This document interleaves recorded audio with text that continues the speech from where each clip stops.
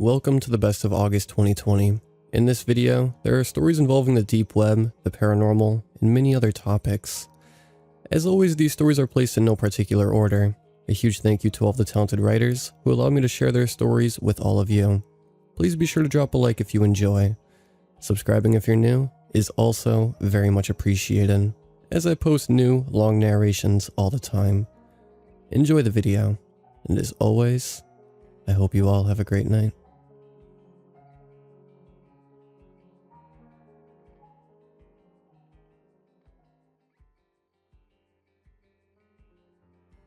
I used to work on the dark web.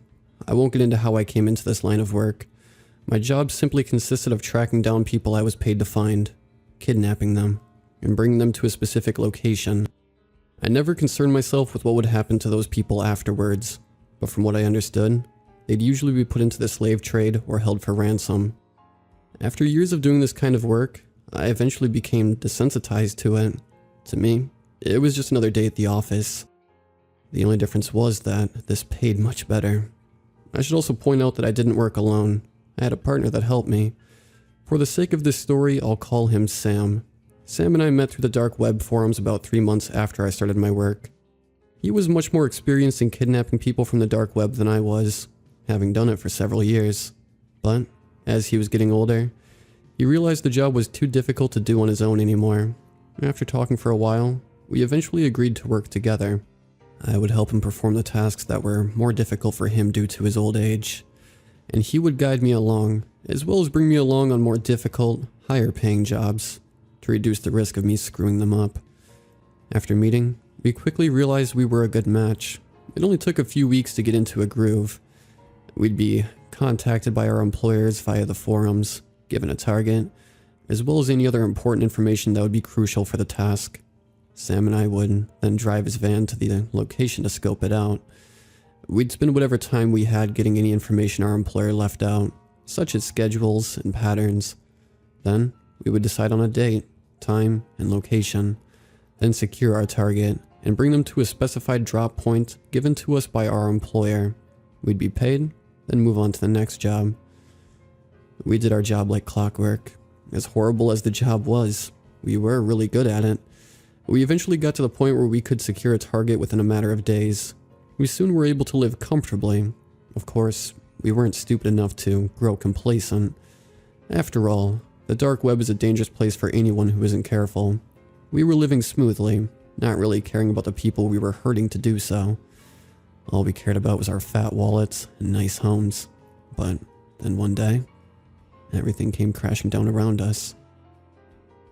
Sam and I had been sent a job by an unnamed employer. They had instructed us to secure a 19-year-old male who lived in a wealthy neighborhood. This wasn't very abnormal for us. Plenty of previous employers sent us to secure wealthy targets, usually to ransom off. What was abnormal were the set of instructions they had given us. They told us that the target had no security system in his home, but we were not to take this for granted. We were to practice extreme caution and vigilance when securing the target, and we were to consider him extremely dangerous. Finally, the strangest instruction they gave us was that we were to administer carfentanil, or a similar drug, via tranquilizer darts before securing. It wasn't the fact that our employer wanted us to tranquilize our target that was strange. We had done it to plenty of previous targets before. What was strange was that they specifically requested we use carfentanil. That was the type of tranquilizer they used on elephants. Even a single dart of this stuff would be enough to kill a human. Let me make it clear that we were not hitmen. Sam and I have never killed anyone in our lives, before or after taking on this line of work. We knew there was no way we could use this stuff to take our target alive. We just assumed our employer didn't really know much about tranquilizers, and just wanted to sound smart by including a specific kind. I really wish we had just listened to their instructions. We started studying our target the day after we received our instructions. The boy was a recluse, to say the least. From what we could tell, he lived in his parents' house, and they were almost never home. He spent pretty much every day indoors, doing whatever he wanted to pass the time. Reading, playing video games, watching TV, typical teenager stuff. For the life of us, Sam and I couldn't find a single reason to consider this kid intimidating, let alone dangerous. He seemed to live an extremely sheltered life, and had more than likely never been in a fight before. But we had a job to do, and we had to follow the rules we were given the best we could. On the night we went to extract, we parked our van just outside the kid's home. Nobody else in the neighborhood was awake, so it would be relatively simple to pull him out once we got him. Sam sat up front, while I laid in the back of the van, aiming the tranquilizer rifle through the back doors. The way the van was parked gave me a perfect vantage point to the kid's house. Also, in case you're wondering, I wasn't using carfentanil, opting to use a weaker drug that wouldn't kill a human being. I wasn't concerned about our employer being upset. Their instructions weren't followed exactly, unless they were planning on testing the kid's blood when they got him. There wasn't any way they would know. After 30 minutes of waiting, the kid appeared in the kitchen window. We weren't too far away, so the amount of detail I could see through was very high. He had a mop of wavy blonde hair, a splash of freckles on his nose and cheeks, and piercing emerald green eyes. He was pouring himself a glass of water when I tagged him. His reaction was surprisingly tame. He jumped from surprise at the dart that entered his neck, but he didn't scream. When he pulled it out, he didn't look scared or confused. If anything, he only looked annoyed, as if he had just swatted a mosquito that had landed on him. Then he turned his head and looked right at me. I had been doing this job for about 4 years at this point, and I had seen some freaky shit. Sure, most of it was when I was browsing the dark web, but nevertheless, there was almost nothing that scared me. The look this kid gave me freaked me out. It's hard to describe exactly what his expression was as his eyes burned into me, but the best way I could describe it was an expression that said, "I dare you to come for me. You won't like what'll happen if you do." After that, the kid turned off the kitchen light and walked out of view. The van shook as Sam opened the door and hopped out, walking around to me. He had a body bag in one hand and a flashlight in the other. "Alright, partner, you ready to do this?" he said calmly. I don't know if he saw the kid's expression or not, but if he did, he wasn't showing it. Yeah, let's go," I said, packing away the rifle and grabbing my own flashlight. "Christ, this is a nice house," Sam said absent-mindedly. "This is one lucky kid. I know it's not what we normally do, but maybe we could rob the place while we're here. Yeah?" I didn't respond as we walked towards the house. I picked the lock to the back door, and we stepped in quietly. All the lights were off, and the place was dead silent. First, we went to the kitchen. We both knew the kid probably wouldn't be there. Tranquilizers take a while to kick in, and if he had walked away after getting tagged, he'd probably be somewhere else in the house. We were right. The kitchen was empty, without any dishes or food on the counters, save for the half-full glass of water. We continued searching the house, but it became quickly apparent that something was wrong. No matter how hard we looked, we couldn't find the kid anywhere. He should have fallen unconscious by now, the tranquilizer having long since taken effect. But he was nowhere to be seen. "Are you sure you hit the damn kid?" Sam hissed at me after several minutes of fruitless searching. "I swear if you screw up this job because of crappy aim, I'm gonna kill you." "I know I hit him," I snapped. "I even saw him pull the dart out." "Well, and where the hell is he?" Sam asked. He couldn't have gotten far, not with that tranquilizer in him. Our argument was cut short by a noise coming from the other side of the house. It sounded like multiple thuds in quick succession, like someone was loudly stomping around. The noise continued for a minute, moving around the house, before finally stopping. Sam and I quickly split up to investigate. We weren't sure about where the noise was coming from, and we didn't want to risk our target getting away. I walked back through the kitchen to the living room. I was about to move on to the next room when something caught my eye. On the floor was a pile of fabric. When I looked closer, I found that it was a pile of clothes. I recognized it as the clothes the kid was wearing. By the looks of it, he had stripped completely naked and left his clothes here. I had no idea why he did this. Stripping naked didn't really give you a tactical advantage when trying to escape a kidnapping. At least, not one that I could think of. Taking off your shoes could make your footsteps quieter, but taking off all your clothes wasn't really necessary. I was trying to think of a good reason for the kid stripping when my thoughts were interrupted by a blood-curdling scream coming from the other end of the house. I instantly recognized the voice as Sam's. I ran as fast as I could to where the scream came from. When I got there, Sam was laying on the ground in the hallway. From where I was standing, I couldn't see any more than his upper torso, arms, and head. He was clinging to the wall for dear life, while something in the hallway that I couldn't see pulled and wrenched at his legs. Whatever it was strong and determined to pull Sam loose. I bolted forward, desperately trying to help my partner get free. I didn't even make it halfway before Sam lost his grip and was pulled out of sight. He was screaming and crying, begging me to save him. When I rounded the corner, whatever had him was pulling him through the basement door. I only saw Sam for a split second before he was pulled down the stairs to the basement. I ran to the door, flicking the light switch on. Nothing happened. Someone had shut off the power to the house. I was caught between praying that this thing was alone and praying that it wasn't. If it was alone, that meant that we wouldn't have to deal with anybody or anything else. But that would also mean that it was smart enough to know to shut off the power in order to get the upper hand. I was shaken from my thoughts by the realization that Sam had stopped screaming. I seriously considered making a break for it and leaving him behind. It was easy to assume he was dead, but even horrible people can make friends. And as much as I wanted to deny it, I had formed a bond with Sam over the years working with him. I couldn't bring myself to leave him behind. So, scolding myself for being stupid, I made my way down the stairs. When I got to the bottom, I expected the basement to be silent. Instead, I heard a distinct crunching noise coming from the other end of the room. I tried to discern what the noise was by sound alone, but the adrenaline pumping through me made it hard to focus. With trembling hands, I clicked on my flashlight and aimed it towards the noise. I spent every day wishing I had never done that. A gangly creature was hanging from an exposed bar jutting from the ceiling of the basement.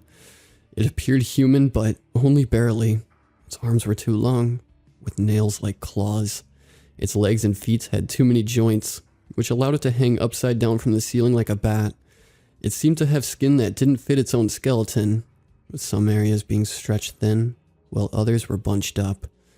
As for the crunching noise, I found out quickly where it came from. Sam hung limply from the creature's grip. He was clearly dead, with large chunks of his flesh missing. Every few moments, the creature would pull Sam's body up towards its mouth and take large bites out of him, tearing the flesh away and chewing loudly. It didn't seem to be picky either. It ate whatever part its mouth found, including bone. Once it realized it had a flashlight trained on it, it stopped eating Sam's corpse and looked up at me. Its face was a bloody mess. The features of its face were twisted horribly. Its jaw was so wide open, I thought it was disconnected from its skull, and its eyes lacked any sense of humanity. This thing was a monster, and I knew it would kill me without hesitation if it got the chance. I was frozen by fear, staring at this thing, when recognition suddenly struck me. The monster had horrifying features, but the blonde hair, freckles, and green eyes made everything fall into place. This thing was our target. It was the kid we had been sent here to capture. His features may have been mangled and warped, but there was no denying that this monstrosity was him. I understood why the tranquilizer didn't work, and why our employer instructed us to use the drugs they wanted. Why they would want this thing alive is beyond me. I would sleep much better at night if I knew this thing was in a deep, deep grave. After what seemed like hours of unbroken eye contact, the monster screeched at me. That was enough to send me sprinting up the stairs.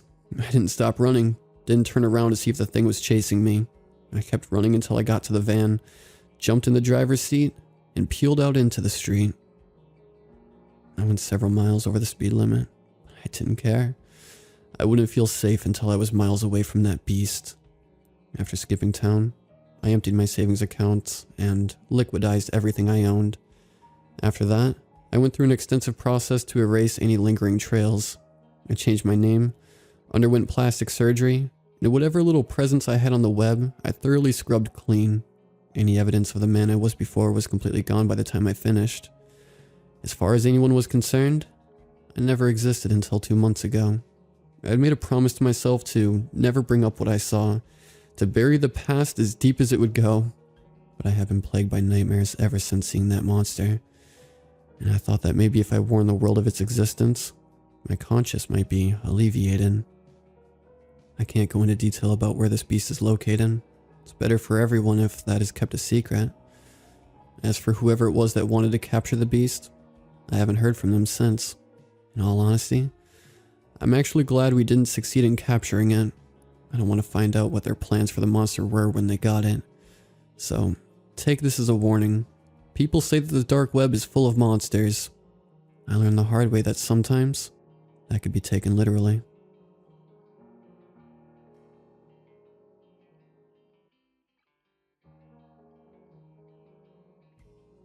My name is Ty, and I'm an EMT in Canada. I'm a long-time lurker, but I had a call the other night that is making me submit for the first time ever. For a bit of a backstory, I work in a major metropolitan city running both emergency and facility transfer calls. Every so often we will get a long-distance transfer, which is when someone is returning to their home community after being treated in the city. The LDT itself was uneventful, as they generally are, and my partner and I were excited for the road trip home, listening to music and having some road snacks. But it wasn't meant to be. About 30 minutes into the drive home, our data terminal toned, and our dispatch came across the radio. B9, you've been dispatched to a 31 card. Our partner and I looked at each other and shrugged. B9 copies. Now, a 31 card is for an unconscious person, which could be anything from someone sleeping in an alleyway to a cardiac arrest. It all depends on what information is relayed to our dispatcher, which, in this case, was next to nothing. We had about a 15-minute response time during which we mentally prepared for the call, deciding what equipment to bring onto scene, if we need any additional resources, etc. The biggest problem presented to us was that we were simply unfamiliar with the area, which meant we had no idea what extra resources we might be able to call in, or what the capabilities of the nearest rural hospital were. We arrived on scene to a typical rural farmhouse, and having no additional information in our dispatch notes, got out of the truck, ready to head in. We decided to bring only our monitor and primary kit in order to do a quick assessment, and if we needed extra equipment, I would send my partner out to get it. One of the first things an experienced EMT or medic will do is take a look at their surroundings on scene. This will help identify hazards, things that seem out of place, or possible causes of what happened to the patient. You also gain a sixth sense for when things just seem to be off. As we walked up to the farmhouse, the hairs on my neck stood up, and I got the feeling we were being watched. I shrugged it off, figuring that if someone called for an ambulance, they likely saw our lights and were watching us come up to the house. I knocked on the door and stood back, and to the side. The door was opened by a fairly large man. For reference, I'm 6 feet, 200 pounds. He was taller than me by about 4 inches, and outweighed me by about 60. He greeted us in an eerily calm manner, considering there was an emergency happening. "She's in the back room," he said as he jerked his thumb over his shoulder and stepped aside for us to go in. As I walked into the room, I froze. My patient was on the ground, her throat slit. It was no longer bleeding, which told me that we were too late. But that's besides the point. Someone having their throat slit doesn't just happen, and as I turned around to tell my partner that we needed to get the hell out of there, we were blocked by the guy standing in the doorway. "You're not going anywhere," he said as he pulled a large knife from behind his back. My partner and I split up to opposite sides of the room, which is likely the only reason I am alive to tell you this today. As he walked towards me, my partner hit him in the shoulder with our monitor, then brought it down onto his head. We ran out of the house, updating dispatch to the situation, and the police needed to be on scene ASAP. We informed dispatch that we would give statements at a later date, and that police could access our paperwork as needed, but there was no way in hell we were staying on scene longer than we had to. We made it back to the city in record time, and we were never so happy to see the city lights. I'm not sure I like LDTs anymore.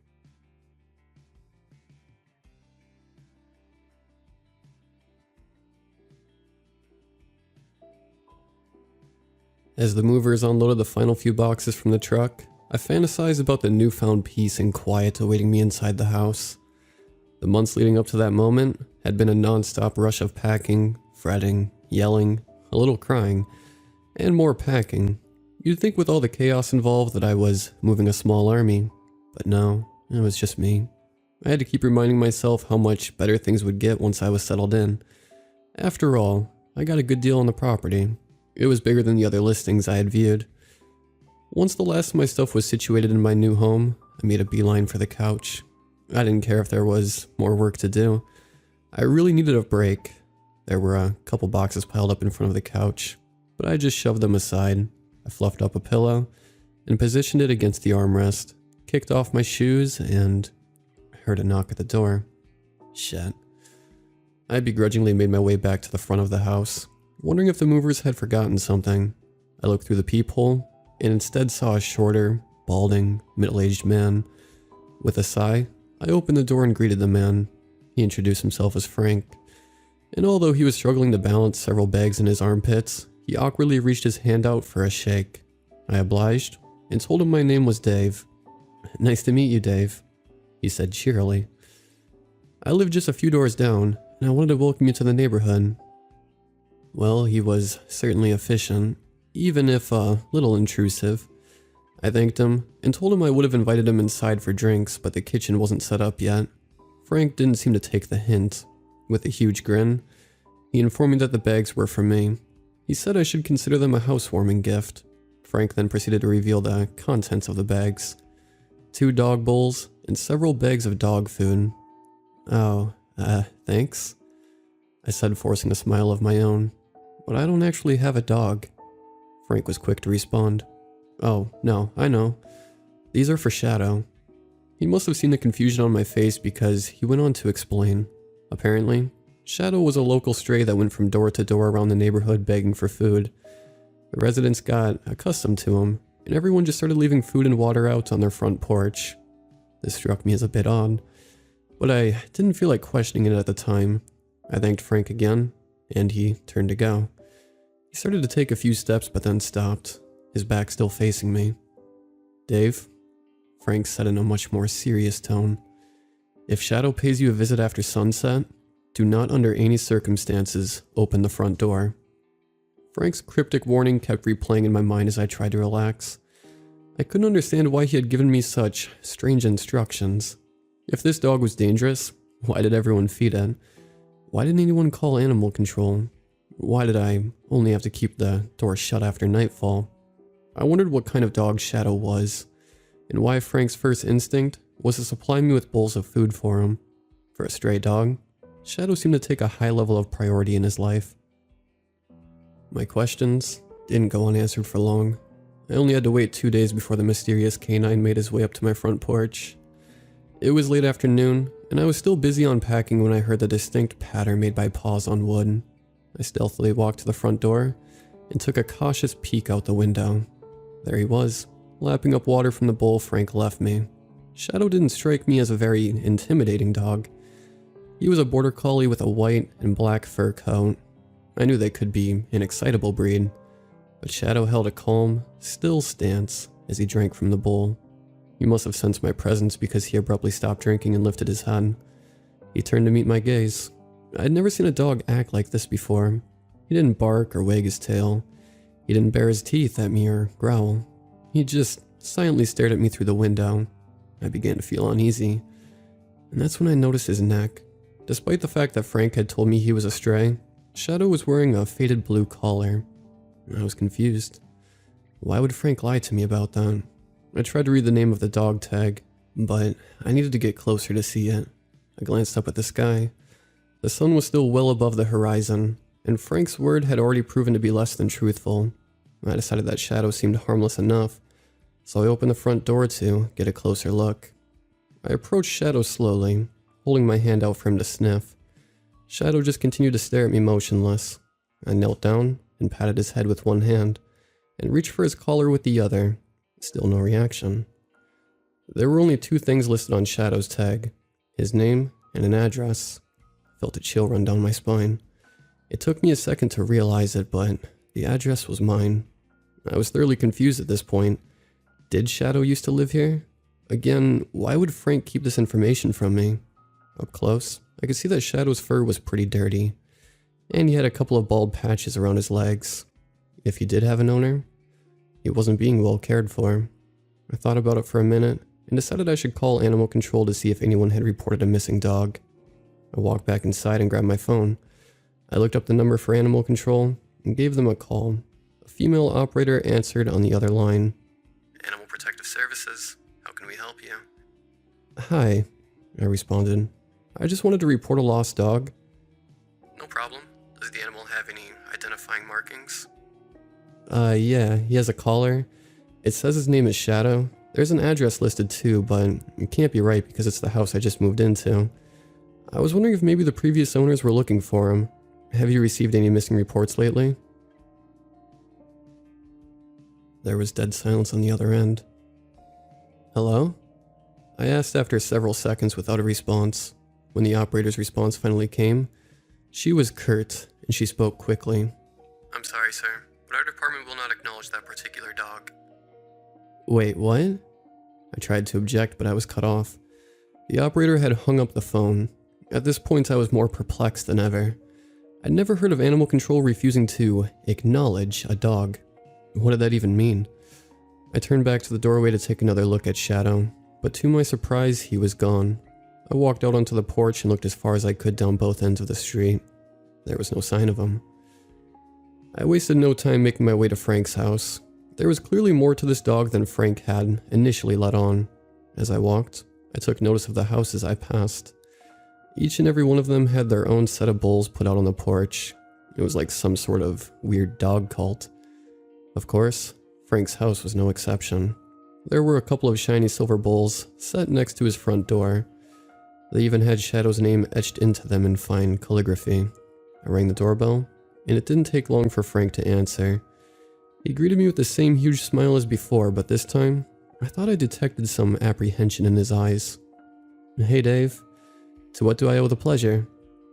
I want to talk to you about Shadow, I said bluntly, not wasting any time. You told me he was a stray, but when I saw him just a few minutes ago, he was wearing a collar. Well, yeah, I guess that was a little misleading. You see, Shadow used to have owners. They abandoned him though, and now he just roams the neighborhood freely. Frank replied with an exaggerated shrug. Despite his outward demeanor, I could tell Frank was getting nervous. I pressed further. Who were these owners, and why won't animal control acknowledge Shadow? Frank's smile faded slightly. You called animal control? He asked. Well, I guess I owe you a bit more of an explanation then. Shadow's old owners were actually the Bennetts. Frank's inflection seemed to imply that I knew the Bennetts, so I told him that I had no idea who they were. The revelation visibly surprised Frank. But didn't you buy your house from them? I corrected him, telling them that I had purchased my house from the bank. As far as I had known, prior to my move, the house wasn't lived in. No, that's not right, he said, shaking his head. That house was lived in only a few months before you got there. The Bennetts were good people. They mostly kept to themselves. But they were good people. They had Shadow for a long time too.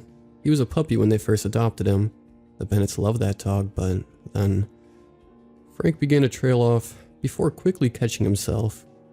There came a point where taking care of Shadow became too much of a burden for them. It was a tough call, but they decided to take Shadow to a shelter. He was put into a cage, and they just left him there. After returning home, the Bennetts thought the matter was settled. However, later that night, they heard scratching on their front door. When they opened it, they were shocked to find Shadow sitting there staring back at them. How did he get out of the cage? I asked. That's the thing. No one working at the shelter saw it happen. Not only did he get out of the cage, but he also made it past 2 locked doors before starting a multi-mile trek back to the house. It doesn't stop there either. After Shadow returned, the Bennetts called animal control just like you. On 3 separate occasions, that dog was taken, and each consecutive night they found him again at their doorstep. Once again, no one could explain how this dog kept getting loose. Eventually the Bennetts just gave up and moved away, leaving Shadow behind. I took a moment to process what I had just heard. A million new questions formed in my head. Why hadn't anyone told me my house had prior owners? Why didn't they sell the house directly? If they loved Shadow so much, why did they abandon him? Unfortunately, before I had a chance to voice these queries, Frank gave me an ultimatum. Listen, Dave, trust me when I tell you that you should just drop this. I understand that you probably have a lot of questions, but I promise you that you don't want to hear the answers. There are just some bells that can't be unrung. Please, for your own sake, just let this go. With that, Frank closed his door, leaving me alone and utterly baffled. Over the next few days, I began searching for answers in different places. It was obvious that Frank wouldn't help me anymore, so I turned to my other neighbors. On the street, at the grocery store, even at church. Anywhere I could stop and ask people about Shadow, I did. It seemed like everyone knew about Shadow, but no one wanted to talk about him. Despite the repeated warnings, my curiosity remained resolute. I was more determined than ever to find out the truth. I decided I would have to change up my tactics. If people wouldn't give me info about Shadow, maybe I could learn more from the dog himself. I set up camp next to the front window with a chair and a couple of books. I figured I would wait for Shadow to make another appearance on my block and follow him to see where he went. Luckily, I didn't have to wait very long. Around noon on the second day, I saw Shadow walk up a house across the street. This was my chance. I went outside onto my front porch and sat on the front steps. I waited impatiently for him to finish eating. I wanted answers. I wanted to know what made this dog so special.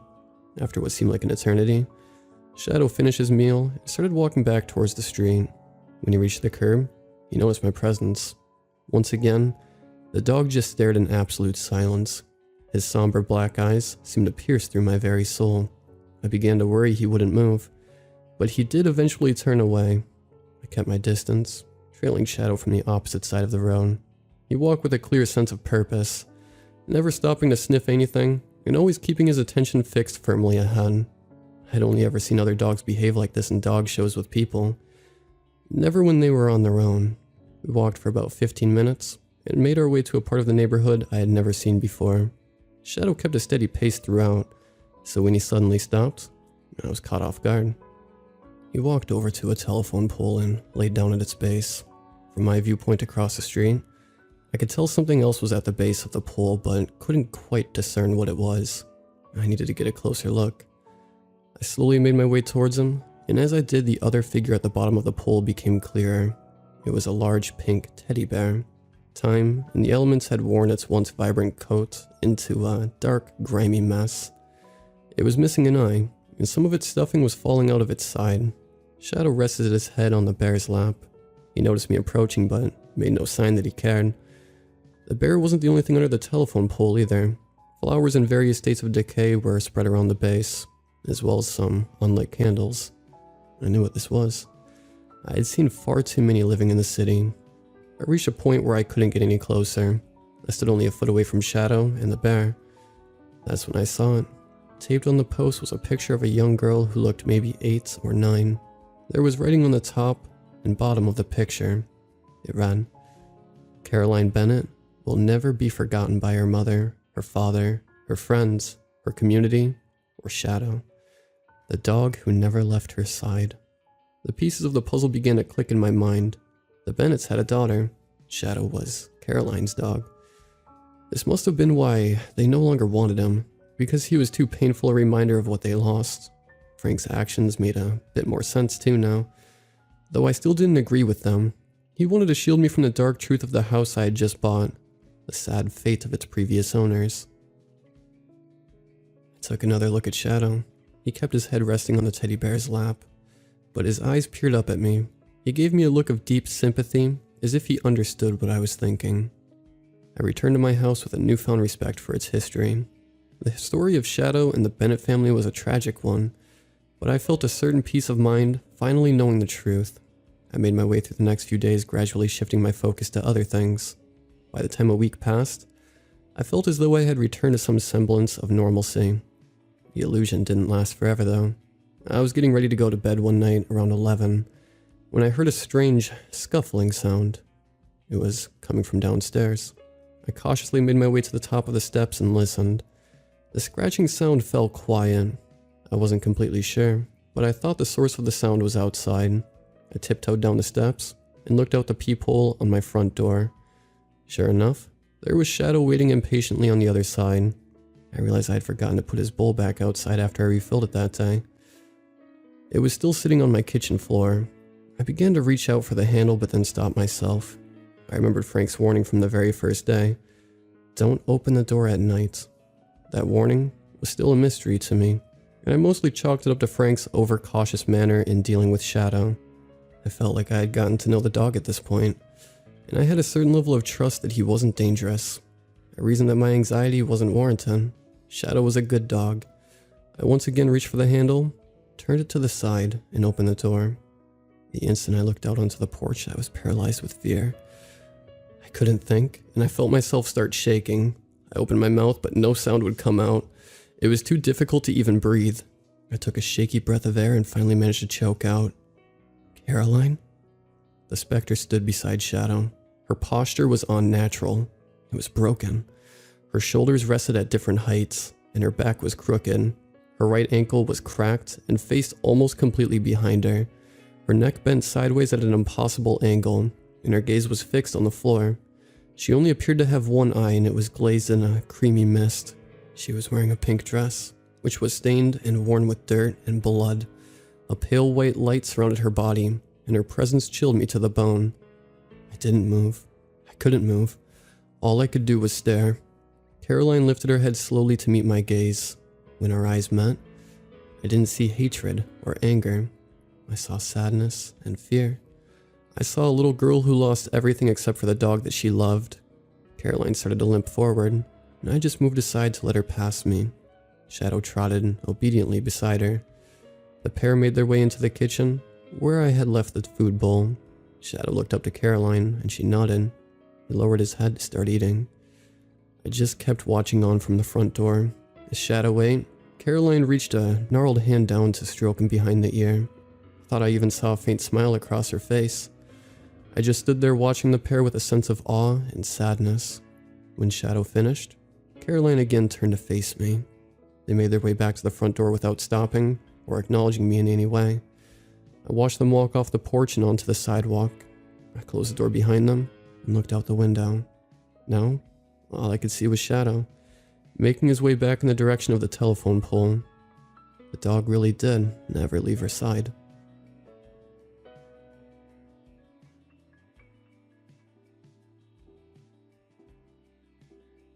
My sister Tara ran away for the first time when she was 13 years old.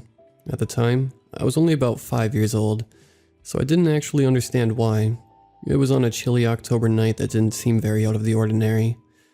At the time, we lived in a small 3-story apartment bordering the more rural parts of the small town we lived in. My mom woke me up from my nap to ask if I'd seen my sister. Since I was just a little kid at the time, I didn't feel very concerned about the fact that my mom couldn't find her. I was just grumpy because my nap was interrupted.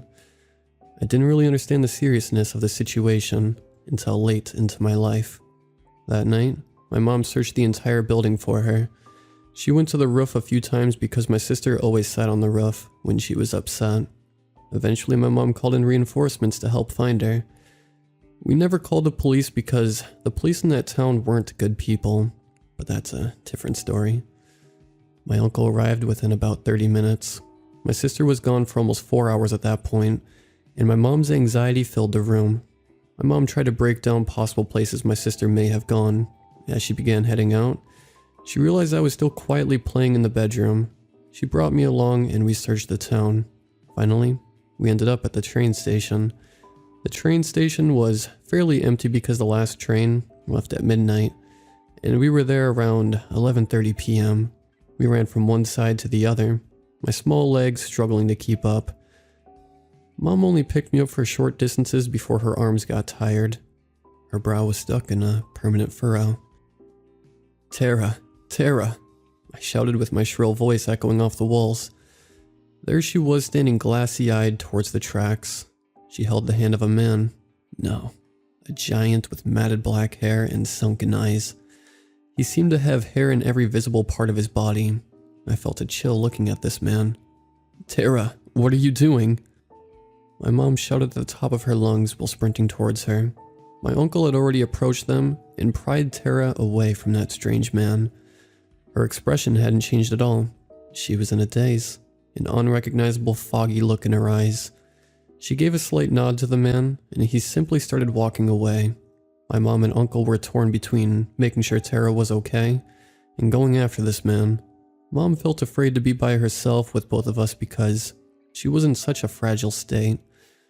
My uncle stayed with us that entire night until my mom felt safe again. making sure to imprint the image of that man in his mind to deal with him later. Tara never speaks about what happened or who that was. To this day, she still acts like it never happened. But even though I was young with hazy memories, I remember that event very clearly. I wish that was the end of it, but that's only where it started. Like I said, that event was only the first time Tara ran away. As time passed, we forgot the events of that night, but Tara once again started behaving oddly once she turned 17. Tara was a very outgoing, friendly person normally, but a few months after her 17th birthday, she became quiet and cold. We were living in a different apartment this time with only 2 bedrooms.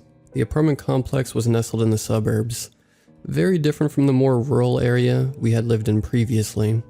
I had to share a room with Tara, and I thought it would be fun until it was time to sleep. I was already a light sleeper, so I wasn't surprised when I shot awake at 3 in the morning. I sat up and perched my ear in the direction I heard the sound. There it was, a high-pitched giggle coming from my sister's bed. That giggle quickly turned into a boisterous laugh full of malice. I felt a chill run down my spine. I knew my mom wasn't hearing anything because she was on the other side of the apartment. I chose to be brave and slowly walked up to Tara's bed. She was lying face up with her eyes half open. Her eyelids twitched, and I very clearly saw the whites of her eyes going back and forth. When I approached her, she became quiet. Then I saw a wicked grin forming on her face. She started laughing that same evil laugh again. I felt frozen in fear for a long time. I somehow convinced myself it was okay, and I was imagining things. But I couldn't go back to sleep when laughter was filling the room. It was driving me mad. I felt a sharp pain in my stomach, and left to use the bathroom. White light pooled over the bathroom, bringing my attention to the stark contrast of red in the sink. Upon closer inspection, I saw that the sink was stained with blood. Fresh blood. In an instant, I ran out of the bathroom to my mom's bedroom. I tried to open the door, but it was locked. I knocked repeatedly with no avail. Beams of early sunrise began to filter through the living room curtains. The warm sunlight helped inspire a new courage inside of me. I can't be afraid. I need to see if my sister is okay. I hesitantly entered my bedroom to be greeted by a blissful silence. Within minutes, I discovered another large pool of blood soaked into the bed sheets surrounding Tara. From the corner of my eye, I thought I saw Tara forming a sly side smirk in her sleep. I once again ran to my mother's door. This time, I had awoken her successfully and quickly went over all the details of the night before. I saw the same expression of anxiety and worry on my mom's face that I had seen 4 years prior. She burst into Tara's and my bedroom to see the same thing I had. Tara was in the bathroom by now. I could hear her soft humming mixed with the shower running through the bathroom door. Mom frantically crumpled up the sheets and picked up the blood-stained pillows to put in the wash. "Don't ever tell anyone about this. We won't talk about it, okay?"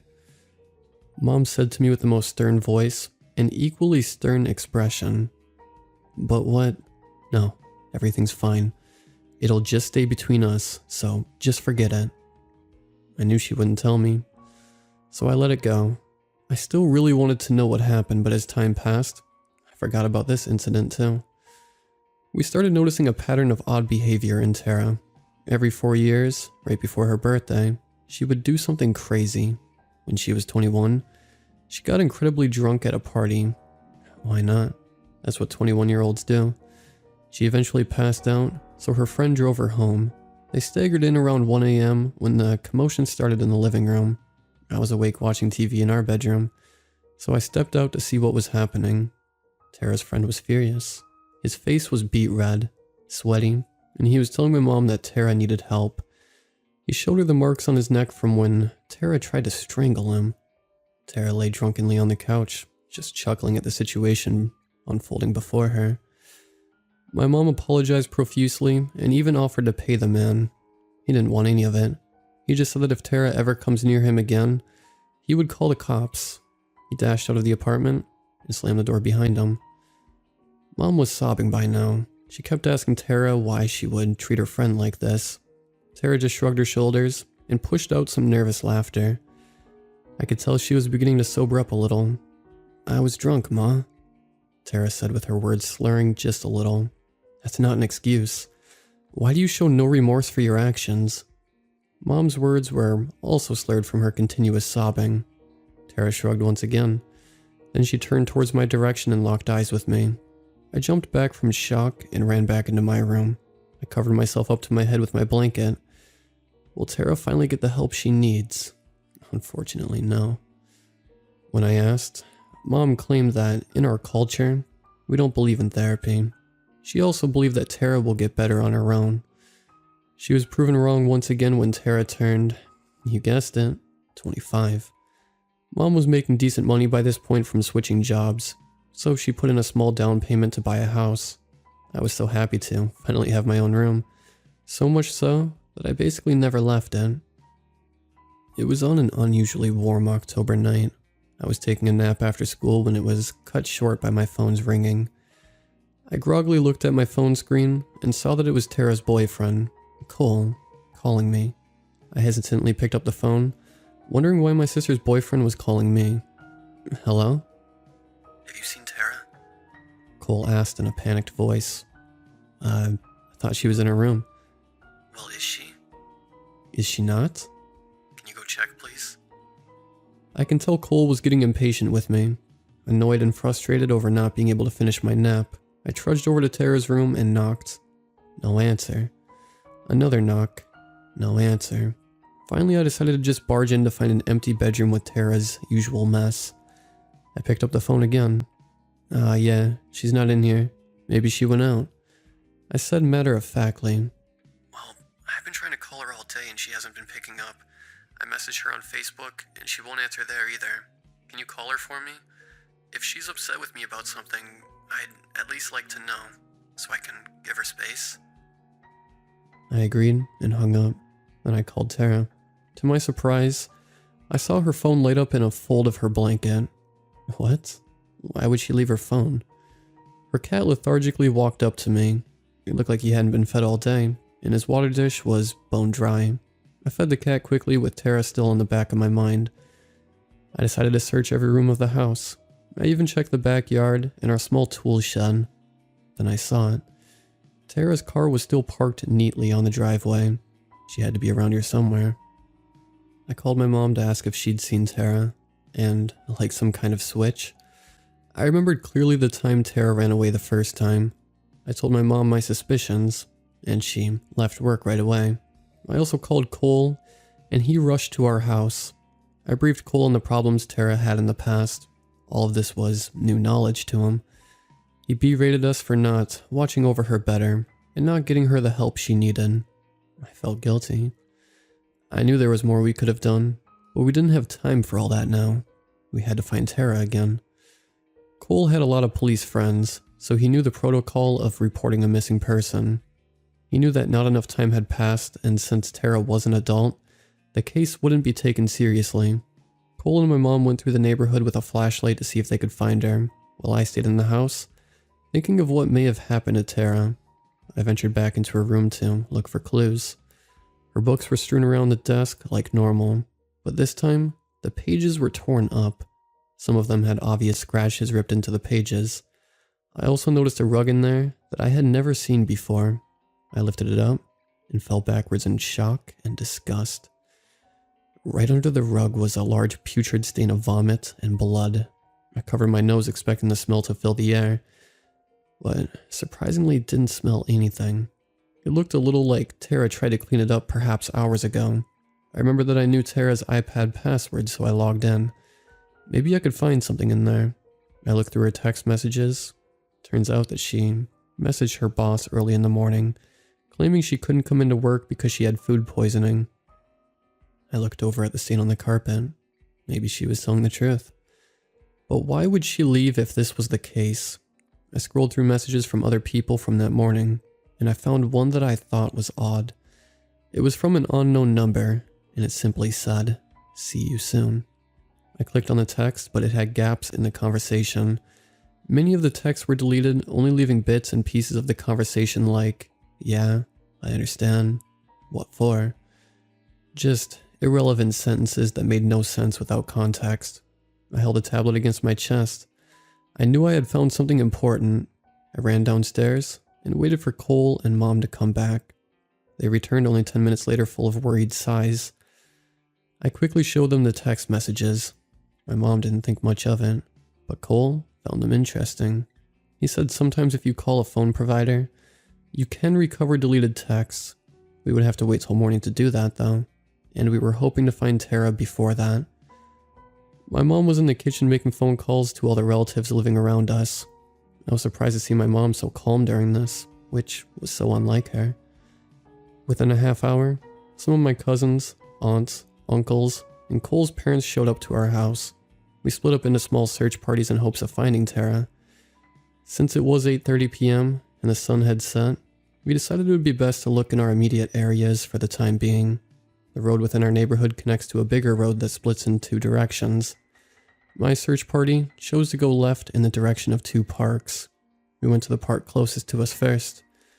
My cousins searched the playgrounds and restrooms while I walked the small hiking trail. The trail didn't have any lights, so I had to enter the woods with only my small phone flashlight guiding me. In the darkness, I felt like I had heard Tara's voice. I jumped up and ran towards her voice only to emerge at the other side of the trail. My cousin approached me to ask if I saw or heard anything. I just frowned in disappointment. We headed to the second park shortly after.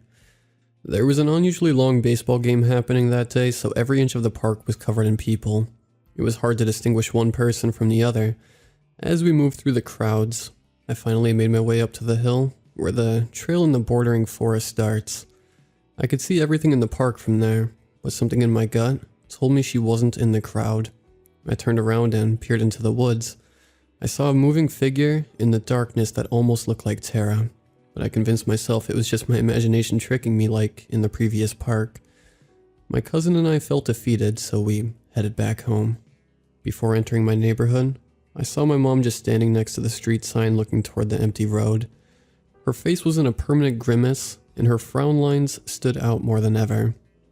"What are you doing, Mom? Let's go back inside." Cole called the cops. They're willing to make a report since Cole is friends with them, and they'll send a detective tomorrow. Well, that's good. What are you out here for? I don't know if he needs to come tomorrow. I think Tara will come back today. How do you know?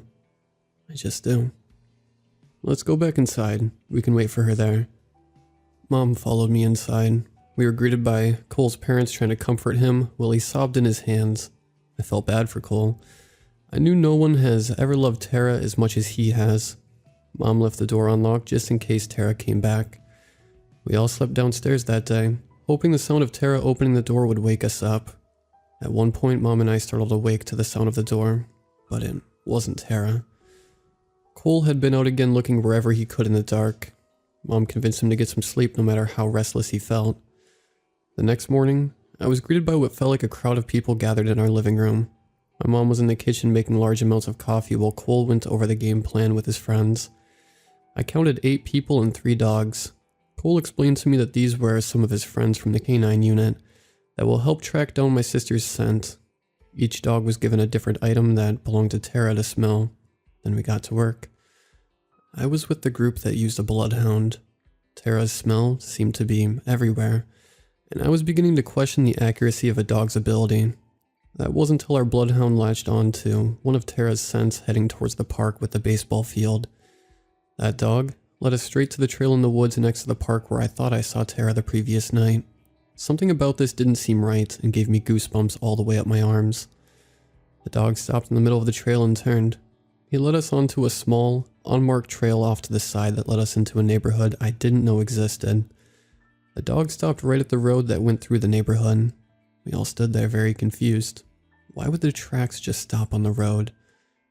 We all looked at each other, thinking the same thing.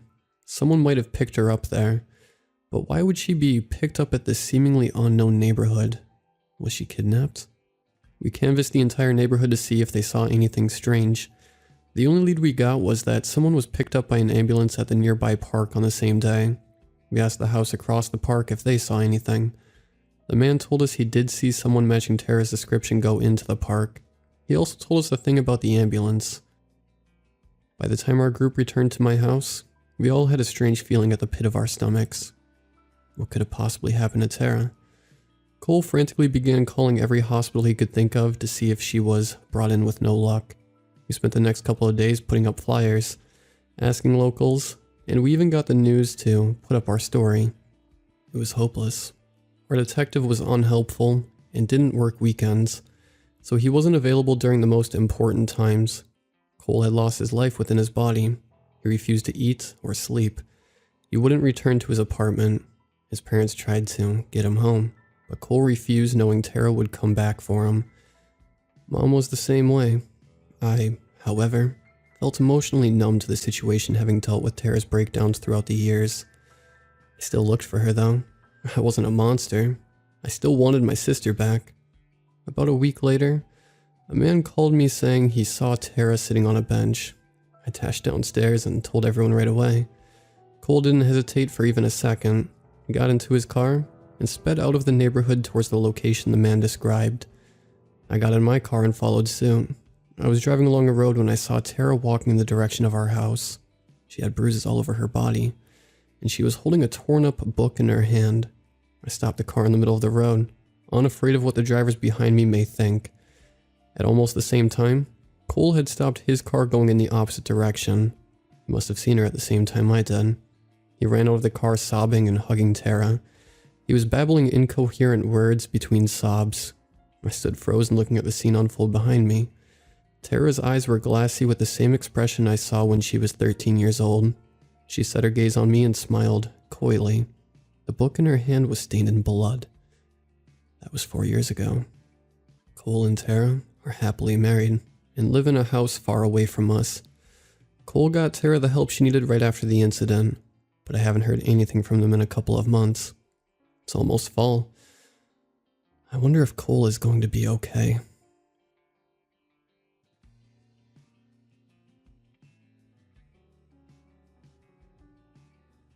It started with the old ghost stories.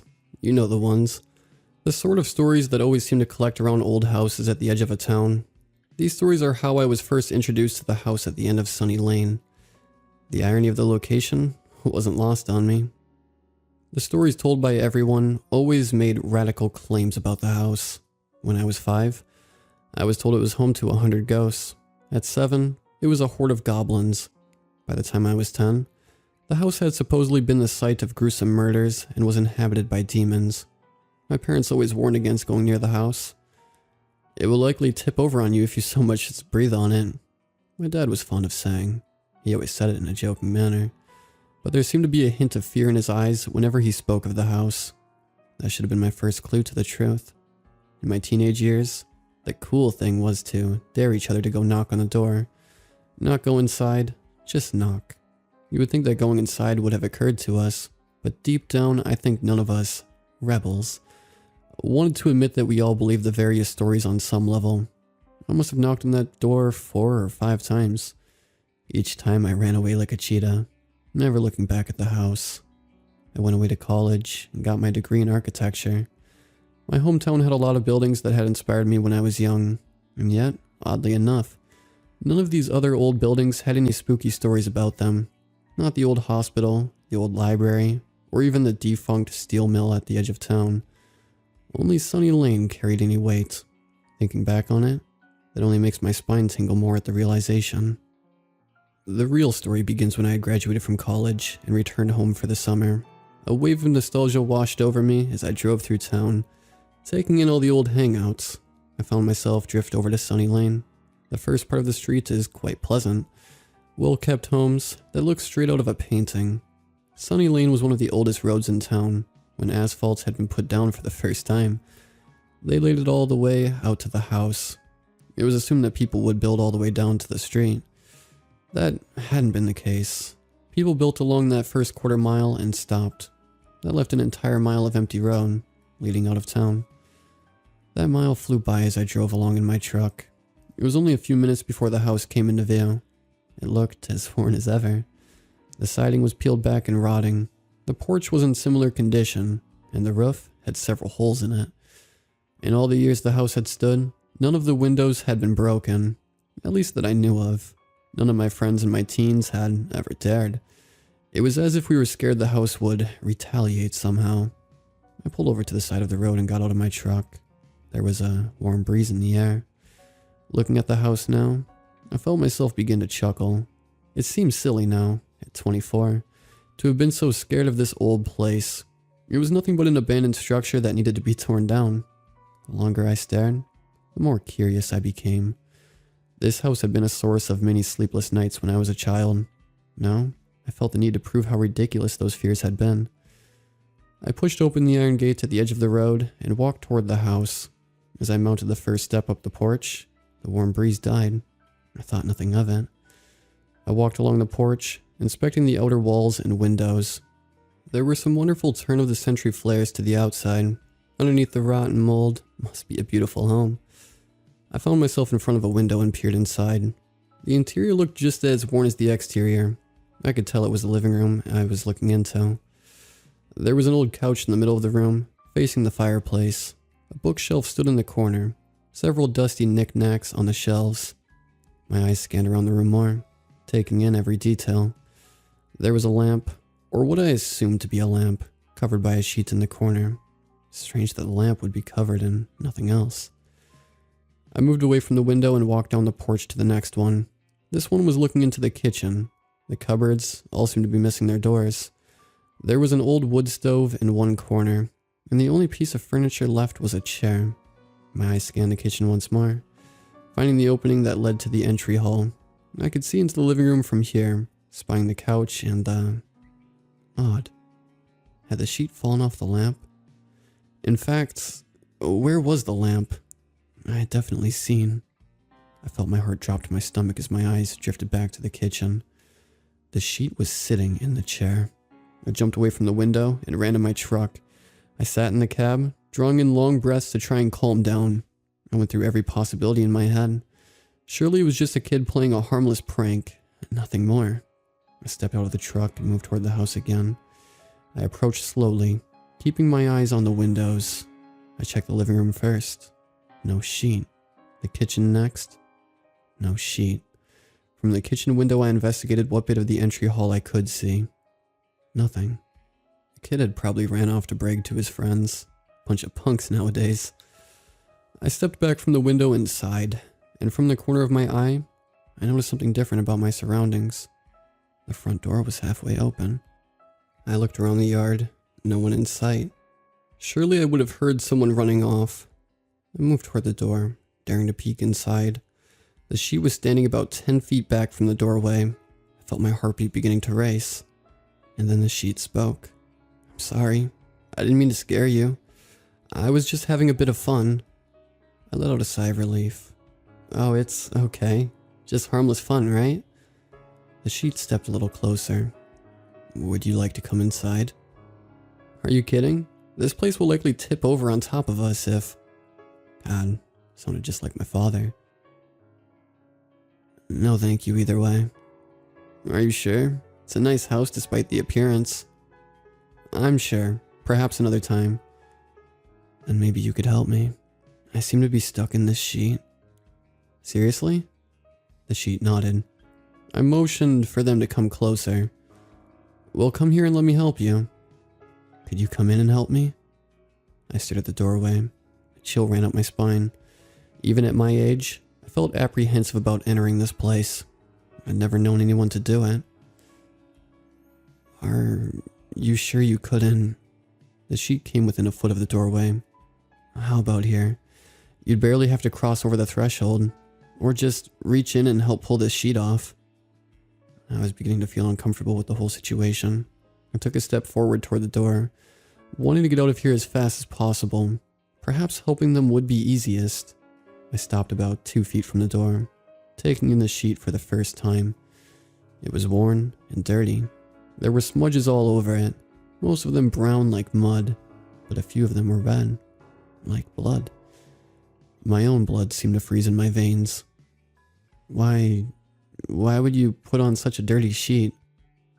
"Oh, I don't mind, but I would appreciate you reaching out and pulling it off for me." I stared at the sheet for a moment. I had just noticed an unnerving detail. The sheet didn't move when it spoke.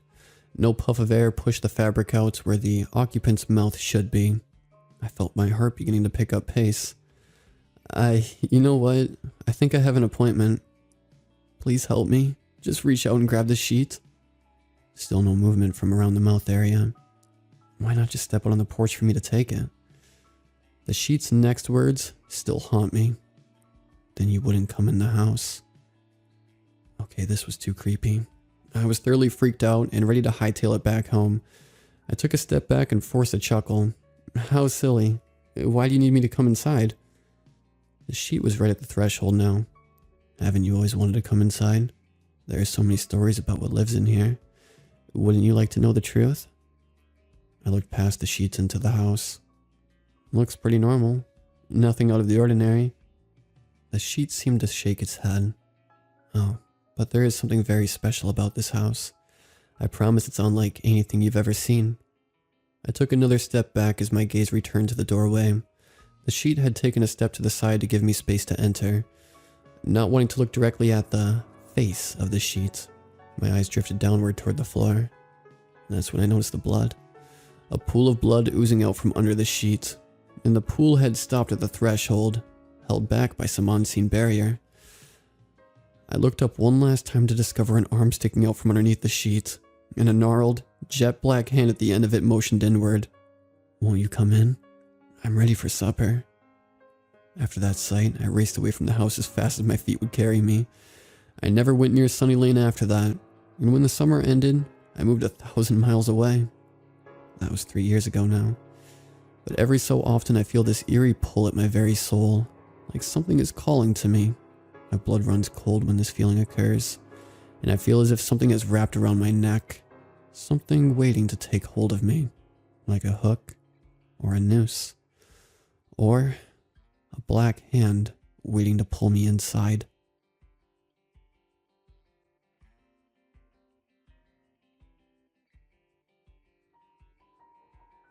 Children appeared on my lawn much too often, trespassing on a dare. I thought that was annoying as it was, but it got complicated when I found that some of them were no longer alive. The crawling boy was one of the dead ones, the only one I'd seen so far, and the hardest to get off my property. That is, if he ever left. The living children were usually in their school uniforms when I discovered them in the daylight. Sometimes they were alone. More often they came in pairs or little groups of 3s and 4s, milling on the grass that stretched from the estate for miles on all sides. They always ran away screaming when I appeared on the front porch through the French windows. I'd be left standing there in my bathrobe, in early morning grumpiness, blinking in confusion like a newborn kitten with the sun in my eyes while they pointed at me, screaming in laughter, and ran right back into the trees where they'd come from. Another few days and there would be another group of them. I never had to yell or chase them out with a hunting rifle. All I did was show up with my coffee, and they'd dart back between the trees like fawns, gleefully terrified. There's no mystery as to where they came from. There was a school on the other side of the forest bordering my estate, a distinguished academy that was part day school and part boarding school. I have no other neighbors for miles. As to why they came, I knew that too. They dared each other, as I've mentioned before. It was almost a school tradition. I've been told that my house, the Hartfield Mansion, a glorified cabin if anything, was considered haunted because of how isolated it was. The adults told me this half-jokingly, but the children were serious. To be fair, it might have also been due to the fact that I and my late wife had spread some unsavory rumors about the area. We'd done it so nobody nearing retirement age would be tempted to move out here and interrupt our solitude with their golf games and outdoor tea parties. I'm an old man now with a gimp leg, and I have little tolerance for all this, but the rumors drew the children in, sometimes to terrible and permanent consequences. Well, I did have the satisfaction of being feared, if not respected, as the ghoul of Hartfield Manor. It nettled me that I wasn't scary enough to keep them from coming back. It wasn't just for my sake that I wanted them to stay away. The strip of woodlands they had to cross to get to my property was a dangerous place. Much too often, children had gone missing. Search parties would come out the other side of the forest disheartened and empty-handed. I had to do my civic duty as well, when I could. Whenever I noticed frightened children emerge from the trees, starved and crying, lost for a day or more, I would have to care for them at the house until someone came to pick them up. My wife was an angel to these bedraggled miscreants. I stayed out of the way and made phone calls to the school and the police. Of course, this obligatory kindness ruined my reputation for being the local monster of the haunted house. But I think those children were too traumatized by their misadventure to really be disappointed in me. If anything, their near-death experience in the forest amplified the danger, and thus the excitement of daring each other to do it again. The older students would try and learn and never return. But there would always be younger ones coming in every new school year, learning of the legend of Hartfield Manor from their peers, and getting suckered into crossing the forest again. They would be fine if they kept a straight line until they'd gotten to the other side, I always said. But the forest was a treacherous place, and it was easy to lose one's bearings and wander for days. My wife used to tell me to practice being a grandfather to them, instead of grumbling so much. But after she died, kidney failure, a few years ago, I was in no mood to play Santa Claus to a group of children who set out with the intent to cause trouble. I had grandchildren of my own, but my only daughter, Adelaide, worked and lived in the city. She rarely visited with the kids after her mother died. In my stately isolation, I spent my time wondering whether she would ever call or visit her old man. It didn't help feeling lonely when I had too much company of the wrong kind. A ghoul they had called me, and a ghoul I would be. The truth was, these children haunted me more than I haunted them. The school was growing tired of my phone calls advising the staff to keep their children under control. They assured me they were doing all they could. Still, I would wake up many a morning hearing their stifled laughter on the field. I wanted to stay indoors despite them, but they would venture closer and closer to the house until I was goaded to come out and scare them back into the woods. I'd had enough.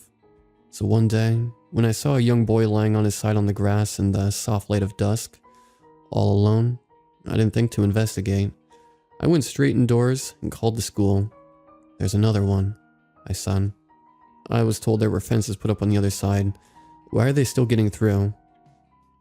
"There are fences, Mr. Hartfield," said the principal. It was the end of the school day, and she sounded a touch worn out. "They've been up for a month now." "Well, there's another one on my property. A boy. The children might have started climbing the fences. I'm going to have to call the police, you know." "What's his name, sir? Have you spoken to him? We'll contact his parents as soon as we can identify him." "I haven't spoken to him. He's taking a nap on my grass." She paused for a moment at this. "Is he hurt?" "Well, I don't know, but it looks like something's wrong. He's just lying there like..." I stopped. My gaze had wandered out the windows, and I noticed that the boy had gone. I sighed. "Hold on." I put the principal on hold and took a walk around. Nothing.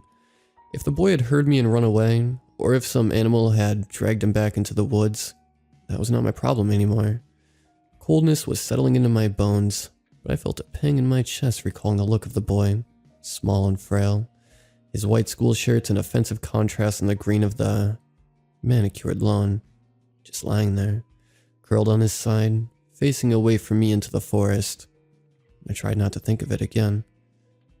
The next time I noticed him, 2 days had passed and it was getting on to 10 o'clock at night, later than I had ever seen any of the other children before.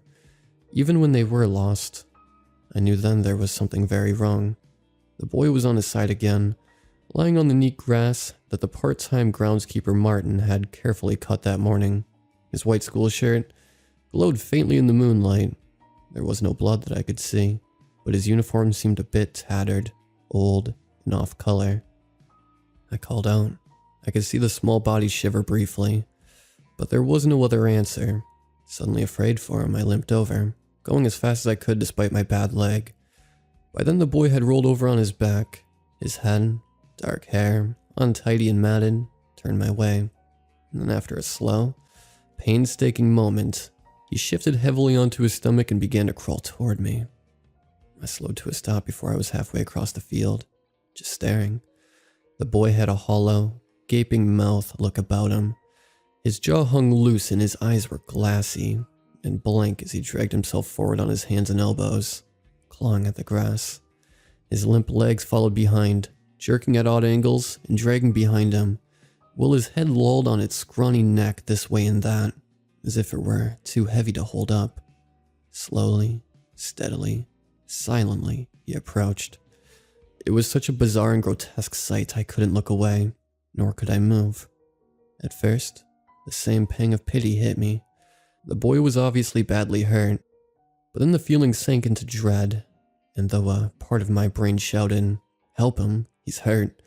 You could still save him," another part, though quieter, cut through to my senses much quicker. "He's already dead. Get out of here." "But," I said softly to myself, torn. But my instincts insisted, "You can't do anything. Look at him." I did look.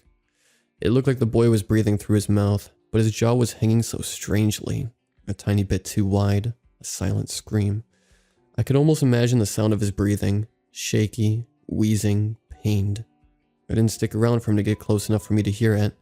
At that point, I suspected there was no breathing at all. Now he was close enough I could see there were no whites in his eyes, just a flat darkness. His shriveled little fingers were pale and skeletal on the grass. I turned around and fled, slowed down by my bad leg. But though I was slower than I wanted to be, the boy was even more so.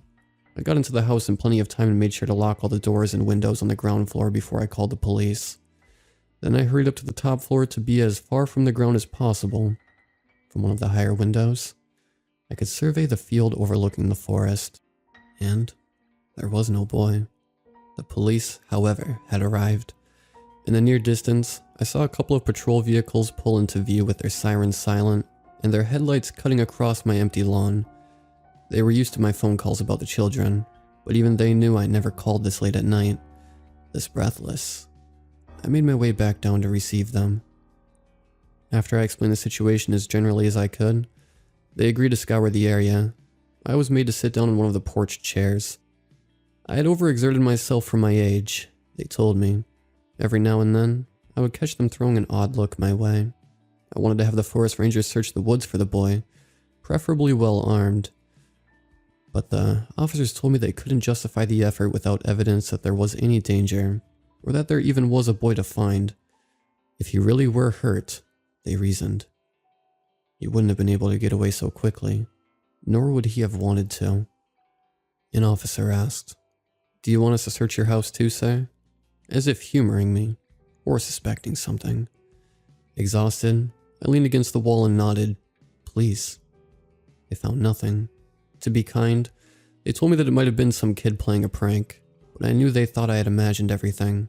There had been no recent missing child cases reported in the past few days, since I'd seen the boy the first time. Meanwhile, there had been several warnings issued by the school staff during general assemblies. They had even invited police officers and forest rangers to talk to the children and scare them with authority. That kept them away for a while. It was true I was having a quieter few weeks than usual, but then, what of the boy? I then thought to ask if the missing school children on record had been accounted for, dead or alive. The officers glanced at each other and then at the dark, waving silhouette of the forest. "Of course not," one of them said. "Who knows how many of them are still in there?" They told me to keep in touch, then became scarce. They promised to contact the school for any information they might have on the boy, but I never heard back from them on that end. Either there were no missing boy cases, or there were too many. Another 2 days passed by uneventfully. I was more careful about taking all my medication, but I also found myself dusting off my old hunting rifle and practicing my sights on them. Then the next day, I saw the body again, lying there on the grass facing the forest. I merely stared from behind the window. It was strange seeing him again in broad daylight. Seeing anybody, really, when I knew the school was off for the holidays. And as I stared, that little head flopped over on its broken neck and looked my way again. And just as it began to turn itself over and start the long, slow crawl to my house, I had drawn the curtains and rushed to the phone. The police came a little more hesitantly this time. I couldn't figure out why at first. They performed the same procedure all over again. No boy, dead or otherwise. They asked me if I was on medication, and then I understood. They thought I was losing my mind. Angrily, I sent them away. I knew that if I kept calling them like this, they would stop responding when I needed them most. I would be the man who cried boy. They would say it was a mental condition born out of grief for my wife, a lonely man's yearning for his daughter and grandchildren. And what if it was? I had no way to convince them otherwise. All I knew was I had nowhere else to go. If I were to call Adelaide and plead with her to take me somewhere else, she would leave me in some care facility for the elderly. My pride wouldn't let me leave the house, and so I had to put up with living children and now the dead ones somewhere on my lawn. Every time the specter of the boy returned, I learned something new about it. I knew that every time I looked at the body long enough, it would somehow feel my gaze, and as if summoned, it would turn itself and approach me. No matter where he appeared on the lawn, he was always a good distance away, almost at the edge of the forest. But when he turned over, he would always look directly at the window I was standing at, no matter what floor I was on. As soon as I looked away to call for help or find a way to defend myself, the crawling specter disappeared, and I didn't know if it was because it had vanished into the netherworld, or because it was somewhere else on the estate, perhaps somewhere closer. Sometimes I fought my reflexes and kept my eyes on him before he could blink out of sight, but it hurt to watch, and I felt the life drain out of me the closer he got. I had to look away. I mentioned my old hunting rifle earlier. I kept its heavy case unlocked on the kitchen table beside the window. It was an eyesore there, next to the cut crystal vases and the ceramic salt shaker shaped like a cat. My wife would never let me leave it there, if she had been alive to see it. I tried not to think of her. I only wondered if one could kill a thing that was already dead. I made sure the gun was close at hand at all times, and only threw the quickest of glances at the lawn from the corner of my eyes every morning to ascertain it was empty. This was hard to do since I was horribly nearsighted, and the corner of my vision fell out of range of my prescription glasses, so I had to turn my head around to look a little more than I was comfortable with. If I noticed the boy's form again, at random hours of the day, my old heart would quiver and stop for a bit. At least I imagined it did, but I had to immediately look away. As if cutting my gaze off quickly enough, I could pretend I hadn't really seen it, but the thing wanted to be seen. What could it want with me? After the police had done their half-hearted job the second time, I had Martin, the groundskeeper, help me scour the estate for any evidence that a schoolboy had been dragged around by a wild animal, or perhaps fallen down a ravine and broken every bone in its body. We found absolutely nothing. Martin protested at the idea of digging up the estate to look for a buried child. I began to wonder if the body was somewhere in the forest, but that was beyond my curiosity to find out. Maybe you're a bit too lonely, said my daughter, predictably. I had her on the cordless phone, telling her of my ghostly encounters, as I stood on the porch looking out over the empty field. Do you want to adopt another dog? She said. I barked a laugh until her eloquent silence told me she was going to hang up if I didn't stop and take her seriously. The family dog, Old Chief, had died long before my wife did. There was a dog flap in the kitchen door leading out into the field, and I often caught myself looking at it sadly, but I had no energy for another dog. That's what I found myself thinking one day when, on an overcast morning, I saw the dead child crawling across the field toward my patio doors. This was new behavior. I hadn't even noticed him before he was already moving, as if he had decided to sneak up on me, as if he knew he could. While he was still a good distance away, I opened the French windows and stood on the porch with my gun lifted, but my poor eyes couldn't get him on the crosshairs. I couldn't even find him through the scope. The specter just disappeared from sight until I lowered the gun again and could see him plain as day. I could probably get him at close range, I thought, but I was no longer sure I wanted to, or if it would do any good. I kept feeling a stab of guilt for not being able to help him, in life or in death, for not being able to put him out of his misery. So much for this good old ghoul of the manor. I stepped back into the house and closed the doors. I drew all the curtains and packed my gun away, feeling my weak old heart grow faint. It would take a long time for the child to reach my house. I could get away by then, or call somebody. But who knows? But who would be faster? The crawling specter? Or the police? Or an old man hobbling away on his bad leg? The specter had always been slow but steady, like the tortoise in that old children's story in a race against a hare. But also like the tortoise in the story, he would reach his destination sooner or later.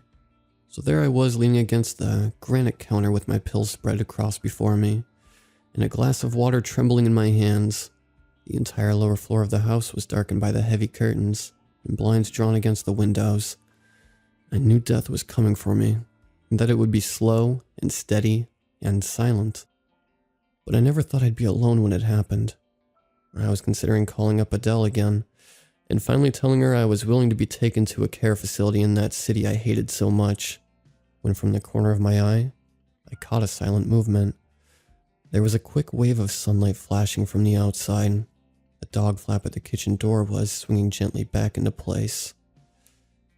I was right about the sound of his breathing.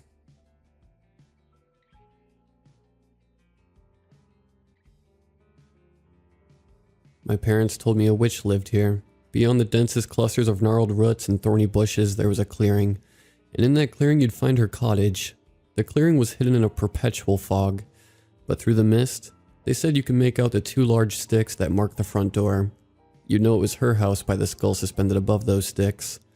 It belonged to some kind of deer in life, with huge, eyeless sockets forever watching the edge of the trees, and 2 long, ribbed horns snaking their way up into the sky like calcified vines that never found purchase. If I strayed too far into the forest, they said, she'd surely snatch me up. To my parents, it was a simple enough caution against wandering off and getting lost or kidnapped. But it was the mystery of the thing that inevitably drove me into the trees. The twisting branches of the canopy adorned the clouds like congealed veins, and paths through the underbrush would trace different routes than the day before. In the rainy seasons, every leaf swelled with droplets, and the ground became almost impassably muddy despite no rain ever breaching the dense thicket overhead. In the dry seasons, bugs would float like dust in an afternoon sunbeam, and a layer of moss upholstered every stone. My school friends and I would spend entire days in that forest. We'd identify landmarks, but had trouble finding them again. Sometimes they seemed much farther apart than we remembered. Other times we'd turn around and find them adjacent. Tricks of distorted childhood perception, I decided. Like when I fell and skinned my palm on the far side of the playground. I looked up towards the nurse's office in the main building and saw the black top stretch out forever in front of me like a dolly zoom in a thriller. But every evening, we'd still venture out from among the trees and make our ways home, if a little scratched and dirty for the trip. We always made sure to leave before sunset. We all knew about the witch. Even some of my friends, older brothers and sisters, knew about the witch. No one knew what she did to the kids she snatched, but everyone had a story they'd heard. Sometimes she ate the kids. Other times, she transformed them into animals. Some said that the forest itself was made up of children lost for so long they grew roots. We all wanted to find her, and while our games often involved playfully hunting the witch, we each silently hoped that we'd fail. Callum saw the witch once. He said he was walking along a stream bed when the sound of the stream faded away to nothing. He said he couldn't hear anything anymore. No flowing water, no wind, no birds or insects, just pure silence. And then a voice. A woman's voice, masked in echoes. The voice surrounded his head as if it came from everywhere at once. But Callum didn't feel afraid. The voice was gentle, and it asked him some questions about himself. At first, they were simple questions, autobiographical, and then the voice started asking him harder questions, like whether or not he felt good when he lied, or if one could ever truly act selflessly. And then he saw her, but he can't remember what she looked like. He said the image in his head was fuzzy. The other kids laughed at him and said he was making it up, but not me. If he had been making it up for attention, he wouldn't leave out the most important part.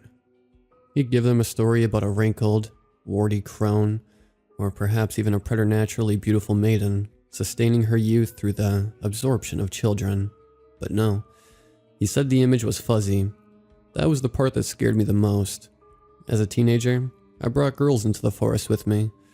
It was one of the only places where we could be alone, and the thrill of the dark never failed to spark a little intimacy. I would tell them ghost stories as we walked, and pretended to point out signs of the supernatural around us.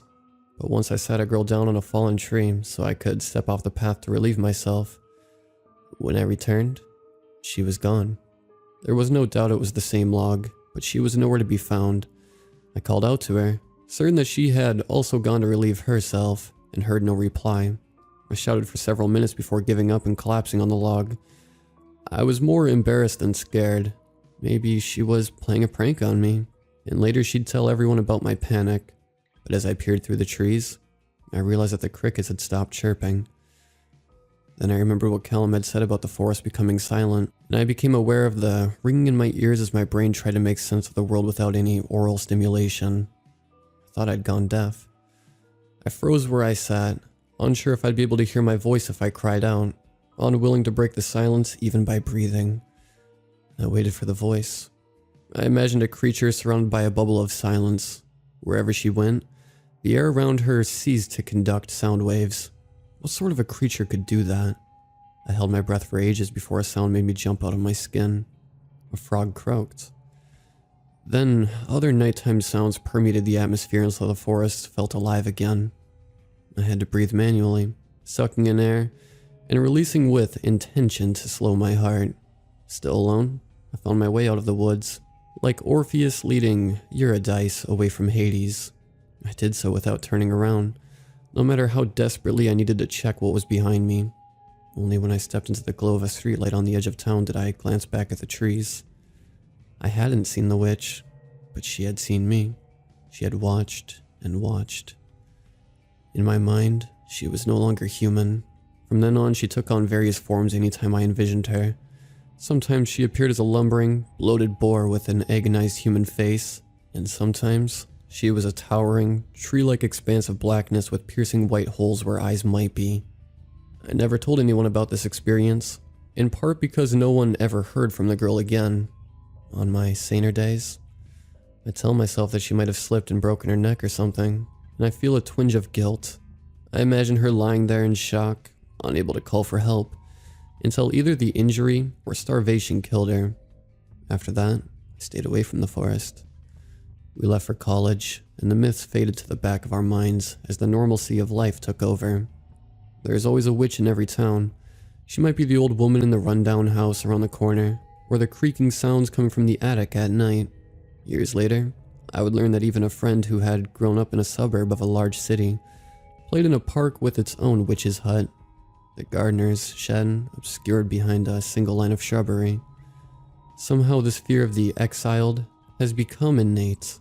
The fascination with the eccentricities of the occult exists throughout human history. Now we're quick to attribute irrational causation to any unexplained phenomena. Or else, we're all just brought up with fairy tales about how kids can get into trouble when they wander off. At any rate, I suppose that's why I'm here. My parents told me a witch lived here. As I personally watched the last tree fall at the hands of my crew, I can finally tell them they were wrong. But for some reason, I can't hear their chainsaws.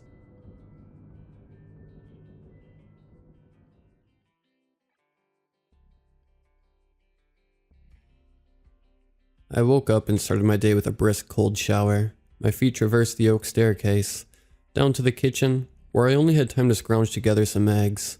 I then headed to work. I got off my shift at 5 and then I made my way to get something to eat from Chick-fil-A.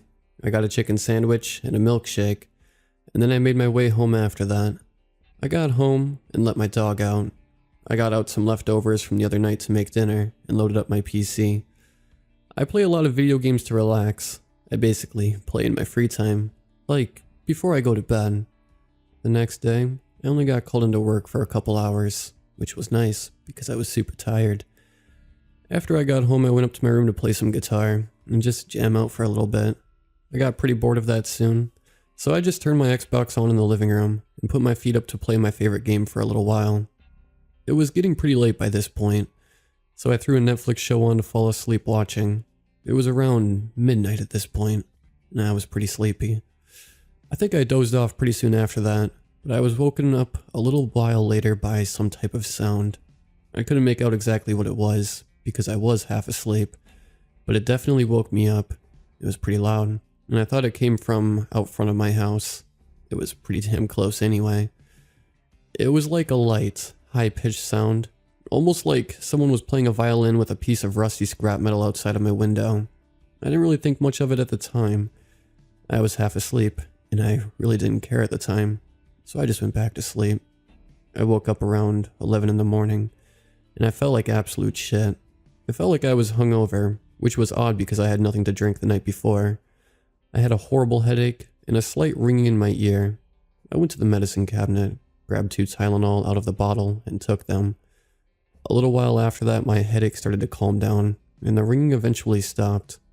I had to have had 2 cups of coffee at this point, not only because I felt awful, but because I am definitely a coffee addict. There's no doubt about it.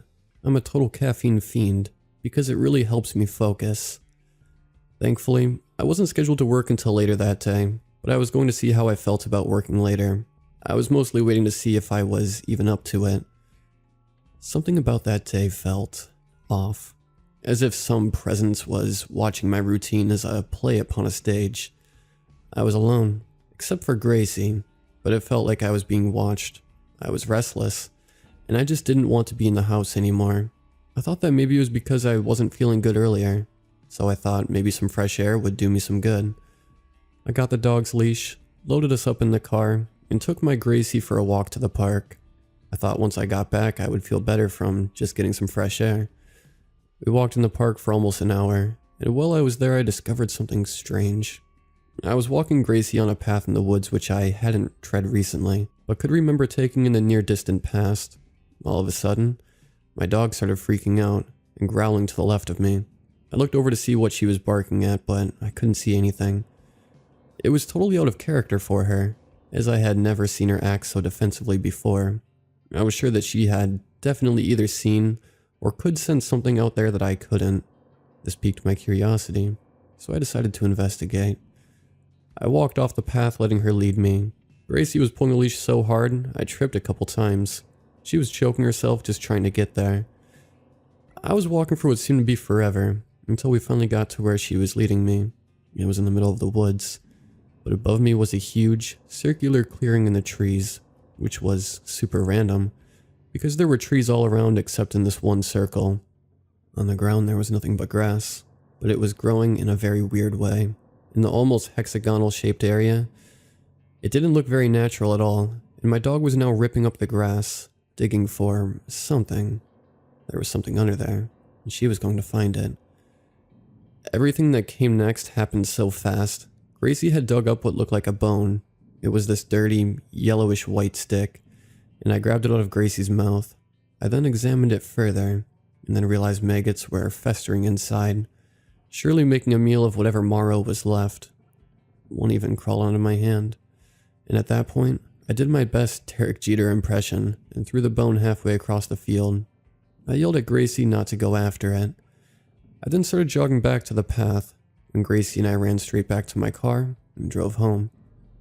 I was just disgusted at what I saw, but I was also very curious about why there was a relatively large bone buried in the woods.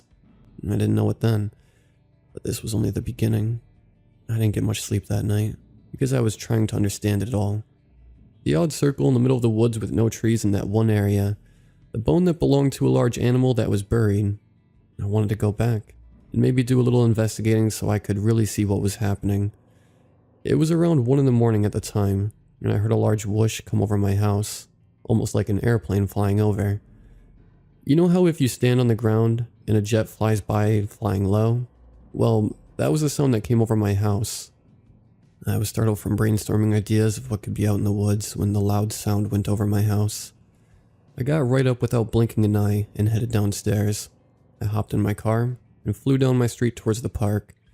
I was 2 streets away from the park at a stop sign when I saw something in the air above the woods. It looked large and black, and I couldn't quite make out any details, but there was a light underneath, and it was shining down on something I couldn't quite see. I quickly made my way towards it, trying to keep my eye on it while driving at the same time. Nobody was out this late at night, and the street was mostly dark with a few flickering streetlights. I parked my car in the park's parking lot and got out. I didn't have much on me except for my phone, which I had in hand, and I turned the flashlight app on to see. I was on the same path I was on earlier, and all of a sudden I started to hear this chanting. It almost sounded like some kind of ritual chant, like the kind the monks do. but it sounded oddly pleasant. The chant almost sounded like a choir filled with beautiful voices. I didn't want to disturb whoever was making the sound, and I didn't know what else to do. So forgetting why I was there in the first place, I started to head back. I had gotten back to my car when I saw that thing in the sky again. It was almost hovering over me for a second, and the next, when I looked back up at it, it just disappeared. It was there 1 second, and gone the next. It was like something out of a movie, but this was real and right in front of my face. I hopped in my car and quickly sped off. I got to my house and went right to my bed. I made sure all my doors were locked first though, because I was pretty frightened. I had no idea what I had seen, so I tried forgetting about it and just falling asleep. I don't know how much sleep I got that night, but I woke up around 1. Knowing I wouldn't be getting any more sleep anyway, I went online. I was researching the flying thing I saw in the sky to see if anyone saw the same thing. I quickly realized that what I saw that night was a UFO. The way it acted, and how it defied physics, added up. It hovered without moving, and then flew away within microseconds. No man-made thing can do what that thing did. My brain then sparked the second thing I witnessed, the chanting. I messaged a couple of my online buddies about what I saw, and they suggested that it was some type of cult. I told them about how I saw the circle in the middle of the woods, and the hexagon-shaped grassy area, and they sent me this article on a nearby cult ritual that took place in the 80s where they sacrificed a little boy. It was all over the paper back then, and whispered about around town. If you lived here, you would know about this story. There was speculation about if this cult was still functioning, or if it was even still around today. Most people thought that all the members had either died out or moved on. So I was sitting there thinking to myself about how I just found this strange cult that nobody knows about. Now, I really wondered if the UFO was connected to this strange cult. I tried to go about my day like usual. I went grocery shopping and ran a couple other errands. While I was out, I saw this really cool laser, which was green like the kind of tactical laser they use in the military.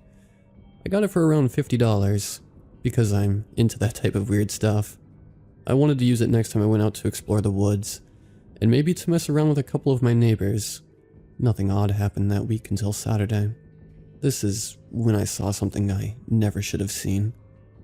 It was Saturday night, around 3 in the morning. The moon was full, and the wackos were out. You know what they say about the full moon and the crazies? Well, tonight that was the truth. I couldn't help myself but to explore the dark and spooky woods. I really wanted to know where that beautiful chant was coming from. The way I would describe it would almost be like a siren's calling. A siren is a mythical creature that would lure in unknowing sailors to their death by their enchanting song. It was like this, but a choir all in unison, together chanting this song. I still can't describe it in words. But I needed to find the source of it, and I was going to. So, I was walking around on and off the path until I came across where I witnessed it last. I saw a dimly lit flame far ahead of me in the woods. I couldn't make out much around it though, because of the trees and brush around me. I started to make my way over to it, watching my steps so I wouldn't alert anyone to my presence. If I was going to see what was happening, I would need to do it secretly and silently. I thought I knew what I was getting myself into in reading those articles online. This was a cult where they did rituals to someone, or something, for God knows what reason. I could feel my adrenaline start kicking in just thinking about what I might see. For me, the danger just added to my excitement. It was like a key to my own personal door of blissfulness. I believe that once you aren't afraid of death and the unknown, then you can unlock the real joy of life. Some might say I'm a thrill seeker, but I like to call it my addiction. When I am in a situation I shouldn't be in, I feel as if I am whole. I break through a threshold of right and wrong, and the reward is stimulation to my mind. It might sound a bit crazy to you, but aren't we all a bit crazy in some ways? Anyway, as I was creeping up on this fire, I saw multiple people around it. I ducked down in the brush, trying to camouflage myself as best as I can. I was glad that I had thought to wear dark clothes that night. It really helped me to camouflage myself better in the dark woods. I started to listen to what those people were saying. I was probably 30 yards away at this point. They began to chant that song, and it filled the air with this almost joyous feeling. I felt good just listening to it. It wasn't scary, and it didn't make me feel like I was in any danger. I was just oddly at peace. I continued to watch to see what they were going to do next. They started to switch from the chant to a constant repetition of this one word, which seemed to be in some type of, possibly, ancient language I didn't recognize. They repeated this one word over and over again. I had no clue what would happen next, but then they doused the fire in gasoline, shooting embers up into the moonlit sky. All of a sudden, I remember seeing someone bring some type of squealing animal out. The creature had to be in pain because of the cries that this animal was making. They laid it on the ground and sprinkled it with some sort of dust while continuing the chanting. I saw one of the members take a large knife that was glowing red from the fire. He took the knife and sank it right into the animal's neck, spewing blood everywhere, as the poor thing cried out one last time. Then they took the lifeless corpse of the animal and threw it into the raging fire in the middle of the circle. It caught pretty quickly, and suddenly a putrid smell rushed my nose. It was the smell of rotten flesh being boiled. They all began to chant louder and louder, all rising up, stretching their arms and lifting their hands to the sky like they were all reaching for something. I was in shock of what I just saw, but I wasn't scared. My adrenaline now was pumping so fast through my veins I could feel it. I knew I had to get out of there before the sunrise, which would be soon. It was almost 5 a.m. at this point. The sun would be coming up and revealing my position within the hour. Out of nowhere, they all stopped, and that made me nervous. It was dead quiet to the point where you could hear a pin drop. I heard distant birds chirping and a couple crickets here and there. I then felt something slither across my leg. This made me jump a little, because I wasn't too fond of snakes, but I knew I still needed to remain calm. As I moved my leg, a branch cracked under me. At this point, it was still dead quiet, and I knew someone had to have heard that. I looked up towards where the ritual was taking place. I peeked my head over the bush and saw someone looking directly at me. Then, as if the rest of the world quit existing, it was me and this cult member, eye to eye, about 30 yards apart. There were so many thoughts running through my mind at the time, but the only one that stood out the most was, run. I stood up, and with my adrenaline-pumped legs, ran as fast as I could back to the path. I was pretty muddy from lying down in the dirt for the last hour, and I looked like shit. I wanted to look back to see if anyone was chasing after me, but I was too focused on getting to my car and getting the hell out of this park. I got back to my car, clicking the unlock button on my keys multiple times before it opened, and finally I got in my driver's seat. I locked the doors and turned the engine on. It was still fairly dark out at this time, and my car lights were on. The lights were pointed right towards where I just ran from. It was foggy, but I could make out an abnormally tall man with some type of mask on in the distance. The man was standing on the path holding something in his hands. I tried making out what it was, and it looked like it could be a baseball bat with nails in it. I put my car in reverse and sped out of there trying to make sense of what just happened. The rest of the day I just sat in my bed, thinking. I sat there for hours just trying to understand what I saw. I knew that I saw a cult doing a ritual. I wondered what the man would have done to me if he ever caught up to me. Knowing me, despite the events that had happened that night, it wouldn't stop me from exploring even more. That was yesterday. I went to Walmart today and bought some motion-activated cameras and some other kinds of trail cameras, like the kind that hunters use, that take pictures every few minutes. They also have night vision too. All the videos and pictures that are taken on these cameras will be sent directly to my phone via an app. I plan on setting these cameras up where the ritual happened. There is a chance I will get nothing back, because the cultists might go somewhere else. Otherwise, I plan to record them doing whatever it was they were doing. Either way, I was planning on setting up these later today while it is still light out, and will report back with what I get. Update. I just got back from setting everything up, and everything is good to go. I can access the live feed from my cell phone, which is definitely going to come in handy. I also went back to where Gracie found that bone to see if I could find anything else. The last time I was there with my dog, I ran off in a hurry. While I was looking around, I found a piece of paper that was pretty ripped up laying on the ground. It was pinned down under this rock, so it wouldn't blow away from the wind. I started to try and make out what was written on it. I could only make out a few sentences. Here's what it said. The blood of the little one is forever sacred. We bless our sacrifice with the ashes of our past. Unison is all, and all is forever. There was this ancient language, and I tried looking up what it meant. After a few Google searches, I discovered that it was in Greek, and it meant Hail Leader, as in the one who they sacrificed to.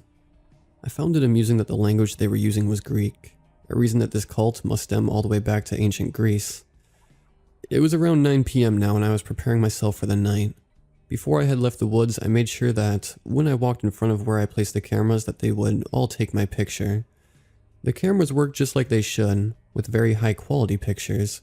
The only thing I was worried about was if I would be able to make out any pictures that were taken in the dark. There was a night vision mode on the cameras, so I hope that it doesn't make the quality unbearable. I bought this one specific camera that had this really high-tech thermal lens. It takes a picture if it detects body heat, so nobody and nothing that is warm-blooded could pass by without getting their picture taken. For what this whole situation is, I think I'm prepared pretty well.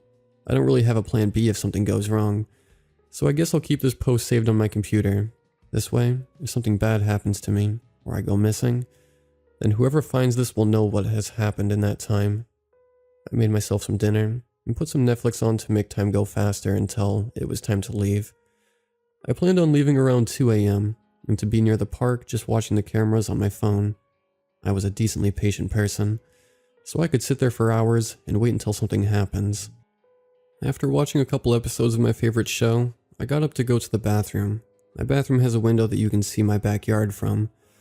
I was just doing my business when I thought I heard something rustling around out back. I peeked through the blinds from my bathroom and didn't see anyone. I washed my hands and headed downstairs to turn the outside lights on. I had a better angle now to view the whole backyard. I turned the lights on, but I didn't see anything then either. I started to chalk it up to my mind just playing dumb tricks on me because of what I would be doing that night. I turned the lights back off, and all of a sudden I could see this shadowy figure that was far back at the edge of my fence. It was just standing there, apparently doing nothing.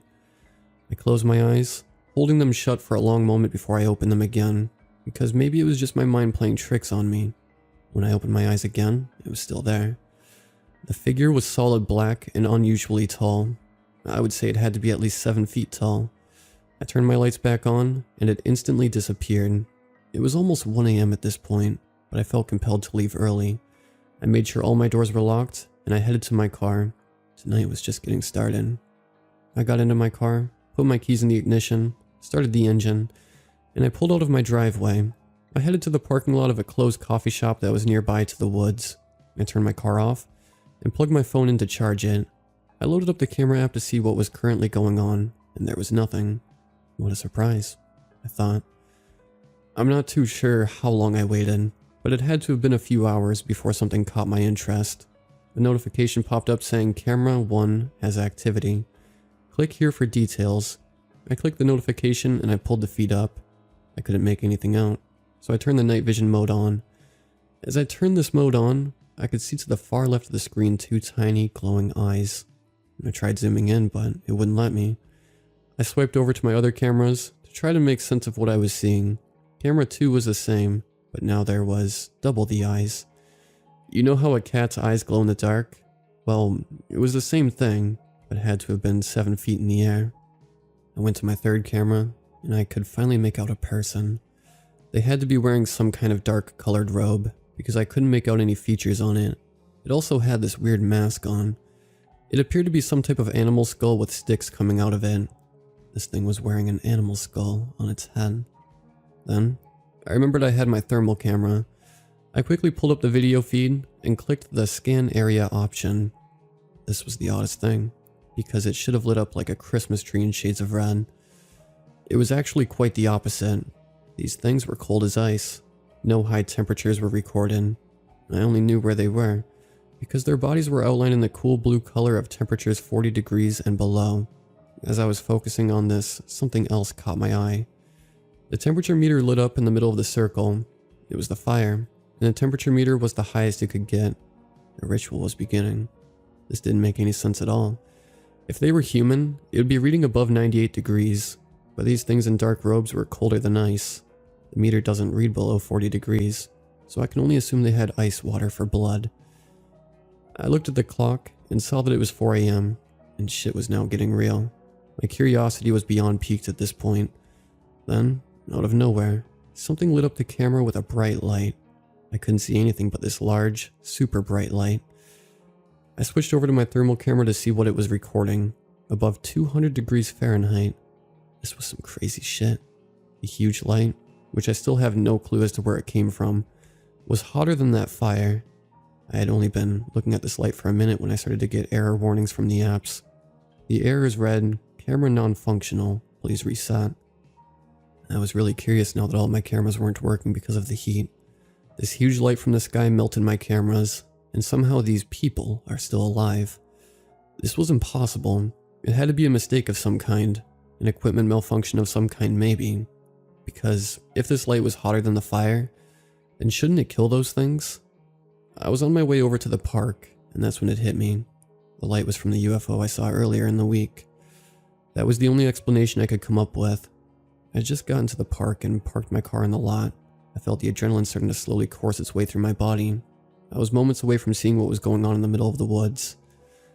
I was walking on the path, and I slowly began to see this very bright, exposing light. It looked like a spotlight, but was shining directly in my face. I was so fascinated and curious as hell to see what it was. It was still hovering over where the ritual was taking place. I crept my way down into the bush, and that's when I saw him. He was wearing this dark, raggy looking robe, that large animal skull mask on his head, and had bright blue piercing eyes. When I tell you those eyes stared through your soul, I mean it. It was obvious to me that these cult members weren't human. The way they did everything so in unison without missing a beat. The way they walked with their long legs. Most of the members were at least 7 feet tall or so.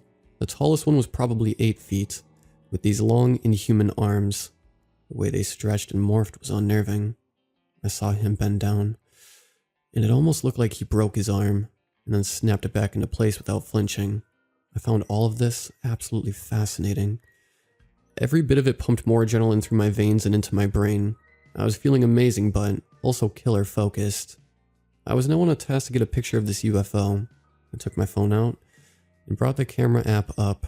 I didn't blink once and zoomed in on the light. The damn light was so bright it wouldn't focus for 1 second. I held the focus to sustain it, and it started to clear at this point when I saw him. He looked over towards me and didn't move. He just stood there without breathing, staring at me. This thing, this monstrosity, and not even 20 feet away from me, was staring through me with those piercing blue, unnatural eyes. I had no clue what to do at this point, so I took the picture and bolted. When I thought I couldn't have ran faster, I was overcome by my fight or flight instinct of, I know I'm going to die, and I ran faster than ever. I began to hear multiple voices of them yelling in this deep, ancient dialect. It was unlike anything I had ever heard before. I was running on the path at this point when I felt this horrible stomach cramp. The cramp was accompanied by that familiar piercing headache and a dull ringing in my ears. My survival instincts kicked into overdrive, screaming at me to get to my car. A few blurry moments later, and I got back to the parking lot. I already had my car unlocked, so I jumped in and turned my engine on faster than I ever had before. I got out of there, leaving skid marks behind me, and then while I was driving down the road, I felt an instant sense of relief and safety. I was safe, for now at least. But that is it, isn't it? I have no clue whether or not I'll be alive in the next few days. I've decided to put my house up for sale and legally change my name. I've already quit my job, and I'm ready to leave this shitty town behind. I'll be posting this document of my experience with this cult. I just hope they don't find me. Or maybe they already have. The reason I say that is because I've had some weird shit happen to me recently. While I was going to my local grocery store the other day, I saw something strange. I was coming out of the store while looking at my phone, and all of a sudden it was a notification from the camera app. You see, I obviously never went back there. I thought that the notification had to be a glitch, since I knew the damn cameras were all apparently destroyed. It said, "Camera 1 has activity. Click here for details." I clicked on it, and what I saw shocked me. It was a child, all alone with only a hat on his head. Then, one of those things wearing a dark robe came over, blocking the camera's view. I couldn't see what was happening because he was standing in front of it at this point. My stomach sank just thinking about what I was about to witness. But then it just went black. The screen cut out, and that damn message popped up. Camera non-functional. Please reset. What happened next is why I am leaving town and never coming back. I began to feel this weight fall over my chest, like an elephant was sitting on me. Then, that ringing in my ears started, just like the night I ran away from that thing. I then saw my phone start to glitch out, and it started to get extremely hot. I mean, like when you leave it in the sun all day hot. It began giving a message saying, High temperature alert. Please let phone cool before using again. I almost couldn't even hold it because it was too hot. I just put it in my pocket hoping it was just a stupid glitch. Then, my phone began playing a song at full volume. It was the beautiful song that the cult members were chanting in the woods. I neither had made up a recording of the chant, nor did I find it anywhere on the web. My phone had accessed this audio from some external source, but only God knows where it came from. This is what made me tip. This was the last straw for me, and I was no longer curious about this messed up, ancient, extraterrestrial cult. I shut my phone off and threw it in the grocery store trash can. I'm writing all this on my new phone while sitting on a plane awaiting takeoff. I got a solid cash offer on my house, and we settled on a very lush price, so Gracie and I are gone. I'll probably wind up somewhere in Europe. Maybe I'll own a business, like a vineyard off the bay or Naples. Maybe I'll find something in the Maldives Islands, right off the coast of India. I will tell you this much, whoever may be reading this, I'm about to fly somewhere where I can hopefully begin a new life without this constant fear of these inhuman things that are lurking in your town. I saw something I shouldn't have seen, and maybe went too far exploring it. I've experienced a lot in life and I don't care what people say. I know I'm not in control of what happens next, and I've already accepted it. I'll either eventually live out my life somewhere nice and warm, or these supernatural things will find me and end my life one day. I wish I still had that picture I had taken as proof. But the light had melted the camera lens on my now discarded previous phone, and the picture had ended up as a distorted mess anyway. I don't want to know how they might end me, or what they might do to me. I just hope this message, this warning, gets out to the public. There are otherworldly things out there, whether or not you believe it.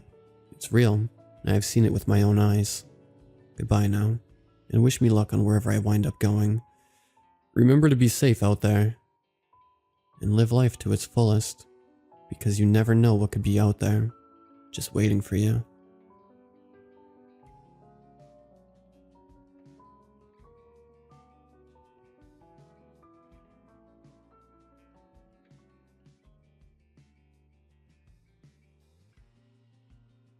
When I was a kid, my parents moved us to a new city.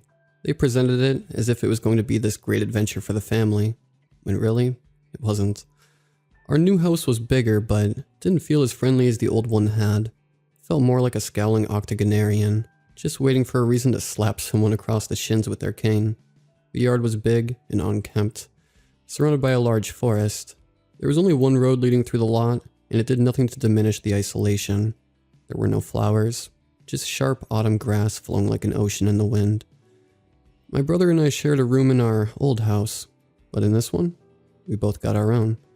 Andy, 3 years my senior, was ecstatic about that. I wasn't. Sleeping alone for the first time in my life was not a reassuring feeling. My brother made new friends at school easily, but I didn't. I was pretty shy when I was 10. Our parents were always busy with their new jobs and were hardly ever around. After school I had nothing to do, so I mostly played alone or read a book. Sometimes I went exploring in the yard, but there wasn't much to find, except for the well. I was hitting the longest strands of grass with a stick I'd found when I first saw the lid. It was a flat, round surface close to where the yard ended and the woods began. I'd probably walked past it 100 times without seeing it.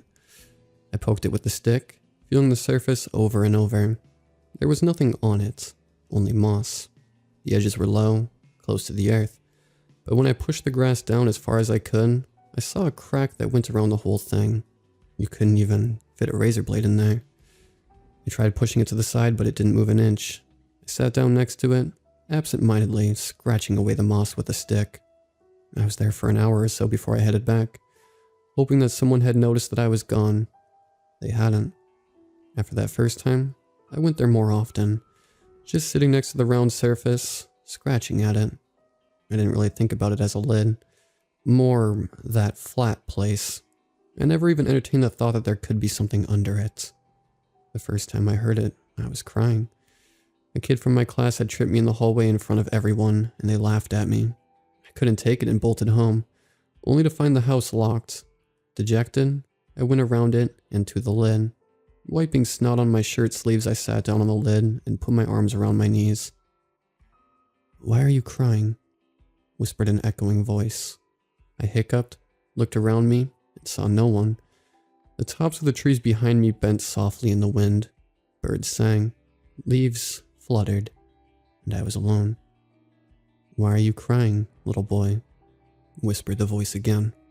I followed the sound of it to the edge of the lid and saw the thin crack along it, which I had exposed even more with my scratching. "What's the matter, little one?" The voice sounded again.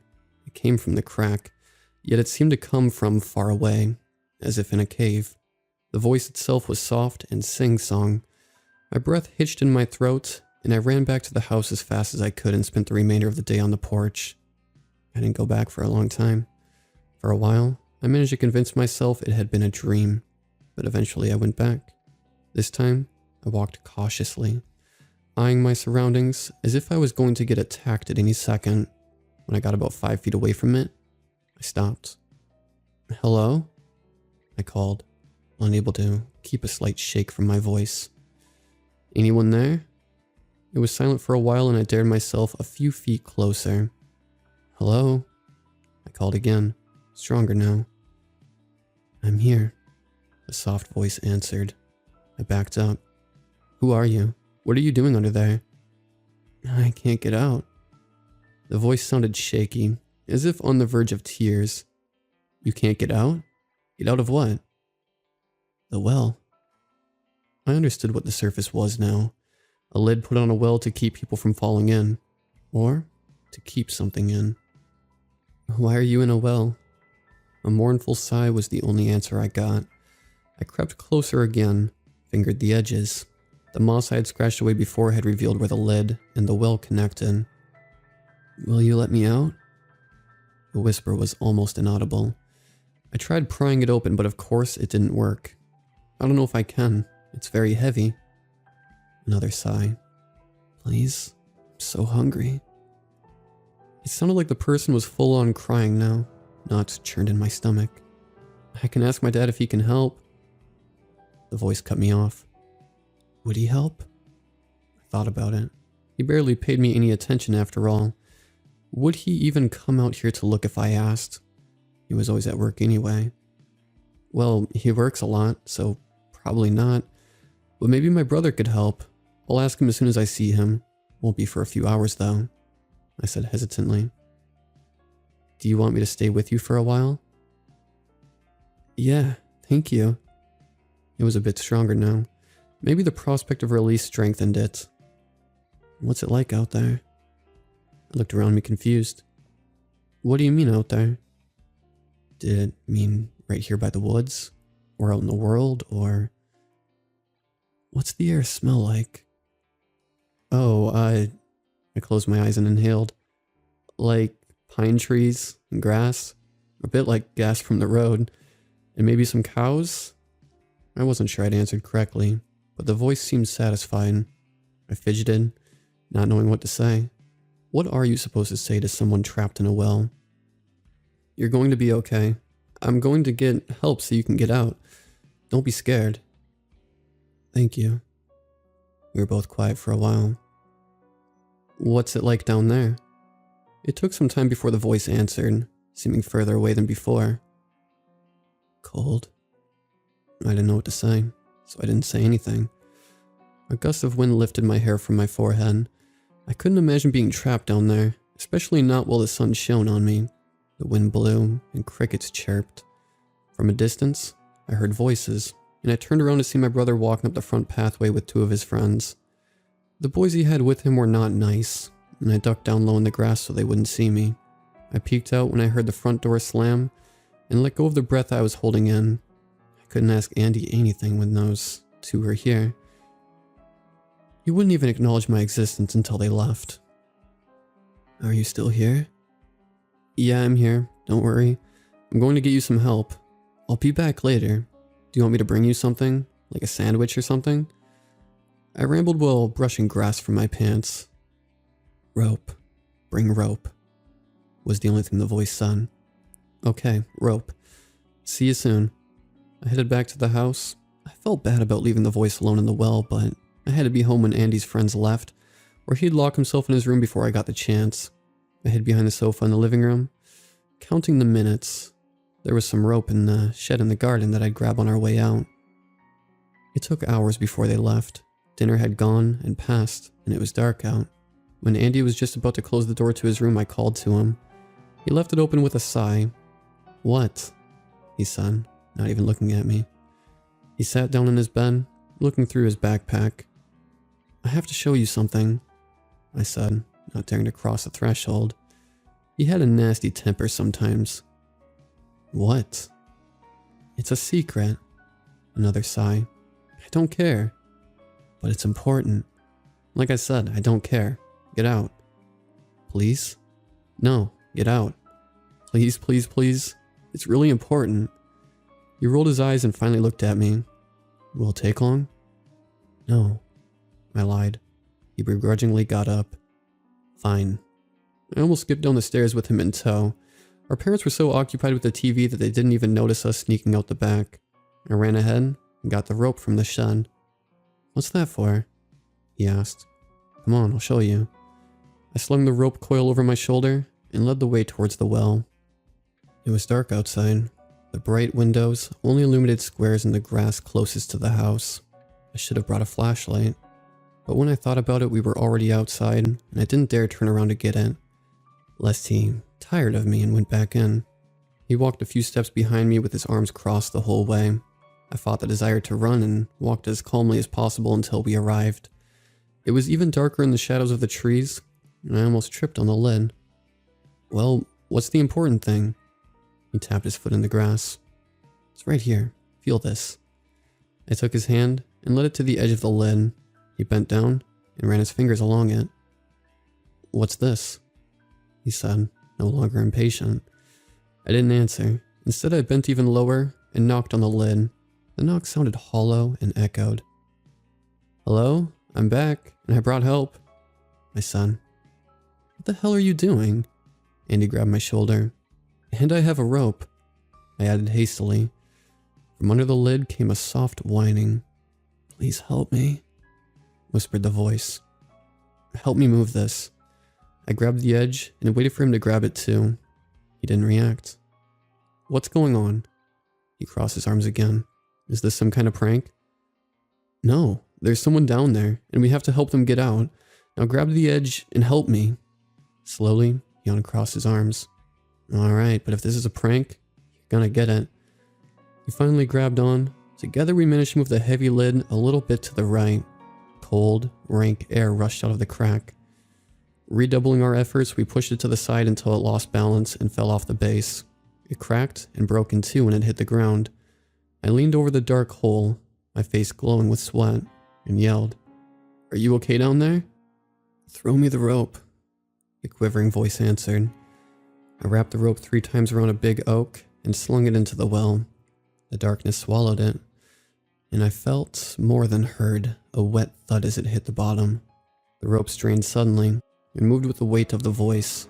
From the hole we heard soft, straining noises and the creaking of the rope fibers.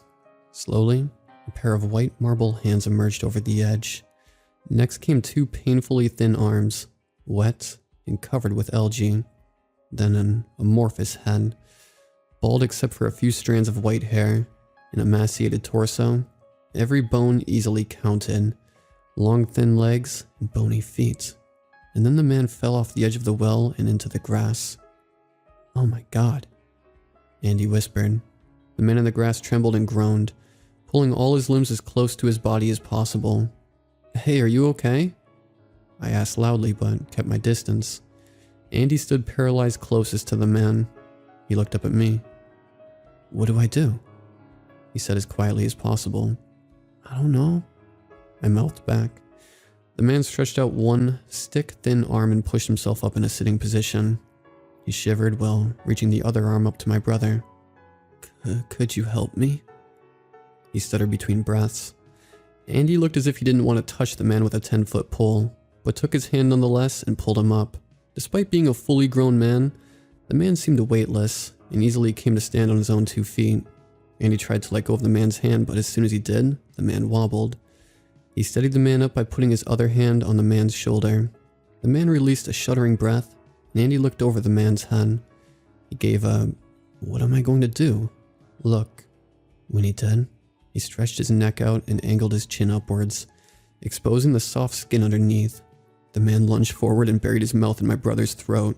He crunched through the Adam's apple, grabbing the back of Andy's head by the hair and pushing himself deeper. Tendons and muscles snapped like rubber bands. My brother held my gaze, his eyes questioning at first but quickly dulled. He didn't have time to defend himself or even release a final breath. 1 second he was there, and the next he was gone. The man slurped carelessly, filling out between his ribs, his hair growing back a thick brown mane, his arms covering with muscles. When he finally dropped what had been my brother on the ground, he was a young man with a thick, blood-covered beard. Everything happened within the matter of minutes. I was frozen, glued to the ground, my head empty except for a big looming question mark. The now young man took a swift step forward and stomped on the lid we had moved to help him. It cracked into more pieces with a deafening sound. The man turned around and looked at me for the first time. He wiped some of the blood around his mouth on the inside of his arm. Sorry about that. He nodded to the corpse on the ground. My blood left carbonated with fear, but I still couldn't move. The man walked over to me, leaned down, and embraced me in his arms. Thank you, he whispered in my ear. The iron scent from his mouth hung around my shoulders when he let go. He took 3 steps backwards and disappeared into the woods. I don't know how long it took before the paralysis lifted, but it felt like a lifetime. With shaking legs, I went over to the lid and turned the heavy pieces of lid upside down. When arranged as it was before, it was destroyed. There was a large cross carved into the stone on what had been the inside of the lid. We moved not long after that.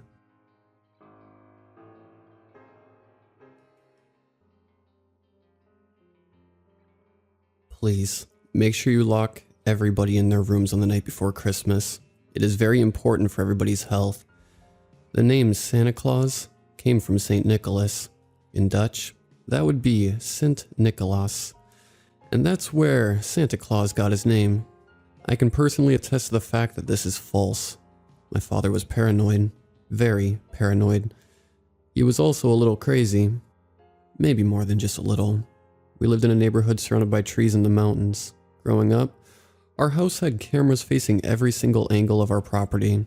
Not just regular cameras either. Night vision and infrared. The night vision just made everything look gray, but the infrared was blue, and any heat signatures gave off an orange glow. I know this because he had given me access to the cameras, and I frequently viewed them from my computer. Over the years, I have seen some weird things on these cameras. But that's a story for another time. The weirdest thing growing up was Christmas. The holiday itself wasn't weird. We got a Christmas tree, had presents, all the normal things. The weird part was the night before. My dad loves his cameras. We had them on 24/7, 364 days per year. You must be confused. There's 365 days in a year. You're correct. Every year on the night before Christmas, my dad would turn off every single camera. Weird thing is, this wasn't just my dad. The other houses in the neighborhood didn't have cameras or anything fancy. But some of my friends told me they weren't allowed to leave their room either on that night. Anyway, on the night before Christmas, after we laid out the cookies and milk, my dad would make me go to bed early. There was a lock on the outside of my door. My dad was never abusive towards me, but on the night before Christmas he would always lock me in my room. Despite being paranoid and crazy, my dad was the nicest man I've ever known. The only time he ever scared me was how serious he got on the night before Christmas. Delon, do not leave this room. You understand me? I let you run around the neighborhood with your little friends doing whatever the hell y'all damn well please every single day. I let you stay on the computer for hours searching up God knows what. The one thing I ask of you is do not leave your room on this night. My dad had shown me hundreds of missing persons reports.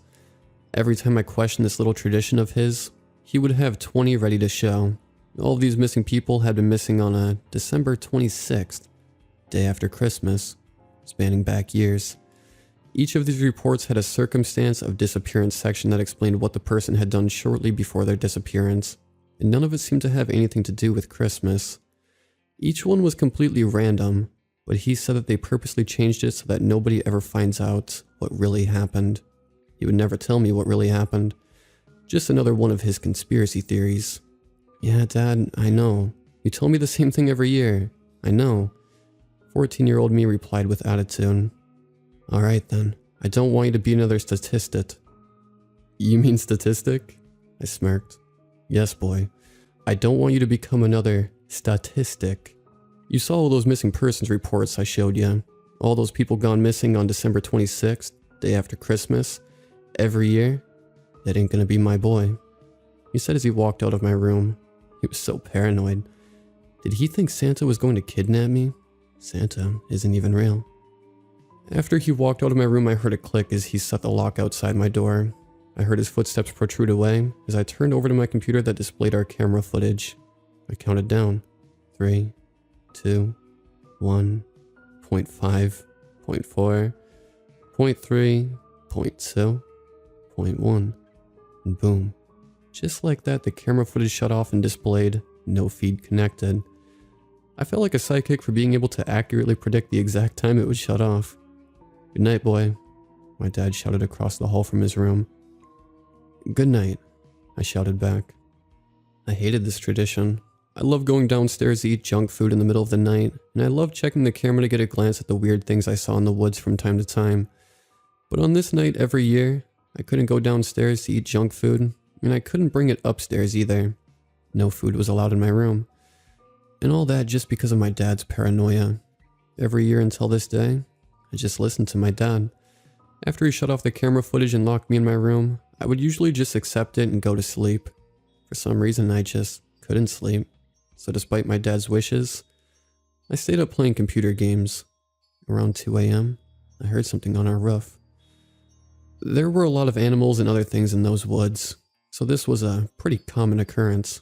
But the sound I heard this time just sounded different. It sounded like something landed. Uh-oh, Killer Santa must be here, I joked to myself as I continued playing my computer game. Shortly after the thud on the rooftop, I started hearing heavy footsteps followed by our floorboards creaking downstairs. Goosebumps formed on my body, and my breathing got a bit more frantic as I worked up a sweat. What the hell is that? I thought to myself. Then, I got a thought that would prove to be the worst decision I've ever made in my life. I got onto the application that controls the cameras. I looked over the button that would reactivate the cameras and hovered my cursor over it. What if it's an intruder? I tried convincing myself. I took a deep breath that was followed by a loud gulp. Then I clicked activate. The night vision camera switched on. There were almost 50 boxes on my screen, each one blinking on separately. After a few seconds, they were all on. I had my eyes peeled looking at each box, seeing nothing out of the ordinary. That's until I saw the living room camera. Standing in front of our dining room table, next to the Christmas tree, was a big, overweight man in a Santa suit. He had a long beard and glasses. It was the textbook definition of what Santa looked like. My eyes were wide and filled with astonishment as an equal mix of excitement and fear filled my brain. It was exciting, but it's just weird. And it's even more weird that I can't go downstairs. What would Santa do to me if I did? As I was staring at the screen, staring at Santa eating cookies, I noticed that his hand froze in front of his mouth. I saw him slowly lower the cookie back onto the plate. He turned around and looked directly into the camera. He slowly brought his hand up in front of him and wagged his finger side to side. He knew I was watching him. When he did this, I slammed my hands onto the desk to boost me up so I can dive into my bed and pretend to be asleep. I accidentally made contact with the keyboard, causing the camera to switch from night vision to infrared. What I saw on the camera wasn't Santa anymore. It was a big, fat creature with no clothes on. Its mouth was wide open, and it looked like it had a broken and detached jaw. It had large oval eyes that had nothing in them. It had rows of large, razor-sharp teeth in its mouth. The creature was tall, and its arms were long and deformed. At the edge of its arms were hands with sharp claws that replaced its fingers. "Dad?" I screamed. Instantly after, I heard footsteps shuffling to my room. "What did you do, boy? Why are you still awake?" He yelled as he unlocked the door and ran into my room. He looked at my computer and saw the camera footage on. I was on my bed crying. Suddenly I could hear a heavy thud on our staircase. Oh, you stupid son of a bitch. You stupid, stupid little boy. What have you done? He said as my crying became hysteric. He sat down next to me, hugged me so tightly as if it's the last time I'll ever feel his hug, and he whispered, I love you, boy. Don't be scared. Ain't nothing gonna happen to you. He said as we heard another thud coming from our staircase. The footsteps were so heavy that there was dust coming down from my ceiling. Thud. I don't know if you's gonna see me again, boy, but I want you to always remember what I taught you. Thud. Why wouldn't I see you again, Dad? What's going to happen? Thud. We both can't escape. It wouldn't let us, boy. Thud. Dad, I love you. I don't want you to leave. I sobbed back. Thud. My dad got up and opened the window. We were on the second floor. He picked me up. Thud. Kissed me on the cheek as a tear ran down his. He threw me out of the second-story window. I landed in some bushes below our house. I don't know if I was injured or not. I had too much adrenaline coursing through my veins. Run, boy. He screamed as the thuds got faster. I took off running through the woods when I heard the most disturbing, blood-curdling scream I've ever heard in my entire life. I just kept running until I couldn't hear the screams anymore. That was many, many years ago. I kept running until I tired myself out, fell asleep under a tree. I returned to the house the following morning of the 26th. There was no sign of any struggle, no blood, nothing. My dad was just gone. I checked the cameras. The footage was gone. Looking through the recordings, it was just blank for the entire night. Now I'm a father. I have my own kids. I have kept my dad's tradition alive every night before Christmas. I don't know if that thing was isolated to my neighborhood, or if that's what Santa is for everybody. All I know is, I'm not going to risk finding out. So with all that said, please, lock all of your doors on the night before Christmas. The next time you're awake during that night, and you hear noises in your house, I suggest you stay in bed and keep your eyes closed. Don't get up. Don't investigate. Don't be a curious little fucker like I was. The last thing I'll leave you with is, you better watch out. You better not cry. You better not pout. I'm telling you why. Santa Claus is coming to town. He knows when you're sleeping, and he knows when you're awake. But he doesn't care if you've been bad or good, so don't go looking for him, for your own sake.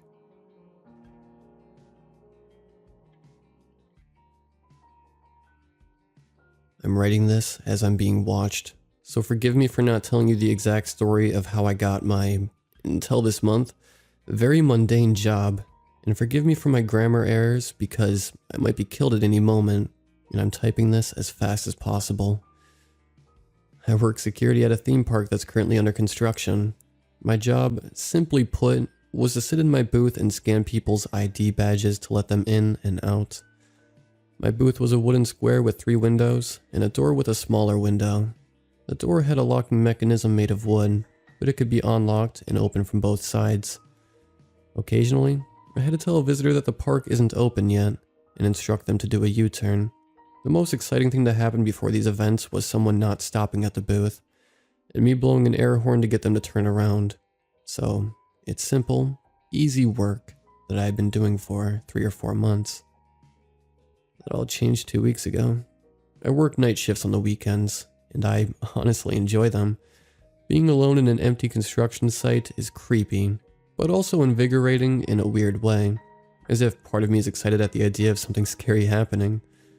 Looking back, I really overestimated how fun dealing with paranormal shit would be. It all started when my boss came to visit me Saturday night, about an hour before my shift ended. I had never met him in person before, so we chit-chatted for a bit. I cleared up why I was bringing a pillow to the night shift. It was a cushion because this chair isn't comfortable. And he told me about how we got into security work. Apparently the insurance package was too good to pass up, and it covered laser surgery to fix his eyes. Before he left, he told me that if I was a fan of ghost stories or the paranormal, he had time to share one. He added that, if you believe in ghosts, this probably isn't the best site for you. I laughed and said I was still on the fence. He chuckled as well. He told me he was only asking because there was an incident that happened 15 years ago on this site, and he wanted to know if I was interested in that sort of thing. I was. He gave me the summarized version, which goes something like this. 15 years ago, this spot was a residential area, only a few houses though, mostly dilapidated, but one was still in good condition and had people living in it. The person living inside was somewhat of a recluse, but not so much as to be considered a hermit. He went and bought groceries like everyone else, but you wouldn't ever see him dining out or socializing. Well, the reason he didn't go out much was so that he could make sure people didn't trespass on his property, as he had a nice collection of corpse parts that he didn't want disturbed. 9.5 bodies worth, to be precise. Nobody could find the legs to the last one, all scattered across his fields and forest, torn apart, as if he worked in a butcher's shop. Eventually he was caught, house and contents were torched, as he went up in flames with them. Happy endings, am I right? Now, let me take a moment and pause to say something. Whatever the fuck is outside my booth right now. I might know what it is. I do know what it isn't, though. And that's the absolute terrifying part. It isn't that nutjob murderer. It isn't his ghost. It isn't even the goddamn victim's ghost. It's a shape-shifting monster. Not a spirit. It's not human, although sometimes it looks like one. On pausing. After that night, I started thinking about paranormal stuff more, and came to a conclusion. I like getting scared. I may act like I hate scary things, but that's a lie. I crave being terrified and the rush that comes with it. I hunger for it. So naturally, I started reading a lot of scary stories while at work. Plenty of time on this subreddit, as a matter of fact. I prefer the ones involving security guards since I can really immerse myself in those, having the same job and all. But that's besides the point. However, there's one kind of story I won't read, and this is where my problems started. Wendigo stories. I don't mess with those stories. A year or two back, I was on an Ask Reddit thread, and someone mentioned that in the myth, lore, and fable, or whatever it is, the Wendigo is from, one of its powers, I guess, is that thinking about it draws them to you. Bonus points for speaking about them. I closed the thread and went to bed after reading that. I did my best to forget I read it. The idea that being scared of something attracts to you really messes with me. I don't like it one bit. I am afraid of the Wendigo. I don't want to be afraid of the Wendigo, because knowing that fear attracts them makes me more afraid. My fuck up begins here. I liked that rush from fear. I liked it a lot. Too much in hindsight. So what happens when you take a newfound addiction to fear, a phobia of Wendigos, and the power to find people that are afraid of you? Apparently this. I first noticed it last weekend. I was working a Saturday night shift, like usual. Things were winding down, and I had just finished reading another story about skinwalkers. The site manager clocked out. I keyed him out, and I put my feet up on my desk and prepared to relax for the next 6 hours. I messed around on my phone, played with the Game Boy I brought, and occasionally glanced out a window. Sometimes if I focus hard enough, I can almost imagine those things lurking in the trees. And I got a little rush out of that, similar to the one from reading scary stories. An hour or two passed, and I was getting tired. I glanced out my side window, and my heart froze. My whole body froze. My mind froze. Every perceivable sense I had stopped, and in 2 seconds, the following sequence of thoughts rushed through me. 0.2 seconds, there was something by the tree line. 0.4, someone by the tree line. 0.6, a 5'2" naked yellow someone. 0.8, people don't have claws for fingers. 1, something is by the tree line. 1.2, it's just standing there. 1.3, my light is on the booth. 1.6, it's not moving. 2, it sees me. I watched it as it watched me. Eventually it scuttled back into the woods. I looked at it for a total of maybe 3 seconds, but I will never forget its appearance. It was 5'2" with sickly, yellow skin that sagged near its waist and joints. It had long fingers that were essentially claws, almost like a rake, and its face was the most horrifying part, a twisted amalgamation of flesh and what looked to be leather or hide. At the time, I thought I was hallucinating. Sleep deprivation combined with reading all these stories is a perfectly reasonable explanation for that. And even now, I still agree with that sentiment. Even with that in mind, I made sure the door was locked and turned off my external floodlights along with my indoor light. For context, there were bright spotlights outside my booth on each side so that I could see cars when they approach at night. And there is a light in my booth so that the drivers can see me. These lights also illuminate the edge of the tree line, which is how I saw that thing. I didn't see it again that night. I wish I had, because maybe then I would have stopped reading those stories, and it would have left me alone. Sunday night is when I gave it enough attention and fear to attack me. The night began like the prior one. People clocked out, and I keyed them out, etc. Desk, phone, so on and so forth. But I made a mistake that night, the same one as the night before, but this time I wasn't getting a second chance. I read another Wendigo story, and I think that story really made me afraid enough to eat or murder by that thing's standards. And once you hit that point, there is no turning back. You can't stop being afraid of it once you know it's after you. Anyways, so I read the story and relaxed. Played with my Game Boy a bit, glanced out the window occasionally. My shift starts at 10 p.m. and ends at 6 a.m. And 2 hours went by smoothly. 2:17 a.m. arrives, and with it a scream. I can't describe this sound. The closest thing to it is a woman, except instead of human sounds, it's the sound of forks scraping a plate. So a woman that speaks and screams in that noise. So I hear that, and I do two things. One, I pee a little. Two, I look out the window. In all the stories you and I read, the creature always starts slow, right? Lurks about, approaches bit by bit, stands there menacingly before running at you. Not this time. When I looked out the window, it wasn't by the tree line. No, it wasn't even by the field in between. It was mid-sprint towards my booth and was about 50 feet away. It wasn't stupid. It waited to scream until it was between me and my car.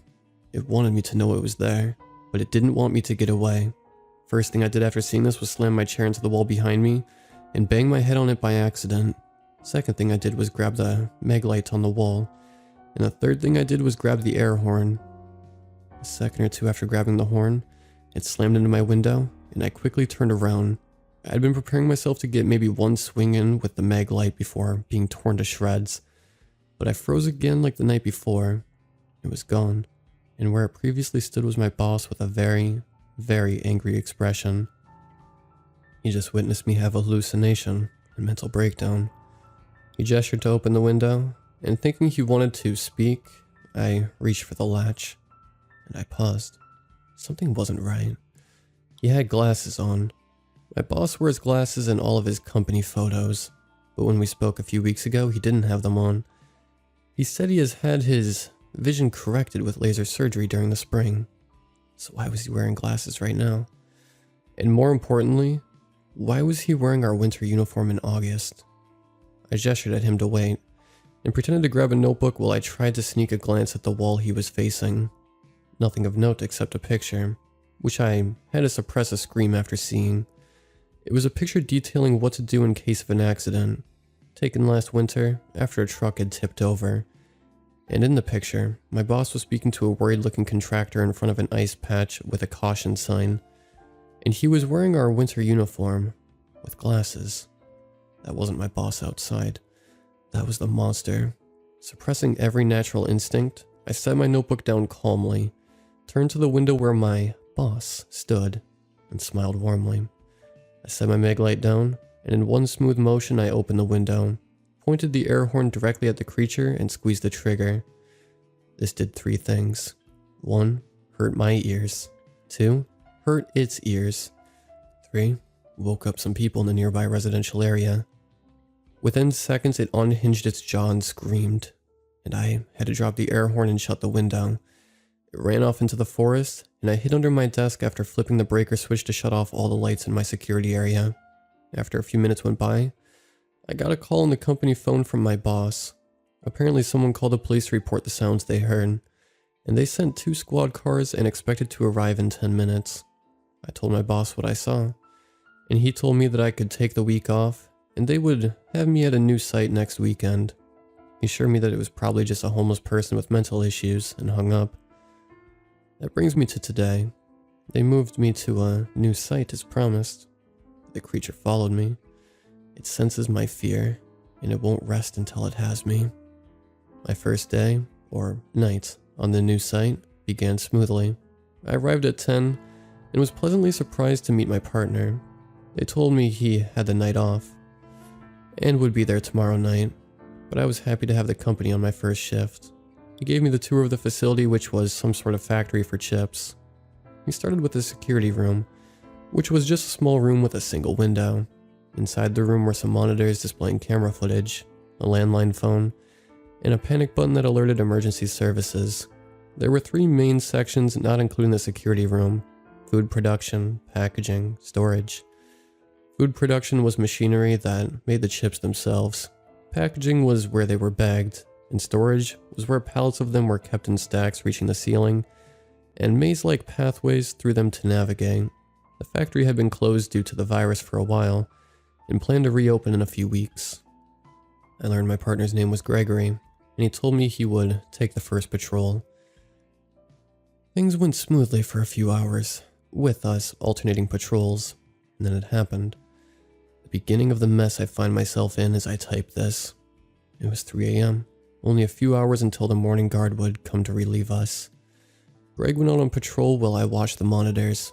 As minutes passed, I watched as Gregory entered the storage area.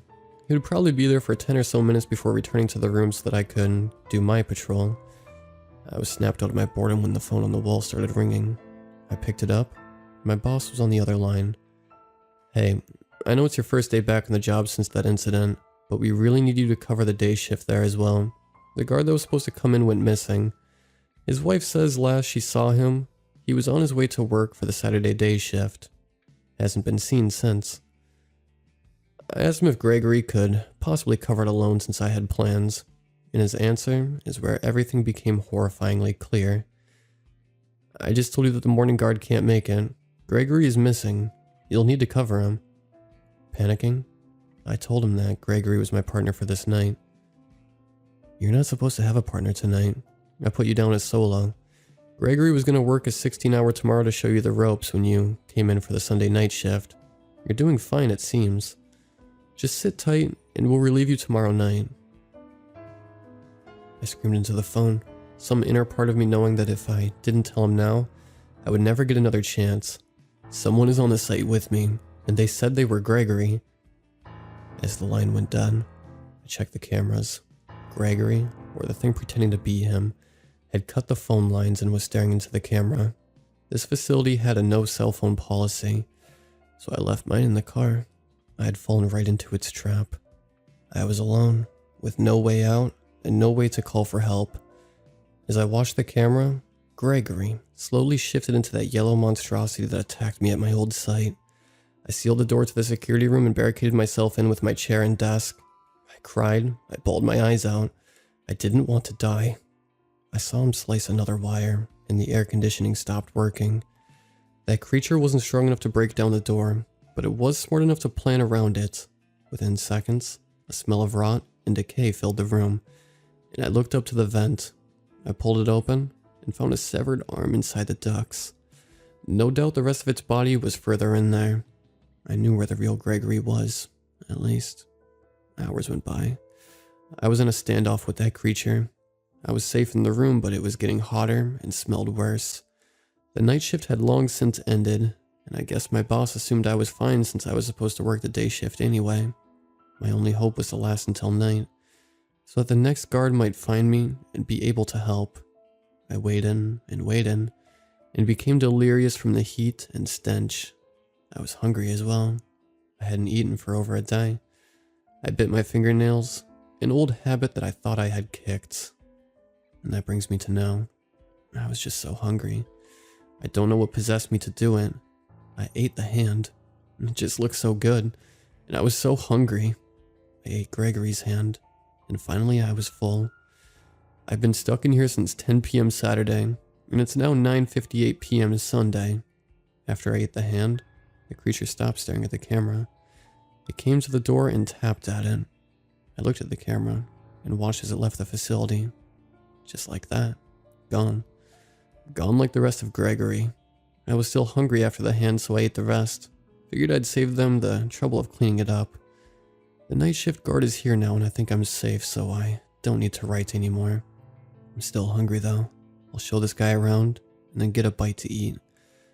I think I forgot to clean the blood off of my uniform. This guard smells really good.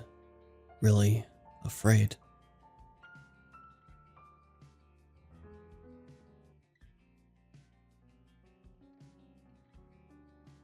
A few weeks ago, I received a bag of seeds in the mail. The seeds inside looked like sunflower seeds, but they were the size of a chestnut. When I was standing at my mailbox, the morning just started. I was still wearing my pajama pants and a t-shirt, which I wore in bed the previous night. The seeds were wrapped and sealed in a plastic bag. On the plastic bag was a sticker with the company's name and logo. Frankie's Green Thumb. My dad used to work as a farmer, and of course, I picked up some of his botany knowledge. These were seeds I've never seen in my life, nor on my father's farm. Since I lived in the Midwest, and I had an enormous backyard, I could plant the seeds. My curiosity controlled my actions with the seeds. I was itching to plant them. When I retrieved them, I failed to notice a piece of paper inside the bag. I pulled the plastic bag open, and immediately I smelled the glamorous aroma. I don't know how to describe it, but it smelled like lavender and fresh laundry. I then dig my fingers in the bag and pull out the little piece of paper. The paper had a welcoming note written. This has been sent to you by Frankie's Green Thumb. This is a gift sent to you by us truly. We hope we see you buy more of our products. Thank you. From Frankie. I have never been, bought, or used any product from Frankie's Green Thumb, but I accepted the gift. I shut the lid in my mailbox and made my way inside my house, then into my backyard. In my backyard, I was already planting fruits and vegetables. A variety of plants were already fully grown, and some were just sprouting out of the ground. Since I had a patch of land in my garden, that's where I planned to plant the seeds. I placed the bag of seeds on my outdoor table, then go inside my shed with all my farming tools. I didn't know how to plant these seeds. They didn't look like the average seeds people plant. Standing there in my shed, I started to think if there was a special way to plant these seeds. Then I remembered the little piece of paper. They would have written the instructions on the back. In my pocket, I pull out that small paper. I was right. They had written instructions on the back of it. It started with the traditional instructions every seed product had. Make sure to water it daily, use fertilizer, all the basics. They didn't have instructions on how to plant them, so I planted them like any other seeds. In the garden, I used my trowel to dig a hole 5 inches in the dirt. I start to scramble around, forgetting where I placed them, until I spotted them on the outdoor table. I stuck my trowel in the ground and go retrieve the seeds I left. I grab one seed and leave the rest on the table. The seed felt like a smooth stone, unlike the other seeds. I get back on my knees and drop the seed into the hole. With the excess dirt, I use my trowel to cover and smooth out the dirt on top of the seed. Now I just have to wait a couple of weeks to see the difference, I thought to myself. I put my trowel back into my shed, and I go back inside my house to finish packing my things. During the time I have gotten the seeds in the mail, I planned a vacation to go see my older sister for her birthday. She was turning 40 years old, and I wanted to celebrate it. It had been 10 years since I saw my older sister, so I wanted to surprise her. I got in contact with her friends over Facebook, and I shared the plan I had to go surprise her. They all agreed with me to not say a single thing about the plan I had. I had 42 hours to finish packing my bags. So after planting the seed, I immediately started to pack. Every time I leave for vacations, reunions, or business trips, my neighbor, Rachel, would always house sit for me. She had a kid, but he was old enough to stay by himself while she stayed at my place. Her father was also a farmer, so she knew how to maintain my garden. I always tried to pay her for taking the time out of her week, but she would always deny the cash. I thought she was insane denying $100 for her generosity. But as they always say, you cannot buy another person's generosity. It was the day before I left for Michigan. Rachel was over at my house at the time. We were talking about the new seeds I received in the post. I said if she forgot how to maintain the seeds, even though I doubted her to forget, she should go into my room and grab the little paper with the instructions on it. She hesitated on using the instructions. She would always say she knew how to maintain a garden better than I could. She thought she was spoiling the plants by maintaining them better than I.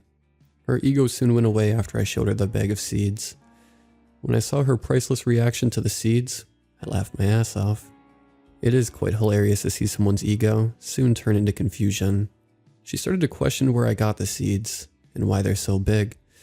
I shrugged and told her about Frankie's green thumb. She giggles a bit, then agreed to watch my house over the weekend. When I reached for cash in my wallet, she immediately denied the cash before I even pulled out my wallet.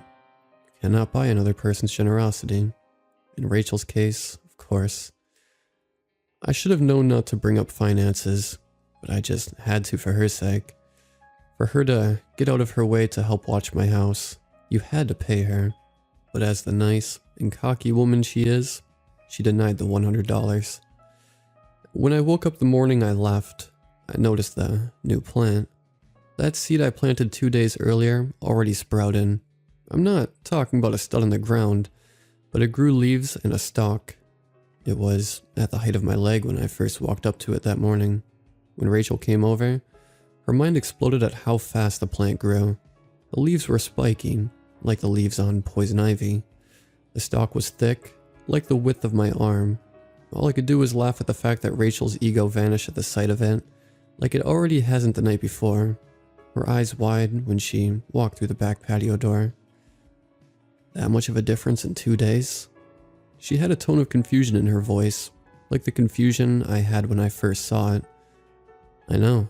I just woke up this morning to see the plant already grew 26 inches in just 2 days. I replied. She walked over to me with her morning coffee in hand, wearing pink sandals. She looked at her coffee and joked, I need to stop drinking Folgers. I chuckled at her response. She did as well.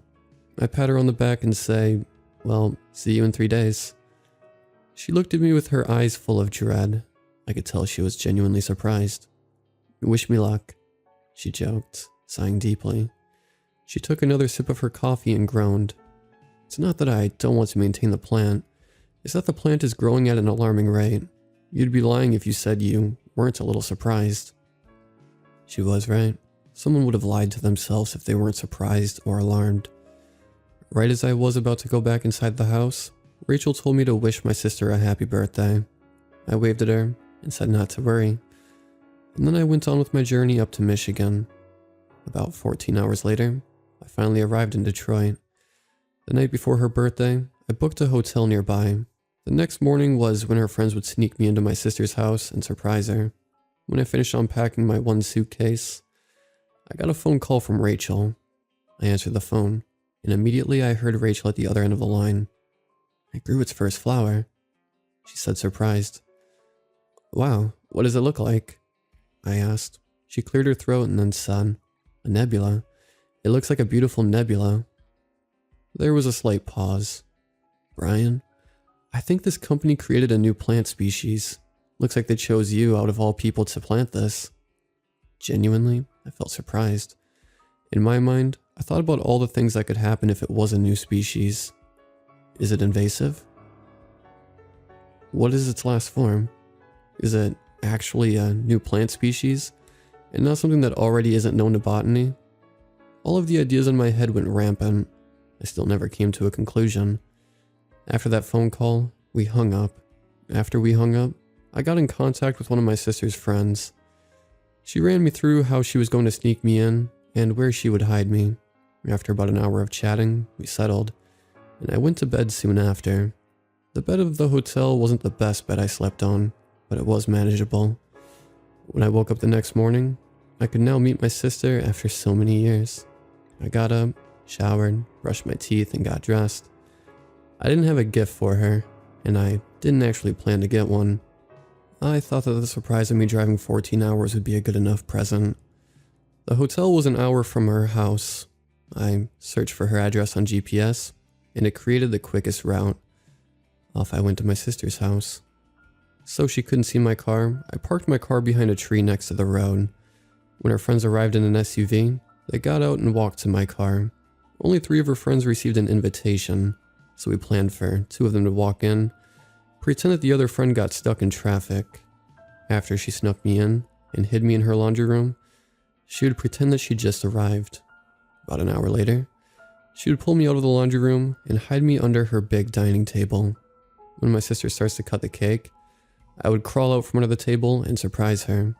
After we went over the plan again, we put it in action. The 2 girls went inside, the other snuck me in through the back door.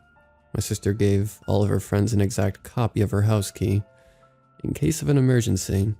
I entered the laundry room, and she went back to the car. 10 minutes later, I could hear the last girl walk into the house through the front door. They chatted for an hour until I heard one of her friends tell my sister she had a cake waiting for her in the car. When she went to the car with my sister, the other 2 got me out and hid me under the dining table. Under the table, I could hear them enter the house. They set the cake on the table and started to sing happy birthday. Their voices were off tune, but that didn't matter. After they sang happy birthday, instantly my sister asked if any of them got her a present. One of the girls kicked my back, which was a sign for me to get out from under the table. I crawled out of the table and yelled, "Surprise!" My sister almost fell out of her chair after I popped out of nowhere. "Brian, how did you get here?"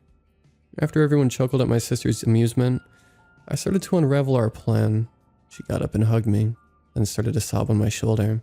"Brian, it's been 10 years. She cried. "I know, that's why I'm here," I joked, even though that was the reason for my appearance.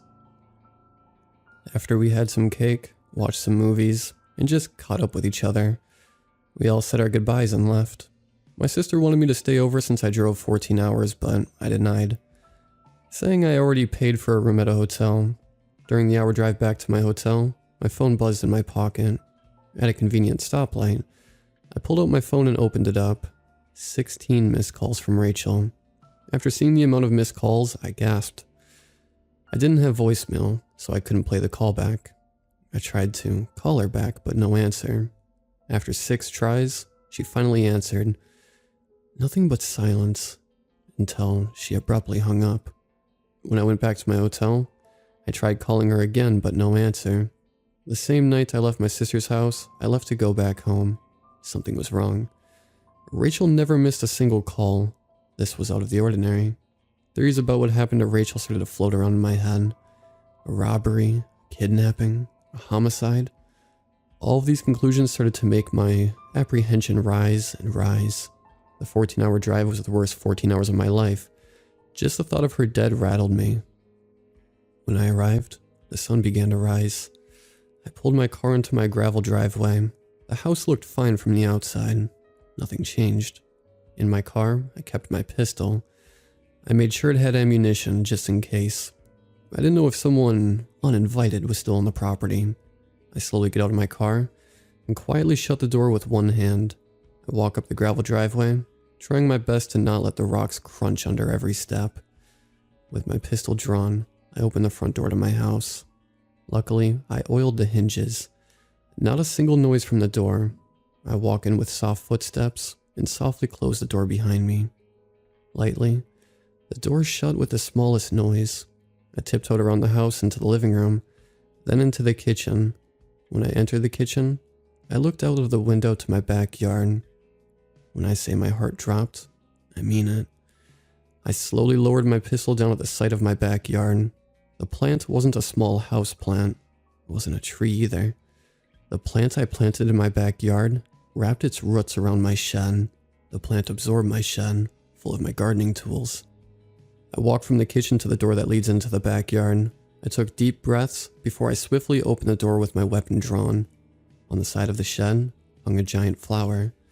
When Rachel said that the flower looked like a nebula, she told the truth. The petals of the flower had multitudes of purple, blue, white, and black spots. As I slowly inched myself closer to the giant flower, I accidentally stepped on something. I looked down to realize that I stepped on Rachel's coffee mug. Coffee spilled and absorbed into the ground. I walked a little closer. The pistol is my protection. The flower petals were sharp with pointed edges, like the leaves.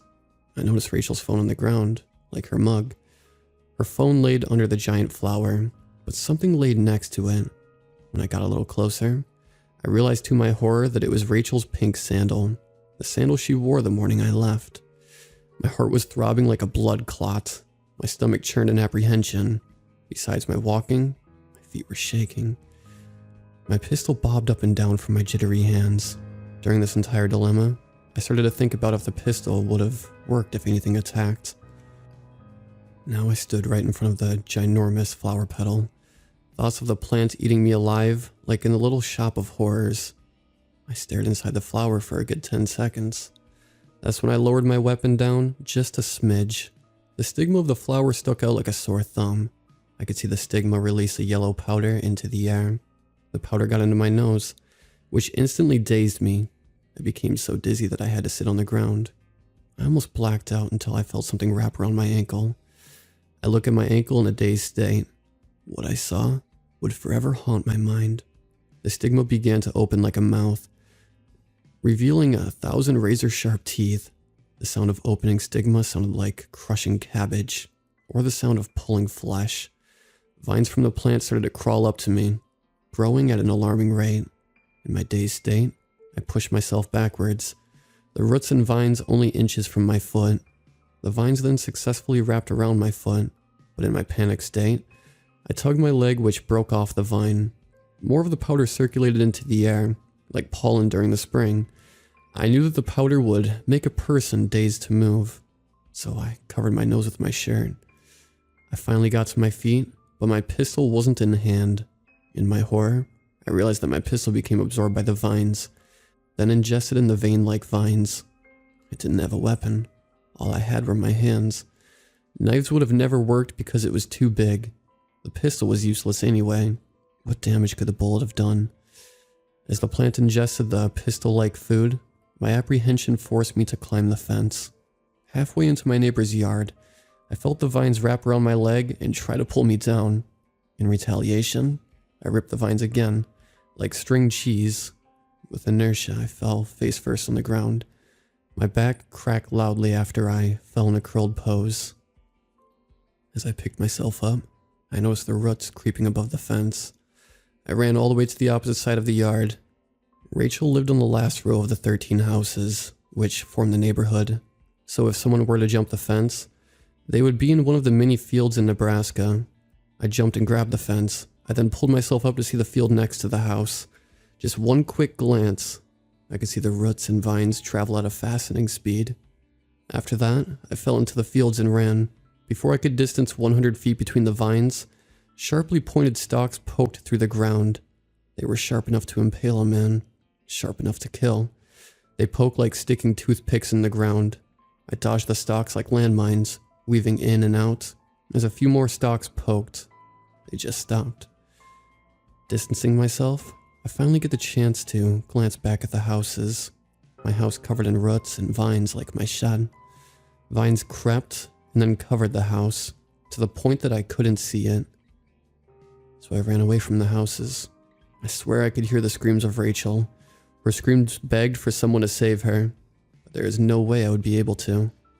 She is long gone.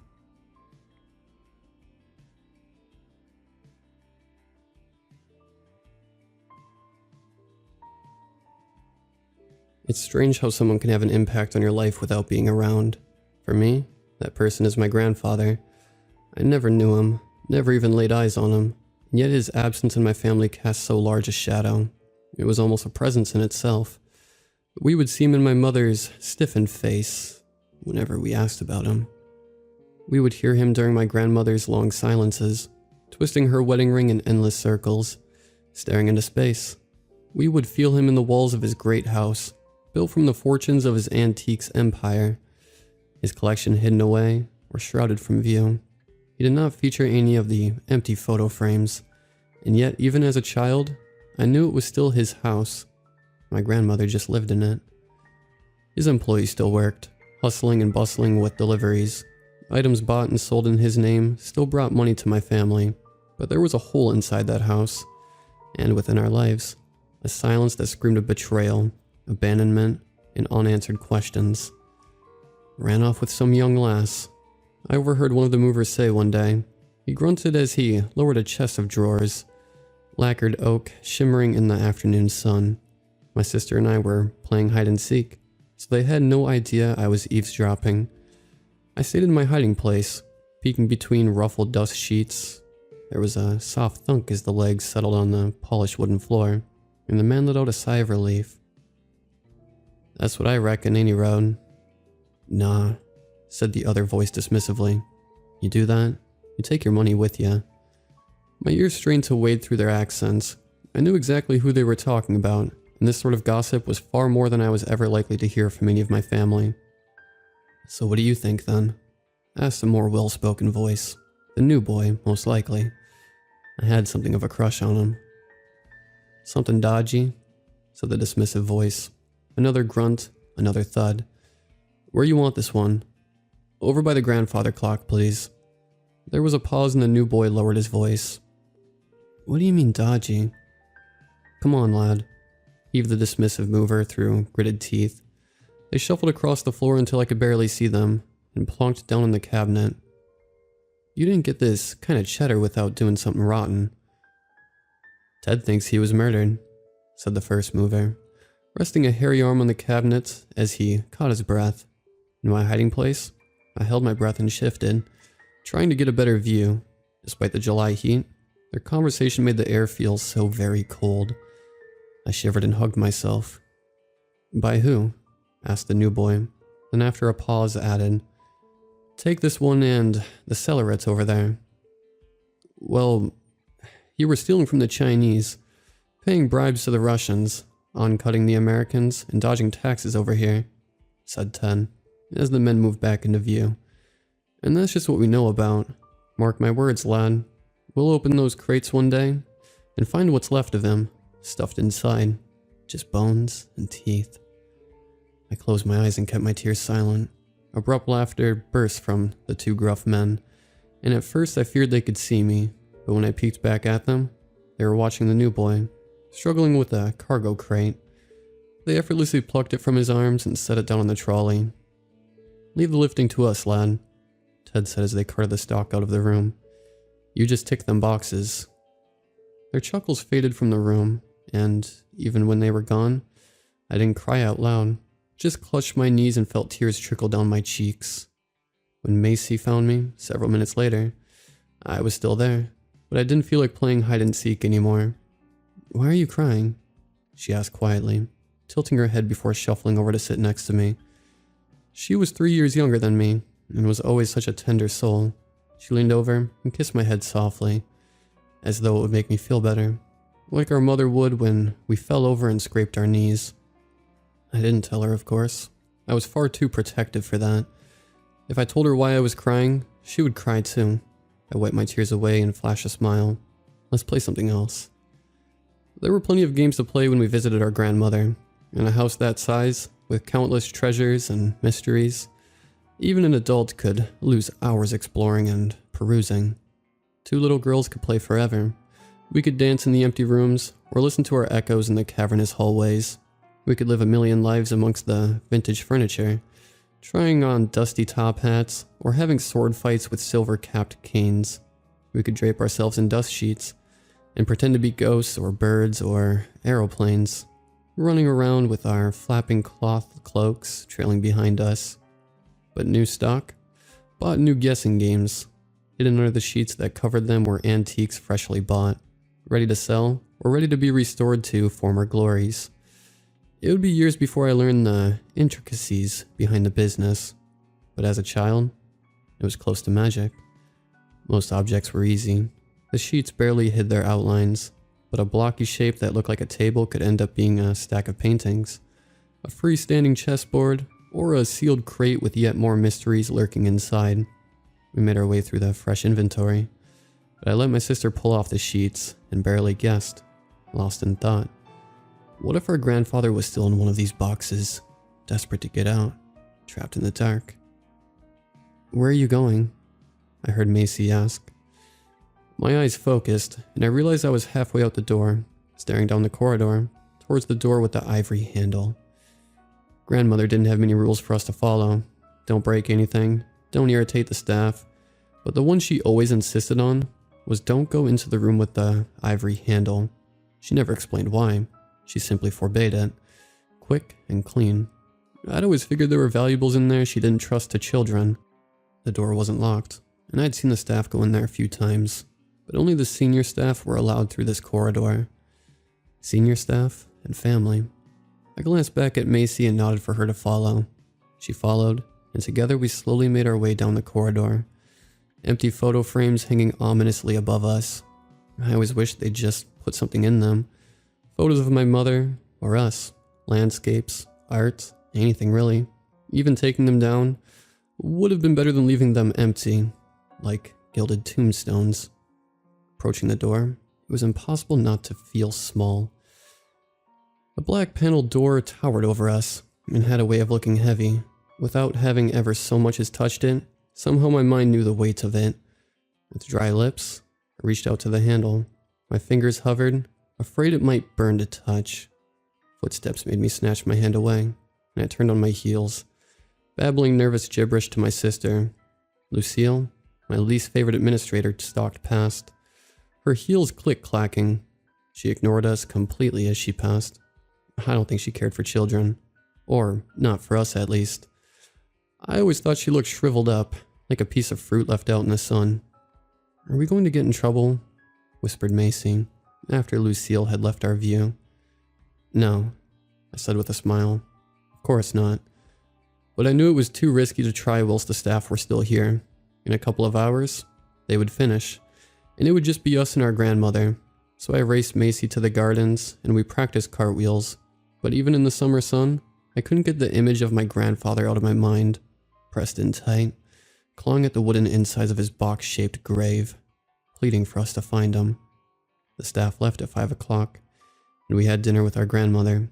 Afterwards, we usually sat and did puzzles or drew pictures, but because the sun was still shining, our grandmother said we could keep playing outside if we wanted to. We did, but only until she took her eyes off us. Then we took off inside, sneaking towards the door with the ivory handle. The house was a different place with the staff gone, even in full daylight. It somehow felt larger and more foreboding. Macy's fingers found my hand and held it as we walked. The ivory handle glistened, as if inviting us. Looking closely, I saw it had golden leaves snaking around the outside and curling along its edges. Macy squeezed my hand tight as I reached out and opened it, letting the door swing slowly open with a drawn-out creak of rusty hinges. There were no windows, and though I tried the light switch, the only light that trickled in was the creeping remnants of daylight, bouncing off the corridor behind us. It made the shadowy shapes within the room look dark indeed, like a nightmare version of the guessing game we played. Macy stood at the door as I crept inside. She squeaked, and I turned to see her pointing to my left. A hulking figure draped in a white sheet loomed over us, and peeking out from between the sheets was shaggy brown hair and giant, curled claws. Heart leaping, I braced for the monster to attack, but nothing happened. After a moment, I plucked up more courage than I knew I had, and slowly tugged at the dust sheet covering the monster. It fell away, and as I saw teeth and fur, my blood ran cold, if only for a moment. It was a bear, stuffed and unmoving. Behind me, Macy giggled. She must have been emboldened by my display of temporary bravery, as she stepped to my side and joined me in unveiling the shapes within the dim room. Dust leapt into the air, swirling and making us splutter. One by one, the extravagant shapes were revealed. Patterned vases, golden toy soldiers, intricate galleons somehow placed within glass bottles. I could see why we weren't allowed in this room. Everything was fragile or delicate, and seemed like a toy to the eyes of young children. The thrill we got from unveiling each bizarre object even overpowered the melancholy mood that had hung over me like a black cloud, and I joined Macy in smiling and giggling. We began to guess what the next shape was, before our eyes strained through to make it out amongst the fading light. One in particular caught my eye. "It's a statue," I said. "A statue of a person." "It's too little for a person," said Macy. "They're sitting down. Look." I pointed at what I thought was the head, nose, ears, mouth. My finger traced the air, curving around the folds of fabric draped over whatever was hidden underneath. The way it hung made me convinced. A statue or a shop mannequin. A large doll maybe. The head and shoulders were a giveaway. Macy was right though.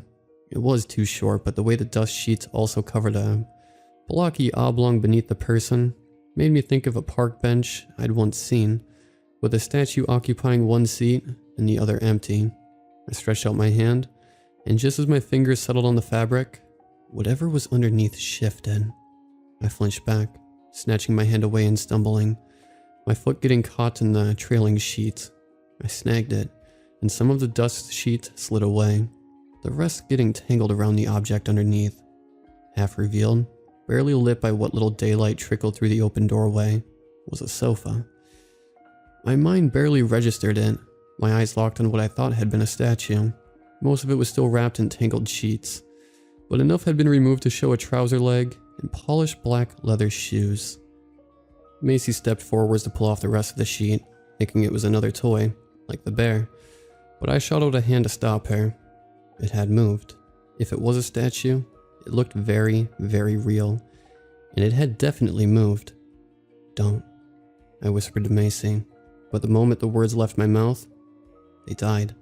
The folds of sheets twisted, the head of whatever was beneath snapping suddenly to face me. Macy froze like a startled deer. We both watched the figure on the sofa, and it washed right back. Now I was looking closely. I could see it breathing, the sheets around its shoulders slowly rising and falling. Not daring to blink, not daring to speak, I gripped hold of Macy's dress, forcing her backwards with me as I stepped slowly and carefully out of the room, never taking my eyes off the figure. It was so horribly, painfully clear to me now. It was a person. There was somebody hiding in my grandmother's house. Their head followed us, glacier slow, and I desperately swallowed the instinct to sink down into a ball and cry. The dust sheet rippled, and a section near the waist folded as whoever was underneath grabbed hold. They began to rise to their feet, dust sheets enveloping them like a specter. I didn't stop to watch. With strength I didn't know I had, I physically lifted Macy off the ground and ran, both of us screaming and crying so hard I could barely see where I was running. I didn't close the door or turn back to look. I didn't stop running until I found my grandmother. Didn't stop screaming and shouting until my mother, my father, and some of the staff showed up. Didn't stop crying until I fell asleep. They didn't find anybody, of course. They searched the house. Nothing. No signs except disturbed dust sheets, all of which were blamed on me and my sister. Our mother and father had ended their night early to collect us, and whilst they were glad we were unharmed, we got the biggest telling off of our lives for going into the room with the ivory handle. It was a long time until we were allowed to play unsupervised at my grandmother's house. When we went back, we were told the door with the ivory handle was going to be locked from now on. They said it as though they were trying to reassure us, but I heard the truth loud and clear. They didn't believe us. Macy was happy though. She said she never wanted to go in that room ever again, and refused to even look at it, sometimes going around the house rather than walking past it. I wasn't satisfied though. And as the terror of the event slowly faded away, I began to consider another possibility. What if that person wasn't a stranger, hiding amongst the old relics? What if it was my grandfather, still alive, still visiting us and our grandmother? That would explain why the house always felt like his. He was still living inside it. I tried explaining this to Macy, but it just made her upset. She was still scared of that room, so I knew if I was going to go back, it would have to be alone. The staff might have locked the door, but they didn't lock the room where they kept the key, and it didn't take too much searching to find it. The next time my parents went away and left us with our grandmother, I was ready to explore again, to find my grandfather and meet him properly. He hadn't tried to hurt us after all. He just stood up, and we'd gotten scared and ran away. I stole the key and hid it beneath my pillow. When night came, I waited until Macy fell asleep, sneaking out of my room into the hall. My grandmother was watching television, facing away from the hall, and it was easy to creep past her and down the main stairwell of the house.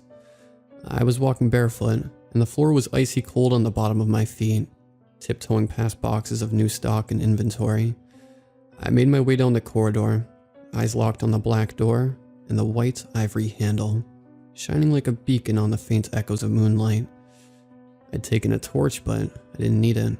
As the door creaked open, an instinctive flick of the light switch revealed the staff had changed the broken light bulbs before locking the door. The sudden, artificial light was almost blinding. The shrouded shapes were identical to my previous visit, though they weren't nearly as ominous without the shadows to ensnare them.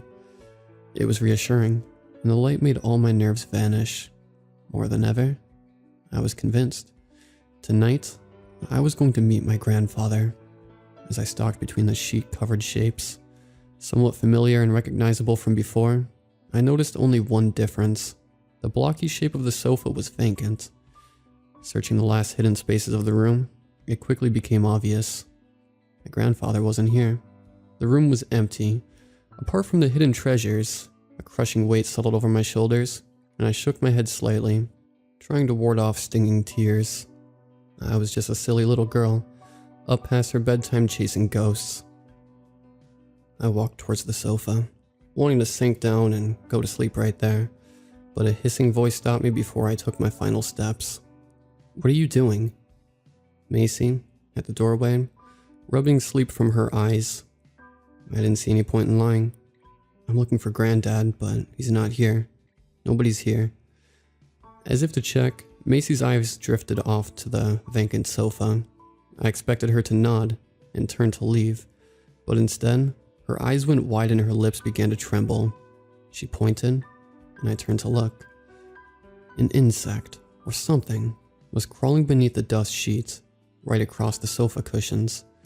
It was the size of a small animal, like a rabbit, but the way the sheet moved was too spindly and angular. The sheet shifted and twisted around the shape of whatever was underneath. It could almost have been a spider, but each leg joint that poked under the sheet was as thick as my knuckle. If I'd have dared to move, I would have smashed it with my torch and kept hitting it until the dust sheet stopped moving. Frozen as I was, all I could do was watch. I crept forwards on the sofa. As it went over the edge, it didn't fall. The sheets rippled, and it continued walking downwards at the same steady pace. Whatever it was, I'd soon find out. It was walking straight towards me, and was about to emerge from beneath the sheets. The sheets waved gently, as though stirred by a breeze, and something drifted out, elegant and smooth. Fingers. Clean, perfectly manicured fingers. A youthful woman's hand peeked out, each finger painted with red fingernail polish. The hand was so leisurely in its movements, floating above the ground, arm disappearing back beneath the sheets. Yet there was no shape beyond the tawdry, draped fabric. There was nobody on the sofa, no way somebody could contort themselves to fit what little void existed between cloth and cushion.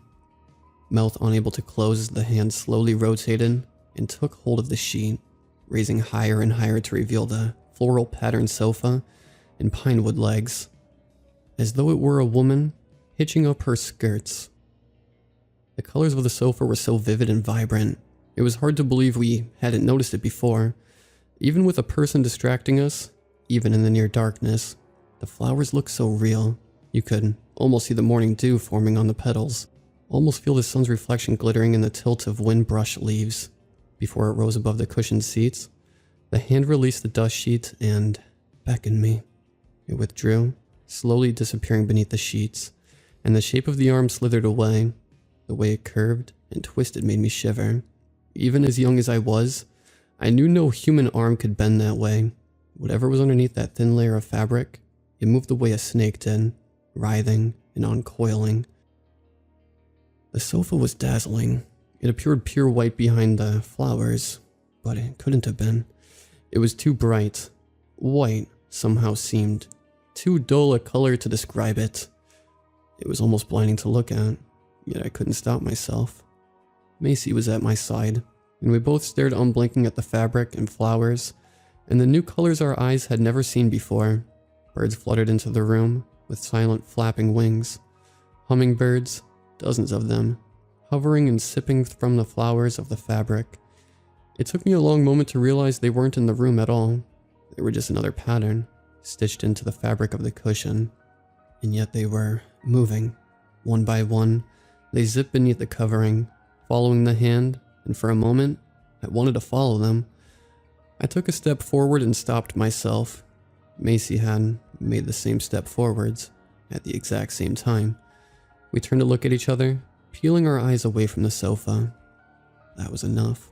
Something deep and primal told me I shouldn't sit down. Yet somehow it was easier to stop each other than stop ourselves. We didn't speak, but together, my sister and I left the room, gripping hold of each other and never breaking eye contact. When we reached the door, I flicked off the light and shut the creaking door with all my strength. As the room with the ivory handle vanished from view, I saw for one brief moment a man. He was barely visible in the darkness, but he sat on the sofa, hands on his knees. His cold eyes met mine, and even the half second before the door closed was too long. The moment the door was shut, I locked it. We never went into that room again. Neither me or Macy have ever spoken about it, to each other or anyone else. She might not even remember.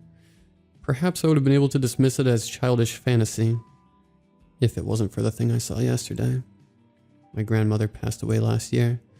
Her ashes were kept in an urn, but during the house sale and all the moving, somehow the ashes got lost. They found the urn, which never left the house, but the ashes were gone. Obviously, my family was devastated. A few people who probably didn't deserve it got fired, but we never found out who was responsible or what happened. During the final weeks of the house sale, all of our grandfather's vast fortune and old treasures got divided amongst family, friends, and loyal employees.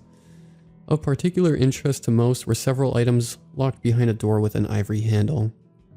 Macy and myself avoided that particular day of exploration. But as I said my last goodbyes to the house, I couldn't help but notice a familiar shape amongst the others, draped beneath dust sheets, the blocky outline of a sofa, with something placed on it, something with a head and shoulders. The vague outline of a person, perched on the sofa with room to spare. At the very bottom, peeking beneath the sheets, was the trim of a faded green dress and matching green buckled shoes. My grandmother's shoes. Whatever was wearing them shifted slightly beneath the dust sheet, turning to face me, and patted the empty seat.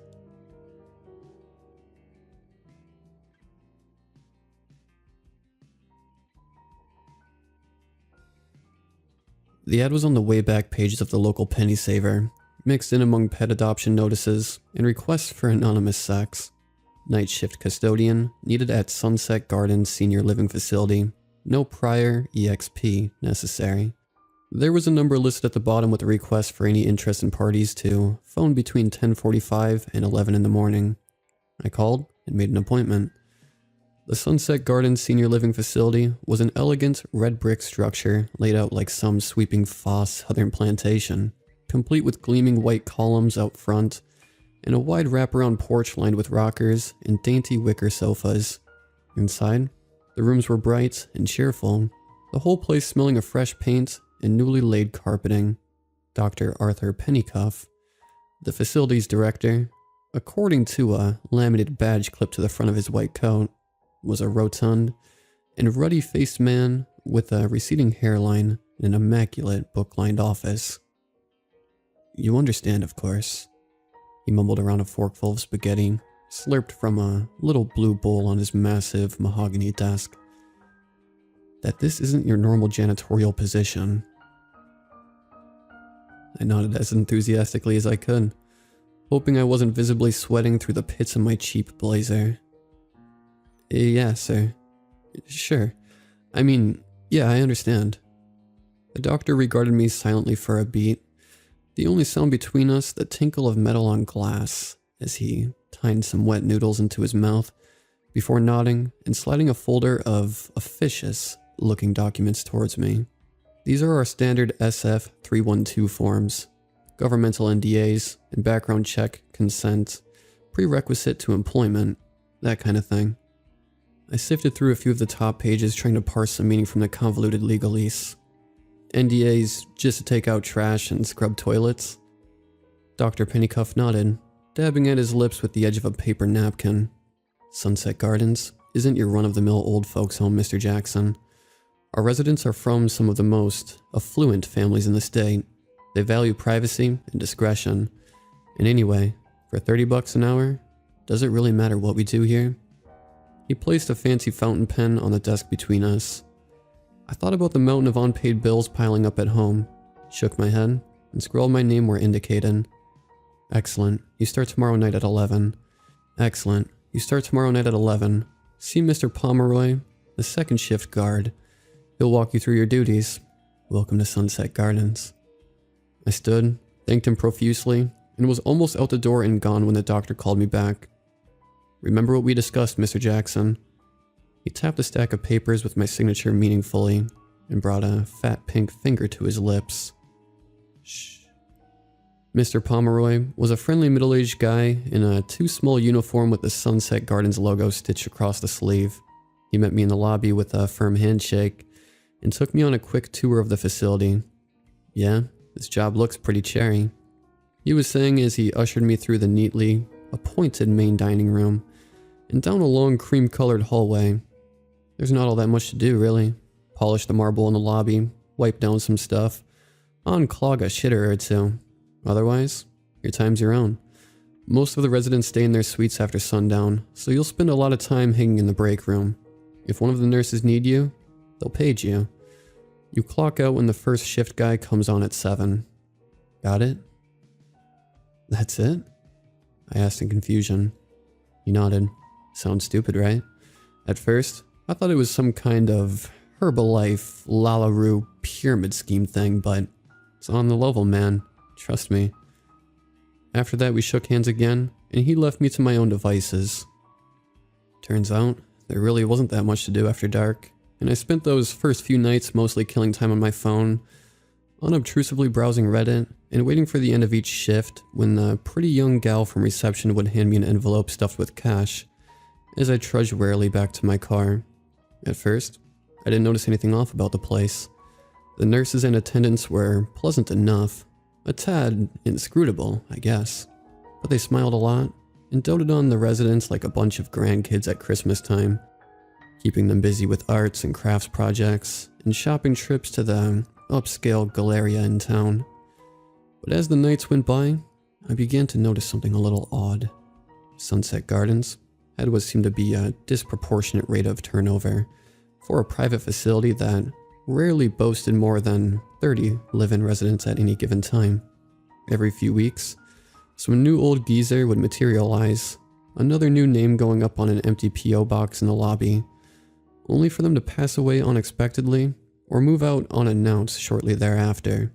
Whenever I'd mention this phenomena to one of the friendlier night nurses, however, I'd be met with a shrug and a vacant stare and sent off to clean out a freshly vacated suite of rooms and prep them for the next round of occupants. Mostly, I didn't question it too hard.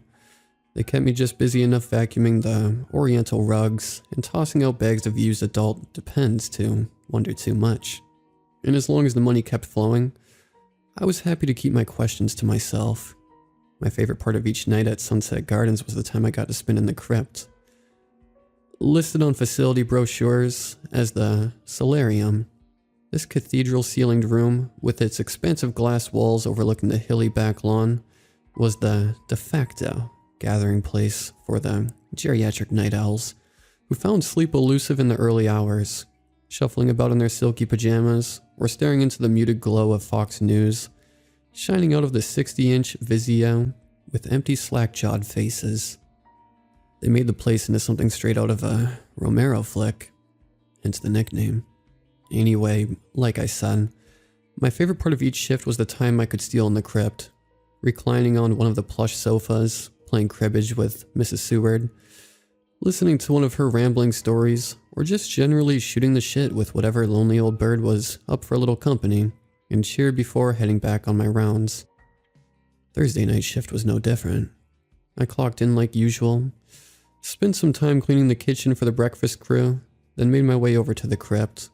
There were only a couple of the regular blue hairs in residence when I entered, pushing my mop bucket ahead of me. I waved at Mr. Harper and Mr. Wycliffe, shooting a listless game of pool on one side of the room, and approached the gaggle of little old ladies clustered around the TV in the other. "Hey, Miss Gal," I said cheerfully to one of the women sitting perched in an armchair, a little way off from the rest of the group.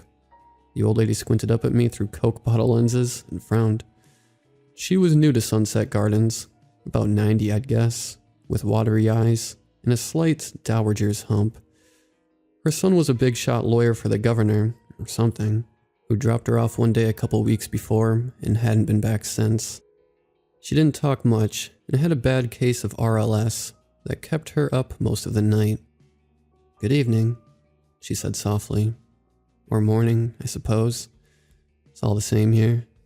One gnarled hand rubbed absently at her thin thigh, through the pleats of her Chanel suit. "How are you feeling, ma'am?" I asked, determined to win a smile from her. She scowled at her reflection in the nearest dark window. "Old." Come on now. It's awful, just awful. You haven't yet outlived your usefulness." She glanced meaningfully at my mop and bucket. "True?" I gave it a gentle nudge with the toe of my one work boot. "And I guess I should get back to it, huh?" "Wait." Her liver-spotted hand snagged like a vice at my sleeve. "Wait," she said, motioning me closer. I squatted awkwardly beside the cream-colored chair. Up this close, she smelled cloyingly of lavender water and dry paper. You have a car, yes? Would you, take me out of here?" "Huh?" I blinked, unsure I had heard correctly. She lowered her voice more. "I have $20,000 upstairs. If I give it to you, will you get me out of here?" Now, tonight, please." Her neatly manicured nails dug into my wrist. "Miss Gal, you're hurting me," I said, gently trying to extricate myself. "Please," she hissed. I'll pay you whatever you want. Just take me. I can't stay here any longer. I don't want to go to the other room." "Go where?" "Nobody else wants to talk about it. They want to pretend it's not happening, but they all know." "You don't have to go anywhere," I assured her, reaching for my walkie to rouse whoever was manning the nurse's station. "Just relax, ma'am. Let me get someone for you." She recoiled like I'd slapped her, slumping defeatedly in her chair. "You're one of them, aren't you? You're going to let them take me, just like the others." "No one's taking you anywhere except bed, Bonnie." A large bull moose of a woman in scuffed nurse's shoes and colorful kitty cat smock had materialized silently behind us and was leaning down to help Miss Gal to her feet. "It's high time you get some sleep, dear.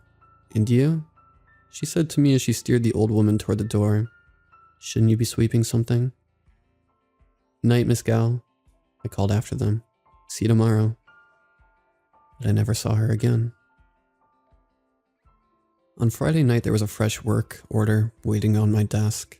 Room 17 was now vacant and needed a good scrubbing before the new tenants were due. "Room 17? You sure?" I asked an on-duty attendant. "That's Miss Gal's suite, isn't it?" "Who?" That familiar blank stare. "Miss Gal?" I said patiently. "Old lady, expensive clothes, bad makeup. I was talking to her last night." "Oh, right. I think she moved out this morning." "Already? She just moved in." The attendant made a non-committal noise and went back to his paperwork. Room 17 was indeed empty when I made my way over. Movers had already come and gone, leaving nothing but indents in the carpet, demarking furniture legs, and the faintest hints of lavender still hanging in the air. I gave the place a cursory wipe down and went to visit Crypt. Mr. Pomeroy was there watching ESPN reruns with his feet up on a polished tea table. I asked him if he'd heard anything about Miss Gal's leaving, and he shook his head. "People come and go around here. You get used to it." "But so quick?" Mr. Pomeroy chuckled. "These senile puds don't have time to waste, man." "Everybody acts like she was never here," I said. "Old people are weird," Mr. Pomeroy said simply. "Not just them, the nurses too. Like she doesn't exist. Isn't that weird?" "I'm not paid to worry about it," he said without looking away from the TV. "Has anybody ever mentioned anything to you about the, other room?" Mr. Pomeroy's eyes flickered sharply towards me. "You been talking to the residents?" He sounded almost accusatory. Just something I overheard. I lied. I wouldn't put too much stock in anything you overhear from our guests if I was you, he said with a nod toward a couple of the residents in their lonely orbits around the perimeter of the room. Most of them got one foot in the grave already. Grab a seat, relax, watch the game with me. He thumped the cushion next to him. I gotta finish my rounds, I told him. Floor 2 needs AC vents changed. Only instead of going up to the second floor, once I was safely out of sight around a corner, I cut through the lobby toward the administrative wing. Everyone was tiptoeing around whatever was going on here, and I decided I was going to find out what it was. The door to Dr. Pennycuff's office was locked, but I let myself in with my passkey, after making sure I was alone. Under the light of the harsh fluorescence, it looked about the same as I remembered from the day of my interview. Books and bric-a-brac, some expensive-looking pieces of art, and a few file cabinets. Nothing ominous or unusual. Still, I made a quick circuit of the room, scanning the items left lying on the desk and picking through the trash can. Nothing. Until I got to the file cabinets. They looked new. Heavy-duty stainless steel monoliths. They didn't match the rest of the decor, and didn't budge when I gave the drawers an experimental tug. The keys were in Dr. Pennycuff's top left desk drawer, next to some scattered paper clips and loose business cards. I held them in my hand and weighed my options. Going through the cabinets might mean the end of my career, but whatever they were up to at Sunset Gardens, I was willing to bet the answer was inside. I opened a few drawers at random, mostly just old invoices and payroll stuff, a few disciplinary write-ups, and a lot of administrative paperwork. The lower drawers, however, were crammed with resident files in battered yellow folders, dated as far back as 1994.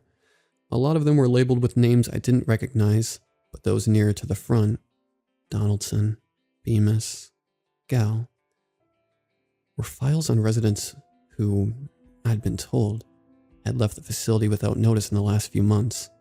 I grabbed Miss Gal's file and flipped it open. It looked to be some sort of weird medical chart with her name. Gal, Virginia. MacDougall Experiment Test Subject 1278. And the date from the night before printed above the header. I flipped through the pages. Sunset Gardens was keeping track of everything. Residents' weight, height, cholesterol, and frequency of bowel movements were faithfully recorded, along with a host of other inane facts. The last page was a single printout covered in what looked like formulas or some kind of programming code. At the bottom in bold were the words: time of death, 2:51 a.m.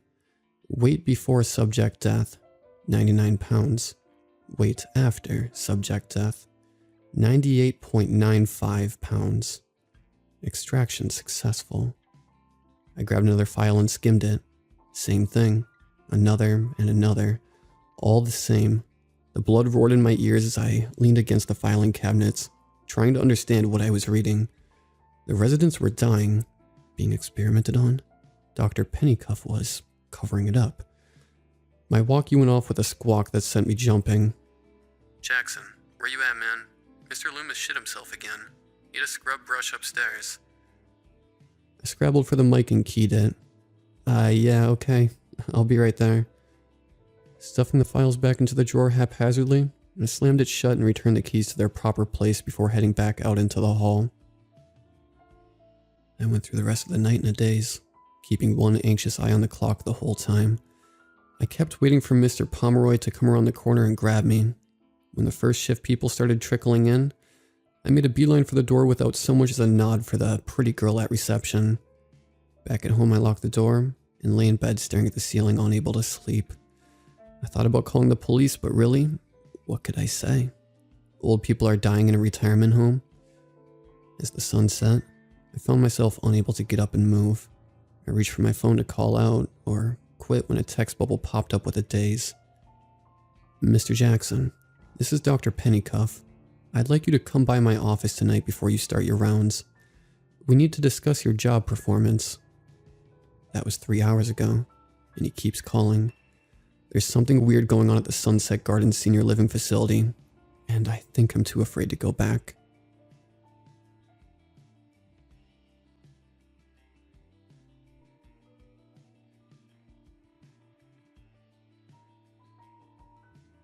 My boyfriend Tyler and I live in Silver Pine Ridge, a small town at the foot of Buffalo Mountain, Colorado.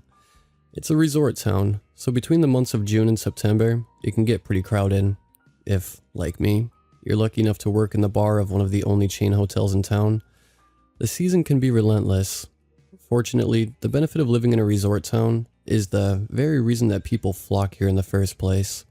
The White River National Park lies 15 miles from town. It's one of the most beautiful areas in the whole of the United States, with luscious forests, turquoise rivers, and gushing waterfalls. Tyler grew up here, and although I only moved here a couple of years ago, I've been hiking with my dad since I was a kid. So when tourists flock to Silver Pine Ridge, and our little town becomes stifling, there's nothing better than packing up a few days worth of supplies and heading out into the wilderness. Tyler suggested the hike. I'd just come in from a grueling 2 weeks at work without a break and collapsed into an exhausted pile at the foot of our bed. He looked over and smiled in sympathy. "You look like shit," he said, and I growled and chucked a pillow at him. He laughed, dodging out of the way, grabbing my arms and planting a gentle kiss on my forehead. "Just kidding," he said. "You always look great, even if the bags under your eyes have bags of their own. But do you need a break? I already asked at work and I can take a few days vacation next week. Do you reckon you can swing it with John?" I considered this for a moment. My boss, John, was known for being a bit of a hard ass, but he liked me, and I was definitely due some time off. "No harm in asking, right?" I replied. The next week, we loaded up the car with supplies and set out towards one of our favorite trails. We pulled into a parking lot about half a mile from the start, put our backpacks on, and set off. While we were walking up, Tyler pulled out his map and studied it for a moment. On shorter hikes, we stuck to the beaten path to get as much hiking time in as we could. But when we had more time, we tried to be a bit more adventurous. "So," he said, as he traced a route over the waxy paper with his fingers, "if we follow the usual route up to Bear Cove, and then take a left up through this area." I looked down at the map and nodded. "Looks good to me. We should see if we can make it there by tonight," I said, pointing at a small clearing on the map. John said it's a great camping spot, and there's a lake with a waterfall, and it's secluded. I trailed off, raising my eyebrows suggestively. Tyler grinned and looked down at his watch. "Sounds like my kind of place. And it's a reasonable distance. We'll get to Bear Cove by about 11, so I reckon we can make it there by 5 with plenty of time to explore." Having agreed our route, we set off and, as predicted, made it to Bear Cove just after 11. We took a left from there and spent the next couple of hours walking through lush, untouched wilderness. As we walked, I could feel the stress of the last couple of weeks melting off me like dirt in a hot shower. I'd almost completely wound down when Tyler's voice interrupted my calm. "Hey, look," he said, and pointed towards a clearing in the thicket. Through the dense woodland, I could see the whitewashed boards of an old farmhouse poking through the branches. "Come on, Lauren, we have to check it out," he said, turning to me, eyes gleaming. I looked back toward the old rundown building and hesitated. "I don't know, Tyler. It looks a bit..." I paused and made a face, and he grinned. "I'm here to look after you, babe. Don't worry. If any crazy, pitchfork-wielding farmers attack us, I promise I'll protect you." I hit him on the shoulder. "Great, thanks. Now you've definitely set this up for a horror film." He laughed at me, and I continued. "Luckily for me, if this was a horror film, you would definitely be killed first. So really, all I'd have to do is make sure to outrun you." He laughed, and I set my pack down on the grass. Our rule for exploring away from the path was that we would switch on the Find My iPhone function on my phone and hide it in the bushes with our backpacks, whilst Tyler took his phone with us. It was a bit of a stupid tradition, seeing as we rarely had signal on the trail, and always made sure to let our friends know our predicted timelines anyway, but the extra security made me feel better. Tyler swung our backpacks into the bushes, grabbed my hand, and pulled me toward the house. We walked up a wooden fence that marked the perimeter of the property and hopped over it. It took us 10 minutes to walk up through the long grass of what must have been the front lawn, and the closer we got, the clearer it became that the house was long since abandoned. When we arrived at the front porch, I raised a hand and tentatively knocked on the front door. Tyler snorted and, leaning past me, tried the handle. The door swung open, creaking on old hinges, and stale air wafted from the house. I wrinkled my nose and stepped into the hallway. Hello? I called out, the sound hanging dead in the air. Anybody in here? Shouted Tyler, but only silence greeted us. I smiled at him, indicating with my expression that he'd been right, and made my way further into the house. From behind me, I heard him open up one of the old wooden doors, and I pushed another open to my right. I walked into an old farmhouse kitchen that would have been picturesque had every surface not been covered in a thick layer of dust. Next to the kitchen counter was a dining table and 4 chairs with intricate patterns carved into the wood, and opposite me on the windowsill was a framed photograph. I crossed the room and picked it up, studying the photo closely. It was black and white and showed an elderly couple standing next to each other in front of the old house. I shivered, wondering why this particular picture had been left behind. There was a squeak on the floorboards behind me and I stiffened. Before I could turn around, a hand clamped over my mouth. Hot flesh muffled my screams and, in my struggle to get away, I dropped the picture and heard the glass smash as it hit the floor. The hand released me and I spun around to find a sheepish-looking Tyler and a hidden panel door connecting the kitchen to whatever room he'd been exploring. "You asshole!" I shrieked, shoving him away from me, the force pushing him back into the table. "I'm sorry, it was a joke. I didn't think you'd freak out so much. You didn't realize that if you snuck up behind me in an empty room, in a deserted house in the middle of nowhere, that I would freak out?" I said incredulously. He looked at me, and I could tell he was trying not to laugh. "Fuck you, Tyler."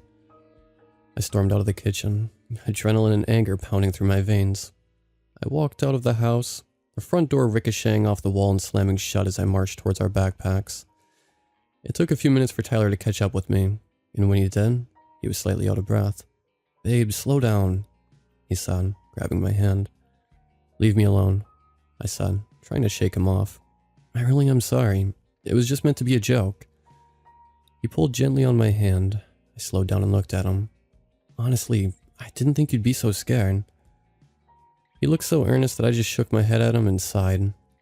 "Okay," I said. "I know, I believe you. And I may have overreacted slightly, but you know I have a crazy imagination." He grinned at me, looking suitably abashed, and slung his arm around my shoulder. "Well, you know what the good thing is?" he said, and I turned to look up at him. "What?" I said as we squelched through the dewy grass towards our hidden backpacks. "At least we..." He stopped as something creaked beneath us. We looked down. "Lauren?" he said, and his eyes widened in shock as the ground beneath us crumbled and gave way. I must have blacked out because when I opened my eyes, I saw a blurry version of Tyler in front of me. "Thank God," he gasped and pulled me to him. A sudden movement made my brain feel like it was sloshing against the walls of my skull. I turned my head and vomited into the dirt. Tyler tried to stand and fell back to the floor, hissing in pain. "Lauren, you have to find a way out of here," he said through gritted teeth. I shook my head wildly, sending waves of pain crashing through my brain. My vision was blurred, but as I concentrated on him, he came slowly into focus. His face was contorted in pain, and there was blood seeping out from a deep gash in his shin. I swallowed. "Lauren," he said, gently pushing my hair away from my face. "This is just going to get worse. We have to get out of here." Sunlight poured in from the hole that we'd fallen through, illuminating the cave. It was wide and almost perfectly spherical. In front of us was a sloping bank down to a pool of water, and off to the right was a tunnel leading out of the cave.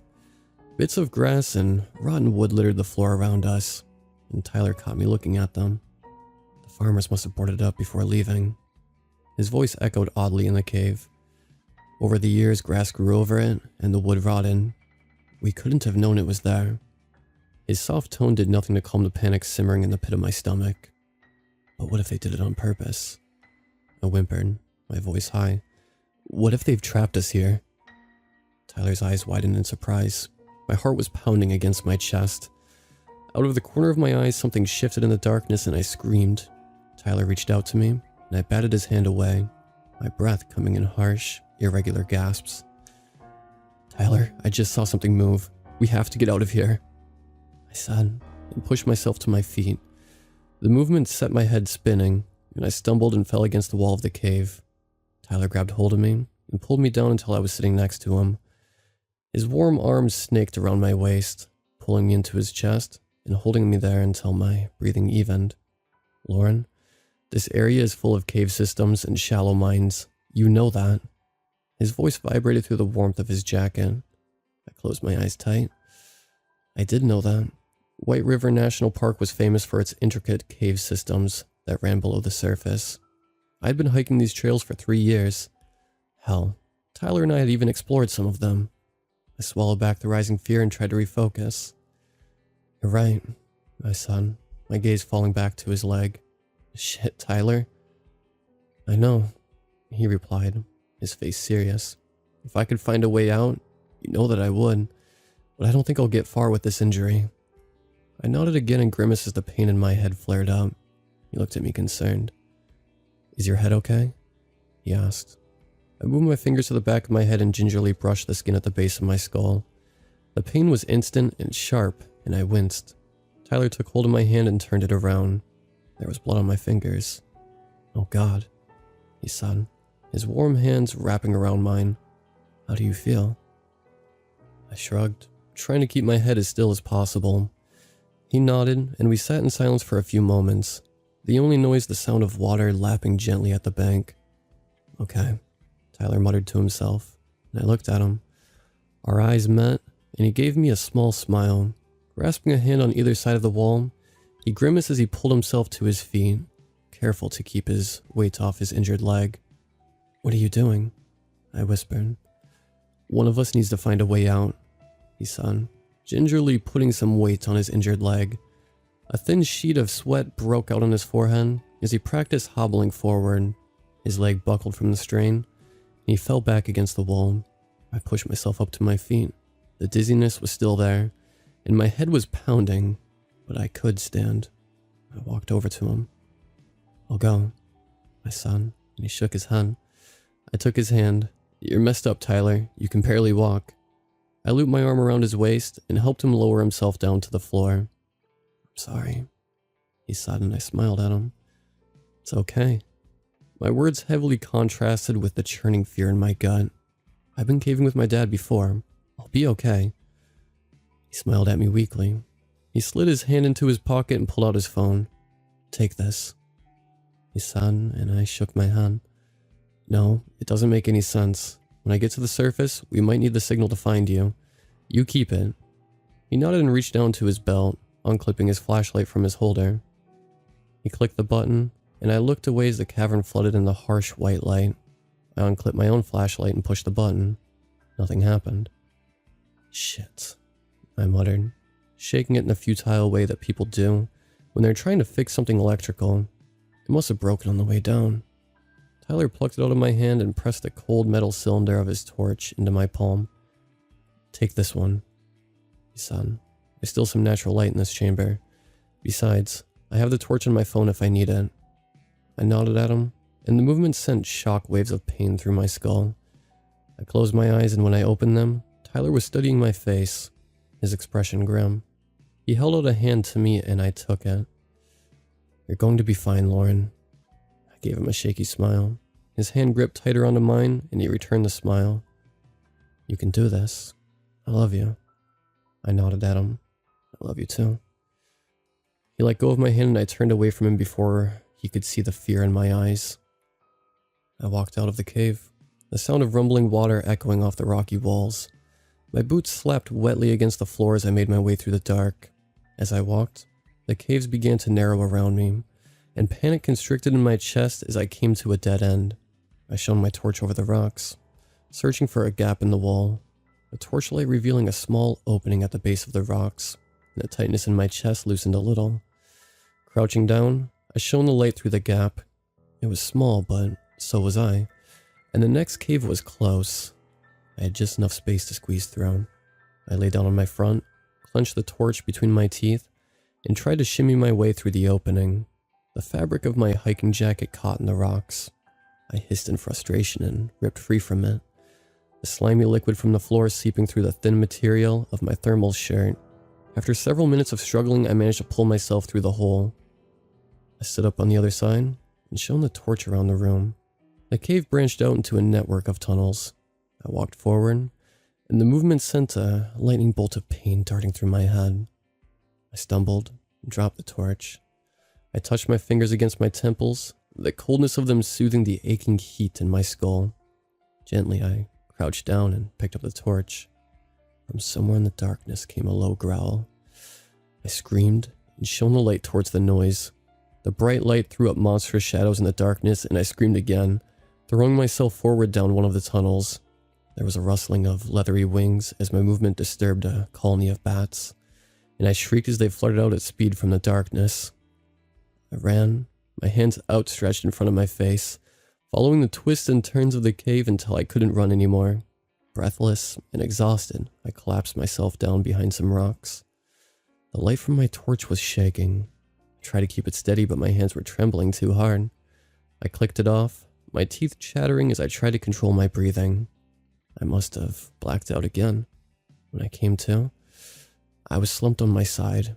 My mind flooded with panic as I sat up, but subsided as I made out the torch in the darkness. I reached out to pick it up when I realized that I could see the torch there. It must be a source of natural light. Relief thawed the terror in my bones, and I stood, slipping the torch into my pocket. Using the side of the rock, I navigated through the semi-darkness. As I walked, the tunnel around me got brighter and brighter until it finally opened up into a chamber. In front of me was a muddy bank that extended 5 or 6 meters up to an opening. The bank was steep, but from my position at the edge of the tunnel, I could see grass beyond. My heart swelled in my chest. My head felt clear, and the sharp pain had morphed into a dull throbbing in the base of my skull. I approached the bank, drew a deep breath, and took a running start up the bank. I made it about halfway up before the mud beneath my feet betrayed me, and I slipped and tumbled to the bottom. My head pounded with renewed vigor as I lay dazed on the floor. I stood up and looked back cautiously into the darkness of the tunnel. I felt calmer than before, but the residual terror tapped over my skin like icy fingers. The growl that I'd heard was probably some kind of wild animal, and it was trapped down here too. It would probably be hungry. I swallowed back my fear and surveyed the bank in front of me. I needed to get out of here before it found me. The mud on the bank was thick and wet, but nettles and plants lined the surface. If they could take my weight, then maybe I could use them as aids to pull myself to the surface. I grabbed onto one of the plants and tugged. It seemed sturdy enough. I started to carefully pull myself up. My fingers stung as I reached up and grasped onto a nettle and winced, but I held on tight. At last, I was near the top. I reached out and grabbed a root. There was a deep rumbling noise from the darkness below, and as I pulled myself up, something grabbed my foot.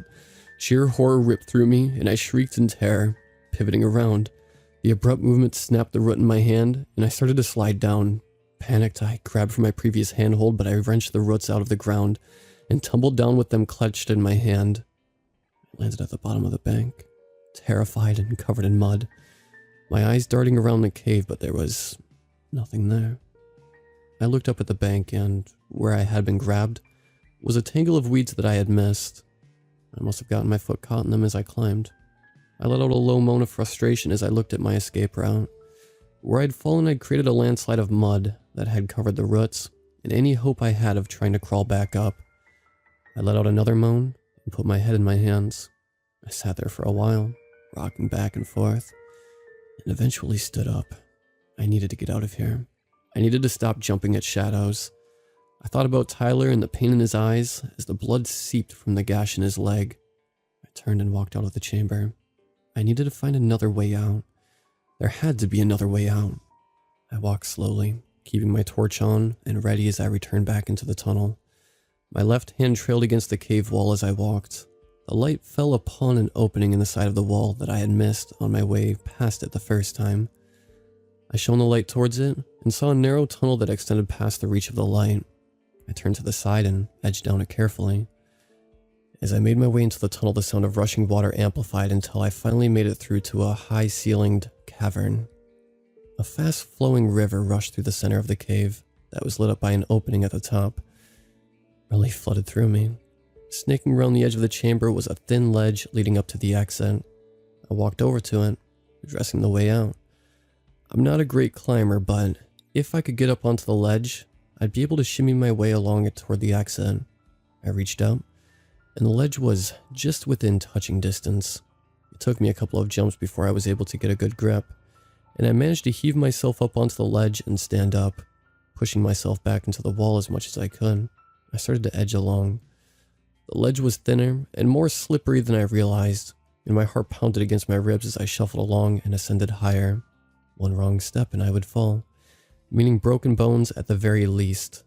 I thought about what it would mean to be paralyzed at the bottom of the chamber in the dark, and decided that maybe there was worse things than death. I was almost at the top when the ledge widened and then abruptly stopped. With both hands holding onto the wall, I peered over the ledge. I was about 10 meters up, and the gap between the ledge and the flat bank of the exit was half a meter wide. I swallowed and closed my eyes. I was going to have to jump.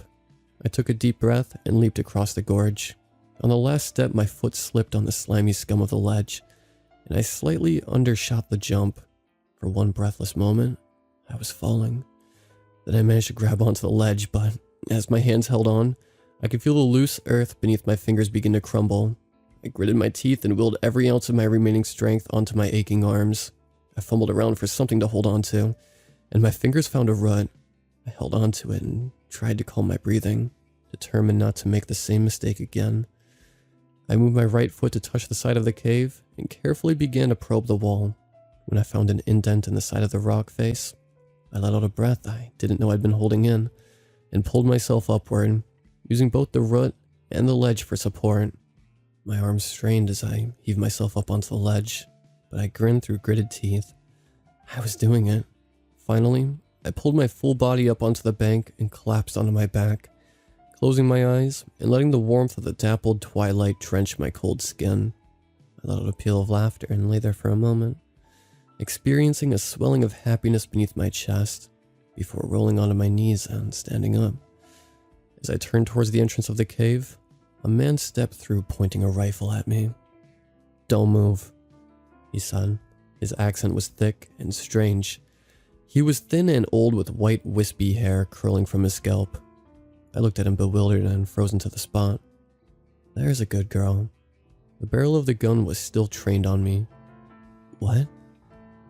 I started, and stopped as the light from the cave caught the gun, making the metal gleam menacingly. Why are you doing this? My voice quivered from the cold and fear. He shook his head and pointed with the gun towards the other side of the ledge. Stand over there. I shook my head. Please, I begged, an edge of hysteria creeping into my voice. Let me go. I'm sorry, girl, but I just can't do that. You see, I've been a keeper of this place ever since my daddy passed. God rest his soul. And it's my job to keep it happy. He paused and the rifle dipped as he peered over the edge into the darkness. I moved towards the exit and he laughed, pointing the gun back at me. I let out an involuntary whimper. Don't you go getting any ideas, girl. He motioned with the gun. And stand over there like I told you. I closed my eyes for a second and then moved to where he had pointed, the sound of the river roaring beneath me. Please let me go, I whispered, tears welling in my eyes. I won't tell anyone about you or this place, I promise. He sighed. You know, we used to say that if people made it out this far, they were free to go. He wiped one of his hands across his brow, that if they beat us fair and square, we'd let them up to the house, give them a warm bed, and send them on their way. But it's been a long time. People don't come through these parts no more, and the cave is hungry. He stepped toward me, raising the rifle to my head. Please. My voice was weak. Please don't shoot me. He gave me a sad smile. I'm not going to shoot you. My heart lifted and my expression must have changed because he shook his head slowly. I'm sorry, he said. The butt of the rifle shot out and connected with my stomach. I doubled over in pain and felt the weight of his boot on my shoulder as he nudged me backward off the ledge. My arms flailed, the air whistling in my ears as I fell.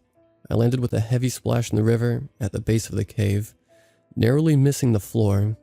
I struggled in the current and emerged from the water, gasping for air. The current was strong, and I realized too late that it was pulling me towards the underwater passage by the mouth of the cavern. I took a deep breath just before I was sucked under and into the dark.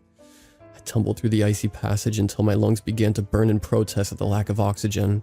My shoulder slammed into a rocky outcrop and made a sickening crunch. I let out a gargled scream of pain, my lungs filling with water as I tried to draw back the breath that I had released. As I choked on water, my mind flooded with blind panic. I was going to drown. I was going to drown here in this fucking cave. Suddenly, my head broke the surface and I coughed violently, expelling the warm water from my chest. I gasped, swallowing thick, painful gulps of air down my windpipe and into my burning lungs. The currents had subsided, and it carried me gently along as I coughed and hacked, until I bumped against a sloping bank. I blinked against the dim light, and, using my uninjured arm, clawed my way up the bank and out of the water. I rolled onto my back and closed my eyes, my chest heaving. The freezing water had soaked through my thick hiking gear, and I began to shiver in the cold. That's when I smells it, that unholy smell of iron and waste. I let out a small whimper and opened my eyes, rolling onto my side. It was in the cavern that we'd first fallen through, and in the corner under the dusky light that filtered through the hole in the ceiling sat Tyler. He was right where I'd left him. As my eyes began to adjust to the dim light, I could see the whites of his glassy eyes that stared past me, empty and motionless. His face was untouched, frozen in a mask of horror. Just below his collarbone was a mess of blood and bone, and his stomach cavity was empty. A trail of blood and flesh trailed out of the cave along the same path that I had taken just a few hours earlier. Using the last of my strength, I crawled towards him, covering my mouth to keep from screaming. I pulled myself up so that I was sat next to him on the side of the floor that wasn't drenched in blood. Tears welled up, and I swallowed back a gag as I gently dipped my hand into his pocket. My hands clasped around the cold metal of his phone and I pulled it out. 30% battery. So that's why I'm typing this warning. I know that it's now a matter of time until whatever killed Tyler comes back for me. That's if exposure doesn't get me first. I'm not sure how long it's been since we first fell down here, but I can already feel my body beginning to shut down from the cold. I don't know if anyone will ever find this, but if you're reading this, please be careful when you're hiking. Stay close to what you know, and don't stray off the beaten track.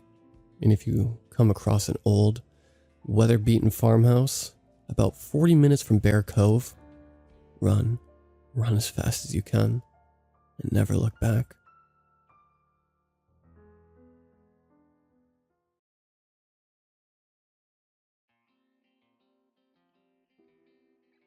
"12 years, 3 months and 5 days ago my daughter entered the world. Her birth was very peculiar. She didn't scream at first.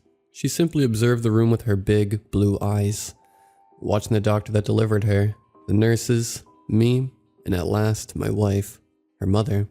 Once she laid eyes on my wife, the screaming came. The low wails at first, and then she erupted in the stereotypical baby scream as awaited. The doctor thought nothing of it. He thought it odd, but told me not to worry when I pressed him about it. I'd never been in a delivery room before, but from what I had heard and seen on TV, a baby is supposed to scream when they get delivered. But if the doctor said it's fine, then I guess it's fine. He is a doctor after all. My wife came down with postnatal depression and sat in her room most of the days. She did feed her and change her diaper, but for the first months of her life, her mother didn't show her much of the motherly love that most mothers do. But it was understandable. She had a rough pregnancy, with really bad morning sickness and nightmares almost every night. Sadly, my job as an operator in a mine didn't help. I was gone most of the days, and the days I did take off were treasures. I tried to make her comfortable by giving her back rubs and foot massages, but nothing seemed to ease her discomfort. She told me one night after we came home from the hospital that she felt too young to be a mother, which is understandable. We were both in our early 20s when Beth was born, but my wife's depression eventually eased and she became the loving mother that Beth needed, while I was at work pulling long shifts to support them both. As Beth grew older, we noticed some slightly strange behavior. She wouldn't play with any of the other children when we went to the park. She once saw a kid get seriously injured in the jungle gym, and she showed absolutely nothing. No emotion, no sympathy, nothing. Eventually, before she started first grade, we took her to get an evaluation. They ran several tests, but they showed nothing. No anomalies, nothing. Due to her behavior though, they diagnosed her with being on the spectrum and sent us home. I felt that they should have ran a few more tests, but then again, they are the ones with the PhDs and the degrees, and I'm just a guy that runs a digger and a strip mine.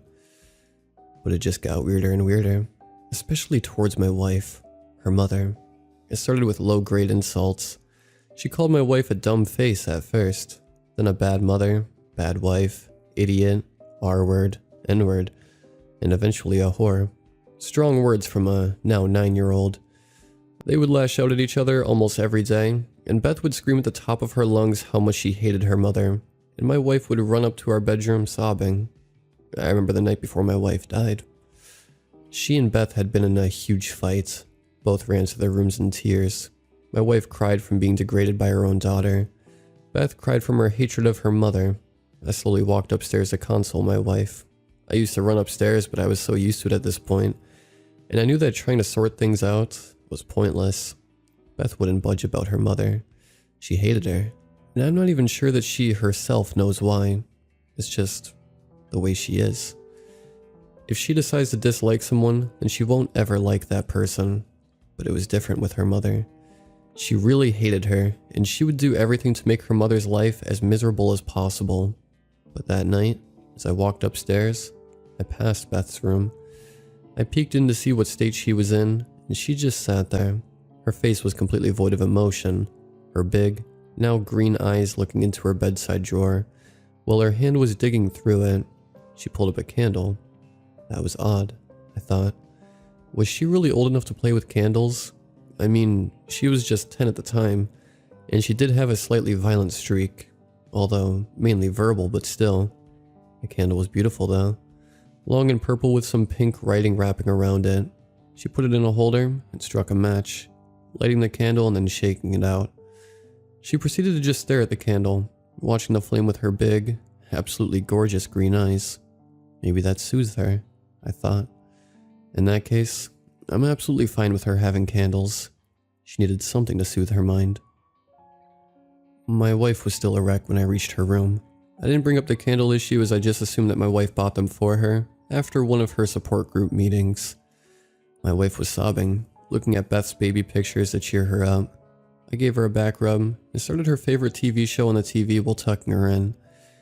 It was late and making her go to sleep was the best option, as she was otherwise gonna stay up all night crying. I talked to her for a bit and ran my fingers through her hair, as I knew that calmed her down as well. Before one episode of her show, she was sound asleep. I got up to make myself a couple of sandwiches for my lunchbox, and to make some sweet tea for Beth. When I walked by her door, she was still sitting in her bed, watching the candle. Now she was smiling. The candle worked, I thought, and told her to change to her PJs and get into bed. She answered in the affirmative but kept watching the candle intensely. I went downstairs, made my sandwiches, made the tea, and brought a cup up to Beth. When I entered the room, the candle had burned out, and Beth was in bed, in her PJs, and with a gentle smile on her face. Thank God she got her mother's looks, I thought as I gave her the tea. I talked to her and told her that she had to start being nicer to her mother as she only had one. She obliged, and I gave her a goodnight kiss on her forehead and tucked her in bed before face planting my pillow. I woke up the next day around 4 a.m. I got up, sighed as I remembered that I had the morning shift, and thanked modern technology for keeping track of my shifts for me. I didn't wake up my wife as it had simply been too mean, but I gave her a kiss on the cheek. Her cheek felt cold. Odd, I thought, as it was summer, and we live in the South. I felt her pulse. Nothing. Now I tried to wake her, but still, nothing. I was freaking out, but thinking of my daughter's diagnosis and how important her day schedule was, I didn't scream or anything. I felt helpless. My wife was no longer with me. My daughter was sound asleep, and to top it all off, my phone was dead. I had to use my wife's phone. Walk out of the house and called emergency services. The wait was excruciating. I tried to administer CPR, but still nothing. Not even a flinch or an exhale or anything. Dead silence. The ambulance came and she was pronounced dead on the spot. My heart was shattered. Not to pieces, more grounded to a fine powder, and then strewn about like fertilizer for very dead flowers. I didn't know what to do. How was I going to explain this to Beth? How would she react? I called work. They understood and had somebody else run my machine while I grieved.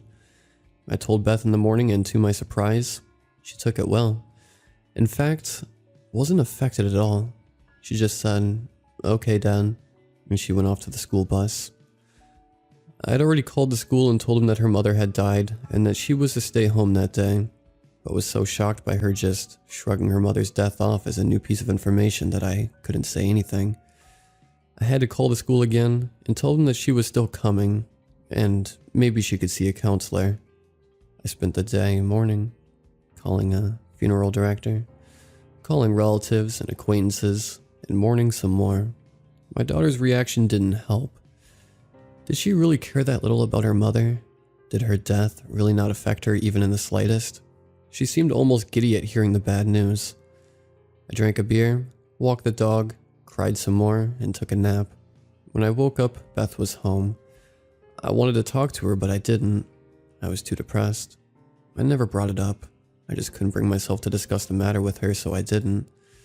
For over 2 years, I never mentioned her mother to Beth. I guess I was too afraid of what she would answer if I asked her. Last Christmas, it happened again. My daughter got into a fight with her teacher. She came home, very upset. She ran upstairs, went into her room and took out another candle. I heard her strike the match, and when I walked upstairs, she sat there, once again, just staring into the flame. This confirmed it to me that they were to soothe her. I never got to ask her mother where the candles came from, since she died. After the candle had burnt out, again I tucked her in and kissed her goodnight. The day after, I got a call from her school informing me that her teacher had passed away during the night. I asked what happened, and the school administrator told me that she passed away of unknown causes during the night. That's odd, just like her mother, I thought.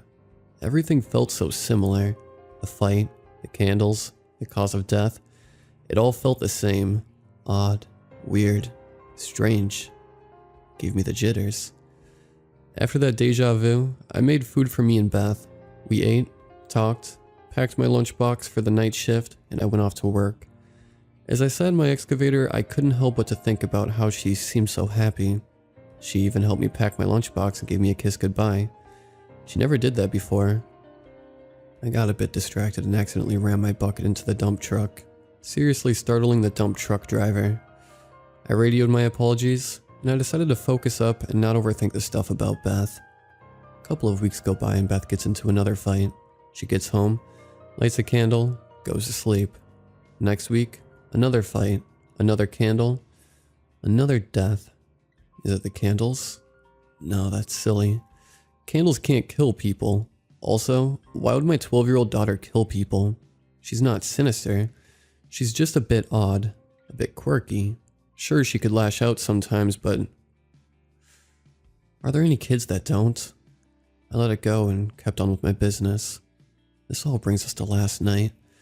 Beth came home in a real bad mood. I asked her what's wrong, and she called me a dumb fuck for asking. I told her to watch her language, and she lashed out at me, calling me names and just overall acting like an entitled brat. I told her to go to her room. She obliged. After a while, she calmed down, came down, and seemed really sorry for what she said. She even made me food. The food was delicious, but tasted a little strange, but that's what I expect from a kid who's never cooked before. After dinner, she told me that she's going to sleep, and that I should sleep too because I have the morning shift. This time, she brought me upstairs, tucked me in, and gave me a goodnight kiss. "Good night, Dad," she said as she left my bedroom. She didn't close the door all the way, so I turned around and looked out in the hallway. I could see her doorway. That's when I heard it, a quick, rasping sound. A match? Light emitted from her door, a warm light, like the light from a candle. The hairs on my body stood up. Shivers went down my spine. Was I right the first time? Does my daughter kill people by using her candles? Is she killing me? Her own father? I collected myself. Was there something special about the candles? I got up from bed, slowly, sneaked out from my room, tiptoed over to her doorway and tried to peek in. She sat there, staring with her big, green eyes into the flame. She didn't notice me. She was almost hypnotized by the candle. I saw something glisten under her eye. A tear? I looked closely at the candle. I tried to read the writing. It was numbers, lines, and a few letters. Minutes, 1 to 60. So it's a time candle. But wait, time is backwards. It starts with 60 and goes down to 1. There is also a flask by her bedside table. It has the same color scheme as the candle. It's opened. Is it a fragrance? As the candle burned down towards 15, I started to feel nauseated. My head was spinning and it became harder and harder to focus on the candle. As about half of the candle had burned, I passed out from the nausea. While laying there, on the carpet, as I felt my mind slowly drifting away, I heard her talk. My sweet little daughter stood there in the doorway and told me, "The man who raised her. Why did you do it, Dad? Why were you mean to me?" I woke up the next day, dizzy. What happened last night? I asked myself as I tried to sit up. Did my own daughter, my sweet Beth, try to kill me? I fell back down into my pillows and stayed there. I heard footsteps. My door opened. "Hey, Dad." It was Beth, with a breakfast tray. She walked over to me, put the tray down by my legs, and hopped up next to me. She looked cheerful. Big smile across her face and sparkles in her big green eyes. "I made you breakfast since I woke up before you for once," she giggled. I ate the breakfast, drank the coffee, and finally had enough energy to sit up. Beth still sat there, looking at me, sparkles in her eyes and that big, warm but at the same time slightly sinister smile. "What's up with you, kiddo?" I asked Beth. "You seem extra happy today." "You're so silly, Dad," she said, bigger smile now. "Can I skip school today?" "No, you can't, young lady," I told her sternly. That was a silly question if I ever heard any. She knew that as long as she wasn't sick, she had to go to school. "Why are you so mean to me, Daddy?" Her smile was gone. It was replaced by a look I'd only seen once, when she lashed out at her mother. "Don't you remember what happens when someone is mean to me?" My heart froze. Fear crept up my spine and I couldn't speak. So it wasn't a dream. It was real. She stared at me. Her eyes seemed much less cheerful now. They seemed almost hateful. She stared at me for about a minute and then she smiled. The same big wide smile as before, and she jumped off the bed and skipped away, taking the tray with her while chanting, "No school, no school." I just sat there as the new reality of my life started to set in. Right then I knew. This is what would fill every day of my life from now on. Fear, dreadful, carnal, spine-chilling fear.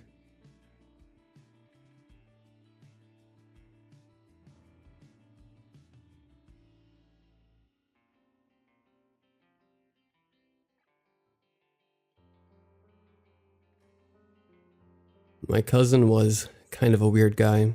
I didn't see much of him despite living roughly in the same town. He had always lived out on a farm outside the city limits, but still in the same general area, despite his awkward behavior. Probably brought on by living so far from most people, he was a good person. He was also a damn good taxidermist, and I mean a damn good one. He picked up the hobby from going hunting with his father, and learning to stuff and mount bucks as trophies. He picked up the skill fast. My uncle was proud of him. I was proud of him. My cousin was an artist when it came to stuffing animals. Throughout high school, he made a good amount of cash doing taxidermy for hunters in the area. Some of his work still sits in the local hunting store as a testament to his skill and an old advert for his business. He's been missing for nearly a month now. We've lost hope that he'll be seen again. Since my aunt and uncle have passed, the duty of assorting his affairs have been placed on myself. So I took the time to go out to the old farm that has been in the family for generations, where my cousin had been raised and lived till his disappearance, where he also had a large garage set up for cleaning and stripping game, as well as taxidermy. I was the only person who saw him regularly when he was still around. Regularly for us meant about once a month. We'd usually just hunt or fish in some of the surrounding land. Besides the hunters who'd come by when wanting his service, he had no one else. His disappearance, while upsetting to most of the hunters, only held weight to me. He was my last living relative. Going back through the house felt a little surreal. The house itself like a ghost. Everyone who lived there was gone now, yet the photographs and furniture still sat. Grandpa's favorite chair, the aunt's old dolls that she collected still on shelves, the trophies my cousin and uncle had from hunting, still on the walls or standing in the corners. The place was dusty, but was just as it always had been, and I guess it was mine now. The workshop was barren when I entered. No tools or works in progress. It seemed that my cousin must have left on his own accord, not letting anyone know, even me. It wasn't until later that week when I received a letter did I wonder. It was from Old Man Jacobs, who owned a local storage facility. It was addressed to myself, asking to come by and clean out the units my cousin had been renting. He seemed to express sympathy for my loss, while giving me as much time that I needed to swing by. I went the next day to go clear out the things left behind, figuring it was mostly old family mementos. I was a bit shocked when Mr. Jacobs told me there was 3 units. I didn't have a U-Haul or a pickup, and would have to make multiple trips. The first unit was just as I expected. Old family furniture and boxes of photos. I took my time with these, looking back at photos of Grandpa and Grandma's wedding, my dad and uncle and some of their early birthdays. Being twins, it was hard to tell who was which. Ones of me and my cousin, back when things were better. Back when I still had a family.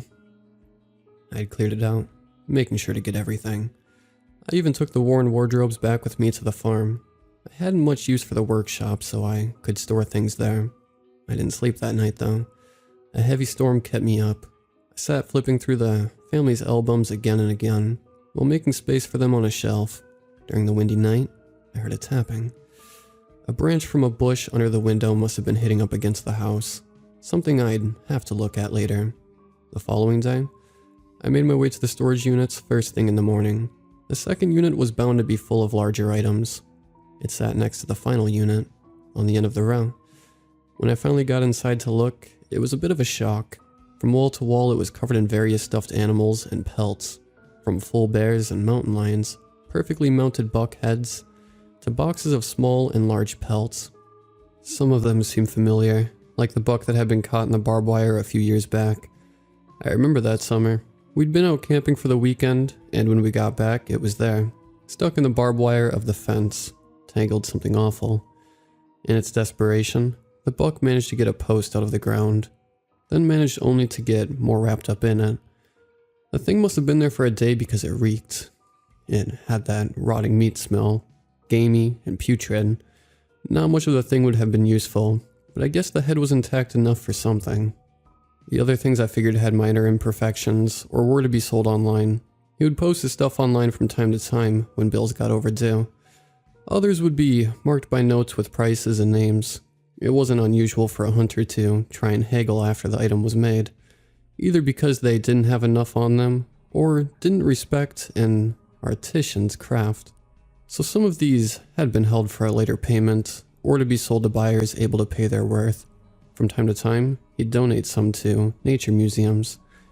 It was his form of charity. I knew I wouldn't be able to take all this stuff with me in my sedan, so I made a few calls, desperate to get the bigger items sorted. I sold them cheaply to the locals who hunted the animals. Figured if my cousin left them all here, then I could sell them for whatever I wanted. I loaded the boxes of pelts and hides in my car. Figured a bearskin rug and old cattle hide were too good to pass. The smaller things would just be sold later, or used for projects. After waiting hours on this one guy to show up and get his moose, I finally had the place emptied. Later, while back at the house, I had been so tired. I didn't want to mess around with the bushes, so I ordered a pizza and decided to browse the movie streaming services. I was about halfway through some show I'd put on to kill time, when it dawned on me, if my cousin did leave on his own accord, why did he leave all those stuffed animals unsold? Most people would sell them to make travel easier, or take them with them for examples in a new place. My thoughts got sidetracked when the pizza guy showed up. I tipped him an extra $10 for the distance and put on Old Boy. I remember falling asleep on the couch at some point, not being bothered to get up. Sometime in the night, I woke up to use the bathroom and heard that tapping noise again. I found it a bit strange considering it was a calm night, No wind or anything that could cause one of the branches on a bush to hit up against the house. I couldn't tell at the time if it was a possible animal in the trash cans, or just the old house making noise. In all honesty, I was too tired to want to investigate. Something so mundane.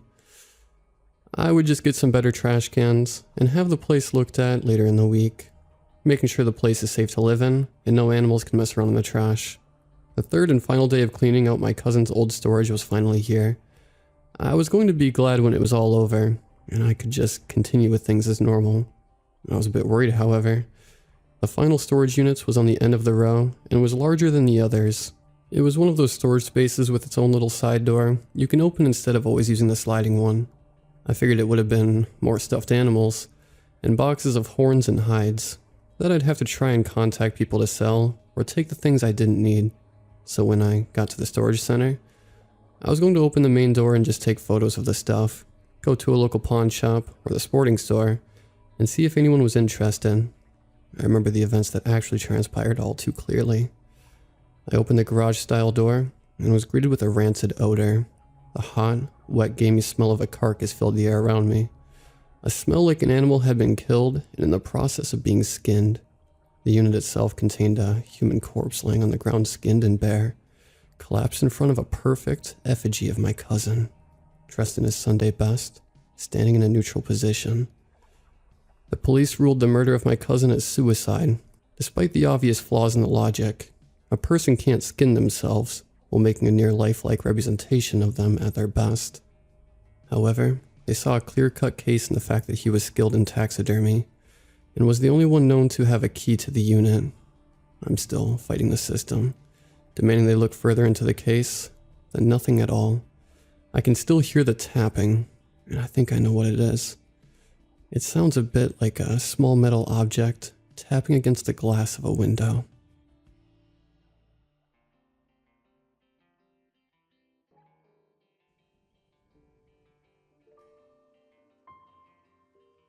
It was almost 15 years ago now that I met one of the most interesting people I know. True to that nature, I also met him in one of the most interesting and unexpected ways. I was out hiking on a trail in Washington State. It was a remote area, but one which I was fairly familiar with. On that particular day, I decided to venture far beyond the hiking trail I normally took, just for the sake of exploration. After some time, I entered a sunlit gully which led up to a local mountain, rifled with blooming conifers and serene, glistening pines. I was alone that day, and felt my soul rejuvenate a bit with every breath of the fresh mountain air. After probably 20 minutes, I was well off the beaten trail, and I found something worrying. I was about to take another step when I paused mid-stride, seeing a circular, jagged, metal ring laying just behind a small shrub. It was a good thing I didn't put my foot down, as the ring proved to be an improvised bear trap. "The hell are you doing out here?" A gruff male voice suddenly shouted from somewhere unseen. I looked around, trying to find the person who had spoken, when he chose to step forward and reveal himself. An older man sporting a long gray beard then emerged from the brush. He had amber skin, long grayish-black dreadlocks, and a scar on his right cheek. He wore a raggedy brown coat that looked hand-woven, and old jeans patched in multiple spots by mismatched fabric. His eyes burned like campfires, and his hands clutched a bolt-action rifle with his lip cradled a sizable wad of chew. "I asked you a question, son. What are you doing here?" After fumbling on my words for a moment, I was finally able to piece together a response. "I was just out hiking. Sorry. I didn't know anyone lived out here." The man seemed to silently inspect me for a moment. I felt my pulse soar in my chest, as I wondered what he intended on doing. We were, after all, completely alone out there. "You see that trap back there, son?" He pointed to the same trap I had narrowly avoided stepping on a minute earlier. I nodded and swallowed hard. He tilted to the side and spewed a mouthful of tobacco spit into the dirt. "Yes, that means I gotta hide him better." He stared at me completely deadpan, and I felt my heart plunge into the depths of my stomach. I thought he was some maniac hillbilly cannibal, hell-bent on having me for lunch. But then he suddenly burst into a fit of raspy laughter. I was left there confused and partially horrified, as the man continued to cackle for several seconds. "I'm just kidding, son." He wiped a tear from his eye and recompose himself as I continued silently debating whether or not I should run like hell. He slung the rifle over his shoulder and smiled at me. "Apologies, buddy. My wife always said my sense of humor was a bit dark." I eyed the man over, and he suddenly seemed less sinister than he had a moment ago. There was a sense of jubilance in his gaze, like he was genuinely happy to see me. It's hard to explain, but it kept me from running. I forced a laugh myself. Good thing for both of us, I guess. This hiking has given me a major case of swamp ass. Can't imagine I'd taste too good. The man burst out into laughter once more, and this time I joined in. In that moment, I knew I had found a new friend. The man formally introduced himself not long after as Mark Hastings. After conversing for a while, he told me that he lived in that particular area for a couple years at least, though admitted he didn't know exactly how long he'd been there.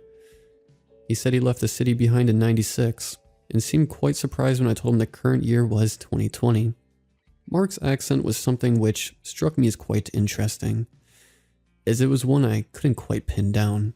He had a slight southern drawl, and yet at times also sounded as though he may have had a bit of British influence as well.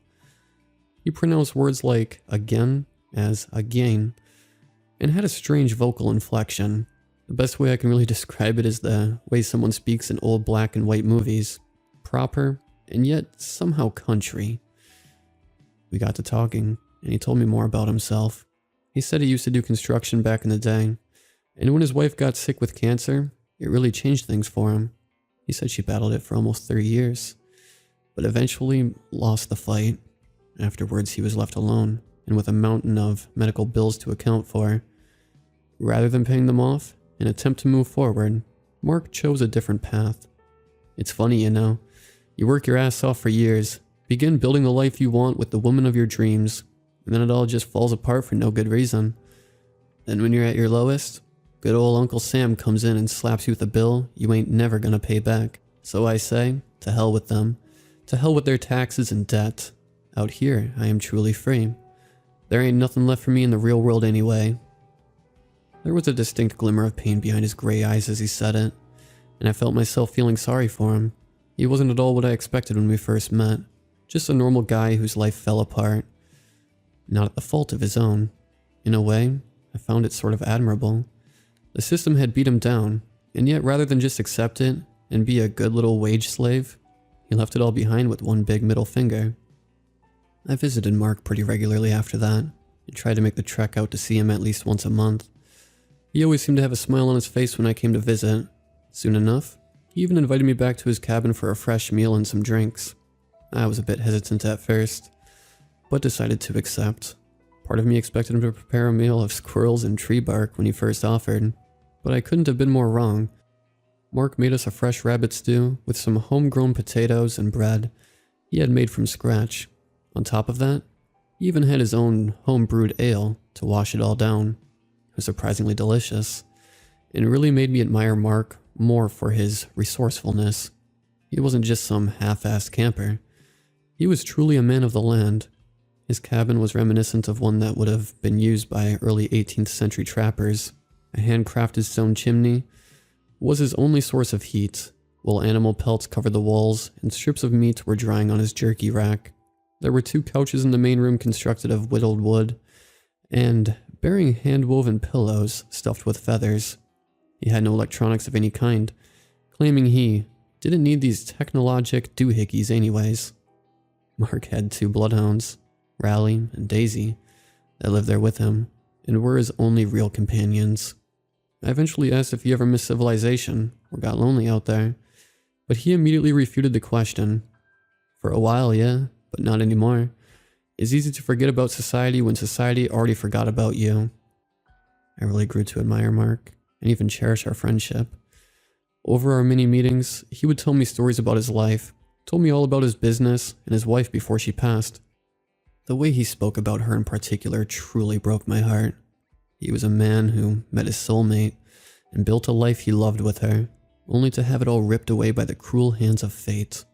More than anything, though, Mark was always ready to tell me how much he hated the government. I think that was what made me like him the most. One night, he and I were drinking some of his homebrewed honey ale and chilling around his campfire. He had just got done telling a story about a 5-point buck that he had narrowly missed a few weeks earlier. He finished with admitting that he heard some weird, loud noise from the woods that scared it off before he could fire. The detail got me thinking, and since I've always been a fan of the paranormal and whatnot, I figured I'd go ahead and ask him. "You ever seen anything really creepy out here?" Mark's eyes opened wide, and he immediately lowered the mug from his lips. He wiped the suds from his bushy beard and stared down at the campfire for a couple seconds. I could tell he knew exactly what I meant. He then chuckled and rocked in his chair with a smug grin. "Zach, I tell ya, you don't know creepy until you've spent some time out here." He then began to tell me a story of when he had first began living out there. He said it took him close to a year to finally assemble his cabin, at least partially. During that time, he and his dogs were living in a simple tent. Mark said that a couple weeks after living there, he started noticing something odd. Every once in a while, he'd awake to find mutilated animals just outside the perimeter of his camp. Usually it was just small creatures like rabbits, birds, and squirrels. But it didn't stay that way. Over time, Mark began finding more and more corpses left at his camp. He thought it was the work of a puma at first, despite the fact that the corpses seemed to retain most of the meat. He quickly rethought that, though, when he found an actual puma corpse one morning. He said most of the animals had slash marks along their sides and necks, and many had been disemboweled. He began thinking it was the work of some deranged person, but even that thought didn't last long. One night as he was preparing to turn in for the evening, he heard a rustling sound coming from within the forest. He ducked down underneath some timber, in hopes of catching a glimpse of the culprit. Both of his dogs were already chained up for the night, so he knew it couldn't be one of them. A figure then emerged deeper in the woods. Mark said he didn't see the entire thing, but he could tell it was bipedal and scrawny. I asked if it could have been a bear with mange, but Mark claimed it was way too skinny for that. He said he'd seen sick bears before, and they looked and moved nothing like that thing. Mark initially planned on trying to shoot it, but after seeing that, he admitted he didn't think that would have been a good idea. The creature dropped something on the perimeter, which Mark discovered the following morning was the corpse of a raccoon. The thing's head then tilted and appeared to stare directly towards Mark. He just stared there in silence for several seconds, until the dogs began snarling ferociously from inside the tent. They must have caught its scent, and the thing suddenly crouched on all fours and dashed off back into the woods as the dogs went ballistic. Mark didn't know what he had seen that night, and apparently never saw it again. To me, it sounded like a Wendigo or a skinwalker based on his description. I told him that, but he had no idea what those things were. He seemed to think that the thing was actually leaving him gifts, but I wasn't so sure about that. I asked him about the typical creatures I've seen in creepypasta and television lore. I mentioned the Wendigo, Skinwalkers, Slenderman, the Rake, Siren Head, and some of the well-known others, but Mark didn't seem to know anything about any of them. He did, however, know about something he called the Whistler. Apparently, ever since he had been out there, he heard an odd whistling sound on occasion. It started off as a little more than a dull, barely audible noise in the distance. He said at times it would come closer, and at others, it seemed like it was further away. Mark thought it was a bird for the longest time, but one night he found the truth. He was chopping wood when suddenly the whistling noise emerged. This time it was different, and this time it was closer than ever before. Suddenly there was a rustling noise from behind him. Mark spun back, but only saw a few branches bristling back and forth. He then heard the whistle again louder than ever before. He looked up, and there it was. About 20 feet in a large oak tree was some kind of figure. Mark described it as kind of human with a head that looked like some fucked up eel. He said he saw the thing stare down at him with beady black eyes. He just froze, and before he could do anything, the thing suddenly leapt from the tree and crashed into another one farther away, and continued whistling and crashing as it blended into the depths of the woods. I didn't know what to say to that. I have heard legends about the whistlers out in the woods, but never heard about anyone having actually seen them. The way he described it sounded quite creative, and I wondered whether he was capable of an imagination so elaborate, or if he had actually seen the claimed. I asked him whether he thought this whistler was the same creature that was leaving him corpses, but he just shook his head. Without being prompted, he told me another tale about hearing voices in the woods sometimes. Sometimes it was that of an old man, sometimes that of a young girl, and sometimes it didn't sound human at all. I wondered whether my new friend was perhaps schizophrenic or suffering from some mental illness that caused him to hear these things. I obviously didn't tell him that, but his claims had to be met with some amount of skepticism.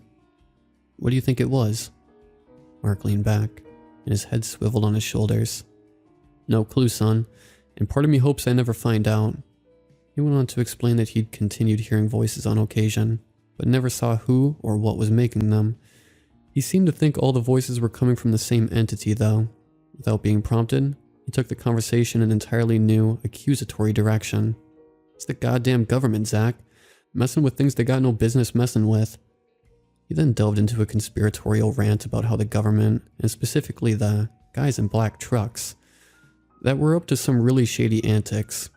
He said they knew about the gates in the forest, and had been actively trying to open them. He didn't elaborate on what exactly he meant by that. You see them out here? You know, government, CIA? Mark looked confused. CIA?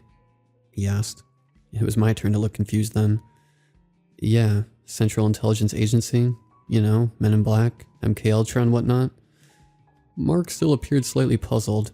I didn't understand how a guy like him, who hated the government to such an extreme degree, had apparently never heard of the mother of all conspiracy agencies like the CIA.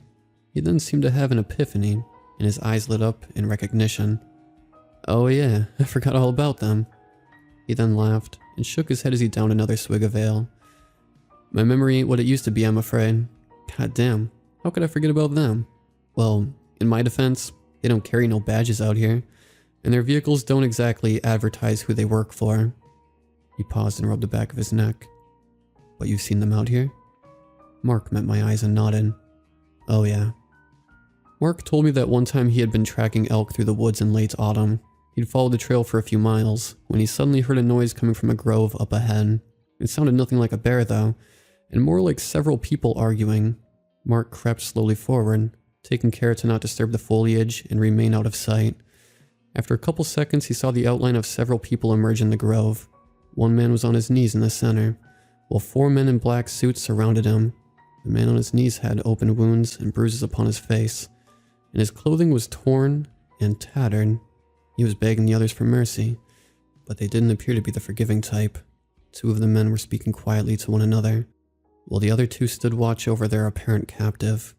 The man on his knees was dressed in white, with Mark describing his clothes as looking like a surgeon's uniform, or maybe the attire of someone from an insane asylum. He listened but couldn't make out what the other men were talking about, but they were clearly arguing. The man on his knees appeared to be weeping softly. Mark said he didn't know what to do, and before he could do anything, one of the 2 men who had previously been arguing stepped away. Without a word, the man stepped behind the captive, lifted a pistol to the back of the man in white's head, and pulled the trigger. Mark described seeing a splash of red, but said the weapon made a lot less noise than he thought it would. The man in white went limp and fell face first into the dirt. Holy shit, I said, mouth falling agape as Mark concluded his story. I eyed him closely, but didn't see any aura of boasting in his eyes.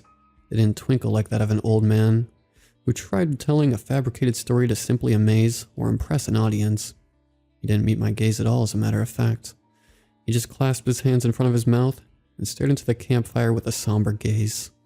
It was clear to me that he was either an accomplished actor, or what he had witnessed truly haunted him. Poor boy couldn't have been much older than you. I wish I would have done something, but I just ran. He shook his head, and his eyes seemed to glaze over. I just stayed quiet, as there was nothing I could think to say. After a couple moments of lingering silence, Mark finally spoke again. Zach, I gotta tell you a secret. He looked me in the eye, and I gulped down the lump in my throat. I don't particularly care for the government. I chuckled, and Mark let out a small laugh. I think you've mentioned that once or twice, I replied with a laugh. Yeah, suppose I have. But it's not just because the IRS is after my ass. It's because of things like what I saw that day. It's because government corrupts by its very nature. It takes what it wants and destroys those who oppose it. Ain't no justice, no considerations, and nothing you can do about it. Now, I don't know the details of what they were disagreeing on that night, but I guarantee you, that boy didn't deserve what he got. I nodded. but wasn't entirely convinced that he witnessed what he thought he had. You sure it was the government that did that? Could have been drug dealers or mafia. Mark hunched his shoulders and gave a snide chuckle. What's the difference? I chuckled, but didn't have a response. Well, I see why you'd think that, but that's because you ain't spent as much time out here as I have. But what you don't know, and what no one is supposed to know, is about the tunnels. I peeked an eyebrow at that moment. Tunnels? Mark grinned and nodded back. There are a series of tunnels that run deep below the earth. Gotta be a couple dozen of them within a few miles of us now. Government knows about them. Maybe they built them, but, well, I doubt that. I think they're just interested by what's inside. And that is? I asked, now on the edge of my seat. Mark scoffed and shook his head. I have no idea, but it's gotta be something bad. I was a bit disappointed with his answer, but Mark immediately drew my curiosity back. You want to see one of them? I nodded without even really thinking. Mark grinned. I figured you might. It's a bit late in the day to go now, so what do you say we head out there first thing in the morning? I agreed without hesitance, and promised to return the next morning to meet up with Mark. I walked back down the trail that day with my imagination running wild. As I mentioned, I liked Mark, and very much enjoyed our conversations. To me, he was somewhat like a compassionate grandfather, with a plethora of exuberant stories that may or may not have been slightly exaggerated.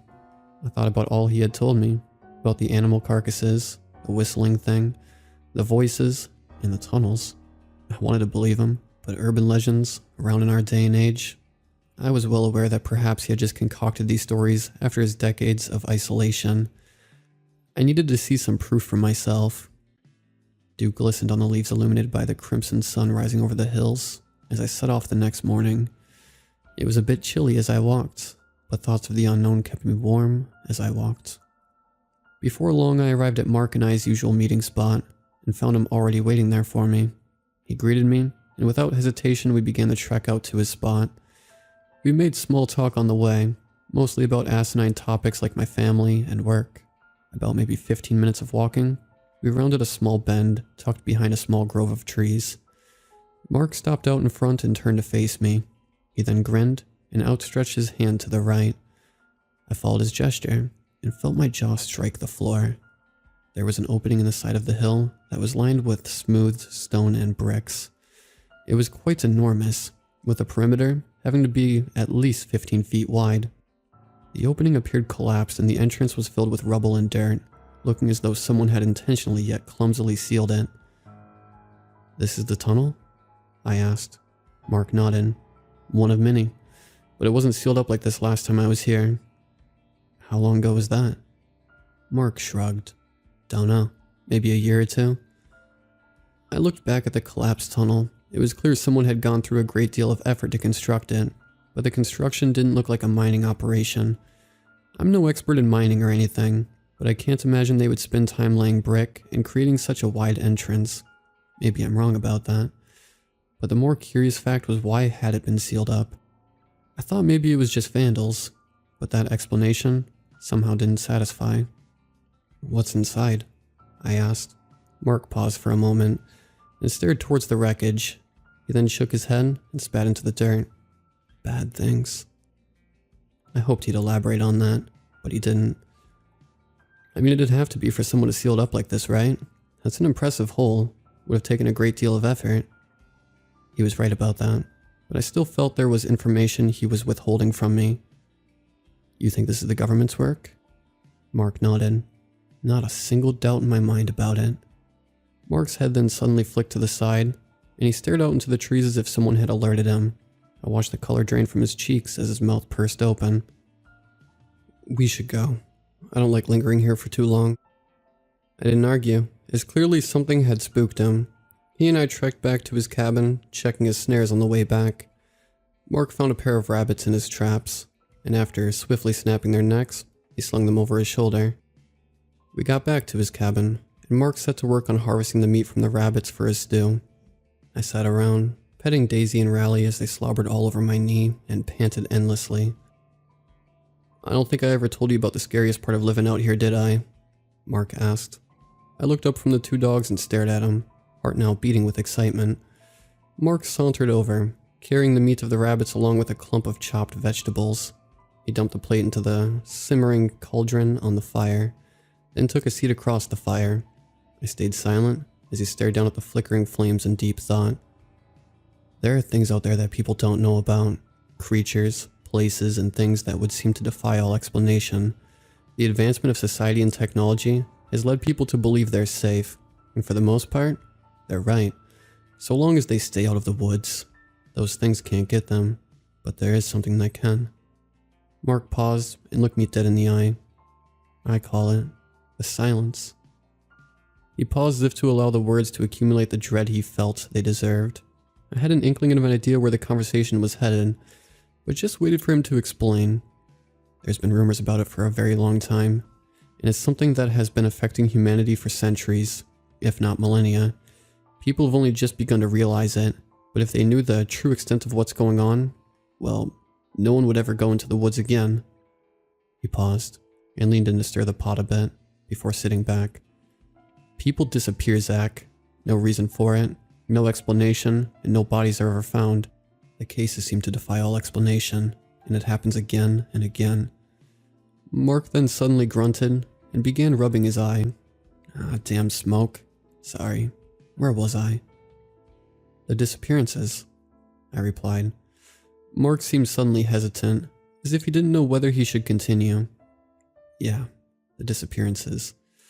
I don't particularly like talking about this if I'm being honest. It's not really my business, but you're a good kid, Zach, and I know you come out here a lot, and I'd be devastated if anything were to happen to you. Dread crept around me like dozens of little spiders scurrying on my flesh. I couldn't help but raise my guard, and wonder where exactly this conversation was headed. Mark went on to tell me about this silence he mentioned. He said if I ever was walking through the woods and everything went completely silent, I was to drop to my knees and put my face in the dirt immediately. He said to stay that way until sounds returned to normal. And what if the sound doesn't come back? I asked, spine tingling with anxiety. Mark looked me dead in the eye, and his words offered nothing of comfort. Then God help you. He said no more about the subject, and I didn't push him on it. It was clear he really wasn't comfortable discussing it beyond his initial warning. If he had any theories about what was responsible, he didn't voice them. The whole conversation had given me strong missing 411 vibes, and I wondered whether he was referring to the same phenomena. Both of us just sort of lingered in silence for a while, as the stew finished cooking. A few minutes later, Mark leaned in and scooped 2 servings into bowls, handing one of them to me. The stew was delicious as well, and I happily scarfed it down, as Mark provided his hounds with their dinner as well, although didn't so much as nibble on his own serving. What do you think about mimics? I don't know why exactly I asked, but the thought had suddenly arisen in my mind. Mark seemed to perk up, but yet stared back with a look of confusion that seemed to contradict his reaction. I'm sorry, what? Mimics, I clarified. Some people call them imposters or liars, things that look and try to act human but aren't. Mark stared back at me, and a small grin slithered into his face. Now what would make you ask a question like that? Mark's grin evaporated, and he stared back with something akin to contempt. Truth is, some of the things I'd seen from him made me question who he claimed he was. There was just a subtle wrongness to him in a way I've never felt the words to accurately describe. Just curious, I replied, staring back. Mark chuckled, but without any humor in his tone. Your kind always is. Ever since your brothers took up arms against one another in the War of Grey and Blue, your curiosity has been quite insatiable. You think this land belongs to you, like this country is your own personal proving grounds to pillage and destroy as you please. His form seemed to shift as he spoke, his eyes shrinking in their sockets, and his skin seemed to twitch, his teeth bared like the fangs of a cougar, and his long black hair flowing like a clump of wild eels. He leaned forward, in a gaze that no longer seemed entirely human. Zach, there are things out here that your world of science and logic will never understand, and these things are better left alone. He and I just stared at one another, and I felt my heart beginning to thump away in my chest. I thought about his words, the War of Grey and Blue. Could he have been referring to the American Civil War? Why reference that event specifically? What year did you say you moved out here? I asked. Mark grinned again, now appearing more menacing than ever before. 96, 18, 96? I shook my head. I don't understand, I replied, shaking my head. Your kind never does. His voice had suddenly changed, becoming more high-pitched like that of a young girl, his head cocked to the side, and his grin grew almost literally ear to ear as his mouth stretched impossibly wide. Your kind has conquered this world. Both beast and nature bow at your might. You live in comfort, convinced that there is nothing that can hurt you anymore. His voice changed again, sounding like a raspy, Scottish man with rolled R's. But you are wrong. His voice had changed again, like that of a young, rebellious boy resisting his parents' wishes in a juvenile defiance. Mark then stood, and his form extended, making him tower over me and the campsite. Even Daisy and Raleigh started altering their form, like they were also simply hiding their true form. I rose and backed away, no longer seeing Mark as the friendly hermit I had thought him to be. I thought that moment would be my end, and that the beast which hid itself in the form of Mark was prepared to devour me whole. Before he did, I had one final question I had to ask. What are you? Mark chuckled, his form continuing to grow abhorrently inhuman. He then shook his monstrous head. Wrong question. His words bellowed forth, spoken in the chorus of 1,000 voices all in unison. I took another step back, wondering what it could have meant by that. It then struck me. What do you want? The thing I had once known as Mark stared down at me with an entirely inhuman gaze. To watch and protect. We stared at one another, and I attempted to understand what was happening. After all he had told me, and his time devoted to actually speaking with me, part of me almost wanted to believe his words were meant to reassure me, like he was conveying that it was me, or more generally humanity as a whole, he wished to protect. After ruminating on it for a while though, I don't think that's the case anymore. Why are you telling me all this? The thing I had once known as Mark grinned, as if that was the question he was waiting to hear. So that you can tell the world.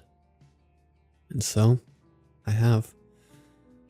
I left Mark and that trail behind, and I have not been back since. That's why I'm here now, to tell the world, as the thing I once knew as Mark instructed me to. I don't even know why or what exactly I'm supposed to be telling. Maybe that Mark is not human, and that there are things in the woods that will never be fully understood. Or maybe that he is watching, and something has given him a great deal of power for some reason. I wish I had more answers, but I had to share this, regardless of whether anyone will believe it. And needless to say, I don't think I'll be visiting Mark again anytime soon.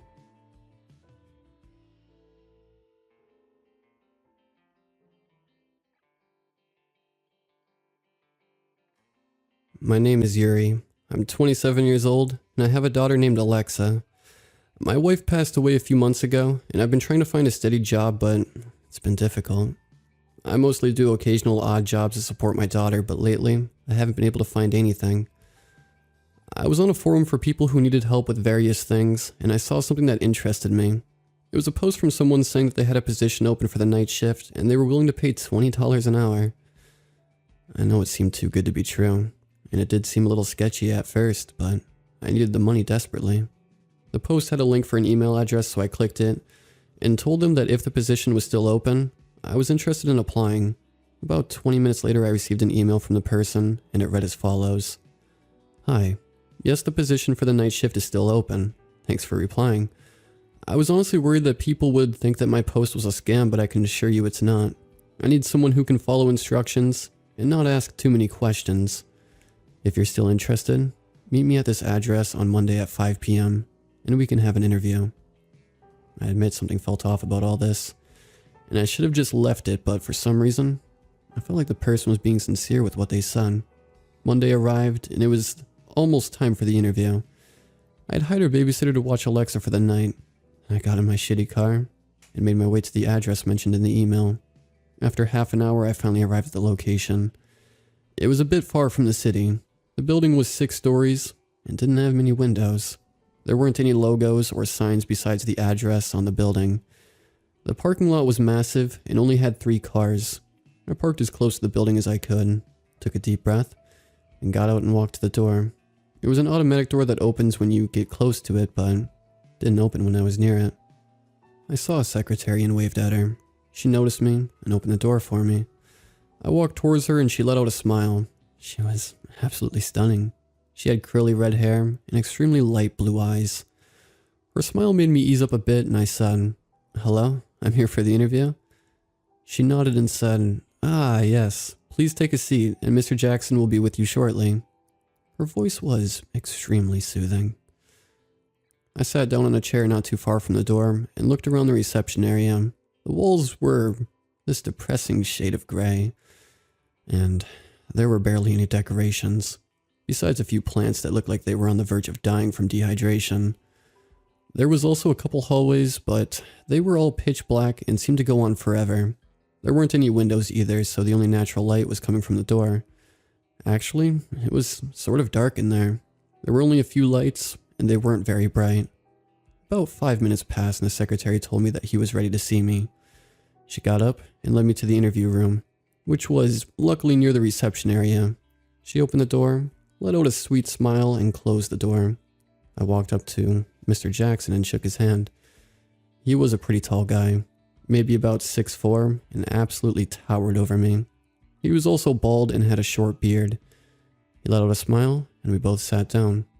"Welcome, and I'm glad you were able to arrive," he said in a cheery tone. His voice was incredibly deep and soothing. I replied with, "Thank you. I'm glad that you were willing to see me." He nodded at me and said, "So, tell me about yourself." He has a somewhat intense stare.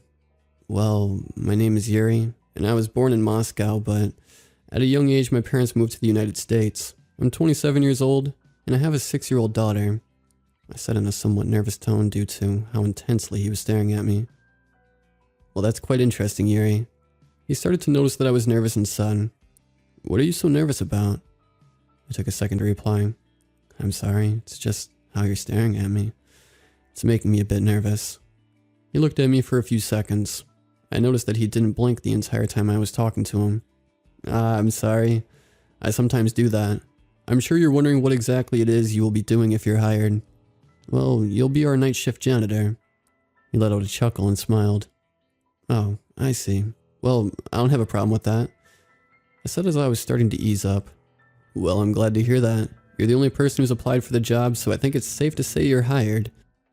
He smiled and shook my hand. I smiled back and felt extremely relieved to hear that. We both sat back down and said, "I'm really glad to hear that. But I had a question." He nodded. "Ask away." I looked around the room and asked, "What exactly is it that you guys do here?" His smile went away and he had that intense stare again. "I wouldn't ask too many questions if I were you." I felt nervous again and apologized to him. He smiled again and said, "No worries. Anyways, you'll be starting right away, and we'll provide you with a uniform and a list of the things you'll be doing. Congratulations again." We both got up once again, and he held the door open for me. I walked out and the secretary was waiting for me. "Congratulations on getting the job. If you follow me, I'll show you where you'll be starting your shift. Oh, and by the way, my name is Christine." She smiled, and I smiled back at her. "Thanks, my name is Yuri." She giggled. "That's a nice name." She led me down one of the dark hallways and opened a door to the employee room. "Your outfit is in the 3rd locker, and the instructions are on the table. If you need anything else, call the number mentioned on the instructions. Good night, and good luck." She closed the door and walked away. The room was kind of dark, but it had a window. I looked out and saw that it was already nighttime. I looked at the clock, and it said that it was 8 p.m. I can't believe that much time passed already. I opened the locker and put on my uniform, and then I took a look at the instructions. It read as follows. "Welcome to the family. We're glad that you're working with us, and we are looking forward to a long and successful career for you. Before getting to what you'll be doing, we have a few things to say. Firstly, we are not responsible for any physical, mental, or emotional trauma you may and will encounter. We are also not responsible for anything that happens after your shift has ended. Now then, it is extremely important that you follow the instructions to the letter, for your own safety and sanity. You are not the only janitor, but you are also the only thing that's keeping them at bay. Now then, here's what you'll need to do. Step 1. Lock the entrance. And don't unlock or open the door until dawn. Then at exactly 9 p.m., you will need to get to the restroom and clean the mirror. Do not, under any circumstances, clean it before or after 9 p.m. Make sure to lock the door. Then after you clean the mirror, you will need to unlock the second door in the main hallway and go inside and wait until 11 p.m. You may hear something knock and try to open the door. Make sure you lock it and do not open it for any reason, no matter how much it screams or threatens you to open the door. Step 2. After 11 p.m. you'll need to quickly make your way back to the kitchen. Turn on the first 2 lights and clean the floor and empty the fridge. If you hear growling or see the 2 white eyes, do not acknowledge them and keep cleaning. She will leave you alone as long as you ignore her. Step 3. After you clean the kitchen, move as fast as you can to the third hallway and lock the door at the end of the hallway. It is a matter of life or death that you lock the door before 12 a.m. If you don't, then you're screwed. After you lock the door, use the flashlight provided and quickly turn around and flash it down the hallway. Make sure you close your eyes before doing something and keep flashing for 30 seconds. Make sure you do not open your eyes before the 30 seconds pass. Step 4. This is the most important step. At exactly 12:30 a.m., make your way back to the employee's room. Go to the door in the back and enter the following code, 2598. You won't have much time before he tries to get you. Once you're in the room, stay there until dawn. There will be a few cameras in the room. Watch them and make sure nothing goes wrong. The cameras are positioned on different floors, and there is one that's positioned outside the security room. Some various things to know also is that the reason you need to move quickly is that there is something that lurks in the building, and it's not like the others. I don't know exactly what it is, but you don't want it catching you. It can't stand light, so if for whatever reason you see it, you may only have a couple seconds to use your flashlight before it kills you. Again, welcome to the family. I was honestly in shock. What the hell did I get myself into? This had to be a joke, but somehow I knew it wasn't. I looked at the time, and it was 8:58 p.m. I quickly opened the door and made my way to the restroom. Looked at my watch, and it was now 9 p.m. I locked the door, got some cleaner, and a rag, and started to clean the mirror. I heard something trying to open the door, and it let out a high-pitched scream. After what felt like an eternity, it left. I finished cleaning the mirror, and ran as fast as I could to the second room in the hallway, unlocked it, and shut the door, and locked it. I took a minute to catch my breath and looked around the room. It was a dirty apartment room with old furniture. I walked around and sat down on the couch in the middle of the room. It wasn't very bright, but you could still see everything in the room. I looked at the time, and it was 10:22 p.m. I had to stay until 11 p.m. I looked around some more, and noticed eventually I saw something. There was a figure at the end of the room. It almost blended in with the darkness, and had an unnaturally wide grin, and pure blue eyes. I stared at it for a while, and it never moved an inch the entire time I was in that room.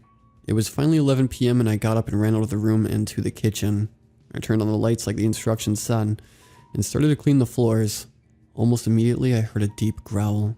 It was almost human, but it had a demonic echo to it. I ignored it and kept cleaning. A minute later I started feeling like I was being watched, like something was staring deep into my soul. In the corner of my eye I saw 2 white eyes staring at me. I did my best to ignore it. Once I emptied the fridge, the eyes got closer to me.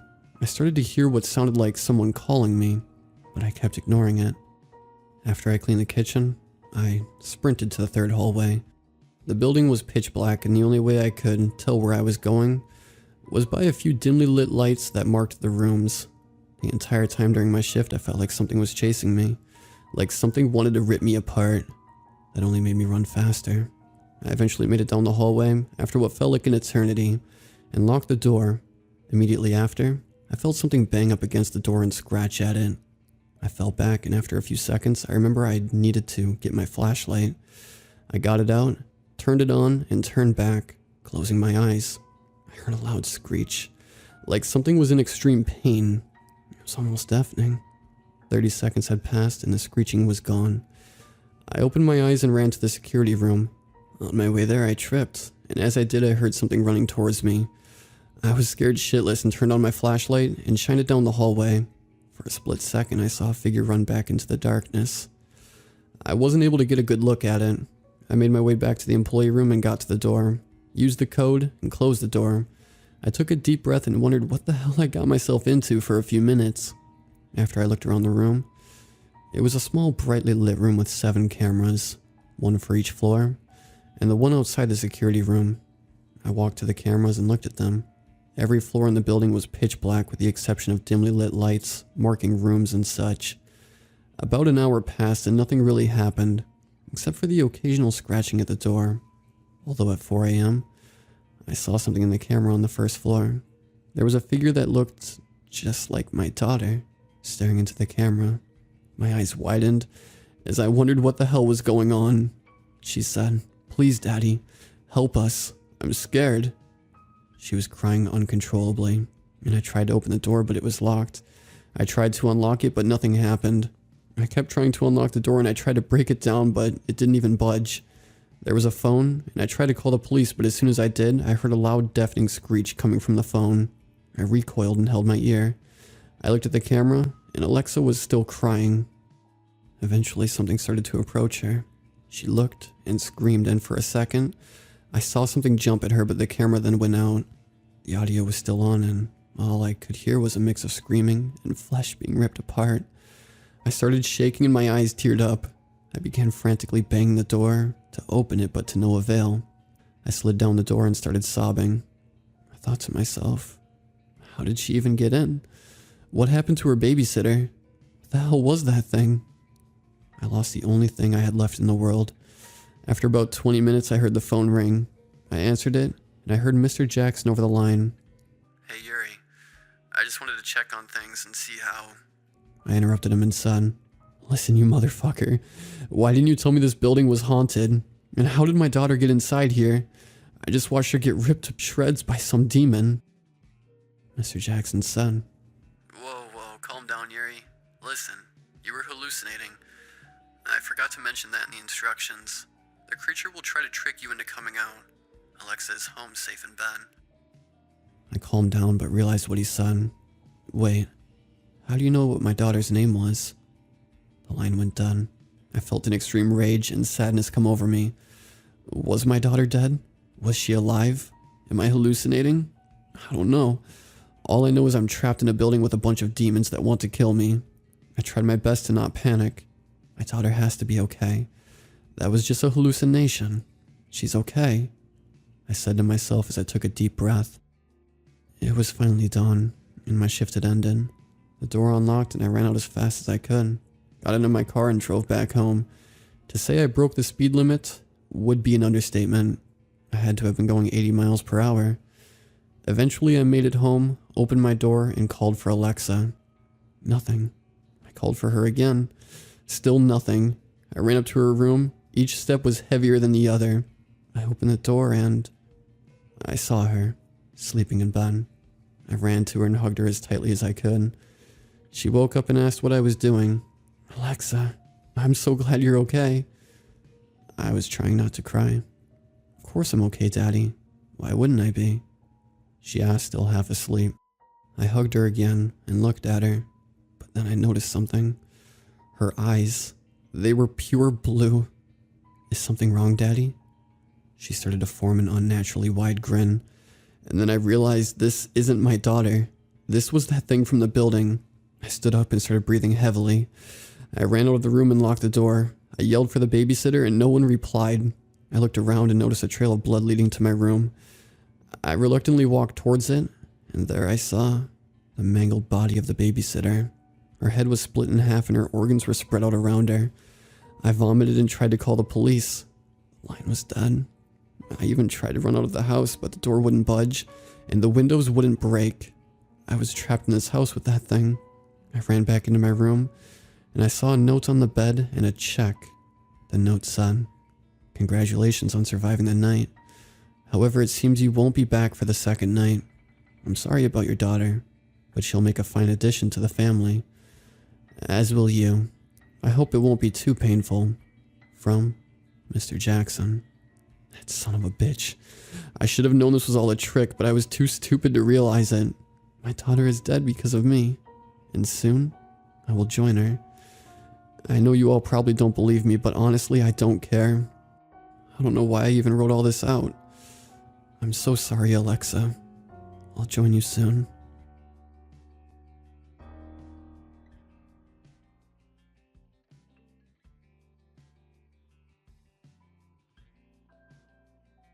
I'm a plumber by trade. I'm based out of big city Texas, but I've always been willing to service the smaller communities out in the middle of nowhere. My mother raised me to help those in need, and a lot of these small towns have a tough time getting basic services like plumbing and electric work done due to their isolation. It was on a job a few years back, heading for nowhere, Texas, that I experienced something that still haunts me. I got a call for work out in this town that was easily 200 miles away. I didn't even question the distance. The only issue was that the work needed to be done before the place opened up for business next day. Rather than leave at an ungodly hour, I chose to leave that evening and find a motel to crash at for the night. I had driven nearly the full distance when a storm hit, and it hit hard. The last sign I had passed said nowhere was still 10 miles away. 10 miles on a dry day would have been no problem, but I was stuck in a monsoon. I slowed my truck to a crawl and puttered along the highway. After about 15 minutes, I noticed a light coming up on the right. It wasn't more than 20 or 30 feet from the road. I strained my eyes and realized there was a building standing there. The light came from the porch and seemed to be inviting me over. Not wanting to be out in this weather any longer, I pulled off and parked in front of the building. As I got out into the rain, I noticed that the building was a large house. It looked old too, like something from the Old West. The second thing I noticed was I wasn't alone. There was another truck parked in front of the house. Apparently, I wasn't the only one seeking shelter. I walked up to the porch, finding a respite from the rain. I raised my hand to knock, only to have the door creak open. An old Asian man stuck his face out, smiling with a mouth only half full of teeth. Looking for a room? I blinked a few times, unsure how he knew. The old man knocked on the front of the door, drawing my attention to it. In faded lettering, it said, "In." I couldn't believe my luck. "Yeah, I'm looking to get out of the storm." The old man stepped back. "Of course, come on in." I walked inside and let out a sigh as the storm was muffled. I looked around the entry. There were accents of red everywhere. Art on the wall suggested that the man might be Chinese. He was very proud of his culture. The house might have an Old West vibe on the outside, but the inside felt much more like the villas I'd seen in martial arts films. Nice decor, very traditional. The old man shut the door and walked over to a small desk.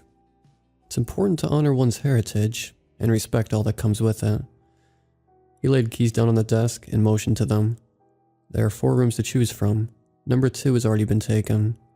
I looked at the numbers tied to each of them. 1, 3, 5, and 6. Odd. Is room 4 yours? The old man shook his head. I chose not to press the issue, not wanting to risk being kicked out. Okay, I guess I'll take number 1. The man bowed his head and took the other keys away. While he put them away, I pulled out my wallet. "How much do I owe you?" The man looked up and shook his head. "You are my guest. But if you are going to stay the night, you must follow the rule." I stared at the man for a few seconds, realizing he was serious. I chuckled nervously. If that's what it takes to stay dry, I'll do anything. Short of murder, that is. The man reached under the desk and produced a small scroll. I took it with a bemused smile. This guy sure was into the theatrics. I took it, unrolling it to read the rule. It was an old piece of parchment with only one rule written: do not talk or open your door after midnight. I looked up to ask the man for clarity, but he was gone. I looked around, not seeing him anywhere in sight. I found myself rereading the rule, feeling more uneasy with the passing seconds. I proceeded upstairs to the rooms. As I got to the top of the stairs, I heard a door open. A portly man stepped out of a room and smiled. "I thought I heard someone down there." He moved towards me and grabbed my hand. "Good to meet you. The name's Earl." Carl. "Not a bad setup here, right? Did that Chinese fella make you pay?" I shook my head and Earl laughed. "I don't know what his game is. but I won't turn down a free room. I held up the small scroll I'd been given. Did he give you the rule as well? That got Earl laughing even harder.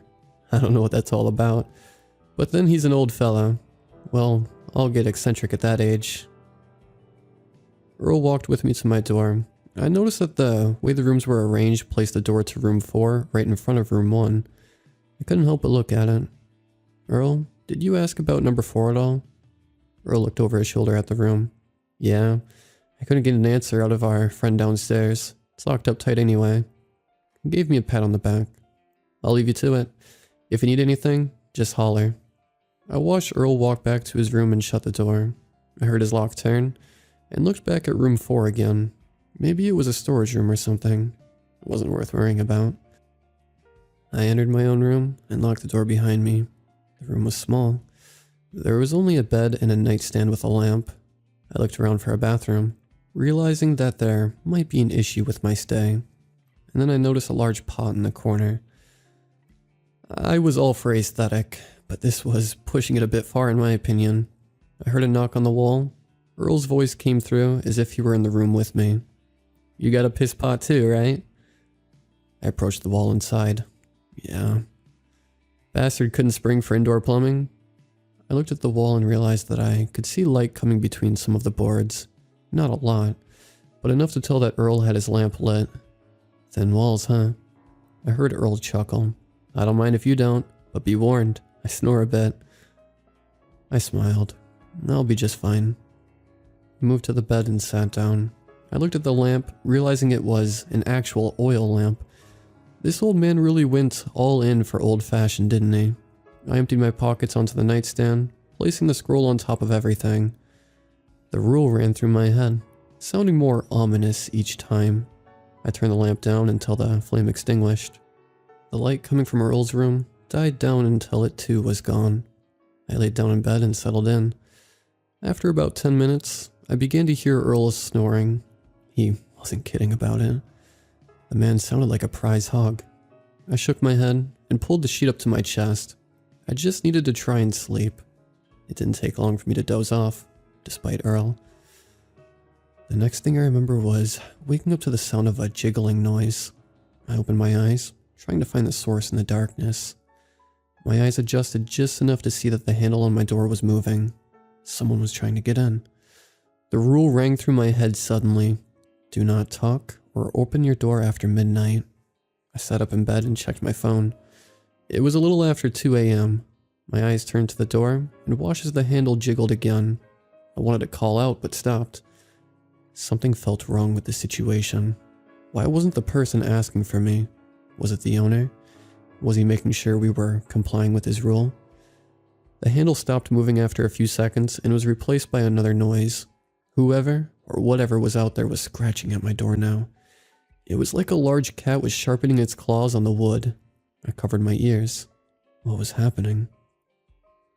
The scratching subsided after a minute or so. I slowly rose from bed and approached the door, being careful to be as quiet as possible.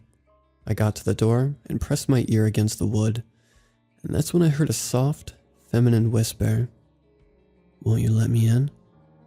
I felt my blood run cold at the words. I wanted to answer but remembered the rule. Was this some sick game by the owner? Please let me in. It's cold in my room. Part of me wanted to call the old man out for his bullshit, but I covered my mouth to keep from saying anything. Something in me was taking this seriously. The hairs on my neck were sticking straight out. I actually felt afraid of whatever was on the other side of this door. I stood there at the door for 5 minutes. Somehow, I knew my visitor was still there. After another few minutes, they seemed to lose interest. I felt a noticeable shift in temperature and my body began to relax. And then I heard the handle jiggle again. I looked down, but my hand was staying still. So where was Earl? I moved to the wall, trying to find a gap big enough to look through. No luck. Earl's snoring broke up as he was woken by the noise of the handle. What was that? I fought the urge to call out to Earl. Something in me screamed to not break the rule. I heard Earl sit up, get out of bed, and approach the door. He was still half asleep. You, Carl? I waited for the scratching to start, but the voice came instead. Won't you let me in? I covered my mouth again, fighting every fiber of my being to warn Earl. I heard him answer the voice. Huh? You don't sound like Carl. Please let me in. It's cold in my room. Your room? What room are you in? I'm from room 4. Any courage left in my body evaporated instantly, replaced by pure dread. I could feel the air getting colder again. A chill ran down my spine as I heard Earl fiddle with the lock. Room 4? Shoot, I didn't know. I heard the door open. Anyone was... Earl fell silent. I heard a hissing noise and then a loud thud. The floor shook a little and I realized that Earl must have fallen over. I looked again for a crack in the wall. I finally found one near the floor. I peered through and saw Earl, his face frozen in a look of complete fear. He wasn't moving. It didn't take me long to realize that he wasn't breathing either. Earl was dead. And then I saw a pair of feet walk toward his body. They were as white as the sheets. I closed my eyes and moved away from the wall as quietly as I could. I crawled back into bed and covered my head with my pillow. It wasn't enough to block out the sound of bones being broken and flesh tearing apart. It wasn't enough to block out the sound of Earl being dragged across the floor and out into the hall. It wasn't enough to block out the sound of a door creaking open right outside my room. I began to sob into the pillow as the sound of a door shutting signaled the end of the horror. Earl's body had been taken to room 4. I lay there in bed for what felt like hours, crying for a man I had only just met. And then I heard a knock. I removed my pillow and stared at the door. Another knock. I didn't move. The knocking began again and didn't stop. It was like hearing a woodpecker on the trunk of a tree. Anyone would have instantly gone to see what the commotion was about. But I knew better. The knocking continued uninterrupted for several minutes. When it finally stopped, I let out the breath I'd been holding. Won't you let me in? I wanted to shout at the door, tell whoever it was to go away. I felt my lip tremble as I fought the words back. Why won't you answer? I just want your help. I was starting to cry again. Whatever it was started banging on the door like a madman. Help me. I covered my ears, waiting for it to end. I don't know how long the attack on my door went on for, but after what felt like an eternity, it finally subsided. I heard the door of room 4 slam shut. My nerves were shot, and I fell into a hazy half-sleep state until my alarm went off at 6. I made my bed and waited to see the first rays of sunlight through my window. As soon as that light hit my door, I unlocked it and turned the handle. The hall was empty. There was no signs of any sort of altercation, and no evidence of damage to my door. I looked down to room 2, wondering if maybe I had dreamt it all. Maybe Earl was still asleep in his bed. The silence in the hall stated otherwise. I couldn't hear Earl's god-awful snoring. I glanced at the door to room 4. It seemed undisturbed, just like I'd seen it last night. I left the inn immediately after that. I went to nowhere and did my work.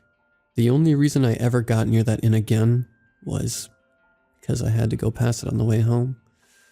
But as I passed it, I realized the inn was boarded up.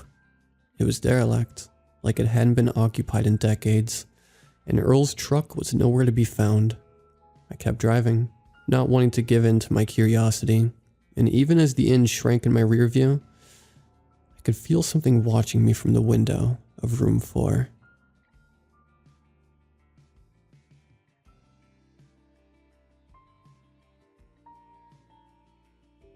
My father works 2 jobs, so you can already tell we're pretty low on money.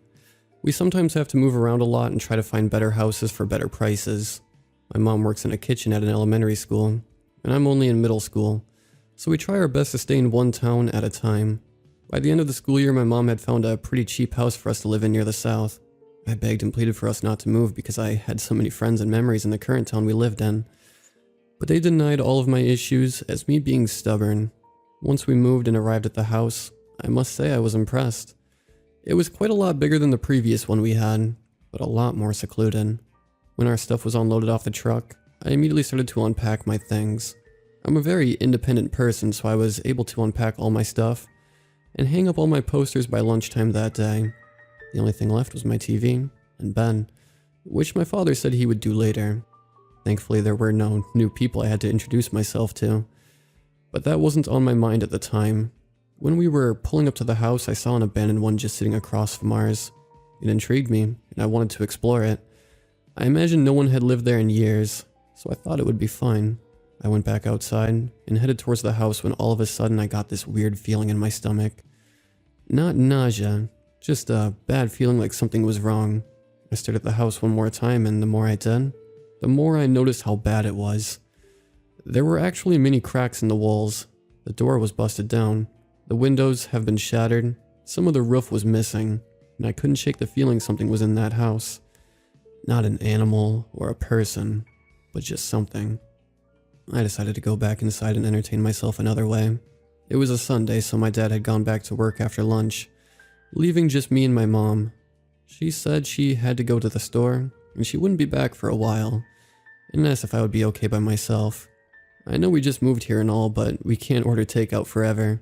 Besides, this gives you some time to explore. I watched as my mom walked out the door and drove off, leaving me alone. A few minutes go by and that's when I heard it. The unusual pattern of knocks at the front door caught me by surprise as I started to walk back to my room.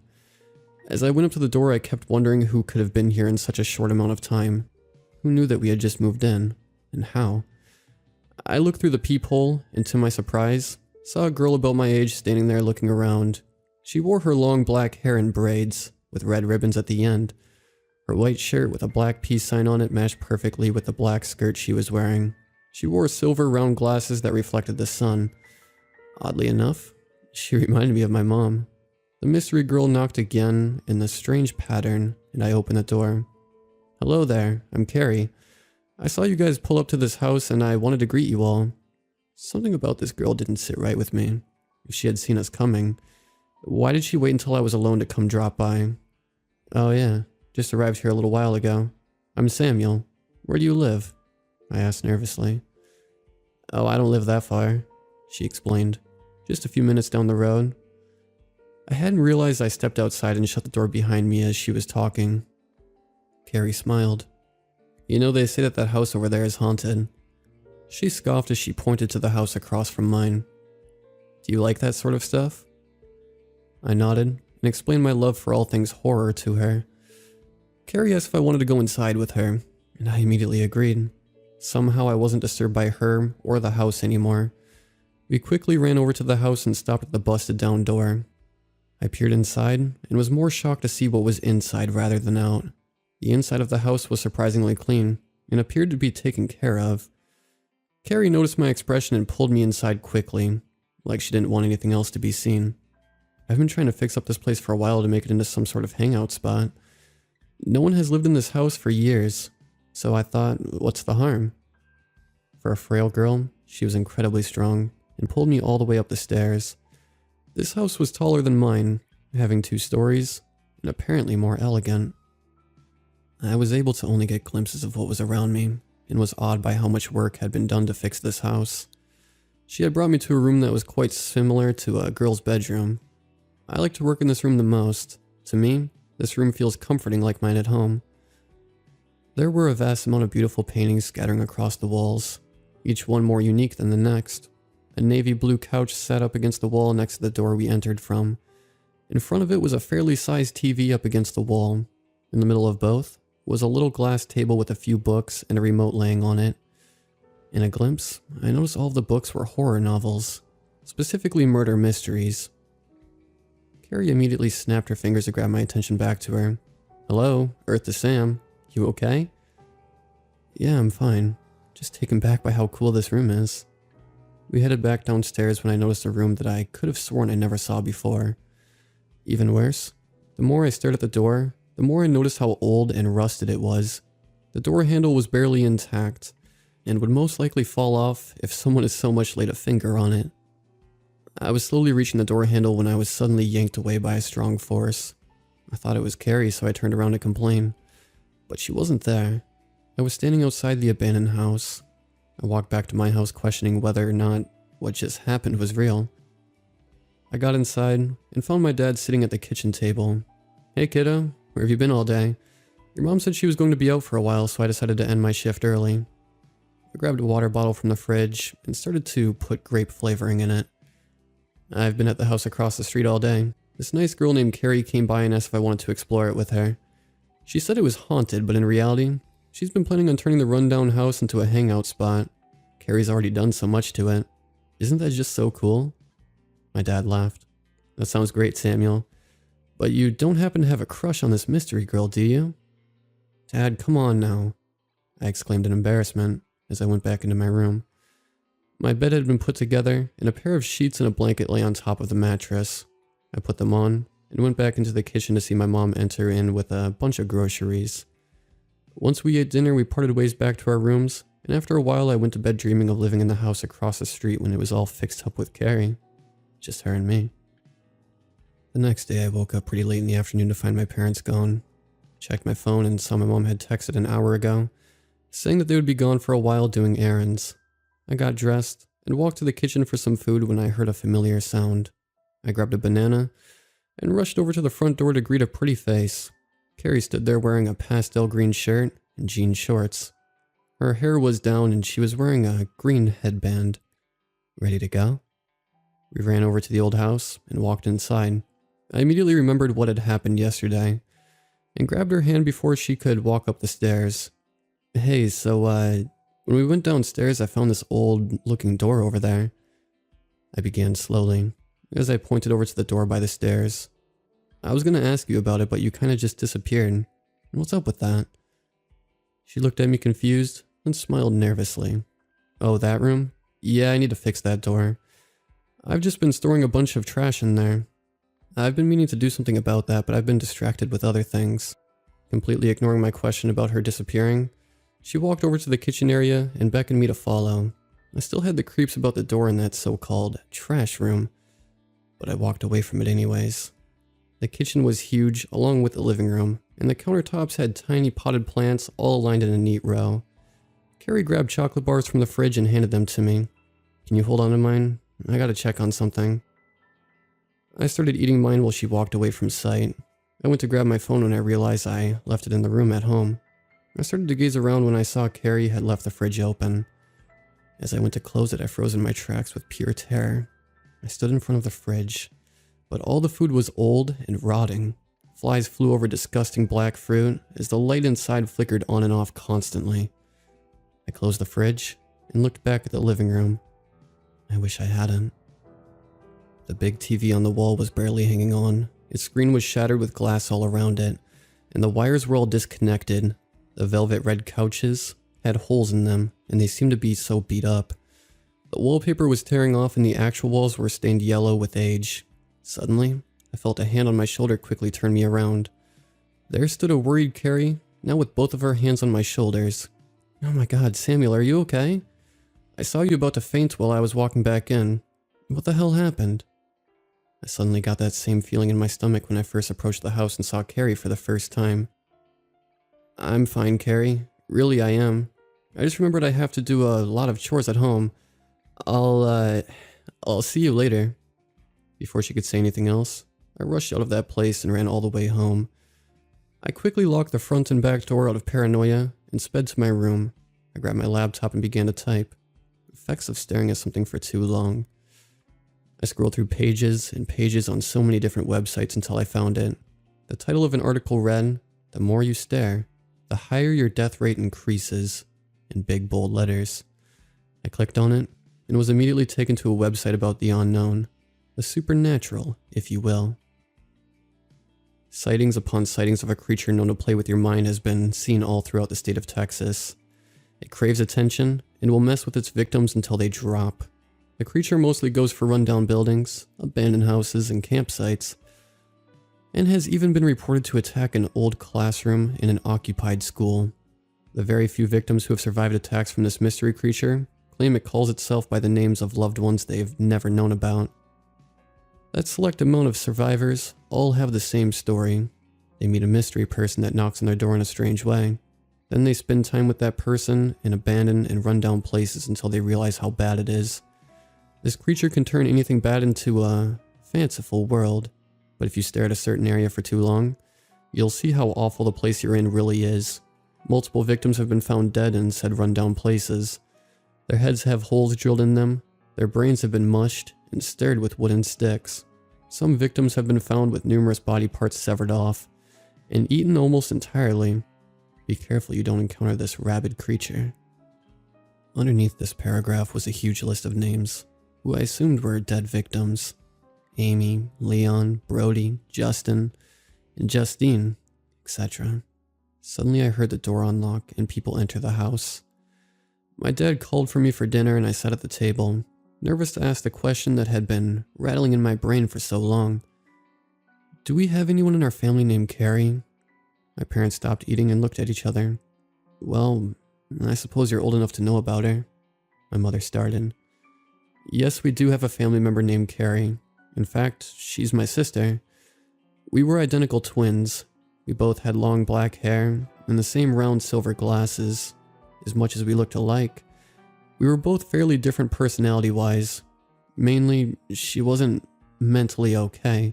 She was taken to many places and actually, by your age, she decided to jump off the overpass while our family was on a trip. We didn't tell anyone about Carrie because of all the gruesome things she would do to animals and sometimes almost to people. How do you know about her? I froze in my seat, stunned by what I was just told. I regretted even opening my mouth in the first place. I excused myself, ignoring my mother's question of my knowledge of her deranged sister. I ran to my room once more and opened the curtains to my window. I peered outside and fixed my gaze on the house I thought was safe. It looked horrifying in the dark, and I couldn't shake the feeling that Carrie was watching me through the little window in her personal room. The next days weren't how I imagined them going. No new knocks on the door, no people walking in and out of the house, and thankfully no Carrie. 3 months go by and, to my surprise, my dad had found a better house for a better price in our old hometown. I was relieved we were moving and immediately began to pack. Soon enough we left our house in the south and moved back home. I recently turned 23 this week and decided to revisit our old secluded home. I remembered everything clearly and reread this article I found about Carrie all those years ago. When I approached the house, I didn't get that strange feeling in my stomach anymore. The house we lived in hadn't had any newcomers, so I figured that it got lonely. Seeing as how whatever creature she was craved attention to survive. I walked in and almost immediately broke the doorknob. The walkway was composed of old, rotting, decaying wood. The kitchen and living room were the same terrifying old messes they were those many years ago. I walked up the old withered stairs and up to the hangout spot above. The open area reeked of decaying animals like squirrels, possums, and rats. The room she had turned into her own was even worse. There was dried blood everywhere, all over the walls and floor. The pictures were ripped apart. The couch was beaten and torn, and the TV was shattered into millions of glass shards. There were chalk body outlines all over the floor like you see in those detective movies. I looked over to the glass table and noticed how it was somehow still intact. I examined the books that were once ghost stories. Had turned into something completely different. They were murder cases. I flipped through each one, reading every name aloud. Henry, Marianne, Scarlett, Peter, Kobe, etc. Then I stopped at one I recognized all too well. Amy. That was one of the girls' names in the article. I dropped the cases and rushed downstairs until I was met with my worst nightmare. The old rusted metal door stood before me. Its doorknob laid at my feet. I forced my way in and was greeted with a strong, putrid smell. What I saw before me was probably one of the most gruesome scenes I had ever witnessed. Carrie's idea of trash surely met up to her expectations, was all I could think. Numerous bodies were sprawled across the room. Many were severed in half, eaten, had holes drilled in their heads with sticks, or all three. The names of each victim were written in their own blood on the ceiling. I read each one, slowly realizing how many names there actually were. 25 names in total. That's when I saw the most horrific thing sprawling across the wall opposite of the door. In big letters that were scratched into the wall was the name Samuel Simmons. Everywhere I looked, my name was scratched deep into the wall with blood splatters on letters here and there. Up against that same wall was a melted chocolate bar, the one I assume Carrie gave to me when I was only 15. I walked out of that house and immediately called the police about my discovery. They arrived shortly and I told them everything. About how I used to live here, about the house, about the cases, about the bodies, and about Carrie. They told me that this wasn't the first time someone had reported something like this, which didn't really surprise me. After reading about those dead kids, how could the police not be involved? They thanked me for the information and drove off. I got back into my car and sped off as quickly as I could away from that nightmare. I slowed down once I was on the highway and tried desperately to take my mind off of it, when all of a sudden the image of Carrie's appearance when we first met popped into my mind. She was just standing there smiling, but then her smile got wider, spreading from ear to ear. Her skin started to rot and decay away, revealing charcoal black skin. Her once beautiful eyes had sunken deep into her head and became black empty voids. As she grew taller and thinner, I snapped back into reality and was thankfully still at the red light. I sighed a sigh of relief as it turned green and started driving again. Hey, do you hear someone knocking?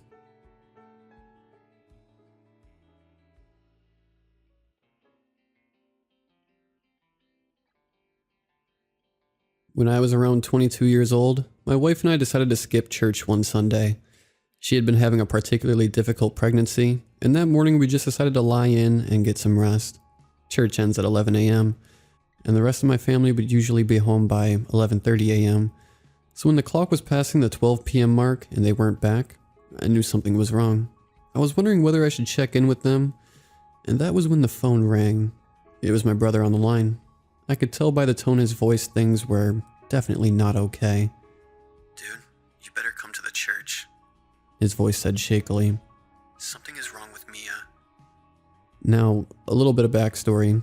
By this time in my life, I had met Emma. She had been my wife now for 1 year and was 6 months pregnant with our first son. But Mia and I had a bit of history.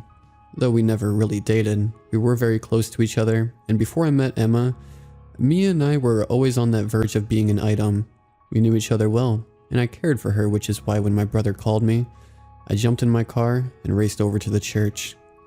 I come from a Christian family that has always been involved in the church, and at this point in my life, I was involved in quite a few ministries within the church.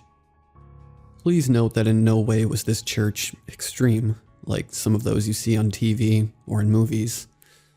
Anyway, I arrive at the church and find that it's quite empty, except for a few cars in the parking lot. I walk into the main auditorium, and there's just a few people milling around and cleaning up after the service. As I wonder where everyone is, someone calls out to me and says, "Jay, you're here. Come to the ladies' bathroom." That was the first time I was ever called into the ladies' bathroom at church. I walk out the back exit of the auditorium, and I see people standing outside the ladies' bathroom, looking distressed, and I hear this horrible moaning coming from inside the ladies' bathroom. My heart sinks. Did someone get hurt? I walk closer to the bathroom. The ladies' bathroom is built so that there is a right angle wall directly in front of the door, so you cannot see from the doorway straight into the bathroom. You step into the doorway, turn left, and walk a few steps down a little corridor before you enter the main part of the bathroom. There are high windows along the wall, and as I get closer I can hear the groaning getting louder. I also hear some sort of shouting, or is it someone praying? I can't tell. I can feel my heart beating in my chest. I get to the bathroom door and I stand outside, trying to mentally prepare myself for whatever is happening inside this bright pink bathroom. I'm breathing harder and harder, and wondering if I really do need to go inside at all. Maybe I should just wait here. Maybe I should just go home. That's when I heard it. A voice that sent shivers straight through every inch of my body. It called out, "Jay, why are you waiting out there? Don't tell me you're scared to come in." At first, I thought it was in my head, but then everyone standing around turned to look at me, and I knew that everyone heard it. The thing is, there is no way for anyone inside there to know I was here. They couldn't see me from inside, but he, she, it knew I was standing there. I began to feel sweat beads forming on my forehead. The next sound was unlike anything I ever heard. It was a sickening, mocking laugh. Or maybe you would call it a cackle. It was inhuman. It echoed through that bathroom and filled every part of me with a feeling of dread. I froze, but I knew I couldn't turn back now. I had been called out, and I had to go and face whatever this was. As I prepared myself to walk into that bathroom, I realized I couldn't lift my feet. They were firmly stuck to the ground. Although I wanted to move forward, my body was not willing. I was scared. Now, I'm a big guy, 6'2", and quite big built. Not a lot of things scare me, but in this moment, my heart was racing like never before. I took a deep breath, closed my eyes, and started walking forward. I turned the corner, around the little passageway into the ladies' bathroom, and I'll never forget the scene that awaited me. There lay Mia, face up on the cold tiled floor of the bathroom. A rather petite girl, dressed in her Sunday best. Her back was arched in a way that was completely unnatural, her head wedged back so that she was staring directly at me. The grin on her face was disturbing, her mouth stretched so wide, like the smile worn by the Joker in Batman. The worst part of it, though, was her eyes. I knew Mia's eyes. I gazed into them many times. These were not her eyes that were looking at me. These eyes were cold, beady, unnatural. On each side of her, there were people from the church that I knew well. They were holding her down. I stood for a bit and took in this whole scene. You see, growing up in the church, I had seen many supernatural things, but never had I experienced this sort of thing with someone I knew, someone close to me, someone that I cared for. It took me a while, but eventually I snapped out of this state of bewilderment and realized what was happening. My concern for Mia overcame the fear I was feeling, and I rushed to her side. I held her hand. It was cold. She kept her eyes fixed on me as I called her name, and each time she just laughed. That laugh, whatever this was, it wasn't Mia. It could sense my panic, my fear. I took a few deep breaths and calmed myself down. Next to me was the pastor of the church. He had a Bible open and started reading from it. Each time he read a scripture, Mia would snap into an almost transfixed state and would recite the same scripture the pastor was reading, word for word. Except she wasn't repeating after him. She was reciting it ahead of him, saying the words just before he got to them. As he would finish a scripture, she would burst out with the dreaded laugh again. "We've all been to Sunday school," she said mockingly. Around us, there were people praying and singing. It didn't seem to bother her until the pastor knelt beside her and asked her a question. "Do you know Jesus?" Her eyes widened. "Don't say that name." It snapped. I started to find my voice. "Who are you?" I asked. She looked at me and grinned again. "There are many of us. Who do you want to talk to?" It asked me. "I want to talk to Mia," I said boldly. Again with that sickening grin, it replied, "Mia is not here right now." I kept quiet for a moment, holding her down. She was faintly writhing around on the floor, but every now and then I would feel her faintly squeeze my hand, and I knew that Mia was in there, somewhere. I recognized that touch. This was a demon that had taken hold of my friend. If I never believed that such a thing existed or was possible before, I certainly believed it now. This was Mia in front of me, but it was not Mia I was talking to. I also realized that this creature was more scared of me than I was of it. There was a facade it was putting on to try and instill fear in those around it, but I knew I had to man up for Mia. I spoke to it and asked many questions. It told me that it had roamed the earth for millennia. It told me that it encountered Jesus when he was on this earth, that he was part of the legion that possessed the man Jesus cast the demons out of and sent them into the pigs. Matthew 8:28. It told me it has been in Mia's family for generations and mentioned by name many of her family members that it killed. Her family has a history of suicide and death by drug and alcohol abuse. It went on to tell me which younger members of her family it will be moving on to once it was done with Mia. Amidst all this, it would continue making fun of and mock anyone who was reading scripture or praying in the room unless they mentioned the name Jesus. "Why are you afraid of that name?" I asked it. "Because he will send me to the abyss. I don't want to go there. Anywhere but there." This went on for hours. It was now 4 p.m. and everyone was exhausted. I won't go into much more detail about what happened, but after much praying, singing, and I guess what you would call exorcism, eventually Mia was back. She was crying and she was tired, completely drained, but she was back. Her entire demeanor was back to the Mia I knew. Her gentle voice, the soulful eyes I knew. She couldn't remember much of what happened, but understood what had transpired. She was hungry. I offered to take her home as she lived near me, but first we stopped off to get her something to eat. Once we had eaten, we proceeded home. She did not want to go home right away, but asked to come over to our house instead for a while. We got home, and everyone was trying to wind down from the unbelievable experience we just had. It seemed like such a far stretch from reality, but we had been through it for hours. As we sat around, no one really had much to say. Everyone was trying to deal with their own thoughts, I guess, when we heard a scream come from the bathroom. "Help, help, it's happening again." One of Mia's cousins we had come from church with came running to where we were. My brother and I rushed down the passage into the bathroom to find Mia slamming herself into the cupboard.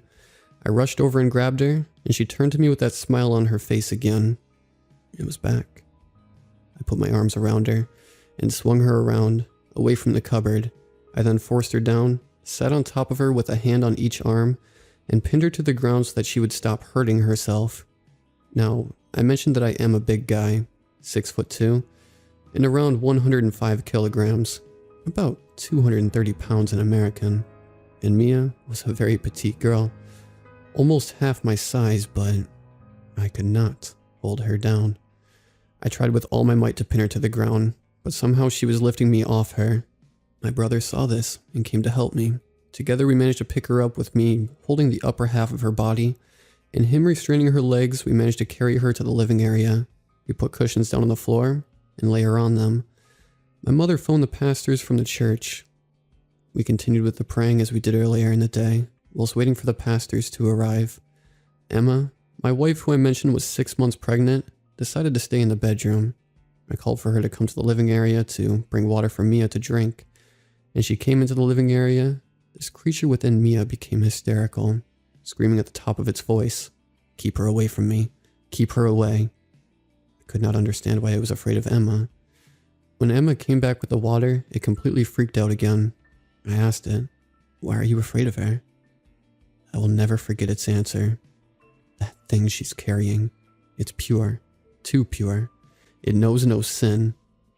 It was afraid of our unborn baby. That night, Mia was eventually delivered of this entity, but why this happened to her, we'll never know. As it told me, it had been in her family for generations, but since that night, there has not been another suicide or substance abuse death in her family. Today, she is married with kids of her own, and is very happy with her life. As for me, I learned a lot about the supernatural that night. I learned that it is real, and not to be taken lightly. However, I also learned not to fear it, but to overcome it with my faith, and I still stand by that to this day. 13 years later, there may be those out there who don't believe such a thing can happen, but I experienced this. I lived it, and I will forever remember each and every detail of that day. It is something I will never forget.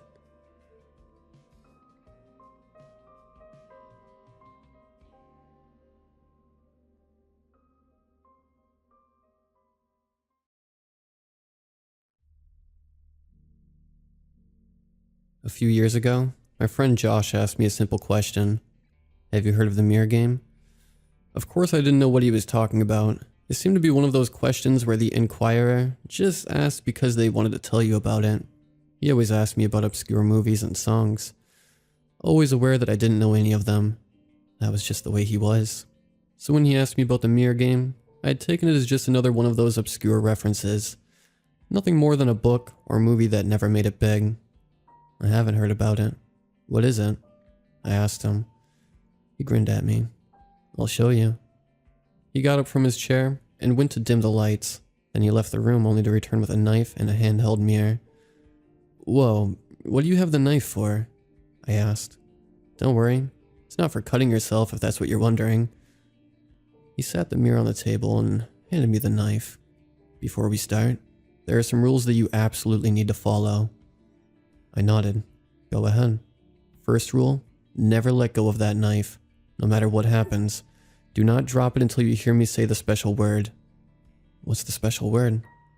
"I'll tell you after I finish the rules. Don't interrupt." I rolled my eyes and he glared at me. "I mean it. If you don't take this seriously, then forget I said anything. Don't treat it like a game." "It's called the mirror game though.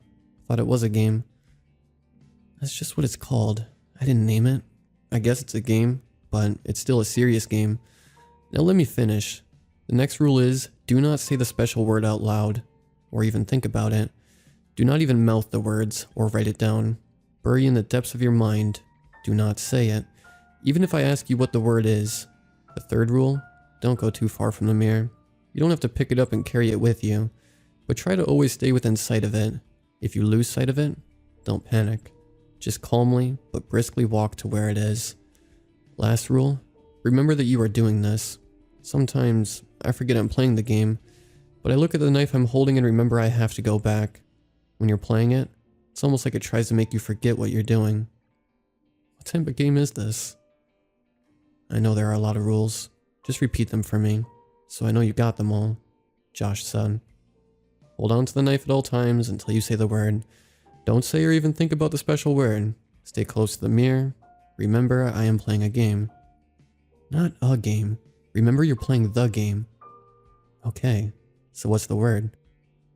He turned the mirror so that it was facing down on the table and leaned in closer to my ear. He whispered so quietly that I almost didn't hear him. Aliorsis. I nodded. Repeat the word, he said. You just told me not to in the rules. I replied. It was a test. You passed. Good job.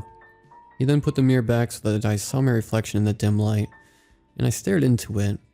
I'm going to walk you through it, and when it's time to come back out, just repeat the steps. It will be a bit different when you do it by yourself, but remember that you stare into the mirror itself, not your own reflection. It shouldn't take as long though. I took a deep breath in. Stare into the mirror. I began staring into the mirror as he said. I also began to question his sanity a bit. I mean, who even comes up with this stuff? 5 minutes into the staring contest between myself and the mirror, I began to notice strange things. My body started to tingle slightly, and my reflection began to look more transparent. Josh, is it normal to see changes in the mirror? Yes, it's normal. I gripped my knife harder. I was staring so deeply into the mirror, it felt as though I was being pulled into it. Josh? I called out. What the hell? I heard from his kitchen. It was my voice. How is that possible? I whispered to myself in shock. Hey, who are you? The other me yelled as he walked towards me. I held the knife out, almost dropping it because of how much my hands were shaking. Don't come any closer, I yelled. Tell me what's going on. The other me stood still, hands in the air. Why don't you tell me? This is my house. My vision started to go dark around the edges. I was hyperventilating. I needed to calm down. Go back into the kitchen, I yelled. The other me slowly walked away, hands still in the air. As soon as he left my sight, I looked into the mirror and I tried to focus. Josh hadn't explained how to get back. Then I heard it, from the other side. Aliorsis. It was hard to concentrate when I was so focused on the other me being somewhere behind me, but I eventually felt that pull, and I realized I was back on my side of the mirror. Josh, I yelled. He looked at me and smiled. Trippy, right? I dropped the knife and punched him hard in the jaw, causing him to fall over. What the hell was that? Hey, relax, he said, scrambling away from me. What do you mean, relax? You could have killed me. Get out of my house. Wait, don't you want to know what that was? You should have told me what that was before sending me there, you asshole. Would you have gone if I told you what it was? Would you have even believed me? Doesn't matter. Why would you even think of doing that to someone, especially a friend? I didn't think you would get so angry. You're right, you didn't think. Let me explain, okay? You've got 2 minutes. He sighed. I found the game online. I thought it looked kind of fun, but I didn't think it would work. When I did it for the first time, I did it alone. It's a bit different when you do it that way. Harder to come back. I actually didn't realize I had crossed over until I noticed myself standing behind me. We talked for a while, but he was acting really weird, so I went back to my side of the mirror. I did it a few more times as the days went on, and I realized that he was trying to get to this side of the mirror. I haven't done it since. I think you get about 5 times to do it. Maximum 10 minutes each time before they start to try to trick you into staying on the mirror side. What? Yeah. No, I mean, explain more. Oh, well... He would try to get me to watch a movie, or go outside for a walk with him. He wanted me to get as far away from the mirror as I could. Did you happen to look outside at all while you were there? I don't think so. Trust me, if you did, you would know. The outside is weird in that place. It looks normal at first, but the farther you look from the mirror, it's just really creepy. What do you mean? It looks unfinished, like a sketch. Actually, exactly like a sketch, or a rough draft. I looked out the window, and the end of my street was white like paper, and the houses were inked outlines. He really wanted me outside.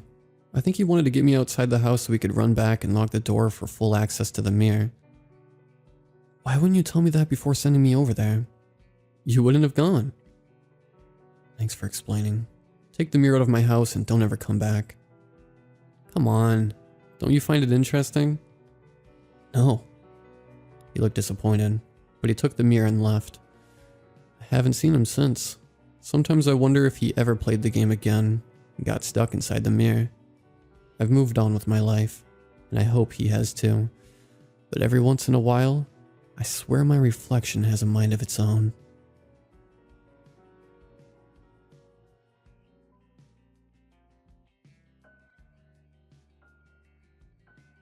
I'm having a lot of trouble trying to make sense of the events that happened in the past week. I'm not looking for answers, because answers would make the insanity real. If this was just down to me being crazy, then this would all make sense. God, I wish I was crazy. I love my dad so much. I idolized that man growing up. All kids had their favorite hero growing up. Mine was my dad. No matter what got him down in life, he still always managed to have a smile on his face for me.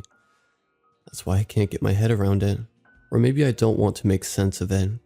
My mother, who is also a lovely woman, a real sweetheart. You could say I'm a mommy's boy at heart. I noticed she started getting worried about my dad. I heard her talking on the phone with my grandmother about him coming home late with no real excuse for where he's been, and a strange odor coming from his clothes. I was getting a sense my poor mother thought he was cheating on her with someone. I knew for sure that couldn't be the case. Not my dad. For my mother's sake, I decided to confront him. I didn't want to flat out accuse him of being a complete asshole. I just wanted to know what he was up to after work. My mother was in the kitchen doing dinner when I noticed the time on the clock. My dad should have been home an hour ago, and he's never late for dinner. My mother and I sat and ate our dinner without him. I didn't want to embarrass my mother by telling her I knew what was going on. I just sat and watched as she picked her food and stared at the clock. Long after I had cleaned up, my dad came nervously through the back door. He glanced me a nervous smile before disappearing down into the basement, which was really out of character for him. I wasn't letting this go. I was getting to the bottom of this no matter what. I crept slowly down the basement steps and began to get that smell my mother was talking about. The smell was hard to describe, but it smelled like the crusty old sock behind my bed that my mother is afraid to pick up, and the musty odor that only comes from an old folks' home. When I got to the end of the steps, I could hear my dad sobbing uncontrollably, begging someone for forgiveness. I reached the end step, forgetting about the noise it made when you stood on it, alerting my dad to my presence. I didn't know what to expect. That glaring, bright smile he only kept for me was now replaced with a hate-filled, dead stare. He bore his teeth at me like a rabid dog growling, before he made a run for me. He was too quick for me to react, and before I knew it, he had me by the throat, lifting me off the ground. He squeezed so hard I could feel the veins in my eyes bulge. I tried hitting him in the face to try and break free from him, but the more I struggled, the harder his grip got. I used the last of the air in my lungs, begging him to let me go. As he held me, he looked down at the phone in his other hand. I could swear I could hear someone laughing loudly on the other end, and without warning, my dad just dropped me.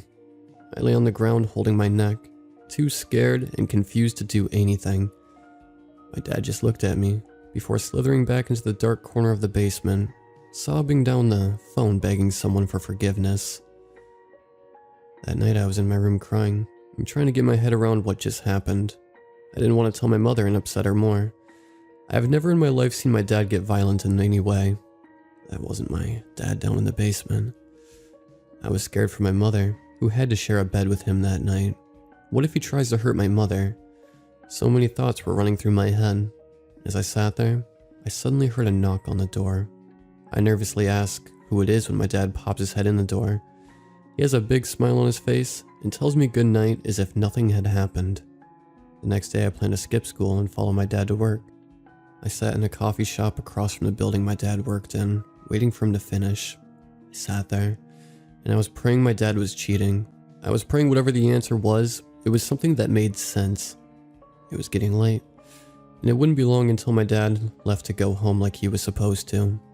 As he left the office, he was on the phone with that same disturbed look he had on his face down in the basement. He looked at his watch as he went in the direction away from where we lived. I had no choice but to follow him, but I wasn't sure I was ready for what I could find. He was on the phone the whole time I followed him.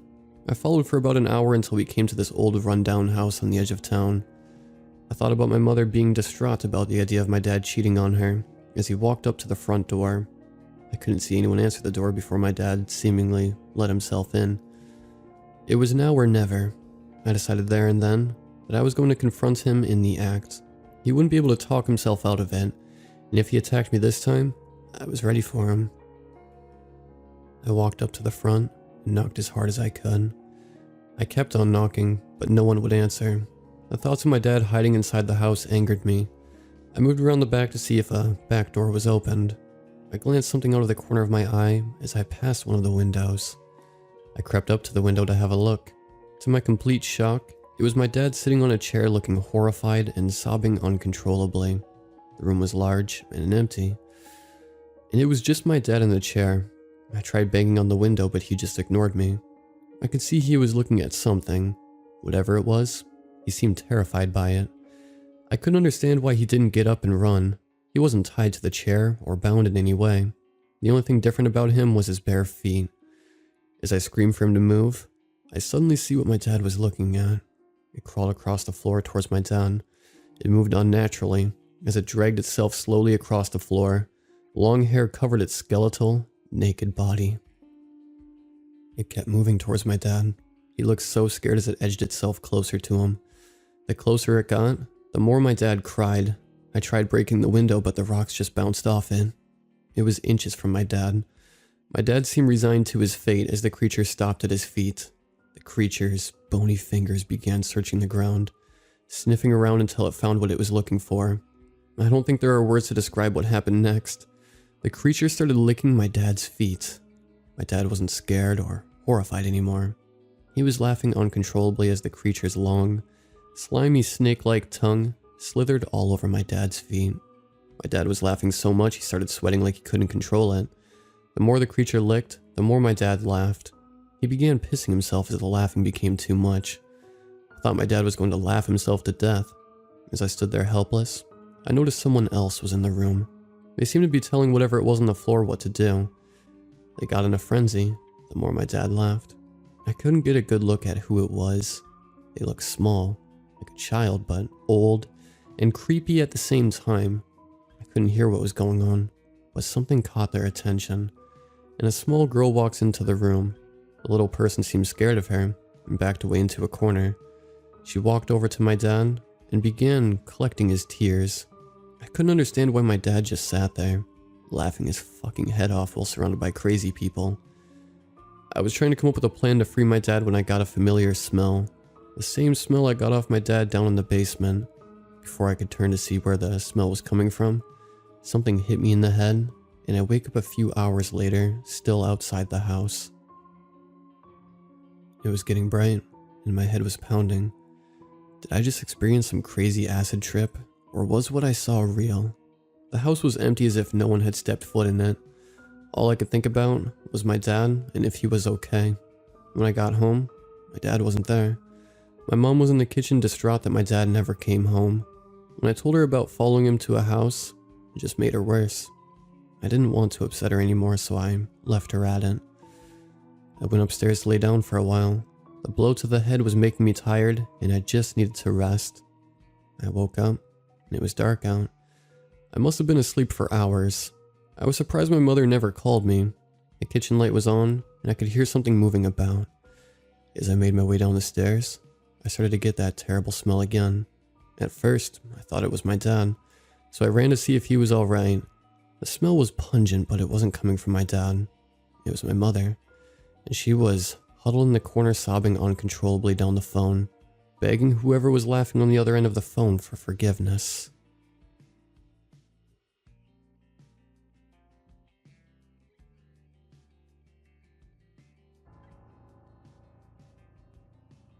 I used to work as a caretaker at a care home for a few years. I don't expect anyone to believe my story, but this is what led me to quit my job. Mr. Charles Moore, or at least, that was his name when I met him, was an old man. He never told me his age, but I figured he was about 90 years old when I met him. By he, I meant his mortal shell. As for how old Mr. Moore truly was, I don't have a clue. If not for his old man's body and his raspy voice, you wouldn't think he was a man of his age. He had a sense of humor, and often bantered with and played jokes on the caretakers. He didn't seem to mind the dreary atmosphere of the care home at all. I wish I never met him. One day, in the cafeteria after dinner time, I figure it was my second year working at the place. Mr. Moore beckoned me to join him at his table. He was sitting alone, while most other old folks were playing cards, watching TV, and doing what old folks do. I don't think we've ever gotten to know each other, Mr. Moore said, extending his hand. I'm Charles Moore, and you can call me Charles. What's your name, son? David, I replied, and shook his hand. Nice to meet you, Charles. Are you a military man, David? Charles asked. Yeah, I replied. Royal Marines. How can you tell? I had served in the Marines for a short stint some years before, and served for a while in Syria. When you observe people for as many years as I've lived, David, you can easily notice patterns. Charles said. I was a Marine man myself. When I watched you, I recognized the way you walk and the way you talk. That's impressive, Charles, I said. How long did you serve? If you are referring to my service in the Royal Marines, I've served 34 years, he replied. I began my service at age 18, and was discharged honorably in 73. So you served during the World War and the Falklands War. My interest was piqued. The things you must have seen. Yep, Charles replied. I was among the troops who landed on Normandy in 44. I was a paratrooper, to be more specific. That's amazing, Charles, I replied. I wasn't trying to be polite. I was impressed. It is, isn't it? Charles responded. And yet I'm here in a care home. The greatest generation. All dead or in care homes now. Funny, isn't it? He laughed. I didn't know how to respond to his bitter humor. A moment of silence passed and Charles took a sip from his mug of tea. Suddenly, he turned and looked me straight in the eye. David, he said, his gaze unfaltering. I have to tell you something about me. Can I trust you? Of course, Charles, I said. I felt surprised but decided to listen. What do you want to tell me? David, Charles said. What if I told you that Charles isn't my real name? What is the old bloke up to? I thought. Then I realized he wasn't joking. Well, I wouldn't tell anyone if you didn't want me to. Your information is safe with me. Alright, Charles said and exhaled deeply. My name was Fritz Weber a long time ago, and Velikai before that. Anything before that? I don't remember anymore. Velikai was born in 1899 in Petrograd, Russia, which later became Leningrad, and today, St. Petersburg, to a family of poor peasants. Like most peasants, they despised the heavy taxes and conscription imposed on them by the aristocracy. In 1914, Velikai and his father were conscripted to the Russian army. Velikai killed many Germans in the war, but his father died in the war to a German sharpshooter. Velikai hated the Russian Tsar, but hated him even more after his father's death. In 1917, he joined the Bolsheviks in overthrowing the monarchy, and was hailed as a hero by his village. He believed very strongly in the communist movement, and he was the party representative at his village. He had a wife and children, and lived a happy life tilling the communal farms. He longed that one day he and his children would live in the communist utopia described by Marx. Velikai loved his children, but he loved his country more. In 1941, the Germans began their infamous campaign, Operation Barbarossa. Velikai had to pick up his rifle again to defend his home and his family. He was sent down south to Stalingrad, where he, like a million other Soviets, fought a vicious battle to repel the fascists. He fought in the trenches, and he fought on the streets. The battle killed a million Soviets, and Velikai was among them, when, fighting at close quarters in the Red October steel factory, he felt a German bayonet plunge into his ribcage. He felt a flood of regret that he would have to leave this life behind. Alas, he had no choice, and he became Fritz Weber. Fritz was a very hot-headed man. He wasn't old enough to have fought the First World War, but he was more than enthusiastic for the Second. He was a devout supporter of the National Socialists, and up to that point was a real scumbag of a human being. I admit freely that I felt no regret in what I did to Fritz, only in the fact that I had to leave my life in Russia behind.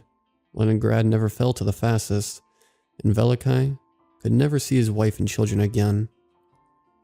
At this point, I was confused but not alarmed. I suspected dementia was responsible for the strange story. It's easy for old people to mix up stories they'd seen on TV or read in a book with their own experiences. After that ordeal, I spent a few years in Germany. Charles continued. Fritz, having been wounded in battle, was sent to a guard at Auschwitz-Birkenau. David, I want you to know that I am not a monster. When I saw the things that happened in that place, I was horrified. I did what I could to help the starving men, women, and children. I tried to sneak them food from the barracks and helped some of them escape, but there were too many of them. I'm sorry for what you had to go through, Charles, I said. That's alright, Charles said. For the last 70 years, I haven't told anyone about this. I just need to let it all out before I go. I'm not a young man anymore, David. I can sense that my time is almost up. That's alright, Charles, I said, patting his shoulder. I thought he was confused, but decided to tolerate it. That's some heavy stuff there. Let it out. Anyway, 2 years after that, Fritz was sent to the Western Front, to Normandy. On June 6th, the Allies landed, and Fritz was sent to the front lines to defend a bridge. A British paratrooper of the 6th Airborne Division landed 30 meters away from him and promptly shot him in the jaw with a rifle. Charles gestured at himself. That, he continued, was me, Charles Moore. You've never told anyone about your time in the war? I asked, incredulous. No, Charles replied. My family knows, briefly.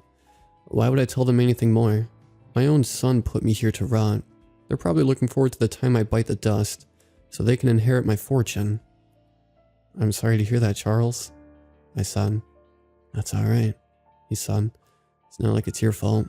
Besides, they aren't getting anything. They didn't earn any of that money. I did. How would you like to inherit 3 million euros? I was stunned. I can't accept that, Mr. Moore, I stuttered. Give it to someone who needs it. Give it to a charity. I don't deserve that money. He tried to persuade me, but I was adamant in my refusal. 1 week later, my coworker, Andrew, approached me during a break period for caretakers. Andrew's face was glowing, and his eyes twinkled with excitement. David, he said, with a huge grin on his face. You remember something I told you a long time ago about old folks writing me into their wills? Andrew was an opportunistic bastard. He told me once why he decided to join the medical industry and work in a care home. The old folks here are angry and cynical. Who wouldn't be if they were abandoned by their ungrateful children and stuffed in a care home? All it takes is a bit of compassion and a show of kindness. And the next thing you know, they're written their kids out of their wills and left you everything. This happens, Dave. And it happens more than you think. Ch-ching. Yeah, I replied. I suppose Charles Moore decided to leave you something.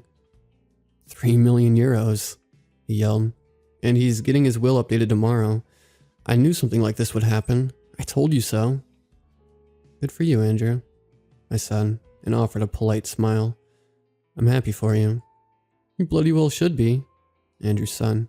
Once that will is updated, and I make sure the geezer doesn't change his mind before he bites the dust, I'm out of here. Andrew was an asshole, but did he deserve what happened to him? Maybe he did. Maybe he didn't. The lawyers determined Mr. Moore to be sound of mind, and the will was smoothly rewritten. 1 month after our conversation, I was on night patrol duty. Basically, caretakers have to take shifts checking on the elderly while they sleep, to make sure they take their medicine and to help them into their beds. While I was walking down the hallway, I noticed that Mr. Moore's door was ajar. I took a glance into his room and saw Andrew sitting next to Charles Moore, who was fast asleep in his bed. Andrew seemed to be deliberating, and his face was scrunched up in thought. as if he were having an internal struggle. Suddenly, he stood up. He extended his right hand and grabbed a pillow from Charles' bed. I was alarmed. What is he up to? And then I realized Andrew was impatient. I was alarmed and took a stride towards the door. Suddenly, Charles bolted up. His speed was uncanny. It wasn't the demeanor of an old man. Andrew was shocked. He dropped the pillow and smiled haplessly when Charles turned to stare at him. The corner of Charles' lips crawled up his face to form a blood-curdling grin. His teeth were showing, and I saw how small and sharp and many his teeth were. They reminded me, at that absurd moment, of the teeth of a great white shark. Charles, no, that wasn't his name, for he had no name, opened his mouth as Andrew backed up against the wall of the room in sheer terror. A giant, black, eel-like tongue protruded from the yawning jaws of the thing that sat in Charles Moore's bed. It slithered and curved towards Andrew, now helpless and totally frozen. At that moment, Andrew turned away from the thing and saw me looking through the gap. His expression was a mixture of confusion and of unholy horror. He opened his mouth to scream, but he never did. The tongue shoved itself into his mouth and into his head. His body went limp, and his eyes rotated into his skull. I remember staring at Andrew's convulsing body, unable to move.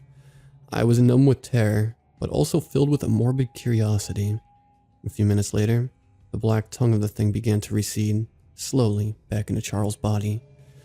Once it left Andrew, he stopped convulsing. A minute later, Andrew started to stare. Suddenly, his eyes opened. To my horror, his bloodshot eyes stared, unflinchingly, right into me. David, Andrew's son, I did what I had to survive. I hope you understand. I felt hot and thick bile shooting into my mouth. I clamped a hand over it, turned, and bolted from the door. Mr. Charles Moore was pronounced dead the next day. According to the doctor, he had died of natural causes. There was no suspicion of foul play. Andrew White inherited the 3 million euros. Despite a fierce court battle, Charles' children failed to undo his last will and testament. I will never forget what I saw that night in that room, and no amount of therapy will make it easier to sleep at night. But when I think back, I can't help but feel a twinge of sympathy for the thing that was Charles.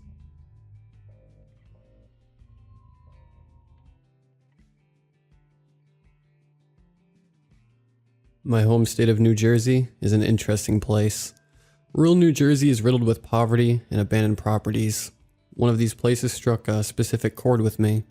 When I was a little kid, I went to this theme park with a, wooden theme. I think it was called Woody's Woodchuck Kingdom. Stupid, I know. Their mascot was Woody the Woodchuck, fairly obvious. I don't remember all of it, and I stopped going after the park fell into disrepair.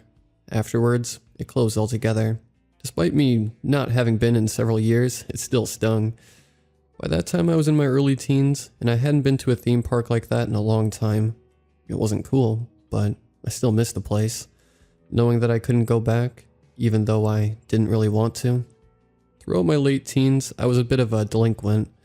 I never got into drugs or anything, but whenever my friends and I had money, we would ditch school, get a bunch of candy from a convenience store, and then hang out in an abandoned building. We did a lot of urban exploring in high school, and almost never ran into any issues. The buildings were dilapidated, but never collapsing. It was creepy, but there were 4 of us, and we could handle ourselves in a fight. We went our separate ways after high school and drifted apart. I studied hard through college, and eventually my habit of fucking off with a million Snickers bars to explore an old hospital or something faded away. After graduating, I came back to and started searching for jobs. On my way to an interview, I drove past Woody's Kingdom and felt a twinge of nostalgia. Memories rushed back to me of my times there as a kid. It was so sad to see the place in the dilapidated state that it was. After my interview, I drove past it again and made up my mind. I was going to pick up 2 old habits at once. I was going to explore the kingdom. I didn't think it was pertinent to bring too much, but considering that I ended up posting here, that was obviously a mistake. I brought a flashlight, crowbar, water, some snacks, and a pocket knife. I wasn't hoping nor expecting to encounter anybody. I really only brought things that I would need to navigate the amusement park. I also wasn't usually the type to leave graffiti in the places that I explored, so I wasn't planning on bringing any paint or anything. I got into my Chevy Cruze, and drove off to the amusement park. Woody's Woodchuck Kingdom was closed off from the public by a very basic chain link fence that was easy to scale. I had done this before, after all. I parked my cruise in a hidden-ish spot, close to the entrance, and scaled the fence. There was no barbed or razor wire, which made my job quite easy. As I moved through the park, it was clear that few others had been in. There was little paint or garbage, but there was a curious amount of supplies left over. Tools, old and moldy boxes of food. There were even some ancient stuffed animals in the gift shops. Those items would seem quite easy to liquidate quickly, but they just lay about. Most of the rides were also completely intact, if under disrepair. It seemed like the place had been left in a rush. This was odd. Woody's Woodchuck Kingdom had been on the decline for almost a decade. It had been a rumor for almost as long as they were going to close down. It seemed like they had plenty of time to liquidate assets or dismantle rides. I wandered down the main street towards Woody's Castle, the centerpiece of the park and home of their mascot, King Woody. It was a large building with a cafe, gift shop, and a big main hall with a throne. Woody sat on it throughout the day, and kids came up to get signatures or get their pictures taken like they would any of the mascots at Disney World or something. I'm not entirely sure what I was expecting to find in there, but Woody staring straight back at me was not one of them. If I'm being honest, it scared the shit out of me. He wasn't supposed to be in here, and while he was normally cute and endearing, he looked downright scary. Water had managed to get inside, and he had begun to grow mold. Insects, like mosquitoes, buzzed about minding their insectoid business. He rested at an odd angle, but was clearly sitting in his throne. It was disturbing. I stared at him for a few straight seconds, and I could have sworn that he fidgeted. I shook off the feeling, and moved over to explore the cafe. It was just odd in there. In the main dining area, moth-eaten tablecloths rested on the tables with plates and utensils skewing about. I didn't need to explore the kitchen, because I could smell it. It was quite obvious that this place had been evacuated while it was still open. I didn't see any rats though. Maybe the smell was too bad for them as well. I moved over to the gift shop where, as could be seen in other ones, gifts remained in the shop. There were stuffed animals and yellowing postcards on the shelves. The cash register even had money in it, which I was quite tempted to take. But before I could, I heard crashing from the main hall. I ran over and I could swear Woody had moved. It almost looked like he wasn't sitting in the same position, almost like he moved. As I got closer to him, I saw that the chair next to him had been knocked over. It was upright when I came in. I was getting very scared now. As I got closer, I began to hear a sound, and it wasn't the insects. It was a rasping, cracking sound, almost like breathing. An old man breathing. I stood straight as a board, and as I did, I saw Woody do the same. I sprinted back out the front doors. I had never run so fast in my entire life. It couldn't have been more than 300 or 400 yards down the main street. I ran over to the main entrance and clawed my way up the fence at a breakneck pace. I felt some of my fingernails crack as I scrambled up the rusting chain link fence. I fell to my knees on the way down, but quickly got up and got in my car. I had never felt so comfortable in my uncomfortable interior. As I looked out the passenger window, I saw an odd shape, one that I hadn't noticed on my way out. It was Woody. He had followed me. I quickly turned the key and floored it. The front wheel spun in the dirt, but eventually, I was off. As I drove past the outskirts of the gated-off area of the park, I began to regain my composure. I had pushed my car almost to its limits. The speedometer read almost 120. I slowed down before I got into an accident before I realized it better to just pull off the road entirely. I was breathing heavily. My pants were wet and my knees were bloody. But I was fine. I am fine. Some of you may be disappointed to know this, but nothing happened to me. No paranormal assassin hunted me down and killed me. No unhinged psychopath in a woodchuck costume stalked me forever. I was fine. All that is left in this tale is a warning. Do not go urban exploring in New Jersey.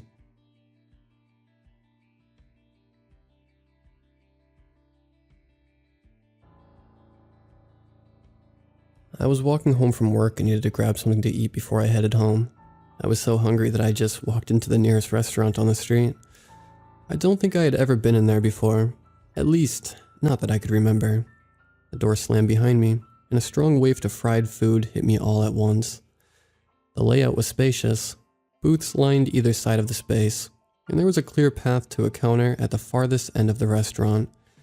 It seemed to be miles away from the entrance. Above it looked to be a menu. I walked over to it and saw that they sold fish and chips. There was no one at the counter though, so I stood around and waited a minute before deciding to just take a seat in one of the booths. It was cold outside, and the warmth of the restaurant began to settle in my skin. I took my jacket off and brought out my phone, but it was suddenly dead. It was working not that long ago, so I thought that was really weird. I put it back in my pocket. So I just sat there, listening to the repetitive techno music coming from the restaurant speakers.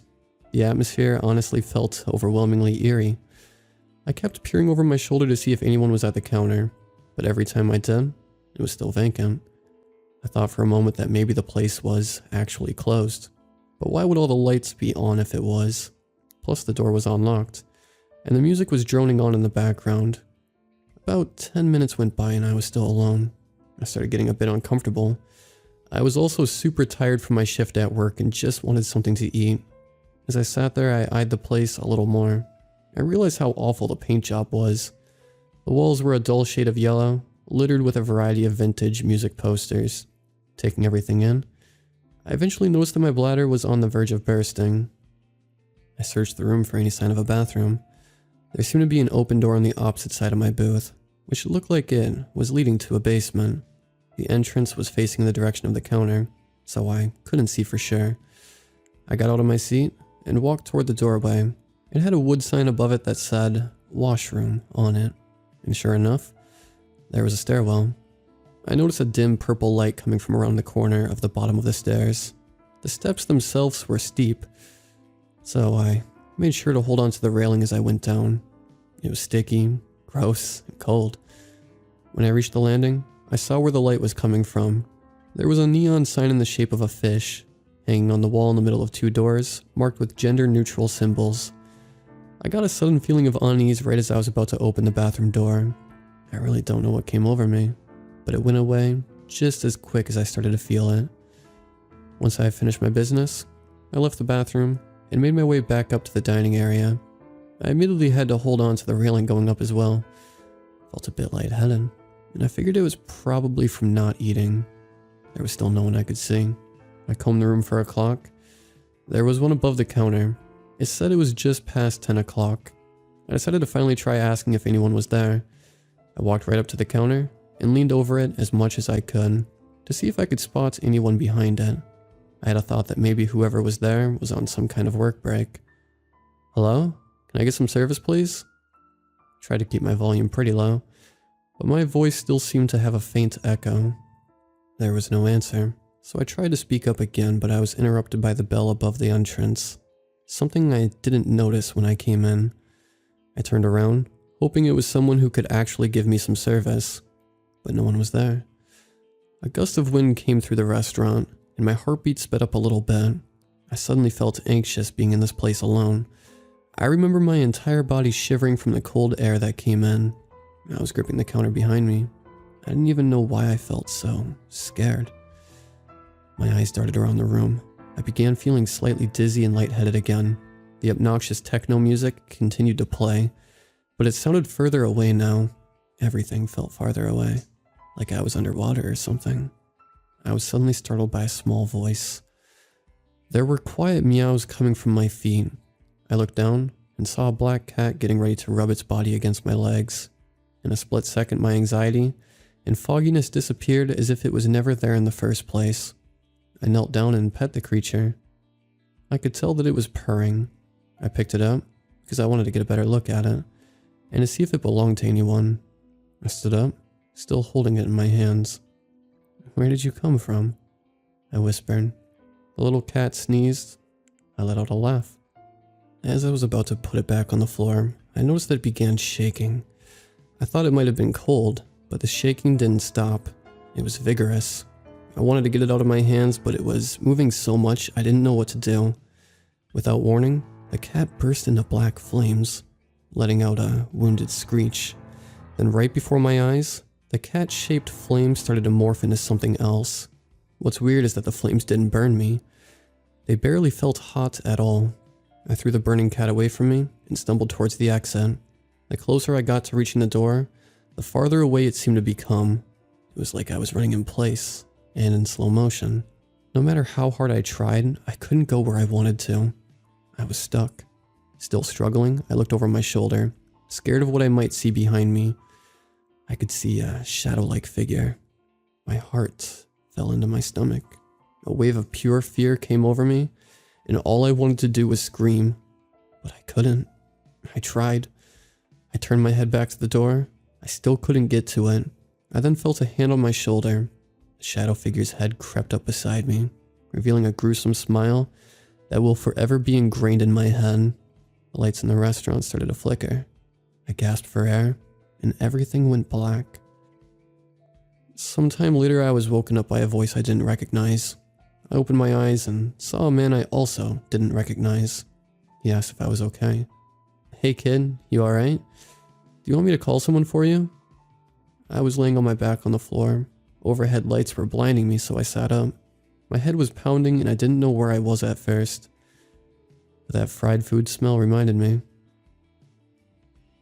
After a quick panic attack on my part, the man explained that he found me knocked out in the middle of his restaurant when he came out of the staff room. He thought I was just passed out drunk at first, but when I didn't respond to him, he started to worry. Apparently I woke up right before he was about to call the police. I never told that man what really happened to me, because I wasn't sure if he would believe me. I honestly haven't told anyone, but I know what I saw and experienced. It's something I'll never forget. I went home that night and didn't sleep at all. I actually had trouble sleeping for weeks after that. Sometimes I still get nightmares. I don't have a real explanation for what happened that night in that random fish and chips restaurant.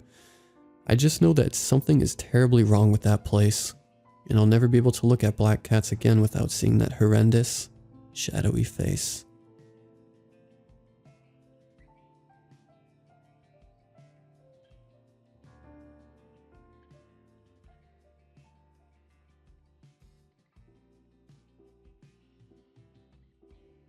I don't know who she was, but doctors tell me I'm lucky to be breathing. I think I'm finally ready to write about what happened last summer, with the warning that you should never, ever try to find the road I'm going to tell you about. I was out at Gambrill State Forest in Maryland one Sunday afternoon last summer. I had been out on those trails a number of times since I moved out this way, and knew them all by heart at this point. Some led you to fantastic vistas, and there was a lookout point that you could either hike or drive to for the best view in the county. On this particular day, it was humid and nearly 90 degrees, but the afternoon heat gave way to a light rain shower around 6 p.m. Perfect, I thought. Hiking in the woods after the rain was my favorite thing on earth. Something about the rain just brings in every sweet, earthy scent out of the ground and the flora, and it's just heavenly. When I got to the trailhead, there were only a couple other cars in the lot. Yes, I thought, I'll have the whole thing to myself. I hit the green trail, and typically I would follow it up to the blue trail and loop back around the yellow to the parking lot. But I was bored with this routine and wanted to try something new for a change. I came across an offshoot off the green trail I had always noticed but never thought much about. It looked like it had been a trail at one time, but it was unmarked now and terribly overgrown, with small trees and shrubs popping up right in the middle of it. It was in such a bad state that you really had to look carefully to realize it was a trail at all. The rest of the trails wound back up the mountainside toward the vistas, but this mysterious little one went further down the mountain. This one was also far less rocky than the marked trails, so I said, what the heck? Let's see where it goes. Though it started out nearly wide enough to get a car through, about 10 minutes in, the trail got quite narrow as it wound downward across a dried riverbed and deeper into the woods. I saw no trace of footprints, litter, or any human activity. The woods were wonderfully quiet except for a deer I startled, which ran off in a huff, a big black form darting between the trees about 20 yards off. Around this time I noticed it was getting darker than I expected. The cloud cover made the darkness worse, and I was having a hard time picking out where this narrow trail was actually going. More than once, I wondered if I was even still on it. At one point, I looked to my left and saw a small opening in the forest about 40 feet away, and it would look like a paved road beyond. Yes, a road. It probably goes back up to the main road, I thought. So I'll head out and follow it back to the parking lot and get out of here before sundown. I managed to, carefully, step across some debris piled up on the creek bed and climb through a bank of ferns to get up to the road. I was wearing shorts and a t-shirt and was concerned about ticks, so I gave myself a quick check over and had a look at my surroundings. The road was narrow, just wide enough for a single car to pass, and though paved, it was now crumbling. I got out my phone and checked Google Maps to see how far it would be to get back to the main road. Pulling up satellite view left me bewildered. It showed I was in the middle of the woods, with no road in sight. I looked up. The canopy was open enough above me that it should have shown the road.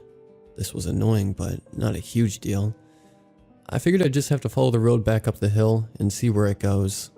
An exhausting hike uphill for nearly 30 minutes led to nothing but a wall of forest. The road terminated into a little turnaround with a red 1990s Ford Taurus parked at the far end. It was covered in pollen and debris. Wondering how long it had been there, I wiped off a window to look inside. The interior was completely empty and perfectly intact.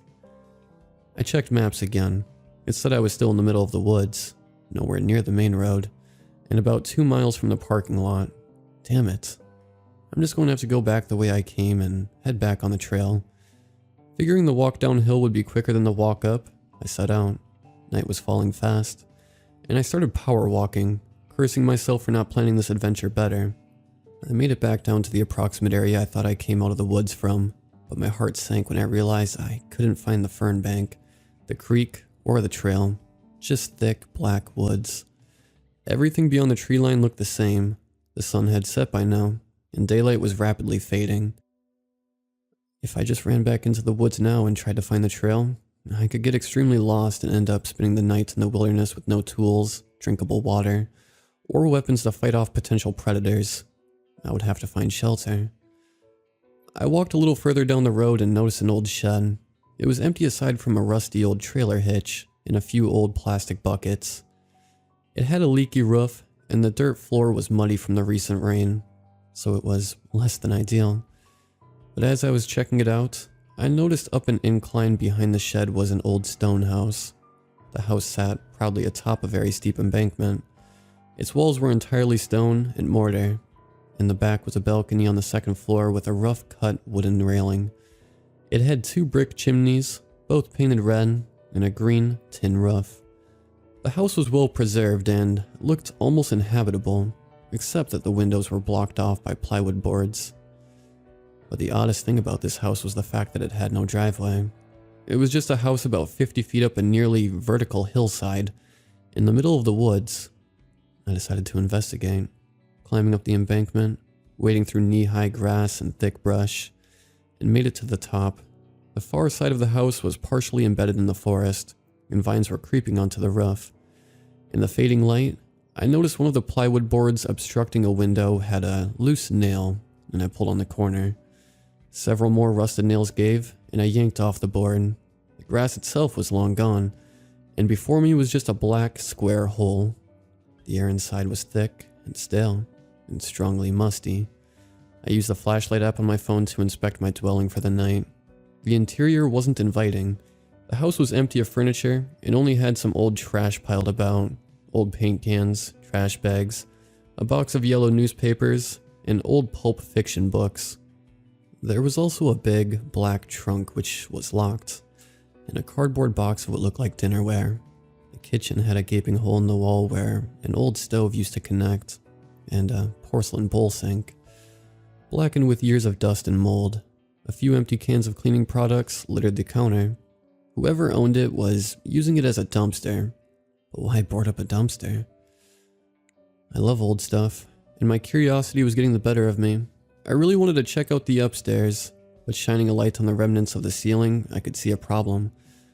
I was looking right through to the floorboards of the upstairs, and with significant gaps and rot, they didn't look very safe.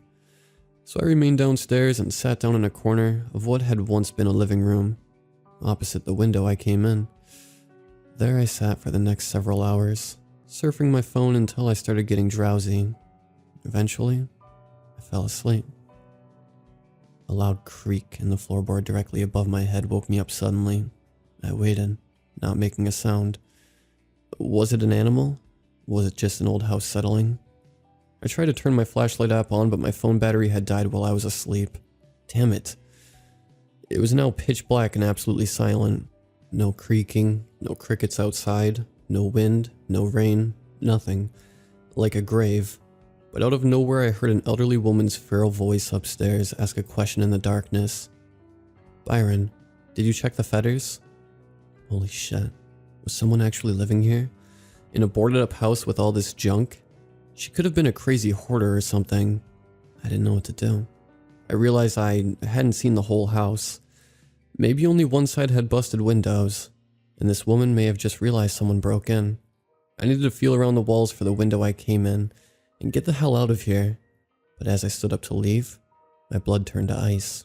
I could feel someone in the darkness, standing directly in front of me. Whoever it was didn't make a sound. I stopped breathing. Several seconds passed. I shifted my weight ever so slightly from one leg to the other, the floor creaking slightly beneath me. Whoever it was didn't move. Several more agonizing seconds ticked by. Realizing I was inadvertently holding my breath, I exhaled loudly. Then a single word was uttered directly in my face, so close I could smell her denture breath. "Byron?" "Hello?" was all I could manage. As soon as I got the word out, I felt an ice-cold, clammy hand grasp my throat, squeezing with almost inhuman strength. I reached out in a panic and tried to grab her clothing. It was a thick, coarse material, like wool. Fumbling in the blackness, I found her face and was horrified when my fingers sank into it. Like a gelatinous, rotten roast beef. I tried to grab her hair to pull it, but there didn't seem to be any. She didn't make a sound, only wrapping a second icy hand around my throat, squeezing the air out of me. I started getting dizzy. I felt a pop in my neck, and bracing one foot against the wall behind me, shoved her backward and broke free of her grip, running and stumbling over trash, feeling around the blackness for the walls, and upon finding them, for the open window. I half ran, half tumbled down the hill, and it wasn't until I reached the road again that I realized I had been screaming every exhaled breath. It was still night, but there was just enough moonlight peeking through the cloud cover that I could see the road beneath my feet. Against my better judgment, I turned back and looked towards the house.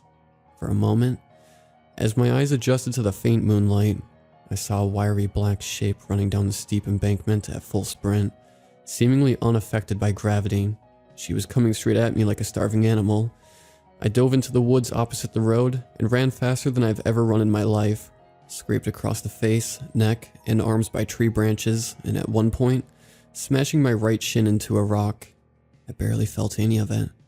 I ran like an Olympian until my legs gave out completely and collapsed to the forest floor, hyperventilating from exhaustion and cold terror. I laid there and listened for about a half hour.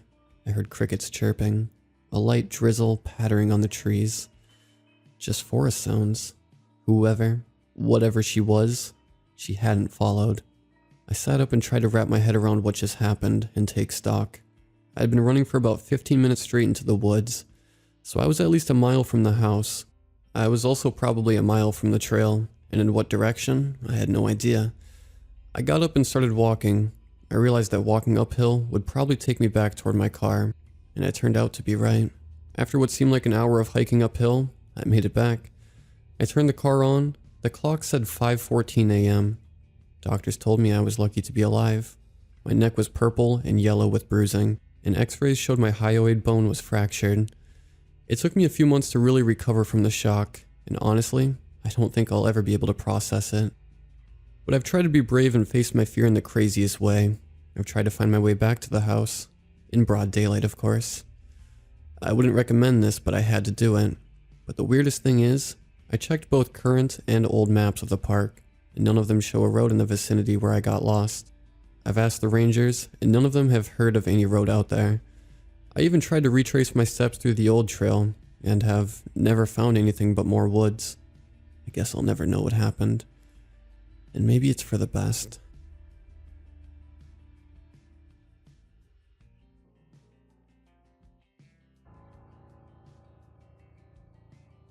My wife and I decided to go on a romantic getaway last October. We love small touristy towns, and fall is our favorite time of the year. So we found a cute little bed and breakfast up in Maine and booked a room for the weekend. It was just what we needed. The place was nice enough. The elderly couple who owned the place were very friendly and spoke with thick New England accents. The room was big and rustic. All of the furniture was made out of wood, and there were deer antlers mounted on the wall. There was a wooden trunk at the end of the bed. It looked very old, and the carvings in the wood were quite ornate. There was also a padlock on it so you couldn't open it. We didn't think much of it. That night, we went out to dinner, walked around town for a bit, then came back to our room, made love, and fell asleep. But around 2 a.m., we were awoken by a scratching sound coming from inside the trunk. "What the hell is that?" my wife asked. I could tell she was freaked out. "I don't know," I said, turning on the lamp on my bedside table. More scratching. "Maybe a mouse got stuck in there and it's trying to get out." "That doesn't sound like a mouse," my wife said. She was right. It sounded much bigger. "Well, we should open it and let it out, whatever it is," I said, getting up. "How? It's locked." I checked the padlock, but unlike the trunk, it looked brand new. I put on my shoe and tried kicking the lock a few times, but that didn't work. As I looked around the room for something else, the scratching kept getting louder and more frantic. As a last resort, I pulled the deer antlers from off the wall over the bed. I jammed one of the pointy ends through the lock and put all of my weight on it. It would either snap the lock or the antlers. I didn't know which. Thankfully, it was the lock. I threw the broken padlock aside and knelt down in front of the trunk. My wife stood behind me, squeezing my shoulder in anticipation. The scratching continued, as if begging me to open the damn trunk already. "Be careful," my wife said. "Stand back," I warned. I stuck my fingers under the lid and opened the trunk. A blast of rancid air blew out, and I turned my head away and plugged my nose. My wife got the brunt of it, and she immediately started coughing and her eyes started watering. "Are you alright?" I asked. It took her about a minute to stop coughing. Her eyes were red and bloodshot. "I'm okay. Did you see what it was?" "No," I said. We both turned and looked in the trunk. It was empty. Maybe a mouse or small animal jumped out when we weren't looking. We searched the room but didn't find anything. We went back to the trunk. I checked the inside as well as the lid, but I didn't see any scratch marks. My wife and I stared at each other in disbelief. We didn't get much sleep that night. My wife kept getting up and running to the bathroom, coughing and puking her guts out. She said it was food poisoning. The next morning, we packed our bags and left the B&B. We were supposed to stay one more night, but my wife still wasn't feeling well, and we just wanted to get home. She was sick for 3 full days. I tried to get her to urgent care, but she told me she just wanted to rest. On the 4th day, she finally got out of bed and came downstairs for breakfast. She looked much better. I made her some eggs and toast, but she took one bite and pushed the plate away. Ever since then, she's been different. She hardly ever sleeps, she never eats, and she snaps at me all the time. She says she's fine, that she's never felt better, but I can tell something's wrong.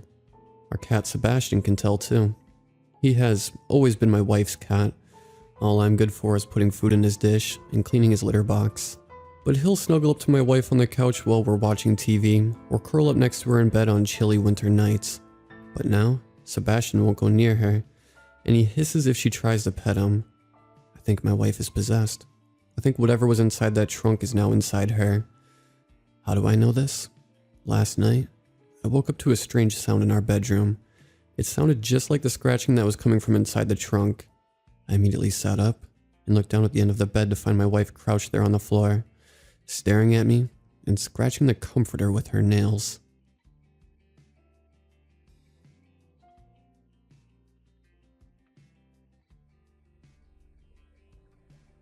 Hi guys, my name is Jim. I have a hobby of interviewing people to get their scary story. It's crazy how many everyday people have experienced something paranormal in their lives, yet most people still are skeptics. It's like hundreds of people being a witness to a crime, and the cops say it's still not good enough. Maybe that is why I got into this hobby. I wanted to know if I was going crazy, I wanted to know if others had experienced the things I have. So here's the story that set me on the path of researching the paranormal. Part of me hopes I'm just crazy. I hope the things I saw that night were because of a chemical imbalance in my young mind. Because the alternative is too terrible to consider. If I'm not crazy, then the knocker is real. It was back when I was around 15 years old. I lived deep in the woods with my parents in Freedom, Pennsylvania. Freedom was a small town northeast of Pittsburgh. Not a lot of people, and not a lot to do. Just a lot of forest. If you wanted to do anything, you had to drive to a neighboring town to find it. And that's what my parents were doing that night. They both worked hard, and rarely had time for themselves. So when a close friend was having his birthday party in a bar out of town, my parents decided to have a little R&R time. They trusted me, and knew I was responsible. They were going to be responsible too, and stay at a motel if they drank too much. So I knew I had the house to myself for the night. Besides, I had told my best friend Jason to come over for a night of wrecking noobs on Call of Duty. Even though I had talked to him at school, I decided to call him to remind him. I had just gotten off the phone with him. He said he was 30 minutes out, when I heard 3 heavy knocks at the door. They sounded heavy and ominous. I figured it was Jason pulling a prank on me. He must have been out front when I called him. Now he was pretending to be a killer on the loose, like in the movies. I opened the door with a smile on my face, expecting to see Jason jump out at me, but nobody was there. It was already getting dark, but I tried to look out into the woods. I didn't see his bike or anything. "I'm going to lock you out here, idiot," I yelled out into the darkness. I waited a minute for him to come around the corner, or out of the woods. Nothing. I pulled up my phone and activated one of those tracking apps you and your friends can download. I saw my icon at the house, my parents all the way in another town, and Jason just leaving his home, at least 20 minutes out. I quickly noped out and walked back inside to shut and lock the door. I tried to imagine what could have made such a loud knocking noise. My mind went to killers with chainsaws and butcher knives, but I tried to say it was an animal or a bird. None of it made sense though. I had the thought to lock the back door, and just like something read my mind, 3 heavy knocks came from the back door further behind me. I spun around to listen. I listened for the sound of the door opening. I figured I might have to run out the front door, depending on whatever was coming into my house. After an agonizing minute of silence, I worked up the courage to walk into the kitchen where the back door was located. I peeked around the corner to look out the glass window of the door. I couldn't see anything. I mean, it was pitch black outside my house. I knew night hadn't fallen yet, and I should still be able to make out the trees, but it was like a black curtain was draped over the outside windows. I looked around for an explanation of what I was seeing. I like to keep the lights on, and they were on in the kitchen. Maybe the inside lights were putting a blinding glare on the windows so I couldn't see outside. I reached over and shut off the kitchen lights. The whole room went dark and my eyes adjusted to see dark blue skies above the trees outside. But for an instant, my eyes made out a dark figure standing by the back door. I blinked and jumped back in surprise and flicked back on the lights, and it was gone. At this point, I still thought my mind was playing tricks on me. There was an uneasy feeling in my house now. I felt like something could jump out at me at any moment. I didn't know what to do. I sat there and considered calling my parents, but what would I tell them? A soft knock came from the door again, snapping me out of my contemplation. I turned to stare, wide-eyed at it. This knock was different. Maybe it was Jason. All I know was I wasn't going to answer the door until I knew who was out there. I flipped out my phone and opened the tracking app. Jason's icon was gone. What happened to him? The knock came louder. I felt my blood run cold. Had something happened to my friend? "Jim, bro, what's up? Open the door." I heard the familiar voice of my friend say. It was him. Or it was something that sounded like him. "Why didn't you just call my phone when I didn't open the door?" I yelled back. There was a pause. "Because the battery is dead. Now let me in so I can charge it, or my mom will freak out," Jason said. I figured this made sense and went to open the door. I was relieved when Jason pushed in and gave me a crazy look. I told him about the knocks and how scary it was. He acted like I was trying to set up a prank to scare him and didn't trust me. "You know I can't deal with that ghost stuff," he said. "You better not have Brian hiding somewhere around here ready to jump out and scare me. I'll punch him in the face, I swear." I told Jason our mutual friend Brian was grounded for the next 2 weeks. Or I would have invited him as well. It was just us two tonight. I quickly forgot about the creepy knocking as me and Jason set my bedroom TV and Xbox up next to the big screen in the living room. We found our usual group of friends already online and started playing. We were having a great time. Jason and I were wrecking shop in doubles. There was the unavoidable exchange of trash talk between friends and frenemies through our headsets. This fun went on for a good hour and a half. Me and Jason both decided to go grab a couple of Mountain Dews in the fridge in the garage. When we got to the kitchen after grabbing some Mountain Dews, we decided to sit down for a little bit in the kitchen. As we were sitting down, I heard someone or something knocking on the front door. I asked if Jason heard it too, but he shook his head no. A couple minutes had passed when Jason asked me, "Do you hear that?" I did not know this, but he was hearing scratching coming from the back door. "What's up?" I asked. "Did you see my ghost?" I joked. I was already over the scariness from before. "Shut up, dude," he whispered harshly at me, his eyes still in the kitchen. "Let's just play. Turn up the volume." We did continue playing, but Jason was playing like crap now. Something had thrown his mojo off. When he accidentally team killed me, I threw off my headset dramatically to turn and look at him. He wasn't looking at the game or me. He was looking at the kitchen. Okay, I'd had enough. "Jason, what happened in there?" I asked with all seriousness. He just stared into the kitchen a moment longer before turning to me. I heard someone calling me. It was quiet. It kept telling me to let him in. It was coming from outside. I saw him blink, and there was moisture in his eyes. It sounded like my dad, Jim. It sounded like my dad's voice. I couldn't breathe for a moment. Now I realized why Jason was so upset. Jason's father had been dead for 3 years. It was around 3 a.m. now. We both wanted to go to bed, but we were a little on edge with Jason hearing his father's voice. I don't know how, but we somehow managed to fall asleep. Jason was the first one who woke up. When he awoke, he felt something on his arm. He claimed it didn't hurt, but when he lifted up his arm, he saw 3 scratches on it. It looked as if a cat had scratched his arm while he slept. Needless to say, Jason went home after that. When Jason went home, I saw something on the ceiling that sent shivers down my spine. On the ceiling, something wrote, "Knock, knock, knock." I decided to call Jason later that day to see if he was okay. However, I was met with his mother's voice. His mother told me that Jason was nowhere to be found. A couple hours passed by and I got a call from Jason's mother. She said that they found him, but he wasn't the same. They decided to put him in a mental hospital because they thought he was unstable. I'm going to visit Jason in the mental hospital. I really hope that he is okay. I don't want anything bad to happen to my best friend.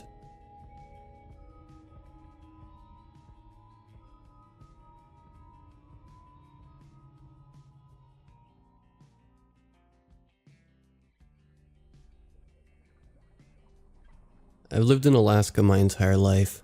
I live in one of the more populated parts of the state. I won't fully disclose it for my safety, though I've seen a lot of things, and I'm not even very old. I've seen damn near everything Alaska had to offer. Well, I thought I had anyway. Turns out, cryptids are a lot more angry up here. We have the classic Sasquatch, otter people, dogmen, serpents, our own version of the boogeyman, wendigos, and even skinwalkers, believe it or not. I've had the displeasure of being hunted by 2 of these. Take a wild guess. It started when I was at my friend's house. I was sitting at the ridge on the border of their property. Where we sat had a trail leading up and a light pole. It was around 11 at night, but Alaska's winter gets dark. We were sat under the yellow light from the pole when I heard a branch snap and snow crunch. I assumed it was a moose, so I told my friend to keep their eye out. They nodded, and we continued to talk. A few minutes later, the snow crunched again and I felt my heart freeze. Now, I'm a pretty paranoid person, but this was well before it had really taken effect. I'm still unsure which of the 2 cryptids it was, but it had infrasound. Infrasound is something big cats and other predators use to activate a prey's fight or flight, usually ending up in the prey freezing. According to whatever the predator was, I was its next meal. I grabbed my friend by the hood when I stood up and ran down the trail, pulling them along with me. They groaned in protest and confusion until I told them something was wrong. We ended up going inside that night, and I didn't get a wink of sleep. I was too afraid of what was waiting outside. Fast forward to a few months later. It was July. I was sat with my window open and writing on my computer. I was home alone as I often am, but that didn't bother me. As I typed on my laptop, I felt something strange. That intense feeling of being watched. I tried to ignore it, but it overtook my body. I looked out the window to the edge of my driveway, next to the pond, and there it stood. A pale gray, malnourished, disgusting-looking creature. Sunken in eyes, slightly protruding teeth, and on all fours nonetheless. Though, this creature had a human-like body. Aside from the twisted appendages. I froze in my spot when it caught my eye. I shoved my computer away from me and got up to crank in my window. Once my window started moving, so did it, inching closer to my home with lanky, broken-looking legs. I wound my window up enough, flipped the lock, and pulled down my curtain. That was the first night I had ever spent cowering in my bathtub with a pocket knife and a blanket. I hadn't seen the creature again until later in the year. Winter. I was taking the garbage down to the end of the driveway when I heard the inhuman growling. It sounded like a dog had smoked 20 packs a day and tried to growl at me. I wasn't taking any chances and sprinted up to my porch, slamming open my door and locking every lock. My mom looked mortified, as was I. This happened on a few separate occasions, but this wasn't even all of it. I would walk to the bus stop in the mornings, so obviously this could be an issue. One morning, my cat, Fergus, had followed me down to the bus stop. I was petting him as I stood next to a stop sign. Now, Fergus is the sweetest cat I'd ever met. He didn't bat an eye at dogs, moose, other cats, nothing. He was a badass and a sweetheart and one cat. Imagine my surprise when he spun around, arched his back, and started hissing and spluttering. I was horrified. This beefed up Maine Coon cat was hissing into the darkness at 6 in the morning. Thankfully, the bus had come to my aid, and I got in immediately. Fergus passed away recently, so I'm a little nervous about not having that warning next time. Now these next few experiences all happened in the span of a week. It started with me sitting in my living room watching some show when I heard something on the porch. This was before I had a security system, so I couldn't really see it. There's a small, obscure window at the top of my door, but I'm just shy of tall enough to see out of it, so I had to go by sound. I slowly crept around my house, making sure each door and window was locked up. I hurried my dog into my parents' room and into the bathroom. He likes hiding in the shower, so he didn't really mind. Though, when he started snarling, which he never does, I almost started sobbing. The layout of my parents' room as you walk in, there's their bed, 2 windows on either side of the bed, and the bathroom next to one of the windows. My mom puts the spare mattress we had up in front of that window. I hadn't locked it.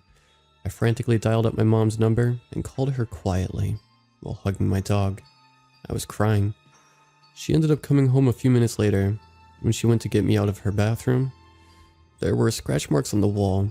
Something had tried to get in. This was when my paranoia spell started. I would frequently have episodes of pure, irrational fear, usually ending up in me sleeping in my bathroom. A few times, like this one, it was warranted. I was once again sitting in my living room watching a show when I heard something in the carport. The wall behind me was the one connecting to said carport. I got up, walked closer to the TV and turned it down, listening to each thudding step of the thing outside. I began to shake and spiral into a panic attack. It slammed on one of the walls and I booked it to my bathroom. I locked myself inside with my knife, phone, and charger.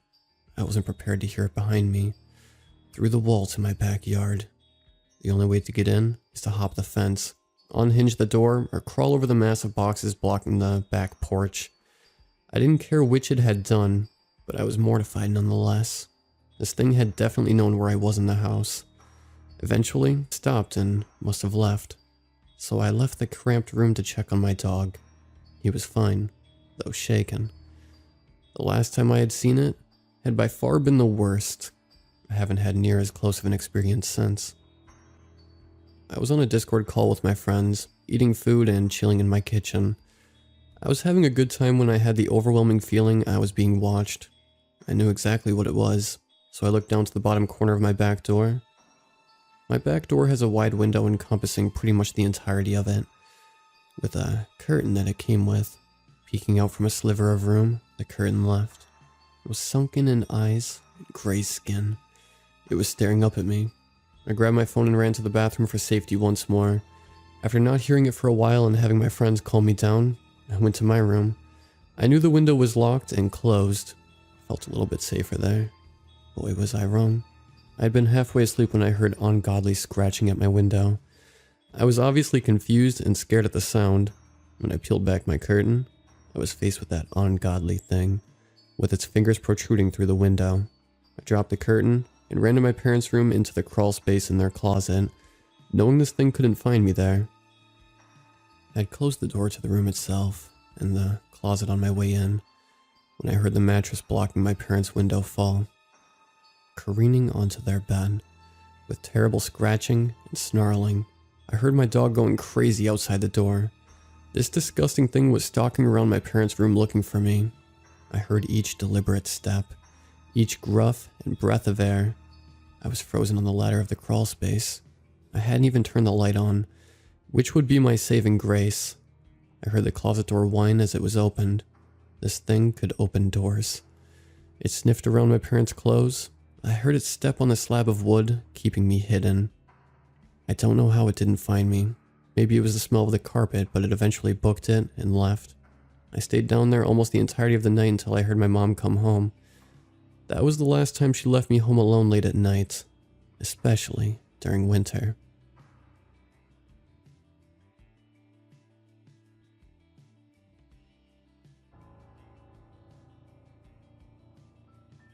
"10 years ago, I was in a coma for a year.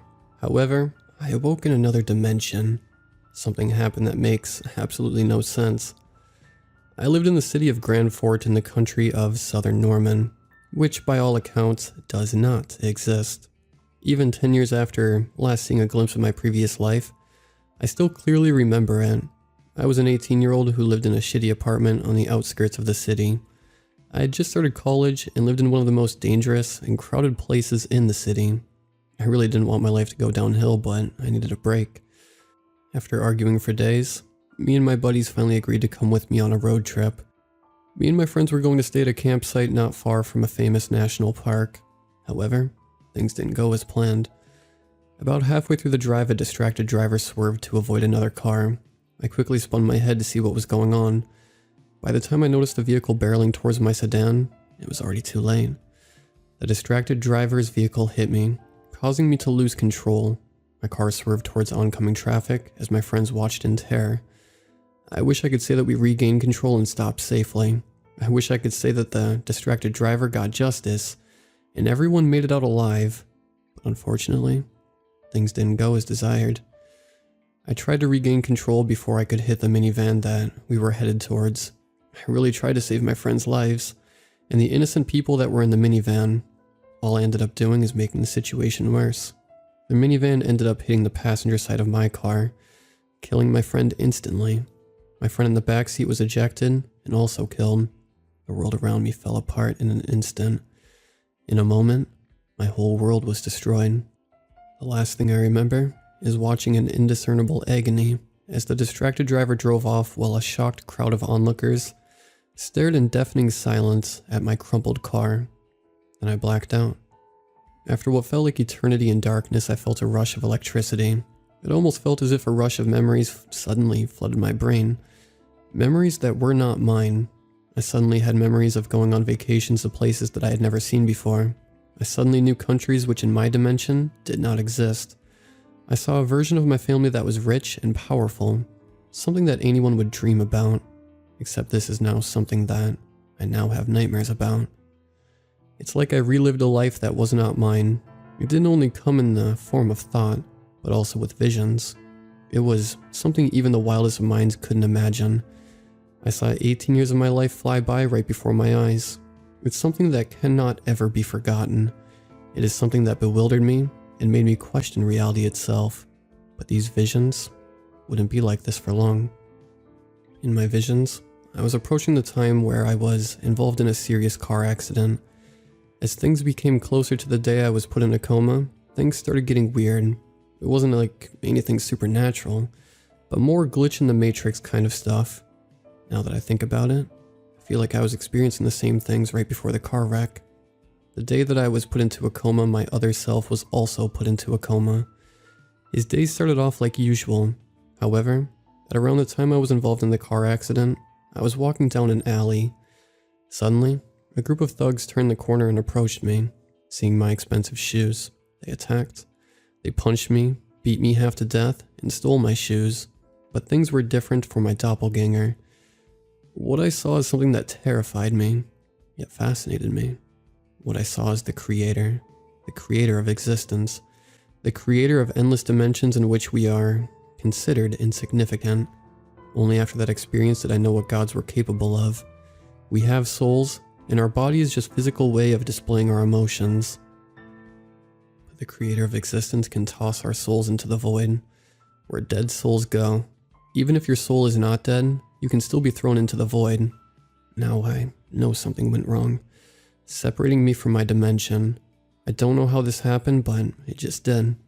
All the meanwhile, I was just a soul floating around in the void. I didn't have a purpose, nor was I worthy of returning to my world.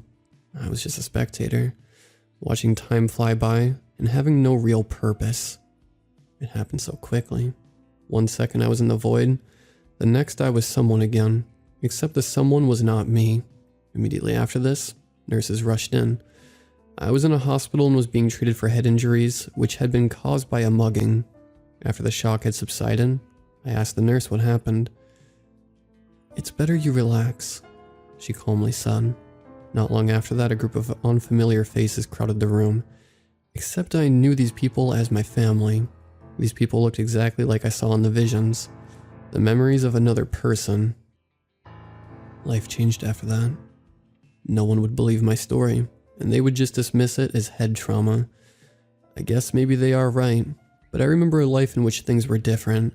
I didn't know about disasters such as 9/11 and the bombs of Hiroshima and Nagasaki until the year after I awoke from my coma. But after 10 years, I have adjusted to my reality and life. But one question always lingers in my mind. Where did my doppelganger go? Only now have I come to accept that it's impossible to go back. Even if it were possible, it would be better that I were to stay in this realm. I have many questions, but none to answer. I would appreciate if you would comment and help me find answers. My life has progressed, and I have steadily come to realize that we should enjoy life. I've started a successful business and have changed my lifestyle. But one thing is concerning me. Remember I mentioned the glitch in the matrix? Well, that's been occurring lately. I don't want to come to the conclusion that I'll be thrown back into the void where I'll be for eternity. But that could be the case. This could be the last time anyone hears from me. But always remember, the void is something that should be taken seriously. As for all the readers out there, thank you. Thank you for taking the time to heed my warning. Signing out.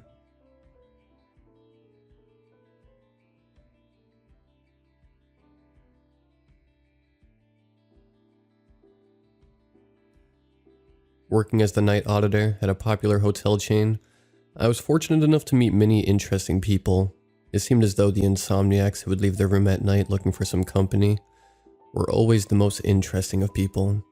In my time there, I learned that everyone has a story to tell, and this one in particular, I can never forget. There was an older woman, most likely in her late 60s. She was a retired nurse at the psychiatric institution downtown.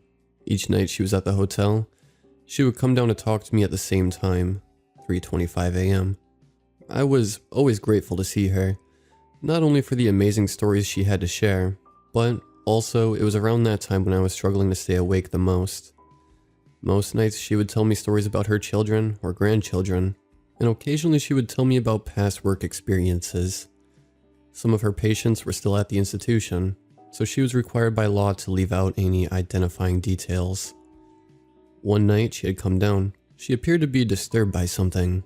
At this point, I'd been talking to her for about a month, as her house had flooded and she was placed in our hotel until the repairs could be made. I asked her, "What's wrong?" She hesitated, dazing off into the distance for a few seconds. I could tell she was being haunted by whatever happened to her that day. She eventually came to, then turned to me and said, "Let me tell you about an old patient of mine." I replied, "Sure thing," and then made us a fresh pot of coffee. It was a common practice of ours to move to the lobby couches, where it was much more comfortable. We would stay up together, drinking coffee until it was time for me to get breakfast ready for the other guests, and then she would head back to her room to try and get some rest. There was a man who was transferred to my ward shortly after I started working there. Most days he was very polite, and you couldn't even tell there was something wrong. We each took a sip of our coffee and she continued, "That man passed away last week." I offered her my condolences. Then she added, when I said most days, there were times where he would leave these fits of uncontrollable rage. He would spout while kicking and screaming, seemingly nonsensical phrases, and we would have to restrain and issue sedatives to calm him down. She had never told me anything like this before, and I was intrigued to say the very least.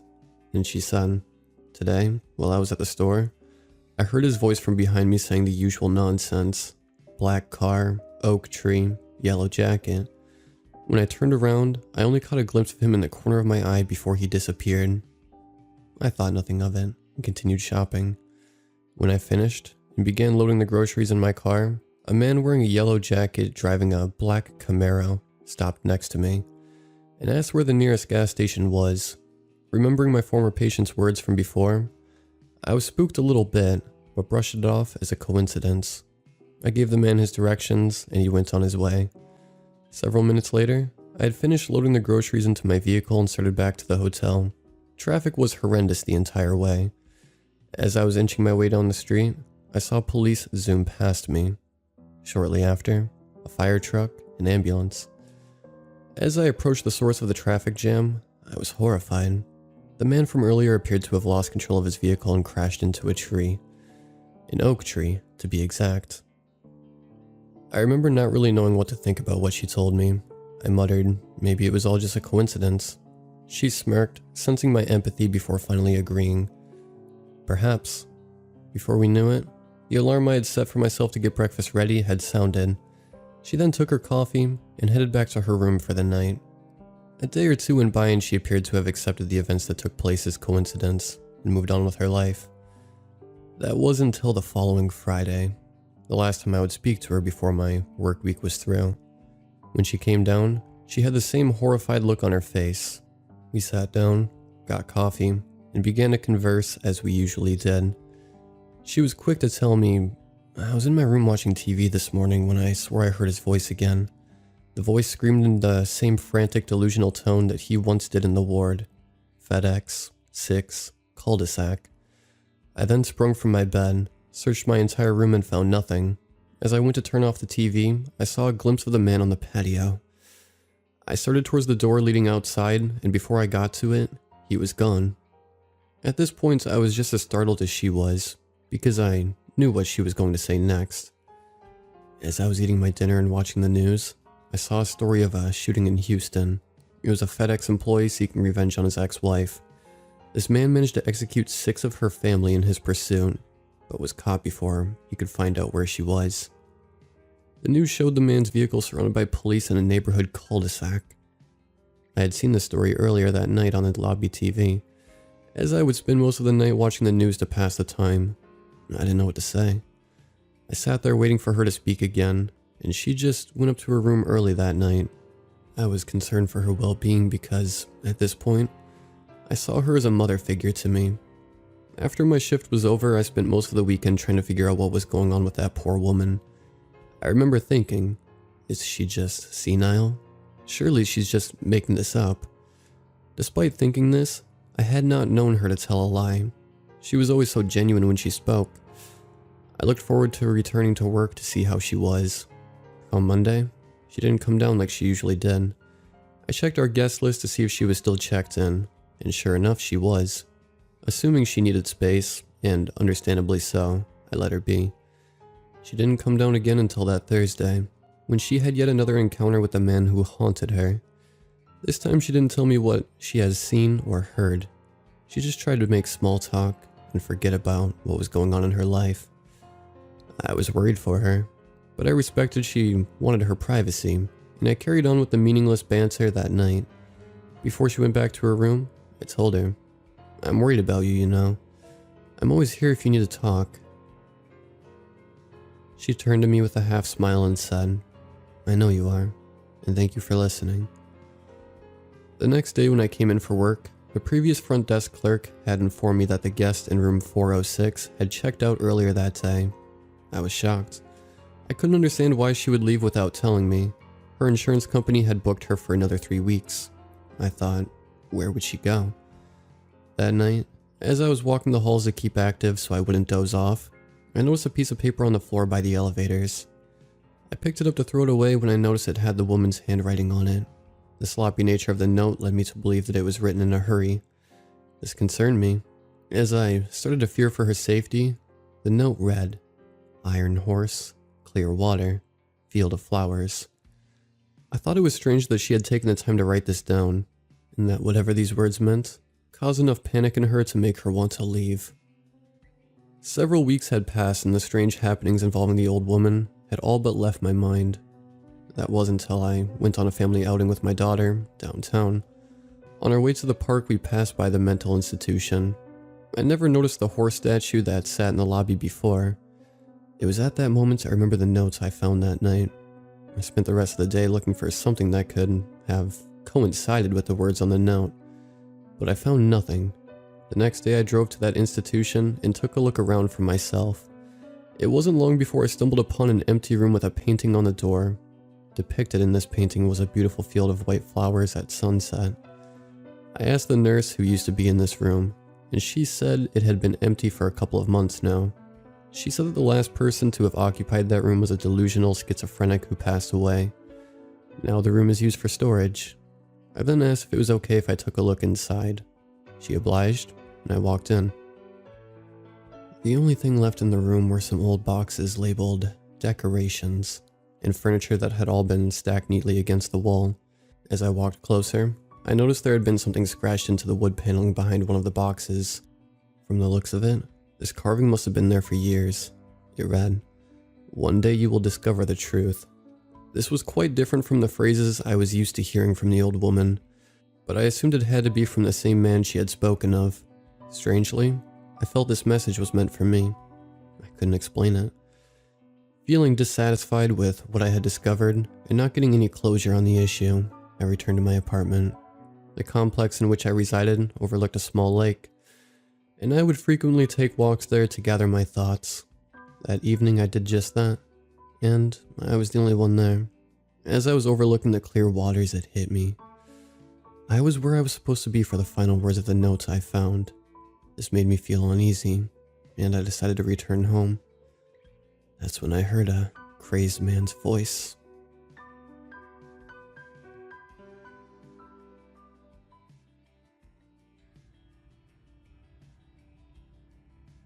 I was legally dead for 5 minutes. The expectation of the afterlife is not what you think.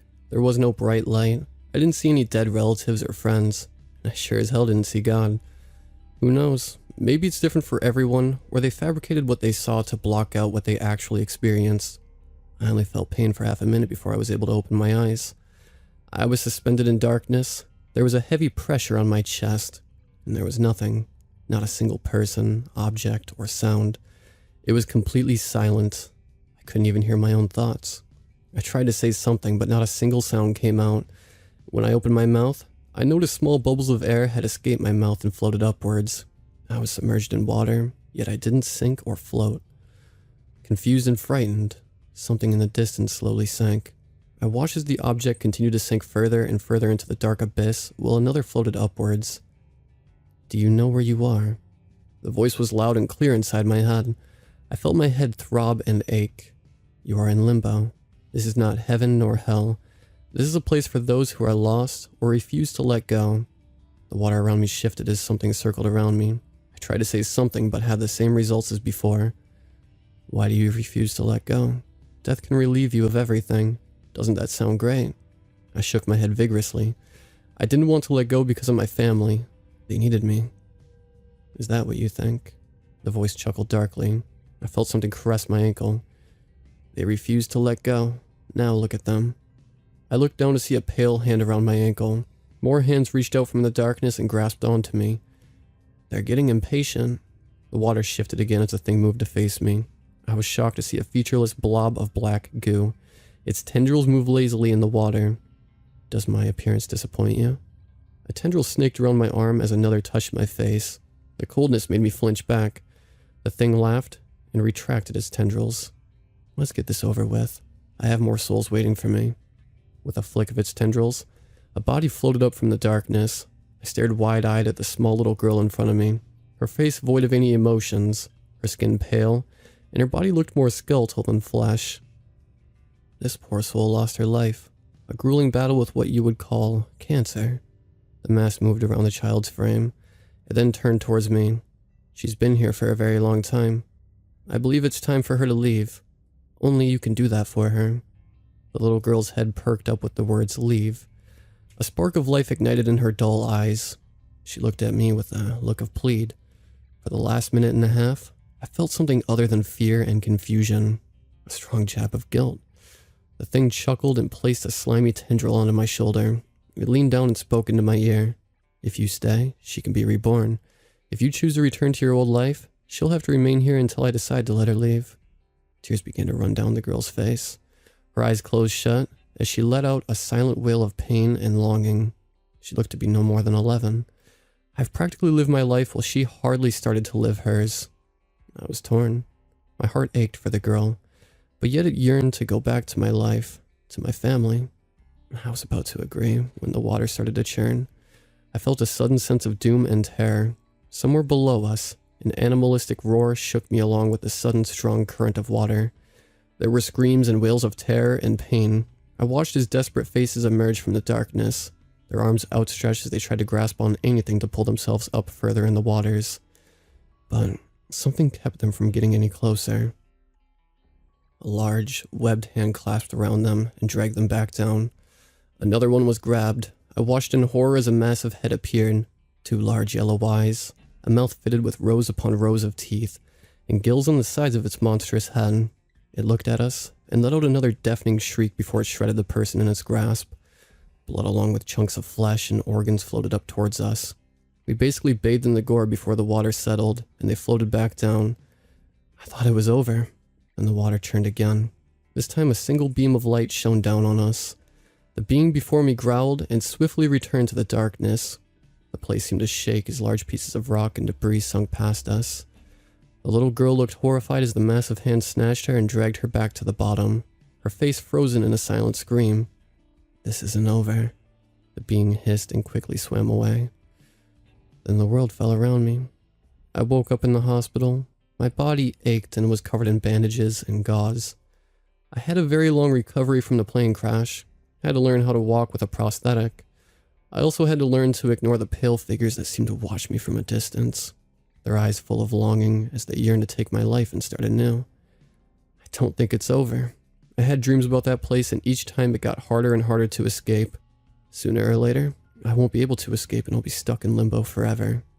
I haven't slept for 3 days. The pale figures have gotten closer, and that thing's voice keeps calling my name.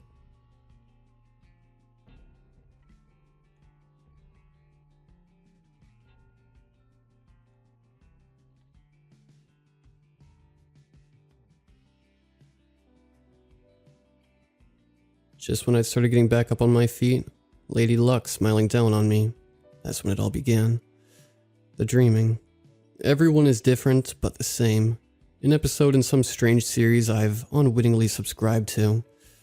I'll be walking home from school. I'll be on the way to visit father in the care home. I'll be waiting outside of the infirmary whilst mother's gone now.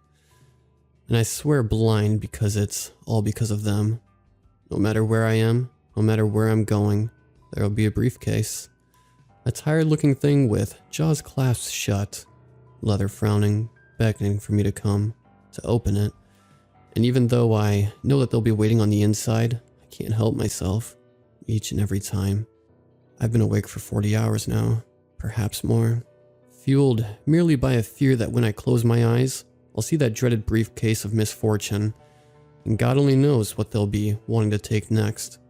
Although it might seem crazy to the outside world, or to whomever might be reading this, I've locked myself inside the boiler cupboard.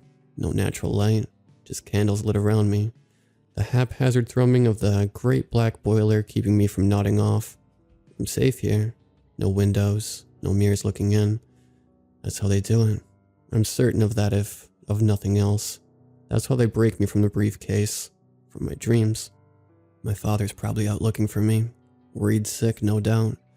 West Harrington isn't all that big a town. We've lived here for all our lives. My father, mother, and I. My sister left just as soon as she was old enough to drive. I think I'm slowly starting to realize why. As for the dream, and what happened to my mother, that's what you're really here to read about, isn't it? I'm sure you've had a similar experience before. Something so terrifying that it wraps its arms around you and won't let go. Not even when you wake. Sleep paralysis, or so it's called. The first time I ever saw them, it was back in school. Inside my mind's eye, a science class, banks of wooden desks left empty, save for me, Marianne, Peter Boy, and the professor. Peter Boy wasn't his name, but it wasn't quite a nickname either. It was just a spoken fact.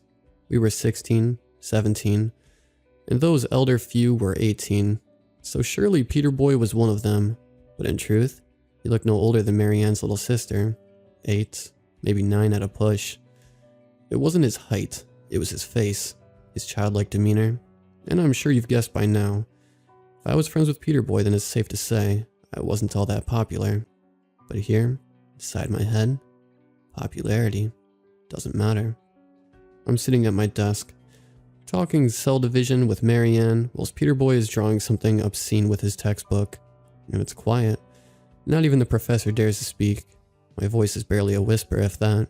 The lights had been dimmed, and I'm certain there was a reason for this having been done, but I can't recall why, and I wish that I could. Marianne's hazel eyes are sharp and then not quite dark, looking through me, back and over my shoulder. The professor doesn't have a face. He lost that sometime between when the ceiling tiles started crumbling and the desks began to rot. Peter Boy's scribbling is growing ever faster, ever more determined. He's muttering under his breath and sweating something awful. Don't disturb him. He isn't done. That's what Marianne's lips appear to mouth. And then I see it, sat there under the desk, my foot catching on the lid each time I swing it back and forth. The briefcase, upturned in a grimace, and I could swear that it had eyes. Marianne urges me to wait, that I shouldn't touch it until Peter Boy is finished. It's important, what he's drawing. It's not just another drawing. But I don't want to wait, because the dust from up above, from the tiles that are crumbling, it's falling into my eyes, clawing past my lips and digging deep into my throat. I try to cough, but I can't. My throat is too coarse. As for the desk, Peter Boy won't finish. It's on its last legs. The rot is reaching for the briefcase. It wants to open itself, knotted fingers calling out to some secret hiding underneath the lid. The professor disappeared, although I can hear his footsteps in the dark. Marianne shrugs. She smiles and says, "Slow and steady wins the race." What race? The suitcase, of course. Whoever lays their fingers on it first, they'll win the secret. They'll get what's coming to them from the inside. I can't wait. Peter Boy is taking far too long. Perhaps I'll wish I'd waited. But right here, right now, all I want to do is open up the leather joker idling beneath my feet to take a peek. So I reach out, against that nagging voice of sanity that begs I stay away. I press my fingers to the catch of the leather-clad creature, and I tear apart its jaws to look inside. They come in different forms. They never wear the same skin twice. They think that if they change their face, you won't recognize them, and perhaps they're right. Their hope is to break through the barrier between the mind and our reality. That knocking? No, it's not the boiler. I think it might be Mother, but she's not Mother anymore. My only hope is that Father is still out there looking, that he's as far away from her as possible. Why is it so quiet? The candles, they're going out. One by one, the dark is drawing in. Over 40 hours now, and by the gods, my mind is wandering. I'm tired. I just don't want to sleep.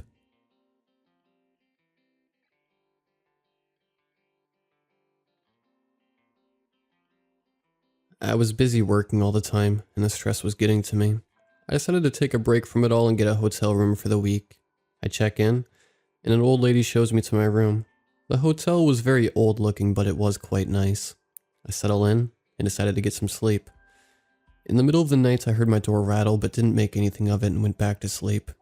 I wake up, and I realize I'm locked in. As I bang on the door for someone to let me out, I hear footsteps, but no one lets me out. I look through the peephole, and I see another eye on the other side. I jump back and hear footsteps again. I look through and see an old creepy lady walking by. I realize that I am stuck and no one can help me. The hotel room looks like a mini apartment. I see a very old bed with a dresser next to it and an old styled lamp on the other side. A bookshelf that's kind of messy with a hamper next to it. A mirror on a wall with a table underneath it. As I start to try and find my way out, I make my way to the table that's under the mirror. I looked all around and I saw something in the vase on the table. It's a page that looks like it's been ripped out of a journal. It says, "If you are reading this, that means that something bad has happened. I will try and help you get out, but as I'm writing this, I do not know if I will make it to the end. I wish you well, and please listen to what I'm about to say, as what you do next will be life or death." As I finish reading, I turn the page to the other side as the first page was already filled. As I was trying to read it, it looked like the ink had ran out while they were trying to help. All I could make out was, under the bed, box in the bookshelf. The last thing I see is hamper. I make my way to the bed. I look under the bed, but nothing was there. I thought I might have read it wrong, so I looked at the paper again. I don't see or read anything different, but I decide to look under the bed mattress. There I find a key. I then made my way to the bookshelf. I looked through all the books to find the box. I found a beautiful old looking jewelry box. The jewelry box was a tiny little oval box that had blue, yellow, pink, and purple jewels on it. I found a keyhole and put the key in it. I opened it and I found another key inside of it. I started looking at the hamper next to it but didn't find anything. I started taking out the clothes in the hamper, which were not mine.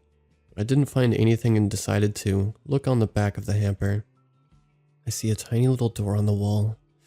I opened the door with the key I got from the jewelry box. When I opened the tiny door, there was a key and a compass. As I was looking at the compass, I realized that it wasn't pointing the right way. The arrow kept pointing at the mirror on the wall for some reason. I look at the mirror, and I see a keyhole on one side. I open it. It was really old, so it creaked when I opened it. I see a huge room inside the mirror, and I start to climb into it. As I was climbing in, I heard the doorknob enter into my room start to rattle. I turn back and see the old woman at the doorway. She started to run at me, but not like an old woman should. She was very fast. I scream and kick her away with my foot as I get into the mirror and shut it behind me. I look and see a huge room, but it's different. The room was empty and dark. The only thing in it was a bunch of mannequins that were all on a track. They all had school uniforms on and books in their hands. I see something on the wall and I go to it. I see a piece of paper. The paper says, "I hope you made it this far. We're close to being done. Please listen to what I say because you need to understand how deadly it could be if you don't. There are 4 boxes on the ground if you didn't already see them. You have to get the right books into the right boxes so you can get out." I look down and see the 4 boxes and each one is a different color. There is a red, blue, green, and black box. I continue to read what the page says. You need to find the box that are the same colors as the boxes and put the right color book in the right box. Now here's what's hard. If you pick the wrong book, or even touch a book that isn't any of the colors, the mannequins will slowly start to move around the tracks. Do not look them in the eye. Do not make any noise. Good luck. I make my way around and find a red book and pick it up. I slowly make my way back and put the book in the red box. I get the green one and the blue one too. As I was trying to find the black book, I accidentally said to myself out loud, "Where is this book at?" I hear ticking sounds and I look around. The mannequins start moving around slowly. One bumps into me and I scream. Something came out of them, like a sword was sticking out of them. I panic and see the mannequin holding the black book. I try to make my way over when one of the mannequins cuts my shoulder with the sword sticking out of it. I screamed in pain and they started moving faster again. I get to the black book and grab it from the mannequin's hand. as I run to the boxes and put it in. The mannequins all stop moving. Then a door that looks like the wall opened up. I start hearing ticking and look behind me. All of the mannequins are moving towards me. I run and shut the door behind me, entering the next room. I look around, and it looks like a school hallway. I walk around and there are doors on the walls, and the hallway is a big circle that wraps around. I see a piece of paper on the ground and I pick it up. It says, "This is the last room. This is a very easy one, if you do as I say. In about 5 minutes, that old lady will come in here and start looking for you. You need to hide. She will start walking around banging on doors and screaming. Wait a couple of minutes. She will think you didn't make it from the last room. If you don't get found, she will leave through one of the doors and forget to lock it behind her. That's the door you need to leave by. Once you get out, you're going to bolt it out of the messed up hotel." I start to hear a door rattle. I try to find a hiding spot and hide in a locker. I hear footsteps. I try to stay quiet. I start hearing banging and screaming saying, "Come out, I know you're in here." At this point I was freaking out and tried to stop myself from crying. After waiting for what felt like a lifetime, I heard a door open and shut. I wait a couple minutes, then I leave the locker. I tried to open a couple of doors and found one that opened. I ran out of that room and found the stairs. I ran down flights of stairs out the door, and I came straight here. This is the conversation between me and a police officer. The police officer: "So you're saying that an old lady at a hotel tried to kill you?" "Yeah, And you say that you had to go through escape rooms to get out?" "Well, basically, yeah." "Okay, you sound drunk." "I'm not drunk. I'm telling you the truth. Go and see for yourself." We ended up going back to the hotel, but it was all abandoned, and there was graffiti all over. Hardly any signs of it ever being a hotel. I don't understand how it happened, and I still don't to this day. It's been a couple years now, but I know I'm not lying. I have a scar on my shoulder from that mannequin. Safe to say I'm never going to a hotel again.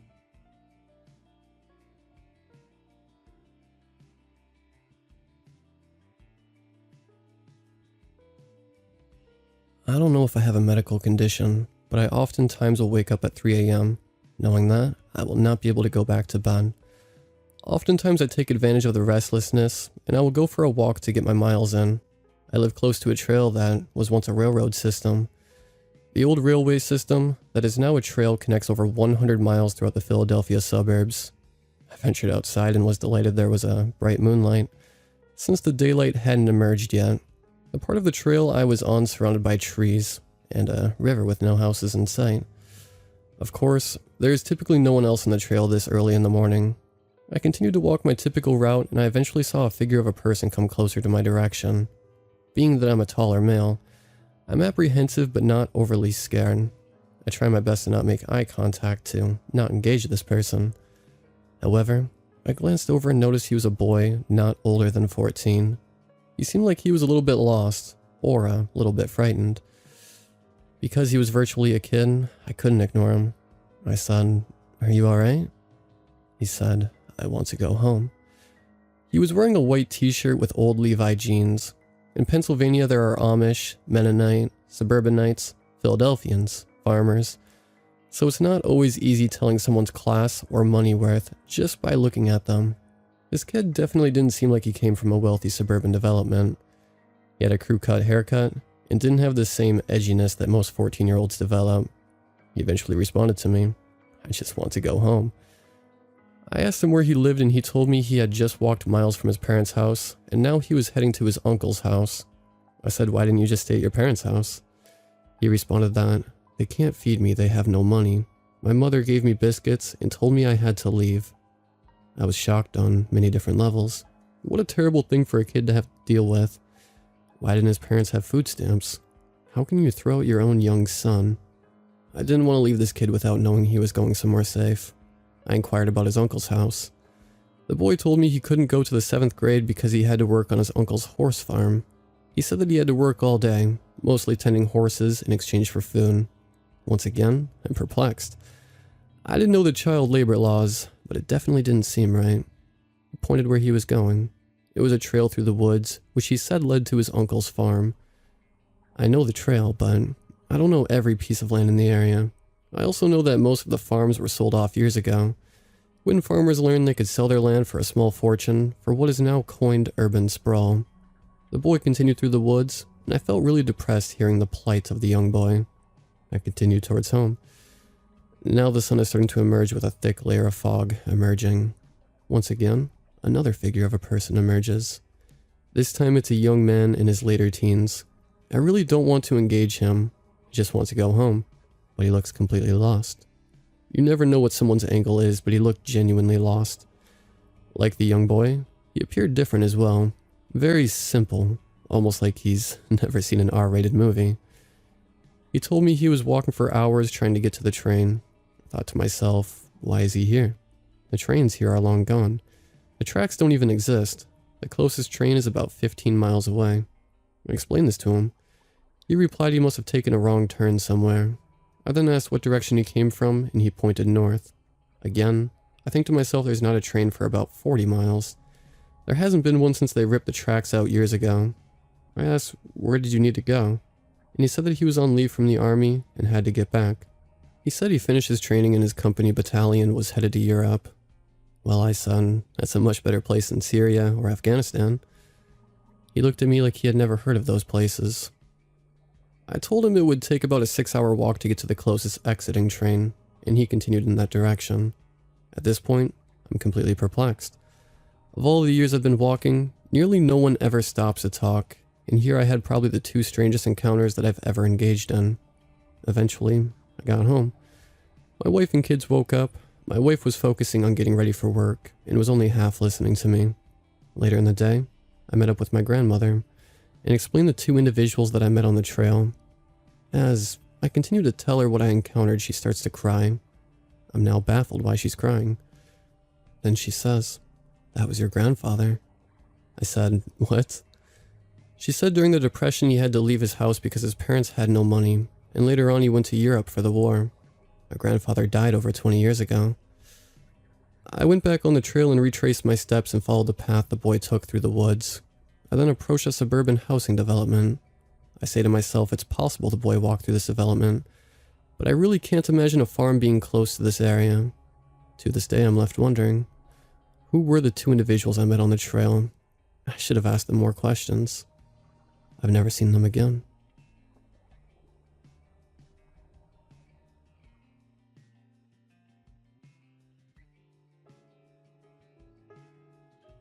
I've always been a rowdy kid, and being me, I naturally had to do one of those stereotypical teen parties when I was younger. It had the whole package: alcohol, people pairing off, and several illegal substances. And just as stereotypically my parents found out. To say they were livid would be an understatement. However, my father had just the way to punish me. He told me to go upstairs and pack the things for the summer. No electronics though. I complied, and we drove 10 hours to a cabin in the middle of nowhere. "You like it?" he asked. Sure. Good. I was going to get it fixed up by professionals, but seeing they'll have to be fixing our house, this is what you'll be doing for the summer. I'll be staying in that shed over there. You'll have the cabin. Your first task will be to clean it up, then I'll supervise the renovations. I went inside and plopped down on the mattress on the floor. It was a fitting punishment, but not one I was especially looking forward to. The first few days were fine. Nothing that out of the ordinary. The place was dirtier than you would think possible, and a lot of the previous owner's stuff was still tucked away in boxes. I wasn't allowed to leave the cabin for 2 weeks when we drop all this crap off at Goodwill. So in the meantime, I mostly just swept and scrubbed the place and pushed stuff further into the reaches of the attic. Dad had checked me off to be done for the day, so I sat sifting through the stuff in the basement. It was also incredibly boring. There was a desk in the corner of the room. I'd probably need to clear out its drawers so I could move it tomorrow.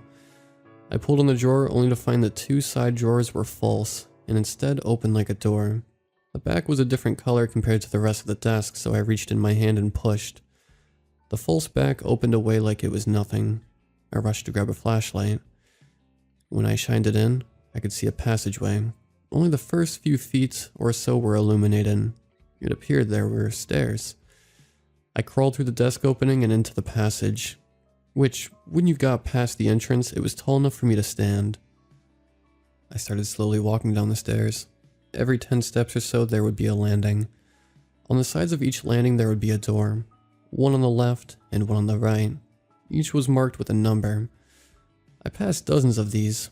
All were locked, and even if they weren't, no way was I going in one. The place was clean, sterile, almost like a hospital ward. I could see there was wiring, and the place was either air-conditioned or so far underground that, like a cave, it could maintain a decent temperature. I don't know exactly how long I was waiting for, just that it was a while. It was completely silent except for the sound of my footsteps. I listened in on a few of the doors, but nothing seemed to be going on. The doors had no light showing through their cracks. There wasn't any. All of a sudden the light snapped on. My chest felt tight. I looked everywhere.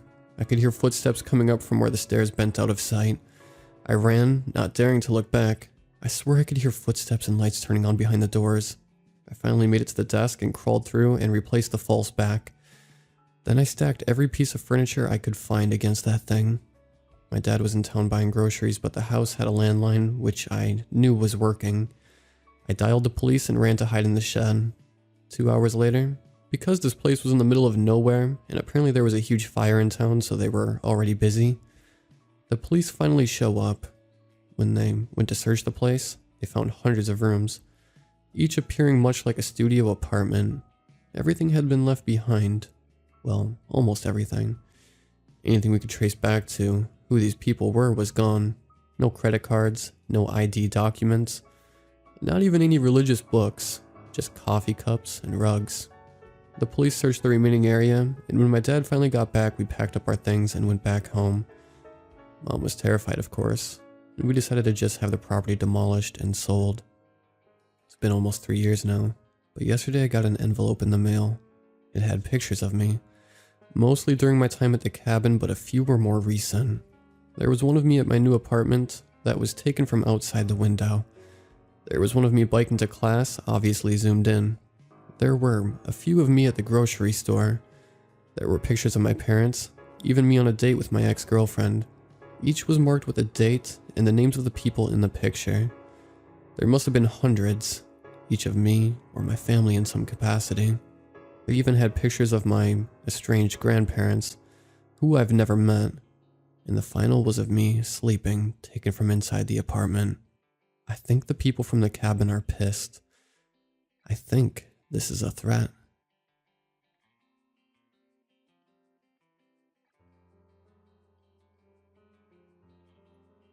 Always listen to those older than you. Sometimes, they may know more things than you.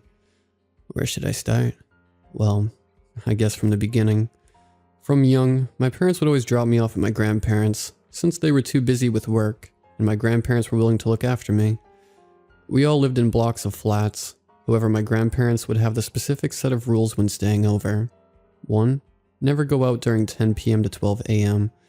2. Make sure the entrance and windows facing the communal corridors are locked and closed during 10 p.m. to 12 a.m. 3. If you hear any noises outside the corridors during 10 p.m. to 12 a.m., do not look outside. Little me was curious about these 3 rules my parents always told me. The first and last time I checked, the only answer I got from Granddad was, well, I'm guessing ghosts roam outside at these hours. I don't know what they do to you if you break the rules, though. Want to find out? He said with a mischievous grin. Little me was easily frightened, and Grandma was not pleased. Eventually, as I lived over at their house, I got used to the rules. I barely went out at all, since my grandparents lived in a different district from where I lived, and where I lived was where all my friends were. Plus, due to my strict parents, I developed a habit to be in bed by 9, and the fact that I was scared silly by dear old Granddad, so during my childhood living there, I didn't have any problems. When I asked my parents about the 3 rules, they shrugged and chalked it up to some superstitious nonsense. They didn't want to insult my grandparents' culture, though. They can do whatever superstitious acts as long as they don't get hurt. I rarely go over to their house these few years.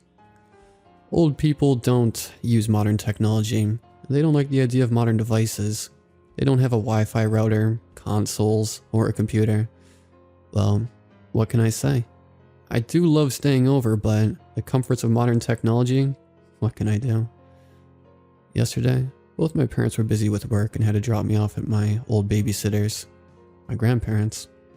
I remember arguing to them. I'm a teenager already. Can't you just leave me at home? I was frantic. I had plans to do a raid with my friends.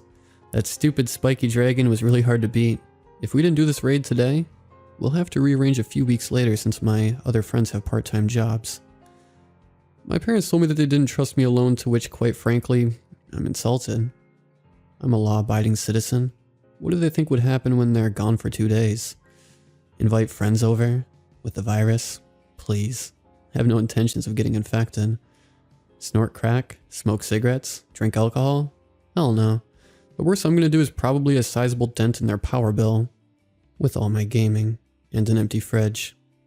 Well, after they said good old grandma and pa misses me, how could I resist? I reluctantly agreed and told my friends that I couldn't play with them. When I arrived, Grandpa, and especially Grandma, absolutely smothered me in hugs and kisses, with mostly, "I've missed you so much," and the usual, "You've gotten taller. You're skinnier now," proclaimed my Grandma. "Tisk tisk, you have to eat more. Come, I've cooked you all your favorites. It's lunchtime, isn't it? Come, you must eat more." I've put on more calories than that time I had an ice cream eating contest with my friends. I've won with 4.5 tubs, but at what cost? It was getting to 7 p.m., and my grandparents started to get ready for bed. "You didn't forget the rules we told you, right? Come, help me close and lock the door," my grandfather said as he drew the curtains and locked the window shutters. I was pretty curious about these 3 rules. I never really asked the residents who lived on this block about these 3 rules, though it seemed that they knew as I heard doors and windows being shut, and the curtains drawn, and the window shutters locked. Looks like they all closed up hours before the time. No doubt a precautionary measure. As I closed and locked the door, I noticed a little gap at the lower door hinge. It was small enough so no one could see out, but it may be small enough for a phone to slip through.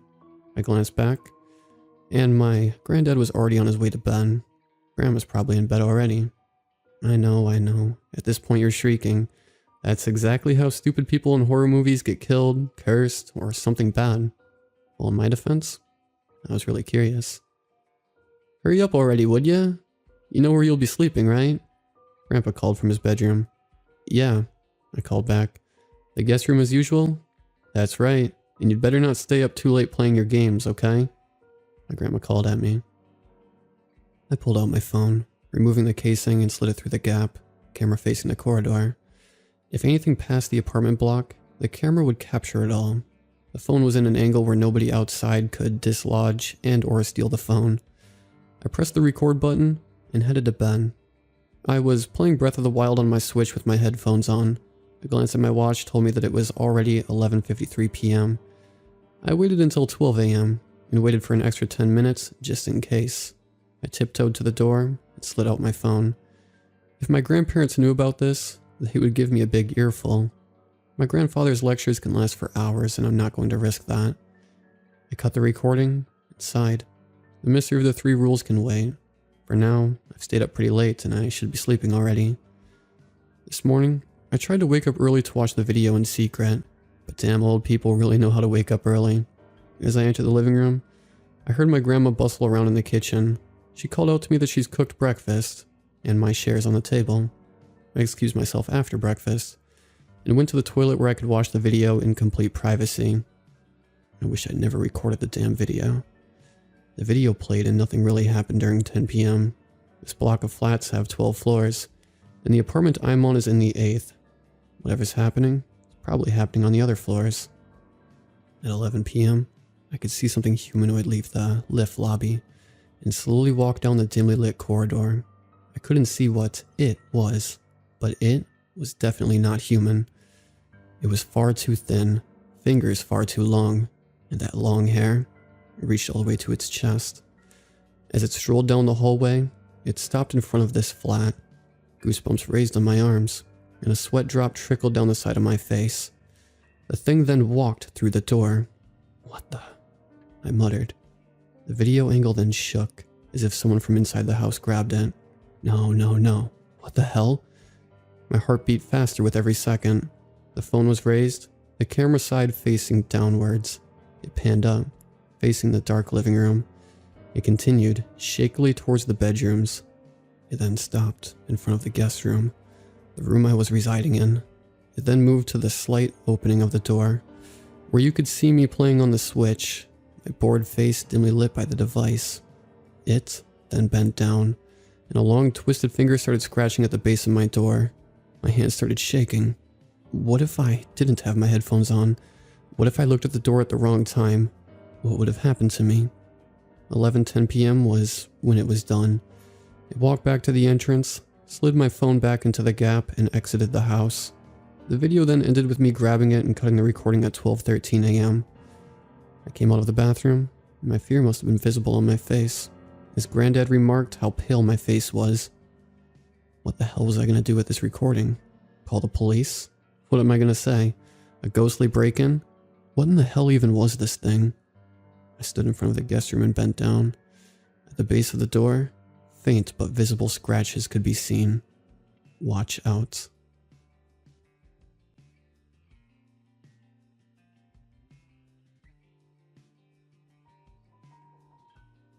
I've been poor my entire life. Hell, even the phone I'm typing this on was $70. I'm used to it by now. The electricity being off when I get home, shitty clothes, and that deep jealousy of people with more. The thing I cannot get over. The thing I fucking refuse to get over is my house. You can barely even call it a house. The disastrous wreck of a trailer is more like it.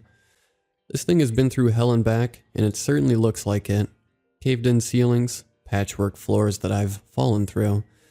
My brother sleeps on the fucking couch in the living room. And of course, that back door. Our dog had gnawed its way through because of a thunderstorm so bad it shook the foundations of the house.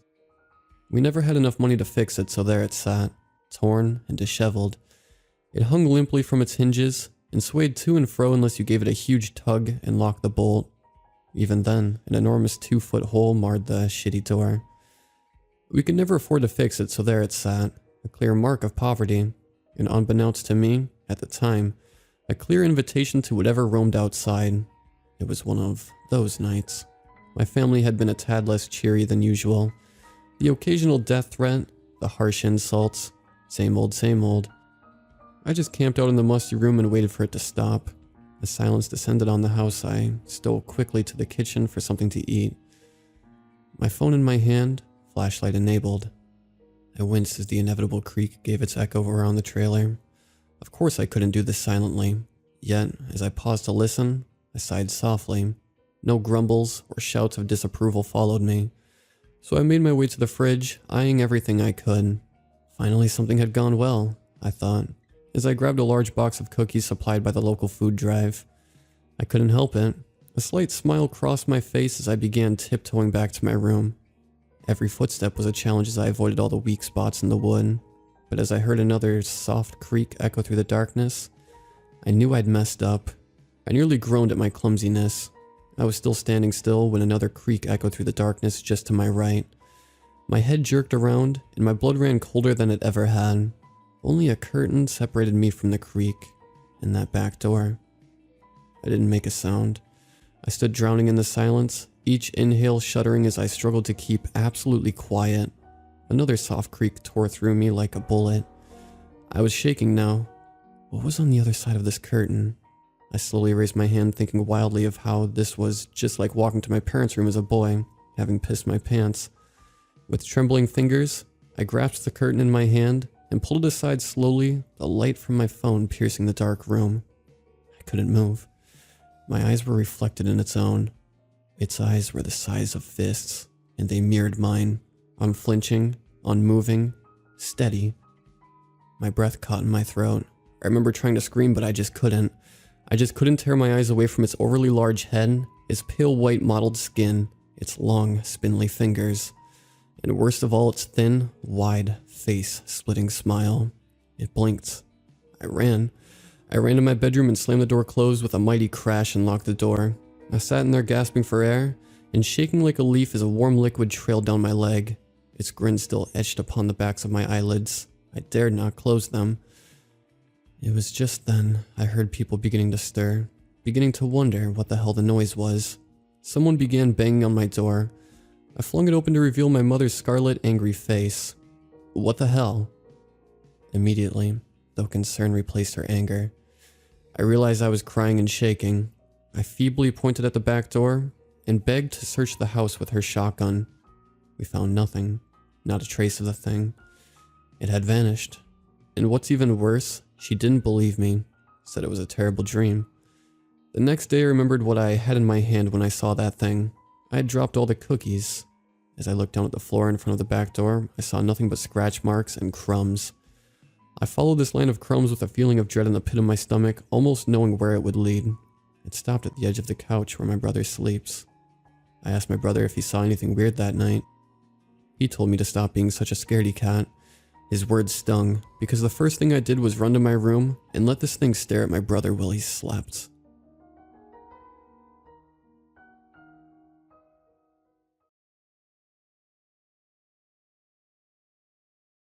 I'm not one to normally tell stories or post it, but this has haunted me ever since.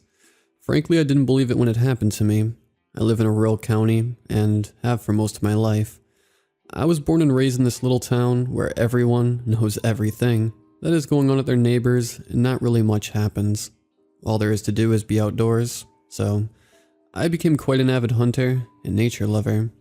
I would spend my childhood roaming the woods and exploring and learning everything I could, and digging up old arrowheads from creeks.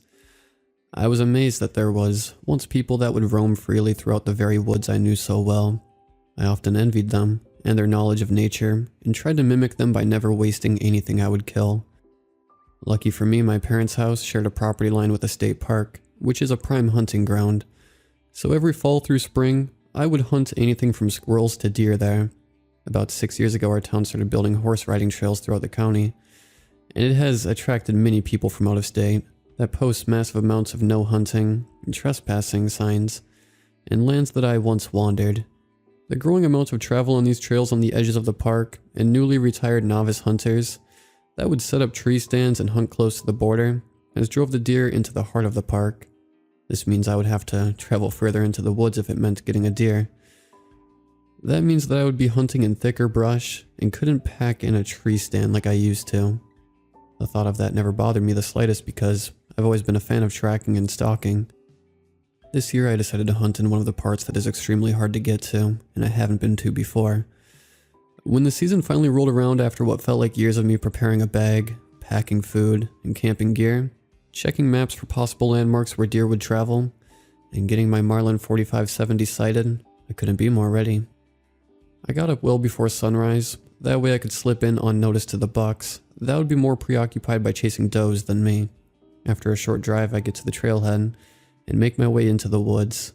There is nothing like the feeling of the cold air on my face and a small light guiding me through the familiar twisting and turning foliage that makes me feel more at home.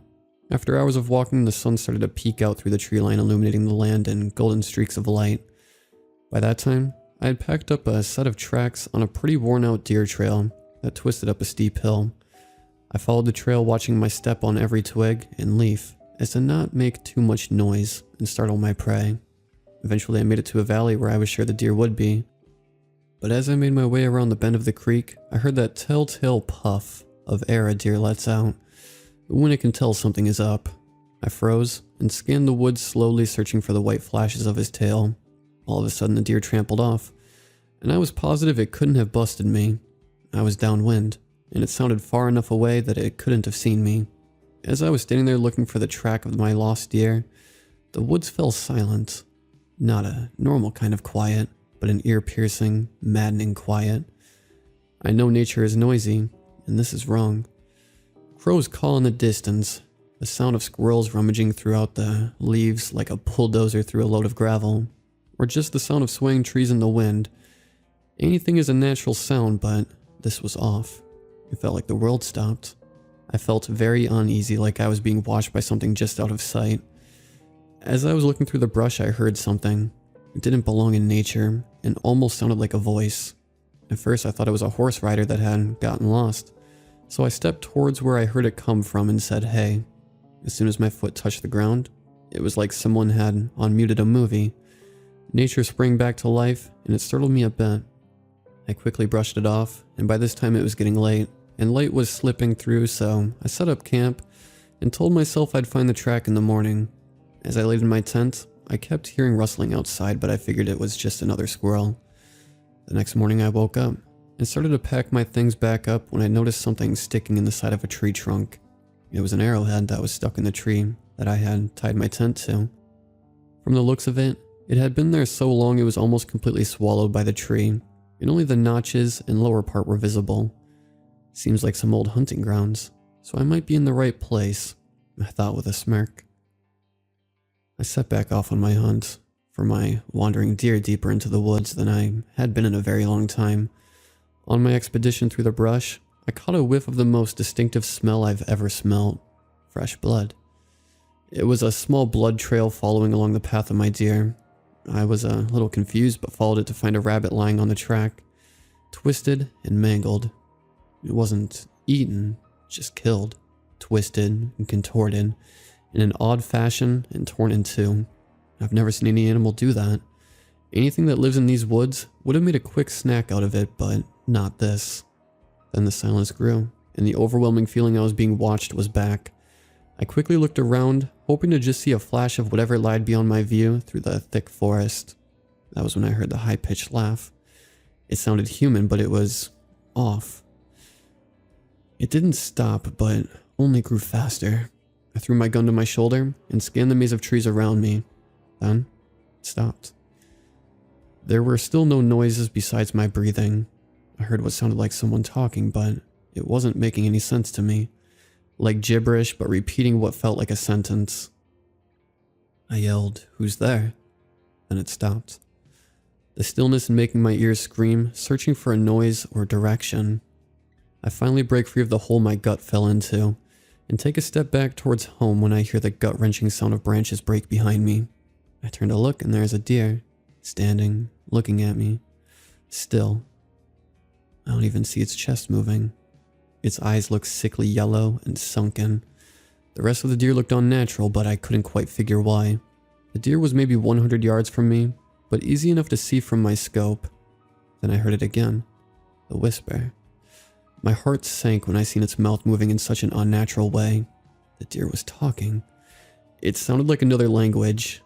I was frozen. The deer started to twist and thrash, making no noise other than that speaking. Its legs popped out of the original shape, and face sunk back in to look almost human. I was in shock looking through the crosshairs of my gun at the creature. It stood at least 8 feet, twisted, and was the most unnatural thing I've ever seen. It opened its mouth to reveal a row of teeth like a predator would have. As soon as this thing stepped in my direction, I put a round in its chest. I heard the smack of my bullet against it.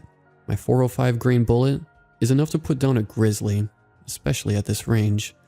But the creature recoiled slightly and let out a almost childlike cry before taking another step towards me.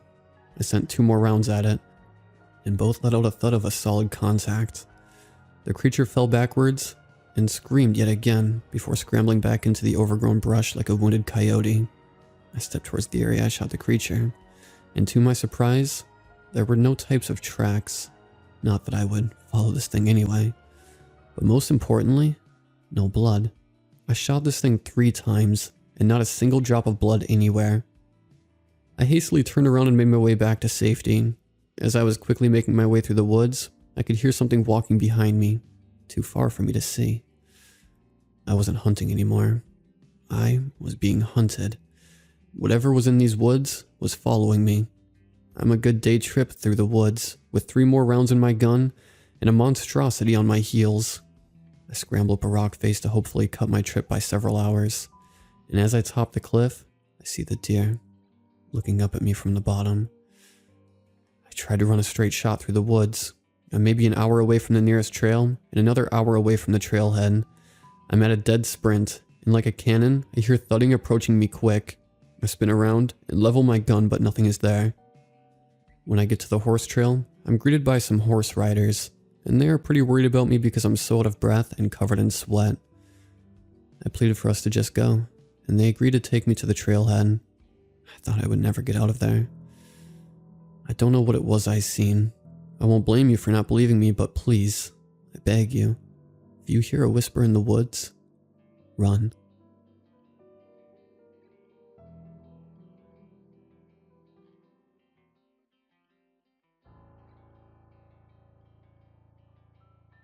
I was just fired from my last job when I saw the ad. I was broke and needed more money to get by and pay my debts. And the local museum was offering $20 an hour to work the night shift. Thinking that this was an offer I couldn't refuse, I picked up the phone and called the museum. After arriving for my first shift, I went into my office only to find a note taped to the monitor. In big, blocky letters it said, "Rules for the night security guard." I read the list. 1. The doors to Exhibit E are to remain chained and bolted at all times. Never enter Exhibit E under any circumstance.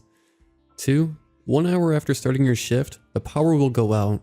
Leave your office. There will be a trail of red liquid leading to the storage room, where you will restore the power. Never leave the trail, and never look behind you after leaving your office while the power is out. If the liquid is any other color than red, or leads anywhere that is not the storage room, turn around and go back into the office. The power should return shortly. If the trail is still there after you turn the power back on, do not follow it. 3. If the doors to Exhibit E are open for any reason, leave the building immediately and return home. If the doors to the building are locked when you try to leave, pray. Not for your safety, but that your death is faster than most. 4. The basement is the lowest floor of the building. If there are stairs leading below the basement, look down them. There will be one light bulb, and then the stairs turn out of sight. If the stairs match the description and the light is on, ignore them. If the light is out, or the stairs do not match the description, grab some raw meat from the break room fridge and throw it down the stairs. Leave the basement immediately after throwing the meat, but never run. 5. Be inside your office from 1 to 1:30 a.m. At 1:17, you will hear a heavy pounding at the office door. Ignore it. 6. If a camera is pitch black and says it is watching Exhibit E, shut the camera off immediately. If it does not turn off, smash the monitor. You will not be charged for replacing it. 7. If you hear crying coming from the basement, get some salt and pour it at the top of the stairs, from one wall to the other, with no gaps in the salt. 8. Never use the elevator. 9. If you enter the office at the start of your shift and your chair is facing the door, walk downstairs and hide in the break room. When the power goes out, repeat the steps in Rule 2. 10. If any light source in the building gains a red tint at any part of the night, cut the power of that entire area for the rest of the night, and do not enter that area. If this happens to your office or the break room, and you need to hide in either of those places, hide in the storage room. 11. If the phone starts ringing while the power is out, ignore it. If it rings while the power is on but you only hear static, do not hang up. Leave the phone far away from you. If the caller hangs up while you still have the phone, or you can still hear static after leaving the phone, exit the building immediately. Follow these rules, and you should survive your shift. I laughed, knowing it was just a joke from the guy who worked here before me. Then the power went out. I left the office. There was a red trail leading away from me. I grabbed my phone and turned on the torch. It's 9:13 p.m. It's been a few minutes since I started following the trail. I'm starting to hear whispers from all around me, except from in front of me. I don't think I'm safe. It's 11:24. I got the power back on without incident and went back to my office. The lights near Exhibit C turned red, so I turned the lights in there off. I went downstairs to grab some coffee to calm my nerves when I noticed some stairs leading down. The stairs went downward, then turned. The light bulb was off. I quickly made my way to the refrigerator in the break room and grabbed some raw steak. I went back to the stairs and hurled the meat down. I started to run. Then I remembered the fourth rule. A searing pain burnt down my leg. I hobbled up the stairs without looking back. It's 2:27. When I got back to my office, I checked the cameras. I went through the exhibits one by one, checking each one for a sign of a break-in. A, B, C, D, E, F, all clear. E. Exhibit E was one of the cameras. It was pitch black. I hurried to turn it off. The button was jammed. I took off my shoe and hurled it at the monitor. It shattered in a shower of glass. Then the pounding started. Horrid, monstrous pounding. It went on for what felt like hours. It stopped, and it took me half an hour to gather the strength to check outside. There were bloody handprints on the door, as if a man with no skin were pounding on it. It's 4:19. I saw the elevator open on one of the cameras, but ignored it. I heard crying coming from the basement. Fortunately, the man who wrote the note left some salt with me. I poured it on the stairs, forming a wall, and the crying stopped. I realized then that everything was written in the rules had happened, except for one thing, which I prayed wouldn't. It's 7:38. I'm back at my apartment, with my first and final paycheck from that wretched museum.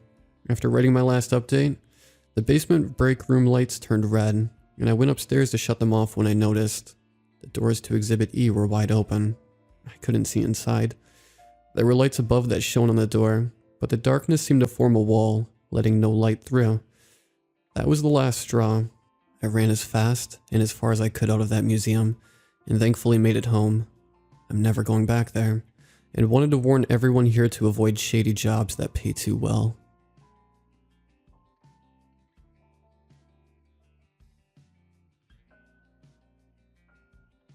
Let me preface this by saying that I live in a very quiet part of Minnesota, and the area I live in is not one that has a lot of people actively living in it. Most of our local population is generated by summer vacationers coming from all around the state, and even the country to spend time at their lake cabins.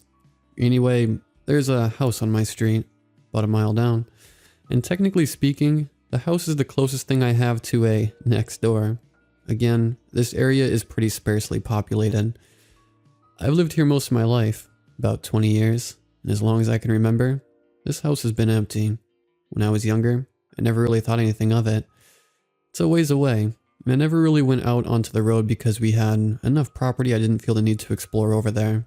But as I grew older, I also grew more adventurous, and on a few select occasions, some friends and I would go poke around it just to see what was what. This house was weird. First off, it was oddly slanted. Like it wasn't built by someone who knew what they were doing. It had a detached garage that I've never seen open even once in my entire life, and a kid's playhouse in the backyard that was completely rotted out and filled with junk. Once, on permission from the owners, my dad and I took a look inside. On that first trip, I don't remember anything very interesting. The house was completely empty, but there was always something off about it. The floor plan was strange. You had to enter through what I can only describe as the bastard offspring of a pantry and an above-ground cellar, which led into a small T-shaped hallway between the kitchen and a bedroom. The kitchen then was connected to the living room, which split off into another bedroom, which had a staircase leading to the second floor. There was a room attached to the kitchen and living room, but I never saw it opened. Based on what I could see from the outside, it can't have a very large room. The staircase leading to the top floor was incredibly narrow and very poorly designed. It sloped at odd angles, and the ceiling was too low. I remember thinking that even as a kid. The upstairs itself was just flat out wrong. It was filled with cubby holes and nooks and crannies built into the walls that all seemed to connect. The rooms were far too small, and there was a bathroom that had a tub that seemed to be filled with either blood or rust. But the lights didn't work, and we didn't bring a flashlight. That was the other thing. It was too dark upstairs, even in the middle of the day. The floor up there was slanted too. If you were to put a marble at one end, it would roll on its own all the way to the stairs. I never liked that place, and I never went back. Until a few years later. That's when things got weird. My friends and I had always floated around the idea that the place was haunted. I mean, how could you not, right? But we never had any proof of anything, and we never tried going in. Until one day when I was feeling extra cocky, and I wanted to show off. I broke in through the window to the weird cellar pantry thing, and unlocked it for everyone else to follow. Things were different this time. The house felt heavier, off, more so than before. We brought along some camcorders to film the house, and started doing so as soon as we were all inside, but they suffered from technical problems the entire time. The first thing I noticed was that the side room I had never been in was open, so we all walked over to it. It was small, enough to be either a walk-in closet or a children's bedroom, and had the only piece of furnishing in the entire building, a dresser. And on top of it was the only solid object in the house, a small, maybe 2 to 3 inch tall, figurine of the Virgin Mary, placed squarely in the center of the dresser, staring straight ahead. Being stupid teenagers, we knocked it off the dresser, onto the ground, where we left it. We then tried to go upstairs, but before we could even get 1 foot on the first step, our camcorders, of which we brought 2, simultaneously shut off. Just instantly powered down, with both of them displaying a single message on their screens. Goodbye. They were 2 different brands. Goodbye was not the message either displayed when you powered them off. We heard a door slam somewhere in the house, and we all collectively noped the fuck out of there. Not to be discouraged though, we rallied outside and decided to go back in. It was probably just the wind after all. Problem was, there wasn't any wind that day. We tried to get back in, but curiously, the door which we had left unlocked was locked again, so we had to break back in through the window. This time, just myself and my close friend Levi went. The rest were too scared. We didn't even make it into the living room when we saw into the side room, to see that Mary was back on the dresser, and was turned now, to stare directly at us. Stumbling into each other in panic, Levi and I left as quickly as we could, but the door wouldn't budge, so once more we climbed through the window, cutting ourselves on the glass we had been careful to avoid previously. As we ran from the house, we looked to the upstairs window. The curtains were blowing, as if in a breeze, but like I said, there was no wind. Not that it would matter, because that window couldn't open. It was painted shut. We never went back to that house, and any time I passed or got close to it, a strange shiver would go down my spine, and a sense of dread would overcome me every time I looked into its windows. My uncle demolished the house a few years later, but the Mary figurine was never found. Strangely, they reported that there was a secret room built into the garage that was completely waterlogged and contained nothing but an antique toolbox, completely drenched and containing a single screwdriver. To this day, I have no idea what any of that meant, but I know one thing. If you find any sort of religious iconography in an abandoned house, don't touch it. If you get out, you will never feel the same again.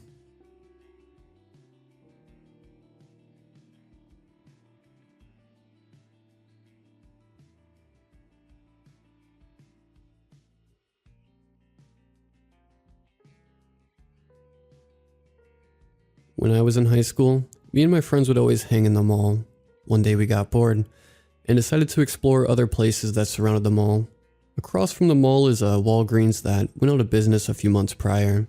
My two other friends, Noel and Cameron, decided to see what it was like over there.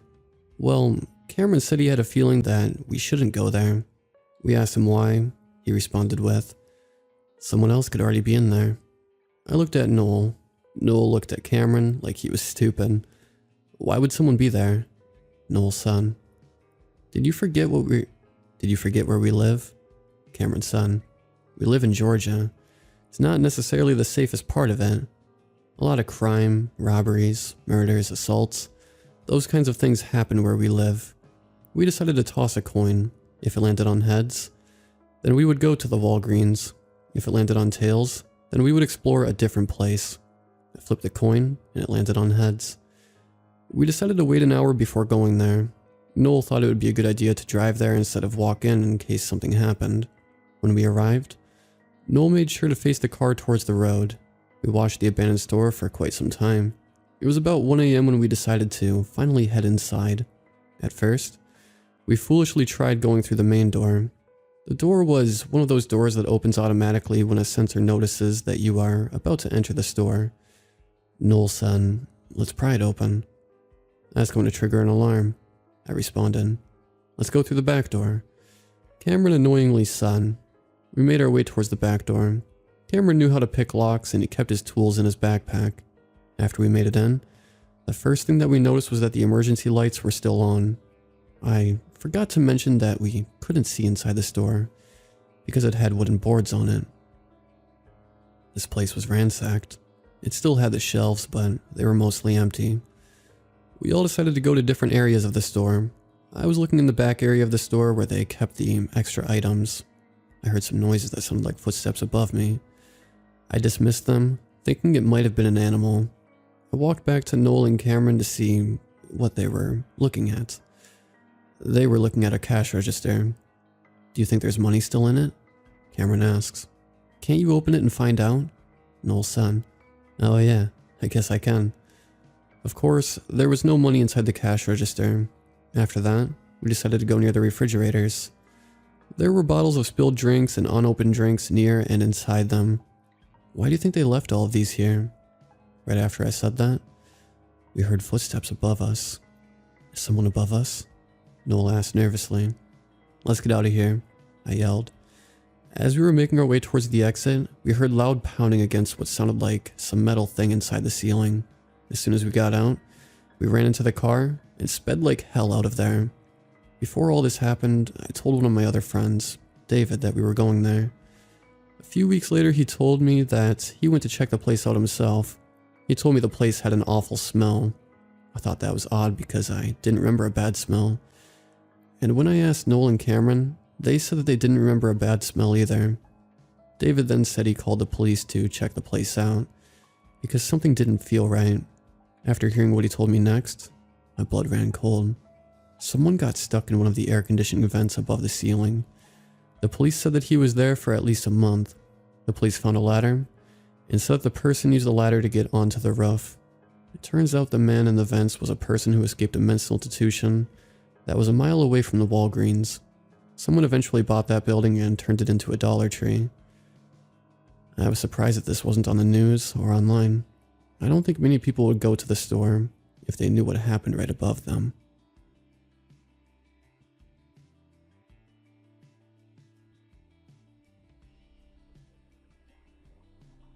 There's an old access road a few miles off the highway with a gate and a guard post. Behind the gate is a mining facility. A handful of years ago, some poor bastard got into the mining area and was looking for a place to turn around when they got flattened by one of those huge haul trucks, those big dump trucks. Well, both rounded a blind corner. After that incident, the construction company built a gate and a guard post and contracted a security company to have someone stationed there. So long as the site is operations, which is near 364 days a year, barring any kind of accident, it's only closed Christmas Day.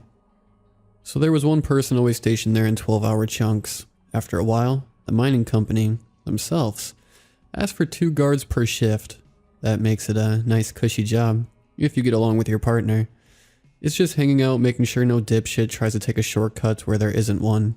The idea is that one of us does something we aren't supposed to, sleep or play on our phone. The other will report it. Of course, in practice, that isn't what happens. It just means that one of us brings a laptop and we watch movies for the shift. Like I said, cushy. And this is the job I find myself at.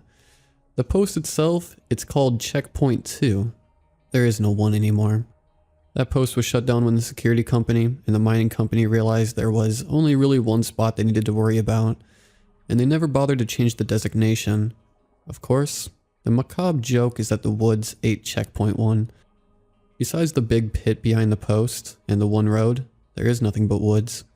Heading to the highway on that road, it's maybe a 15-minute drive to the highway, but any other direction other than that, I have no clue. Looks endless enough to me. Anyway, one rule that we actually did follow, and mostly it was a politeness thing, was smoking. If you're a smoker, you don't do that in the booth or at the door. On the side of the building, we have an old coffee can set up as an ashtray. You step out and burn out there, mostly out of politeness, but also because the site foreman can pull up at any time. He doesn't care about any of the other rules, other than sleeping, I suppose. But the one he loses his stuff over is smoking. Forest fires and all that. So the side is hidden, and you can slip back around if you hear him pull up. Easy as you please. I, myself, have had the nasty habit since I was 18 and bought my first pack. I'll stop for a while, but then one stress piles on another, and eventually I need a smoke. So at this point, I know it's terrible, but I guess I'm just a weak man. So one night, right around, I want to say 3 in the morning, since we figured we had time for one more movie, I went out to smoke. As I'm standing there, I'm looking up at the sky, just kind of losing myself in the endless hum of the mine a few hundred yards behind us. I'm not really a woodsy person, but I kind of have found myself enjoying the nights out there. Suddenly, something feels wrong. I don't know how to describe it, but just wrong. I suddenly want to be back in the warm glow of the booth. I toss my butt into the coffee can and turn, but as I do, I freeze. There was something just at the tree line. My first thought was a lost hiker. I've never had it happen, but I've heard of it. Through the grapevine, I pull my flashlight out and shine it in that direction. What was there was in the shape of a human, but if I had to judge by the tree next to it, the thing had to be 7 feet tall, and it didn't seem to have any clothes on from what I could see, or was wearing wet or very tight-fitting clothes. I'm telling myself to run back inside, but I'm unable to move my legs. I am able to move my hand, so I move the flashlight beam up, still kind of trying to will my brain into not seeing what was there. Then its face, or lack thereof. Even at that distance, I should have been able to see a face. Humans are good at picking out faces. Maybe not the details, but sure the fuck well enough to be able to tell if there isn't a face. Then it moves. One step towards me. But I swear it was more than that. The distance it closed in that one step was not right. Like it slid at me or something. Finally, like my brain was just in sleep mode, and its movements jostled the mouse of my brain. It clicks. Move. Before that thing takes another step, I let out a shout of, "What the fuck?" and damn near fall over myself darting back around the corner into the booth. Damn near running headlong into my partner that was rushing out at my shout. Door is slammed, and I lean against it. Never saw any shadows move, and the front side of the booth has a big window and some floodlights looking up the road. I try to tell my partner, but of course what can I tell him? I saw a thing that I can't describe that shouldn't have been. After a few minutes, he says he's not playing into whatever prank I'm playing, and walks out. I stand at the door, not leaving the light. He steps to the corner and swears, before coming back to me pissed. I'd kick the can, and ash and butts were everywhere. I have to go out and clean it. I tell him flatly and as politely as you can imagine that he could kiss my ass. He gets huffy, and he goes and cleans it. He's mad at me for the rest of the night, but I hardly could tell. I know I saw something, but I have no idea what it was. The next night my partner was fine with me again. At one point after the first hour or so, he looks to me and asks if I'm going to take my normal smoke break. I tell him no. I haven't had a smoke at work in months. I don't want to look out into those endless woods. I have since told some friends who are super into creepy stuff. More specifically, the kind of creepy stuff in the woods. They gave me a list of things I could have seen. I have no clue about that much. But one of the things was a skinwalker, I want to say. I don't know. Sure someone else can correct me. They apparently will mimic voices to lure people to them. I know that whatever the hell that thing was, it didn't say anything to me, or make a sound. But I like to think that's what it was. And there's a skinwalker out in the woods just shouting, "What the fuck" at people. And going hungry. Like I said, not much of an outdoors man, but if I ever were to hear something screaming "what the fuck" at the top of their lungs in the woods, you can bet I'd be going the other way.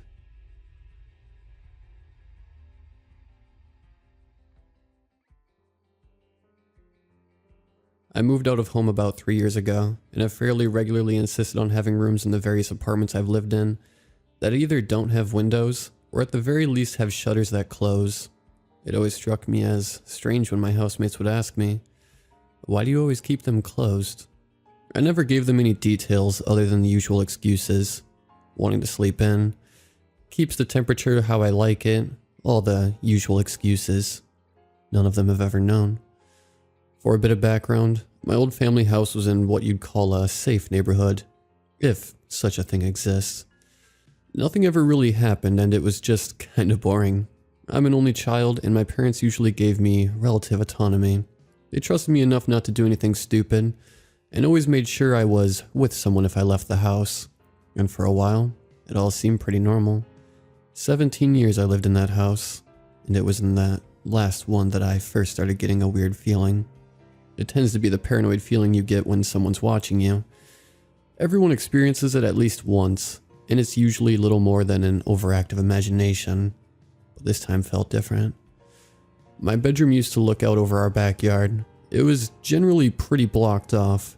There was no street access, and the fence line was hidden by a few big trees, so I felt normally pretty safe. This was a time I also liked to have my window blinds open. I'm a big early bird, and it was a very relaxing thing to be awoken by the sun every morning. However, one night I couldn't get sleep. For the record, I'm usually a pretty heavy sleeper. I never really stress over stuff like exams or finances before I sleep, so this was odd for me. At first I couldn't place it, at least until about 11:30 at night. I could hear a curious tapping on my window, almost as if someone was throwing rocks at it. Looking out into the yard, I couldn't see anything, but I could just feel uneasy, like something was out there. I'd never felt this way before, and I didn't like it. The next morning, I asked my parents about this.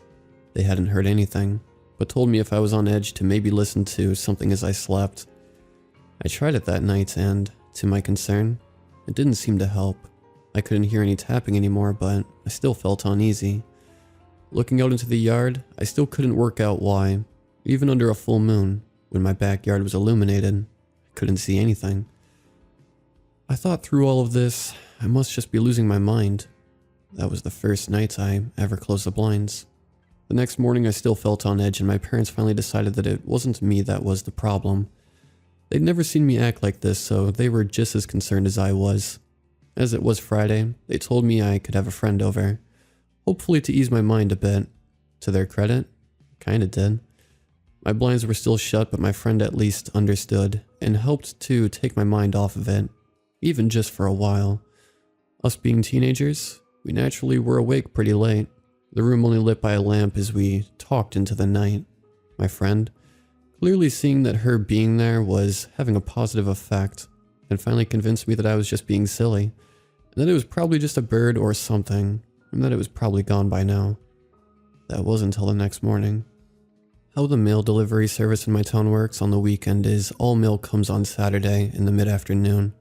So my parents were naturally curious the next day when a weathered envelope had turned up on our doorstep with no stamps or anything on it. Unmistakably though, it was for me. My first name was on the front. My hands had started shaking as I was handed the envelope, and turned to terrified screams as I read its contents. On a single, grubby sheet of paper in a scroll that was just barely legible. "Who's your friend?" I couldn't stay in the house that night. I just couldn't. My friend was more than happy to have me at hers for the rest of the weekend. We didn't do much except stay in her room, me huddled in the corner with a bat. By the time I finally convinced myself to come home, my parents had redone our entire security system. Floodlights on the front and backyards, deadbolts in every door and window lock, burglar alarms, the works. Even the trees and hedges in the back had been cut away so there was no way of anyone hiding. Our neighbors too had been put on alert for anything suspicious. That night, it took me a long time to get to sleep. My parents tried as much as they could to stay with me, but even I knew my room wasn't big enough for me and two grown adults. At about midnight, I finally managed to close my eyes, with great difficulty. Nothing happened that night. 4 days passed before things started getting weird again. I never went anywhere alone now, and it felt like I was under constant watch because, technically, I was. The only time I ever spent alone was in my room. The blinds now closed for good. It made me sad to be robbed of something I loved so much, but peace of mind was more important. As I was settling in for the night, I couldn't help but dwell on who had been watching me, and even more terrifying, for how long. I'd almost managed to fall asleep when it happened. The floodlights went off. At first, I thought nothing of it. My neighbors have cats who tend to roam, and the floodlight sensors are very easy to trip. After about a minute, the thin lines of light in my upturned blinds disappeared, but then it happened again. 3 more times it happened, and each time I was less and less inclined to sleep. I was shaking again as they finally went off, but remained silent. It didn't come on again, but in their place was a very definite sound of a footstep on concrete, like the concrete that stood out before our yard, just outside of the range of the lights. "He can't see me," kept telling myself. "He can't see me. It's pitch black. And he can't see me." It felt like an hour before I finally pulled myself up enough to see what was there. I know I shouldn't have. I was terrified to see anything, but I just had to know. Peering through the slits in my blinds, it took 5 seconds before I finally screamed. Below me was a large man. I couldn't see much of him, but it was undeniable. He was looking at me. Not at my window, at me. Right in my eyes, almost as if he knew where I'd been the entire time. All I could make out as I crashed to the ground in hysterics was his wide eyes and a large Cheshire grin, chuckling as he continued to stare. Police never found him. Never knew how he managed to get into our yard, or even what he was doing. My parents sent me to stay with relatives for the rest of the year. I wouldn't go anywhere near the house, not even to see my parents again. No one I've lived with knows this. I'm terrified of looking out my windows, knowing at any point he could be there, and I'd never even know it.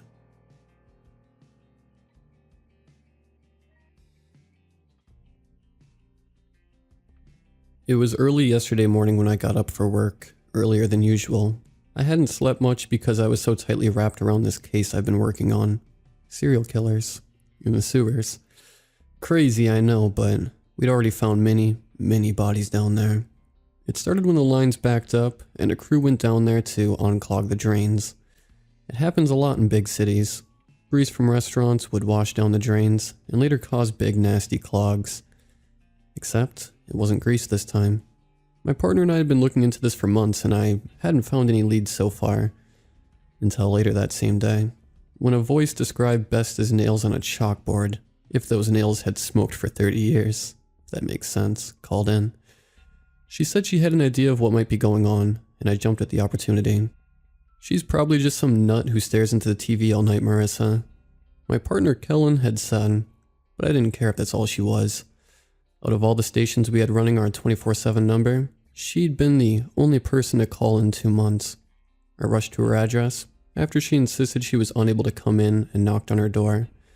Standing on her tacky porch made me start to rethink my decision, but I couldn't turn back when she stepped out. "You're Detective Riley?" She asked in that same voice I heard on the phone. "Marissa, please. Miss Stanley." I said before being ushered into the house. She offered me food, a drink, and even a cigarette, none of which I was interested in. She even led me to sit down, which I hesitated to do so. The house reeked, before finally getting down to business. "You said you may know something about who's down there, Miss Stanley?" I asked. Yeah, I do. I'm the only one who's seen them, and hasn't gone completely crazy." "Arguable." "Them? The ones in the sewer. They're horrible. You can get away from them if you don't look, if you just keep walking. But if you see them, you're a goner. Unless you stay away from the water." She rasped out, coughing before she took a drink out of a questionable bottle. "I'm sorry, you've seen the people in the sewer?" I asked, trying to decide if this was worth my time. "Yes, a long time ago. Haven't gone in the water since. You can't once you've seen them, as if they let you go. If they want you to be with them." She made no sense and I quickly excused myself. The smell of her house suddenly made sense as I passed through the kitchen to leave. Upon taking a closer look, it was easy to see she'd stuffed rags in all of her drains. I made a mental note to call Adult Protective Services and headed back to the station. I can't bring myself to go into detail about what the rest of the day entailed. Besides that, it brought me and Kellen into the worst part of downtown. It had been a hot spot for murders lately, and we weren't far into questioning locals when we heard it. Someone calling for help. We followed the sound, and even called for backup as we realized it was coming from the manhole. Clumsily making our way down, we immediately drew our guns and called out for the person. The sound grew fainter before splitting off into 2 different people. "What if it's a trap?" I whispered. "Then we've got the upper hand, and help's on the way," Kellen replied, motioning he would check the sound to the right. I tried to be brave like him and ignore the smell as my heart pounded, and I made my way further in. It got darker, and I drew my flashlight, holding both it and my gun with difficulty. I called out for the person but got no response besides more quiet pleas for help. Scared that someone was bleeding to death, I hurried further and further in. The darker it got, the more the smell changed from sewer to rotting meat, and I thought briefly of turning around. "You can turn around," a voice said from behind me, the same one that called for help. I jumped and dropped my flashlight, nearly shooting myself as I bent to pick it up quickly. "Yes, turn around." "You have to want to turn around." More voices echoed. They grew louder, and I was frozen in place, hearing only one voice in my head at the moment. "You can get away from them if you don't look, if you just keep walking." And that's what I did. Almost as if I was on autopilot, my legs started carrying me further in, and the voices followed. "Look at us," they'd say in that haunting tone that seemed to echo off the tunnels. "You want to look now." It continued, and I tried not to have a panic attack. Tried to keep looking for a way out. It wasn't the first time we'd been down here, and I'd seen where the tunnels would intersect, and there'd be 3 or 4 manholes just in one place. Alternating between holding my breath and hyperventilating, I kept my eyes up or in front of me, but never behind me. I thought I knew panic in the continuous walk that may have taken hours, or in listening to the voices constantly chanting behind me, but I learned we were only acquainted when I reached the dead end. Yes, several of them laughed. Look, look, another screamed. Just look at us. You want to look. I shut my eyes tightly and tried to make this a dream, letting out my own screams of hopelessness. Then after what felt like an eternity of staring at the wall, I turned around, only to wake up in my bed, drenched in sweat and screaming my head off. My apartment was small and I heard banging on the wall next door to let me know the screaming wasn't appreciated, but I didn't care. Upon closer inspection, I found that I was clothed in my usual nightwear, a t-shirt and panties, not my work clothes or belt or anything soaked in sewer water. And although I didn't remember going to bed last night, it didn't matter. I was home, and it had all been a dream. Encouraged by the rantings of that crazy woman, no doubt. I stood in disbelief for only a moment before making my way into the bathroom and rushing to get in the shower. Even if I hadn't actually been in the sewer, I still felt gross. The water rushed over me, and it felt good, safe, and warm. I shut my eyes and listened to it hitting the wall. They shot wide open when the whispering started. I cut the water off immediately and jumped out. We know you can hear us. We're one now, because you looked. You saw us in the water.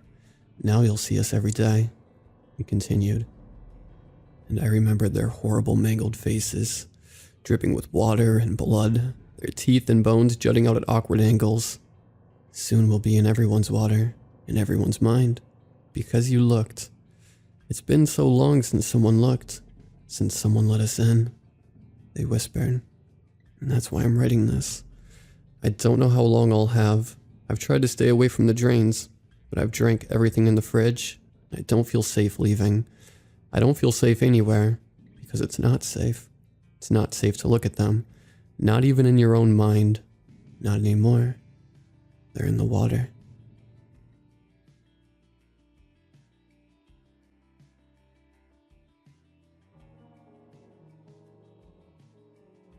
It was already 4:30 p.m. when I finally put down my phone after a long day of moving furniture around. I finally sunk into my new sofa, but of course, the second my exhausted butt sat for the first time in hours, my doorbell rang. I groaned and got up to get the door. Halfway there, I froze. I realized that I had just moved in, and the only people who knew my address so far were my parents, who had a key. This house was actually an amazing find, especially for someone fresh out of college with an okay paying job. It was cheap, especially considering all the benefits. It was a 3-bedroom house with a nice, spacious kitchen and big windows, in a nice and quiet neighborhood. The landlord was nice enough, if a bit mysterious.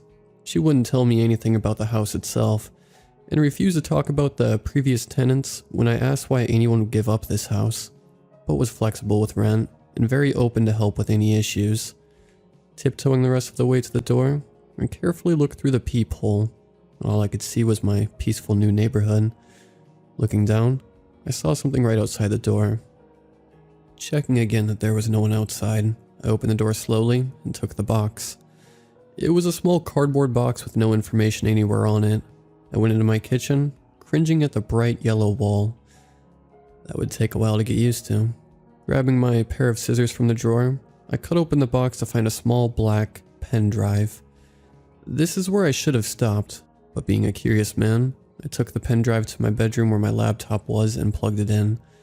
There was a single file on it, a video named movingday.mp4. I opened the 30-minute video. I plugged in my earphones and clicked play. It was a POV style video. I watched as the person walked around their apartment collecting miscellaneous items such as tape, a screwdriver, a paper clip, and some rope. The way this person moved made me feel unsettled. It was almost robotic, but I kept watching anyways. As I watched, the person went to a car, threw the bag with the items in the trunk, and got into the car. I was confused as to why I had received this, wondering if it was a prank or something like that. As the car began moving, I paid attention to the scenery. Some non-identifiable places flashed by the windows before the driver began to slow down.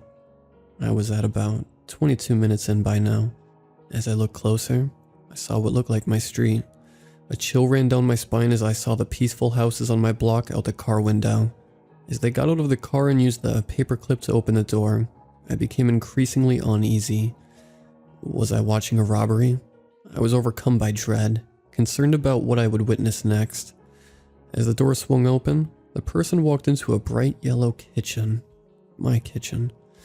But there was a little girl watching TV on a couch that wasn't mine, with a woman I didn't recognize. I quickly realized these were the previous tenants. I should have stopped watching, but I couldn't. I watched, terrified, as the camera swung towards the person, changing the angle for the first time. My blood ran cold as I saw a man dressed in all black with the most chilling smile I'd ever seen. It was far too wide, as if it had been carved in. The lips were bright red, as if they were covered in blood. Then there was yelling. The woman was begging the man not to hurt her little girl. They had money. He could take everything. After that, the man ran towards them, and the camera fell to the ground. Blood-curdling screams, and then silence. As I closed the laptop, horrified at what I had just seen, I wondered who had sent me this. I reached for my phone to call my landlord and ask about the previous tenants, because surely this was fake. It was probably a sick joke to scare me. As my hand touched the bedside table, I realized I had left my phone in the living room. As I went to grab it, I heard faint rattling, almost as if someone were using something to pick the lock. Then, I was face to face with that smile. That goddamn smile.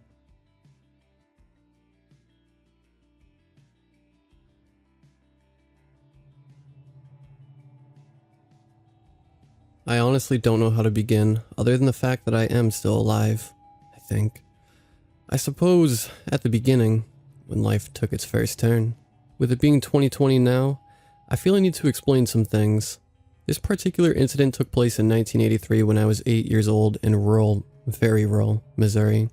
Nearest population center had 128 people. Now the town is closer to 200, but is nearly a ghost town. You see, in this era, snatchers were just a scary story from the cities. My home life wasn't very peaceful, so me disappearing on my own for hours at an end wasn't unusual. So long as I was back before dark, I could go and do what I wanted. By the ripe age of 8, I knew my way around the backwoods, road, and fields fairly well. To get it straight, this isn't some story of a kid getting lost and barely escaping some mysterious cryptid. You must also keep in mind the culture and type of folk that I grew up around. Old superstitions and wise tales were held as gospel still. Everything from a turkey drowning in the rain to predicting the weather. So I grew up on stories of the critters that lived in the natural places. Hoop snakes and Tommy Gotchas, well children and the hungry catfish. So many stories I've forgotten more than I remember now. Mama telling me about the evil eye and how our bloodline had the weird in it. Her daddy had it, and her mama was a herb woman. Everyone has heard of the Appalachians and the people there, the hill folk and backwoods people. Not everyone knows that the Ozarks has the same. Our hills and valleys still hold families that have been there longer than any can remember, that are there and living as they always have even in this year. I know I sound like I'm starting to ramble, but believe that this knowledge is going to help understanding later on. And if this is read by enough, I may continue on with another tale of life. Then again, I don't really believe many to read this, let alone take it serious. Folks are always saying that there is more to life than the human mind can fathom, and I for one agree. See, there is a whole lot that normal people just simply ignore because to actually acknowledge it would be to admit that reality is so much more. It would be admitting how little control we have in this existence. How could an 8-year-old know of these things, though? So for me, it was just another day in late spring. Stay out of the local pastures. The bulls were getting mean. Snakes were out and about. Make sure the stick was just a stick. Otherwise, exploration was my youth, for the most part. I avoided my home as much as possible for details that aren't any of matter, which left me to really wander the countryside. Yes, many things could have happened, but didn't. I always just felt safe, watched over. Up until this point, I just felt it was because of my dog, a black and white mutt named Roscoe. Up until that point, I thought that, like you, the stories were just stories.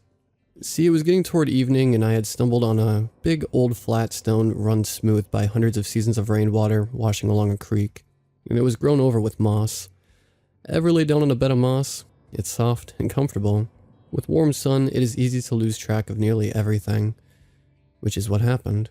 I knew I wasn't going to make it back home by dark when I came to my senses, and that mutt wasn't any help as he was snoring next to me. With the shadows growing longer and the sun sinking quickly, taking its gold/red glow with it, I started hot stepping back. Now this was old growth woods at the time, underbrush and brambles and thorn bushes aplenty. I knew my way, even in the dark, and my night vision was excellent, so navigation wasn't a problem. Nor was I scared of the dark, the animals, or the sounds. Yet at some point, I somehow got turned around, running straight up on the one thing in those woods that scared me more than what was waiting at home. There was an old cabin, probably left from a hunter or a trapper, and it was in bad shape. I mean, the shack in Evil Dead was in better shape. I would never hesitate before about exploring such a place because of the thought of what I could find, but this place was just a squatting toad of nope. Half the roof caved in, the walls were missing in parts, and the wood was that black type of slow rotting. This place just felt wrong and gives me the shivers now just writing about it.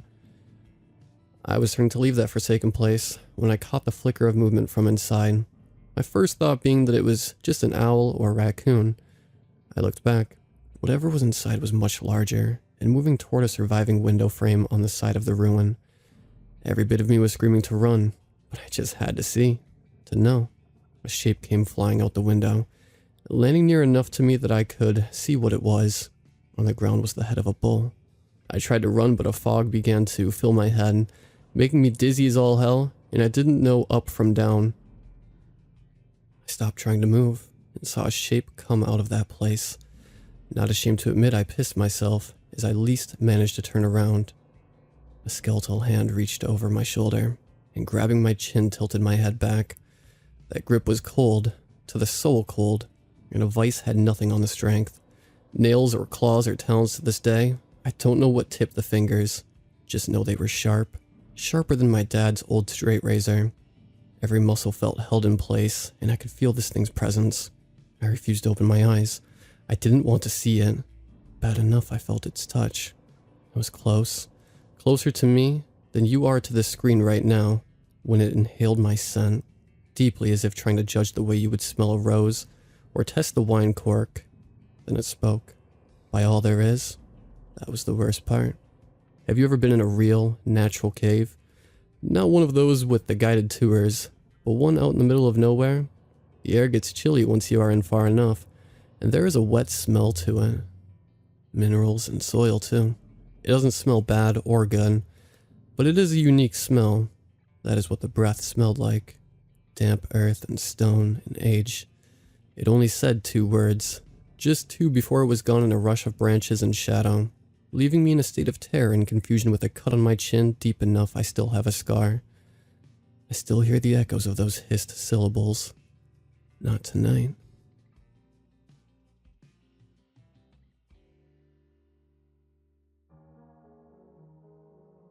First of all, I'm going to introduce myself a little bit. I'm male, 20 years old, and not from the US. I want to excuse myself if I have any spelling mistakes, because English is not my first language. Anyway, this incident occurred 8 years ago. I was 12 at the time. For background, my mom had just bought me a cell phone to communicate better. I had to attend school as usual. Class time was from 12 p.m. until 6 p.m.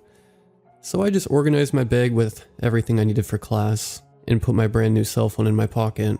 It was 4 p.m. and all of a sudden another teacher, Sarah, told our class group that the next teacher wasn't at school because he was sick. So we had no class with him. She asked if we wanted to go home or just play football until our parents arrived for us. We all agreed on leaving early. I left school and called my mom, who was working. I told her we didn't have class so we could leave early. As soon as I was walking the street, I noticed a weird man who was staring at me a few meters away. It was strange because he had some cutlass or machete on him. I just ignored him. I didn't think he was going to harass me or anything like that. I arrived home. I checked for the keys, which I didn't have on me. I decided to call my mom again because I couldn't enter. She told me I had to wait until she arrived, which would be in 30 to 40 minutes. So I decided to wait in front of my house. A few minutes passed by, and then appears the same man who was staring at me. He was following me. I was freaked out and scared. This man had a machete and a gun. He showed me all of it. I couldn't speak or move anywhere. He started yelling at me. I remember he told me, "Give me your things or your life. I will kill you." I obviously gave him my phone, my notebooks, and my bag. I'd prefer to lose material things than my own life. The man left. It was a complete shocking moment. I didn't know what to do. I just stood completely in shock. I started to cry. Then a neighbor noticed me and asked me what happened. She took me to her house until my mom arrived. I told my neighbor everything. So she called the police. My mom finally arrives. My neighbor has a conversation with her. The police arrived too. They asked me a lot of things that I found confusing. After they went with my mom, I don't know what happened next. I live in constant paranoia as a result of that day's events.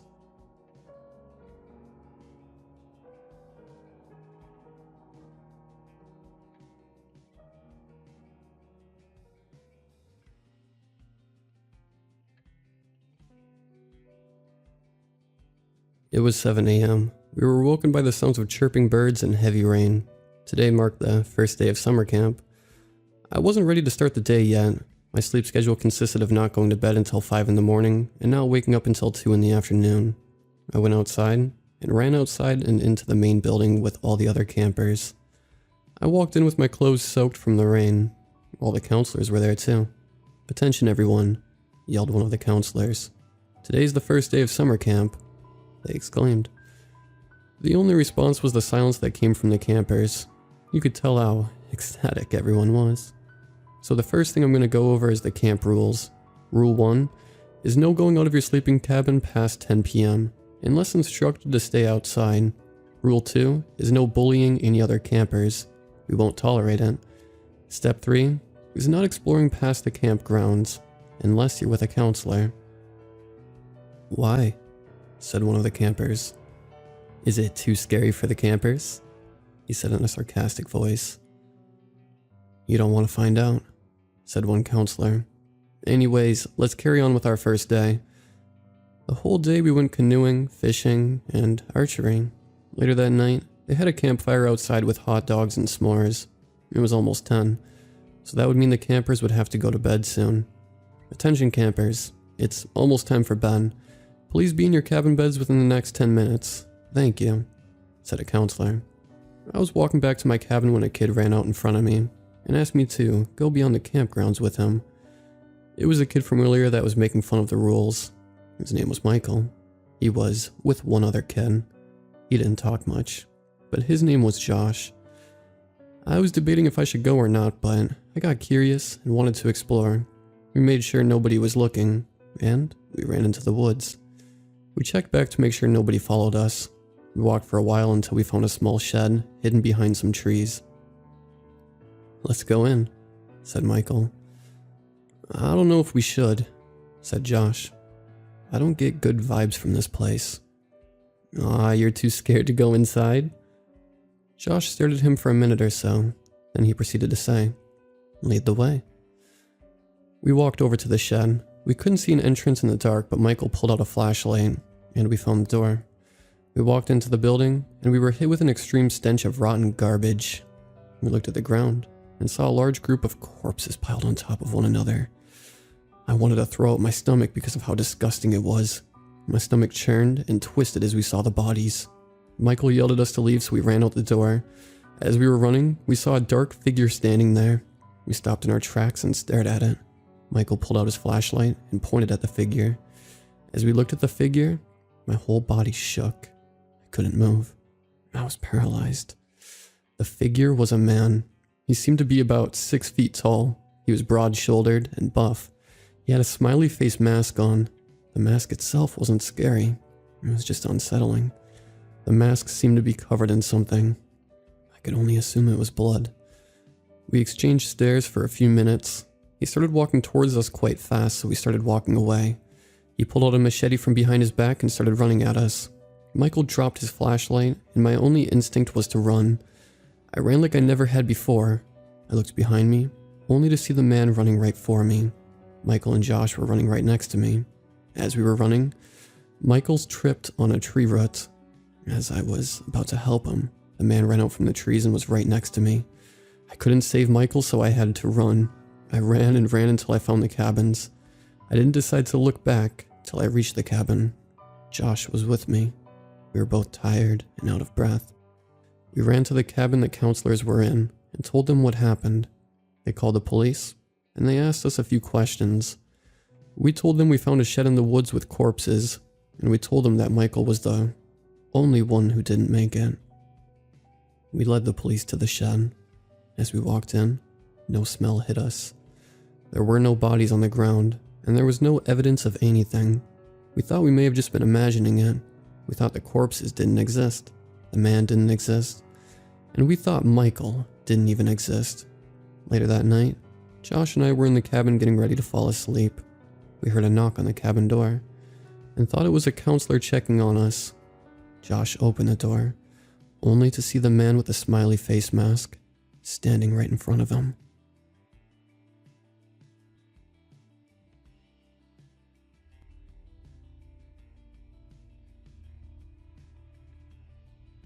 As a child, my friend Alec and I used to explore the woods on my property nearly every day. We would wander deep into the forest just seeing what we could find, play hide and seek, or sometimes just to hang out with nature.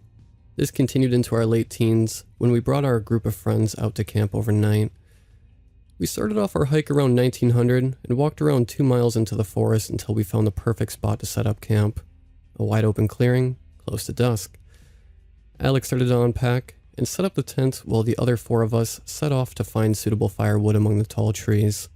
By the time we had gathered enough wood and made it back to camp, the sun had almost sunk completely below the horizon. I had the responsibility of building the fire, which I had done within about 15 minutes. Once camp was complete, we were sitting around the fire chatting and roasting marshmallows for s'mores, when Justin brought over the cooler of beer and liquor his dad had bought for him. We had taken several shots, and were working on a beer when we decided to tell campfire stories. This went on until around 0200, when we drunkenly stumbled to the tent to call it a night. I woke up with a start when I heard a cackling out in the woods, which had scared me to my core. I shook Alec awake and asked if he heard it too, and he did. About this time, the others had woken up from our talking, and I could see the concern growing on their faces, confirming they all heard it as well. "Who's out there?" Justin called out. The only response was the abrupt end of the laughter, which unsettled all of us. We were all wide awake and too spooked to go back to sleep, so we decided to get up to rekindle the fire from earlier that night. Upon exiting the tent, we saw that the campsite had been destroyed aside from the fire, which had a small dead mouse laying right by it. I had poked the rodent with a twig and turned it over to reveal a precise incision on its belly, with its innards hanging out. "Bro, what the hell?" exclaimed Josh. Right as he had completed his sentence, I heard something moving through the leaves just outside of the clearing. Startled, my eyes shot up towards the sound, but I couldn't see anything. Brandon went back to the tent to grab his small flashlight and shine it out into the trees. The only thing we could see was a set of glowing eyes looking directly at us. The unknown creature quickly stepped behind the nearest tree, attempting to avoid detection. Justin slowly walked towards the creature, trying to better see what it was, until he disappeared out of sight. Less than a minute went by before we heard his screams, but as quickly as it began, it had ended. We tried calling out to him, but he didn't respond. We all sat around the fire waiting for his return, but he still wasn't back when the sun came up. When Justin still hadn't been found, we all set out to look for him, hoping he'd gotten away from the whatever had taken him. After about 45 minutes of looking, I heard Brandon yelling for the rest of us to come help him. When I got there, Justin was hanging from a tree by his wrists, his body covered in shallow, precise cuts. Josh climbed into the tree with a knife, while we supported Justin when he cut him down. He was still breathing, thankfully. We splashed some cold water on his face, and he woke up with a scream. We were able to help him walk out of the forest back to my house, where we got him into the car to go to the hospital. On the way to the hospital, we asked him what the hell happened, and he said as soon as he got out of the clearing, he saw an animal walking on all fours, but very quickly it got onto his hind legs and ran towards him impossibly fast. But that's all he could remember.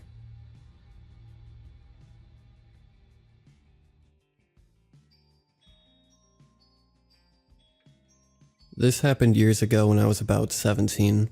I'm 30 now, male for context. When I was a teenager, I lived in Marin County, a quiet suburb just north of San Francisco. However, most of my buddies lived in San Francisco, and most nights of the week, I could be found riding my bicycle back and forth across the Golden Gate Bridge. I enjoyed those long bicycle rides at night. I'd often be high as a kite, iPod on my favorite playlist, passing by weirdos and street urchins, or admiring the desolate beauty of the bay, Sausalito, an empty Embarcadero. One of my favorite places to ride my bike was through the Presidio. The Presidio is the last neighborhood you pass in San Francisco before making your way onto the Golden Gate Bridge. It's famous for its old, beautiful military housing, an old airfield, and hangars that have been converted into a seaside park, and enormous eucalyptus trees and forests. At nighttime it's dead quiet, and the only people you can see out are late-night Chinese fishermen on the pier down on the water, or people flying down the freeway into the city. Anyways, this one night I was coming back from hanging out with some friends and riding my bike through the Presidio on my way home. I was leisurely gliding down the hills when I noticed a single, older black car, something like an Oldsmobile coming up a road perpendicular to the one I was coming down. As I got closer, the black Oldsmobile took a left, blinding me for a moment with its lights as it passed. I didn't think much of it at the time. Here and there you might see a couple cruising to go make out by the bridge, or a car full of kids going to smoke a joint at the old pet cemetery beneath the highway overpass. A few minutes later, I had mostly climbed the hill that took you closer to the entrance of the bridge and looked down on Crissy Field. This road is dark with barely any lights, and I was enjoying looking down towards the water to my right when I heard a car coming from behind me. I looked behind me and saw the same old black Oldsmobile maybe 20 yards behind me with its lights off, strangely driving at a slow crawl. I tried to wave them past, but the car just kept on rolling slowly behind me. It was too dark to see who might be driving. The fact that the car had its lights off almost immediately struck me as a red flag, as well as its obvious slow trailing behind me. I gave it a few more yards and tried to wave it past again, but nothing. Spooked, I made a sharp left on my bicycle and began bombing down the hill in the opposite direction of the Oldsmobile. This route would take me back deeper into a more secluded wooded area by the cemetery and air hangars. For a moment, I felt relieved until I heard a screeching of car wheels and glanced behind me to see the black Oldsmobile, lights still off, now passing behind trees coming down the same hill as me. The Oldsmobile had to have made an extremely unusual U-turn, especially considering how narrow the roads are in the Presidio. Terrified now, I began pedaling faster away from the Oldsmobile, but as I picked up pace, so did the Oldsmobile, and it was quickly gaining my tail. Using all my strength, I pedaled as fast as I could up a small hill and jumped off my bike, throwing it off the edge of the road to the left into some bushes and quickly jumped off the road to hide. Hanging off of the side of a hill, hidden in ivy, I was just below the road. I looked up but couldn't see anything, but I could hear the black Oldsmobile pass. I waited, and a few minutes later I heard the car slowly approaching. No indication from headlights, and then passed by, again and again and again. For nearly 20 minutes or so, I hid in the bushes as I heard the Oldsmobile pass back and forth overhead. Finally, I mustered the courage to get back on my bicycle and ride as fast as I could back to the bridge. In the darkness, listening to myself pant, it felt like forever, but finally I could see the glaring bright lights of the Golden Gate Bridge. But then, again I heard the car. I looked behind me to see the Oldsmobile again trailing me. Fucking smashed and made it to the parking lot of the bridge toll, rode up the pedestrian sidewalk next to the toll, and got off my bike under the light and chain smoked for a while. I never saw the car pass onto the bridge, nor did I see it again once I made it to the Marin.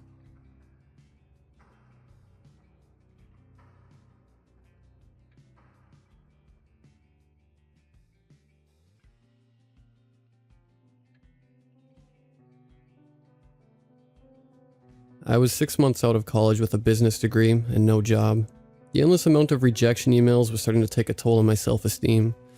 The city with all the office jobs was about 30 miles from the rural town I was living in with my parents. The poverty-stricken town I grew up in was getting worse as the years passed. There was a steady flow of petty crimes throughout the year, from car thefts to convenience store stick-ups. The only means of income for someone my age was typically low-paying and manual labor-intensive. I got tired of having no money in the bank, so I decided to apply to a mattress delivery position. I landed the gig after one interview. My parents weren't thrilled at the idea, but at least it would allow me to save up some money while I continued to apply to office jobs.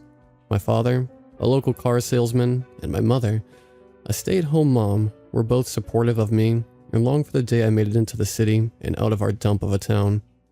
My first day delivering arrives, and I am partnered with Henry, a man who appears to be in his 50s and has no intention of retiring anytime soon.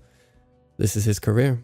I pray that I don't end up like him, with a sore back and sweat dripping from my body each day I return home from work. I try to keep a positive attitude, though as I step foot into the passenger side of the truck, we head out on our first delivery. "You're from around here, aren't you?" Henry says to me while he drives us to our first destination. "What gave it away?" I responded. "I can see it in your face. You won't be leaving anytime soon. This town has a way of grabbing onto you and reeling you back in just when you think you've made it out." Henry reaches into the glove box and pulls out a box cutter. He hands it to me. "Take one of these and keep it in your sock. You never know what kind of crazies you may run into on a route." "Thanks. So, where are we headed?" I reply. "A little cul-de-sac on the outskirts. We're removing one king mattress and delivering another." "Any chance of getting a tip?" I chuckle, already knowing his answer will be no. "Just stay focused and professional. In and out, and on to the next one," Henry responds. We pull into the cul-de-sac and arrive at our address. There are 4 houses surrounding the circular driveway. I notice a number of delivery trucks parked. "This is kind of weird, isn't it? Everyone getting a mattress on the same day." I say to Henry as he parks the car and turns the ignition off. "Well, I know these houses were run down and vacant for years. Looks like they fixed them up and found buyers all around the same time," Henry responds. "The neighborhood is quiet, and I don't see anyone outside. The other crews must be inside, setting up the beds or something." Henry and I approach our house. I knock on the door, and a woman opens. She welcomes us inside and brings us to the master bedroom. My gaze immediately fixates on a blood stain the size of a hand on the bottom right corner of the mattress we are removing. The woman leaves the room to give us space. "Henry, you see this?" I whisper to him and point at the stain. He ignores me and motions for us to start carrying the mattress out of the room. Together, we carry the mattress and load it into the truck. We return to the bedroom with the new mattress and place it on top of the bed frame. Henry and I return to the car to get the paperwork. "I'll stay here. Better chance at a tip with a young guy like you bringing it to her." Henry smirks and hands me the paperwork. I return to the front porch door, glance inside, and notice the woman standing in the kitchen, a little bit past the living room. She tells me to come in. "Here you go. Just need a signature here on the bottom." I hand her the paper and a pen. "Would you like some lemonade? It's freshly squeezed," she says. "No thank you, but thanks for the offer," I reply. She signs and hands me the paperwork. When I return to the truck, Henry is nowhere to be found. I have no clue where he has wandered off to, so I knock on the woman's front door to see if she might know. "Hey, sorry to bother you again. Do you happen to know where my coworker went?" I ask her. "Oh, as a matter of fact, I do. He's in the backyard sipping on some delicious homemade lemonade.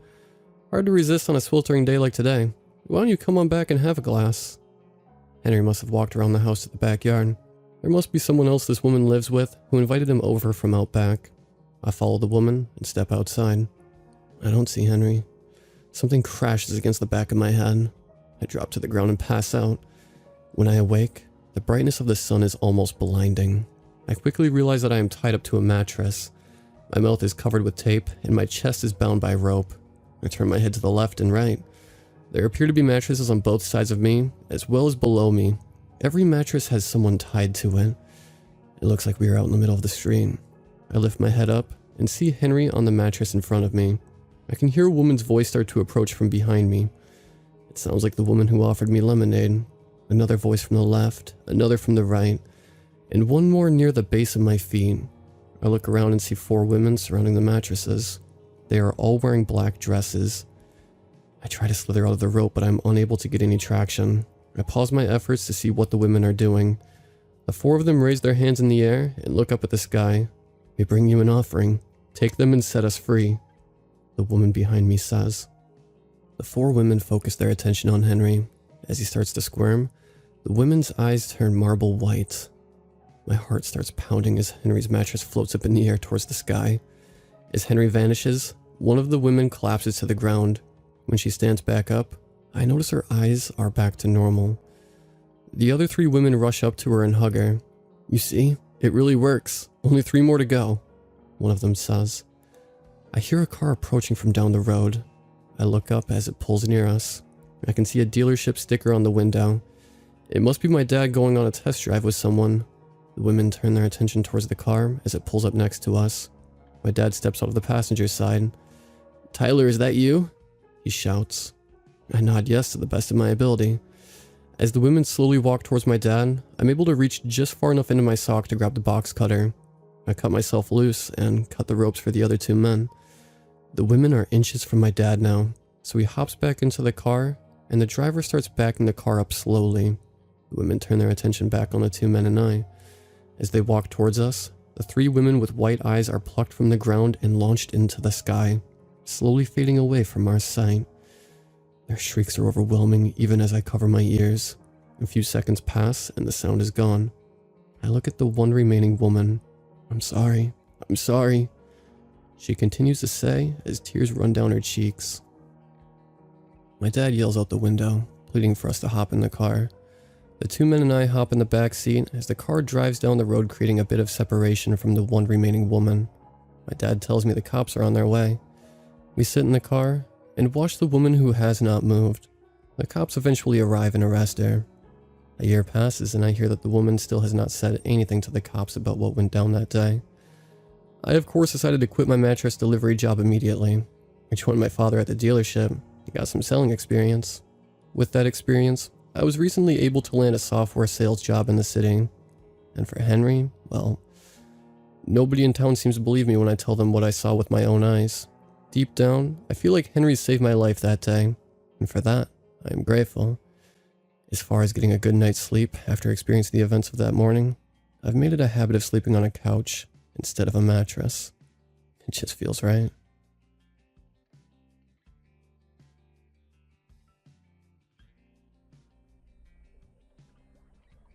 I love nature. I can't get enough of it.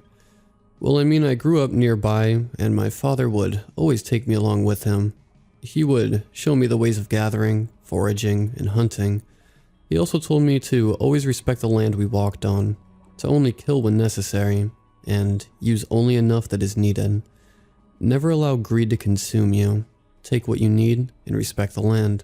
Those 2 rules he would always tell me each time we walked in the woods. Then one day, I remember how my father and I came across 2 dreadful creatures that did not follow the 2 rules. It had been early in a summer morning that I ran through the bushes and under the trees that I heard the sound that echoed like a thunder. My father ran to my side, nestling us behind a thick of brush and trees.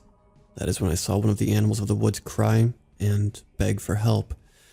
Just thinking about that deer brings sadness to my eyes. Its wound appeared as if something had gone right through it, making a small but deadly sized hole in its chest. It bucked and cried as it laid there on the ground. I began to rush out to hurt the poor animal, but was stopped by my father. He held a finger over his mouth. I sat there quiet as I watched 2 tall creatures emerge from the bushes. They leaned over the dying deer. They seemed to examine its horns, with one of the creatures beaming with glee. As the deer continued to move, one of the creatures took a long stick and stuck the stick in the head until it died. My father covered my mouth, not wanting the creatures to hear my cries. My tears ran down his thick hand. My father stroked the top of my head in a way to calm me like mother would do during a thunderstorm. The 2 creatures began to pose in strange ways with the deer. All the while, their faces continued to show their joy with their kill. I heard one of the creatures speak to the other. One of them left only to return on a strange object that carried more dead deer. There had to be 7 deer that the 2 creatures had killed. They laughed and laughed. Why? Why would they do such a thing? Yes, my father and I killed deer, but only what we needed. Yet these 2 creatures seemed to only kill because it brought them joy. Why would they kill like that? Why don't they follow the rules? Suddenly I felt my dad's hand leave my face. I looked up to see a horrible, evil scowl form on him. My father grabbed a rock and tossed it at the 2 creatures. They jumped in shock. My father continues to throw more and more rocks at them. He nudged to follow his lead. My father and I threw rocks non-stop at the two creatures. They looked around frantically, wondering where the rocks came from.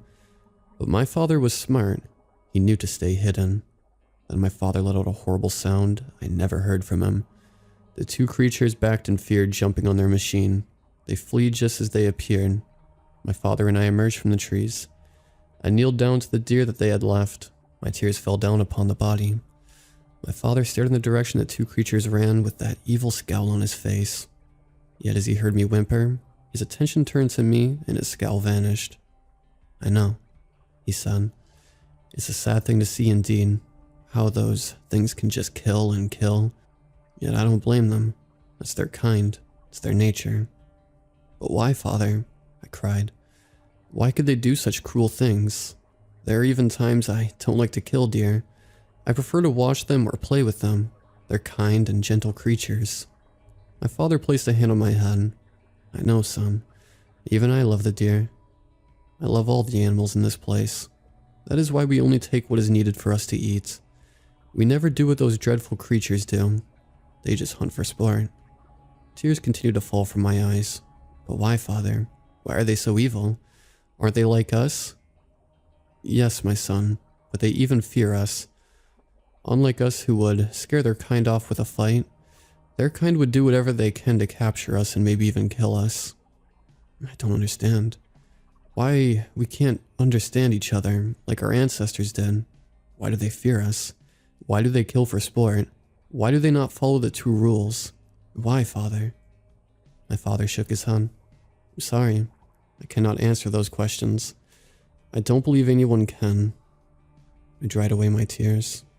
"But Father, what really hurts me is that they call us those names. I have my own name. You have your own name, as does Mother." I looked up at my father. "Why do they call us Sasquatch?"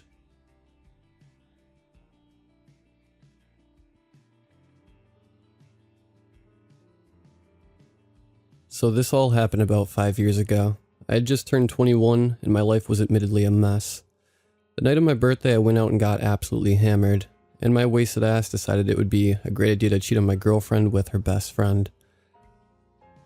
Once word of what I did went back to her, she dumped me and kicked me out of our apartment. On top of that, she took most of our friends with her. So there I was, alone for the first time since junior high, living out of my car and feeling like a piece of crap. Probably because I was a piece of crap, which is maybe why I noticed the sign on that truck. It was printed on the back window, and I must have seen it a million times as I came into work, but this was the first time I really looked at it. It read, "Help, need kidney, type O," and then some contact info.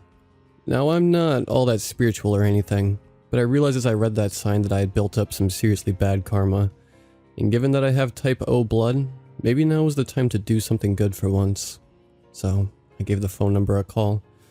Worst case scenario, I'd change my mind and just pretend like my doctor told me I couldn't do it or something. On the other end was a very bubbly woman who seemed overjoyed that I had phoned. She explained that her husband desperately needed a transplant and that they had been trying to find a donor for months. Them and their 2 kids had been praying for someone like me to call. She even said they had set aside $2,000 for whoever was able to donate. All this made me feel great. I was helping out a family, and I was going to make some good money too. Hopefully enough to move out of my car and put an actual roof over my head. We agreed to meet up at their house and get to know each other. She explained that the actual donation process is pretty long and, obviously, giving up a kidney is a big commitment, so they wanted to make sure I was serious. I put the address in my phone, and that weekend I drove out to their place.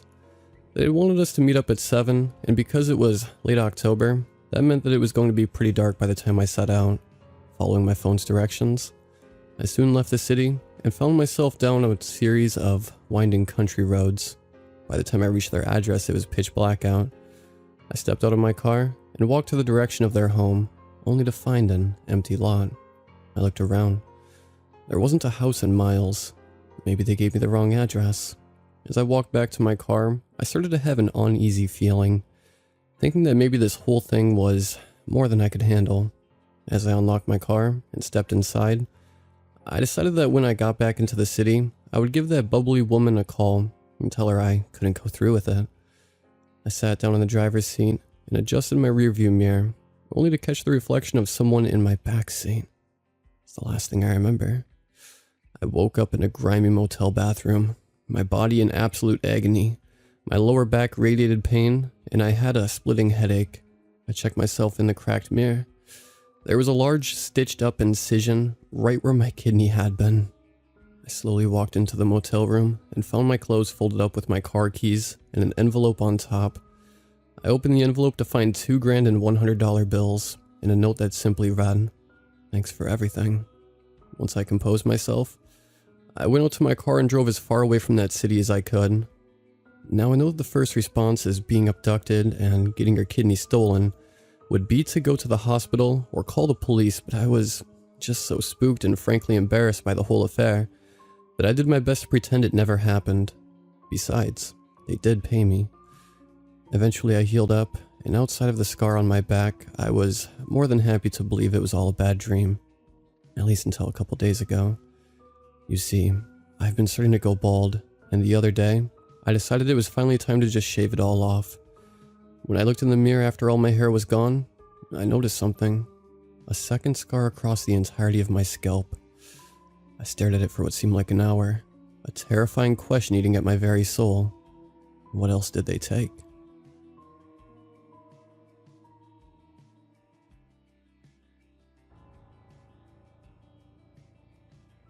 Have you ever felt weird when waking up?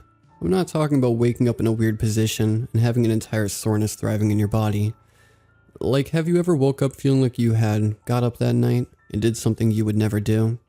Nothing like sleepwalking, more like someone was in control of your body besides you. I believe I had this type of experience, or at least I think I have. To this day, I continue to think about those strange nights I had. Over the course of 12 nights, I began to experience a type of sleep disorder. I'm sure many of you have experiences because when I experienced it, sure as hell scared the life out of me. I thought I was actually dying when I first had it. I laid there, unable to move and breathe, fearing that the end was coming only for me to regain my mobility, rising up in my bed gasping for air. Truly a frightening experience, that sleep disorder known as sleep paralysis. I came to find out many people suffer these episodes of this disorder. Lucky though, I'm not in that 5% of those unlucky to constantly have them, so at least I have that going for me. Still, I don't wish this creepy disorder on anyone. Yet in a way, I do think thanks to this disorder, those few nights I was able to discover something that none should know about. For when we sleep, they play. The first night I noticed them, they were all standing in a circle around my bed huddled over me. There had to be at least 4 of them. I was frozen in my bed with my eyes wide open watching them. They looked at one another and seemed to be discussing something among themselves. I couldn't hear what they were saying and couldn't really make out any facial features. They were all completely shadow-like. I later came to know they were called shadow people. Needless to say, I was scared out of my mind. As I lay there waiting for my body to unfreeze, all 12 figures began to vanish one by one, leaving only one that stood right at the foot of my bed. Its body stretched over me, and with quick haste it reached out a long-fingered hand at me. I never had the chance to escape my paralysis. I watched as the blackness from that thing's hand enveloped me and I passed out.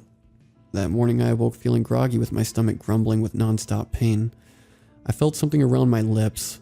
When I wiped them off, I felt a texture of cream like from a cake. I glanced at my hand, finding that I had wiped away some chocolate from my face. Surprised by this, I jumped up from my bed for a bigger surprise. All over my bed, covering me like I was in a nest, were empty wrappers and boxes of sweets. I didn't have time to process anything at the moment, sadly, as the grumbling crawled from the stomach to my throat. I rushed into the restroom, expelling my body of all the overstuffed sweets. I was so sick by all the sweets I ingested over the night that I stayed in the bathroom all day. I wondered if I had sleepwalked during the nights after that strange bout of sleep paralysis, but when I asked my mother over the phone, she informed me I never had any cases of sleepwalking that she knew of. With that, I left it as a strange dream. The following nights I again awoke in paralysis. I looked around the room searching for that group of shadows. They were there. I sighed a breath of relief in my head as I couldn't actually do it physically. As I laid there waiting to get free, I spotted a shadow move in the corner of my eye. It rose from the corner of my room and rushed toward me with an open hand. Again, blackness took over and I passed out. I woke finding myself sitting in front of my TV and credits from a movie playing. I paused the screen taking a look at my surroundings. How could I get out of bed and turn on the TV?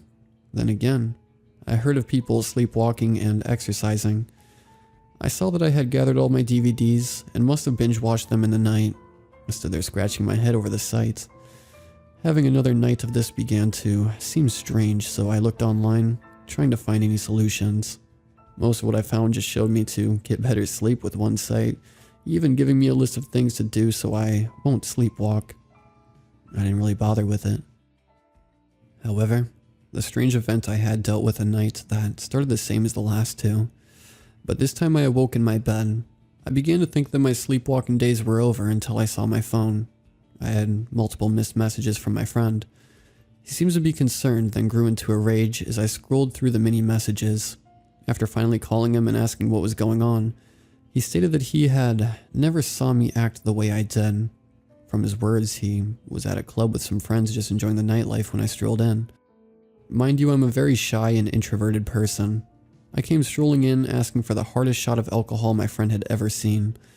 I began to speak with complete strangers and even tried to hit on a random woman. My friend approached me trying to see if I was okay. Yet, I brushed him away, telling him to leave me alone. He said my personality was completely different, but that wasn't what scared him. He told me there was something about my eyes that night that sent shivers into his spine. My eyes, he said. My eyes seemed to be someone that wasn't really there. I know it sounds weird, but that's how he put it. I began to freak out, fearing that was happening to me. Did I happen to have an undiagnosed mental condition? Or was I just losing my mind? Either case, I went to check out only to find I was healthy with no underlying health conditions. I started to closely question my previous nights. Just what were those shadow people that visit me? Did they want something from me? That night I went to bed and never experienced a sleep paralysis episode. That next morning, I felt great as if a weight had been lifted off of me. Yet my phone was lined with a log of a number continuously. I've never seen this number in my life, so who was it?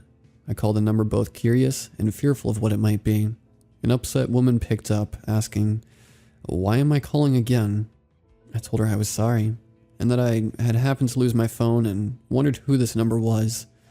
She informed me that she didn't like games and hated that someone would try and pretend to be her dead husband. She abruptly hung the phone up. Dead husband? I couldn't believe. No, I didn't want to believe it. Did another one of those things come to me in the night? Have I been visited by lingering souls in my nights?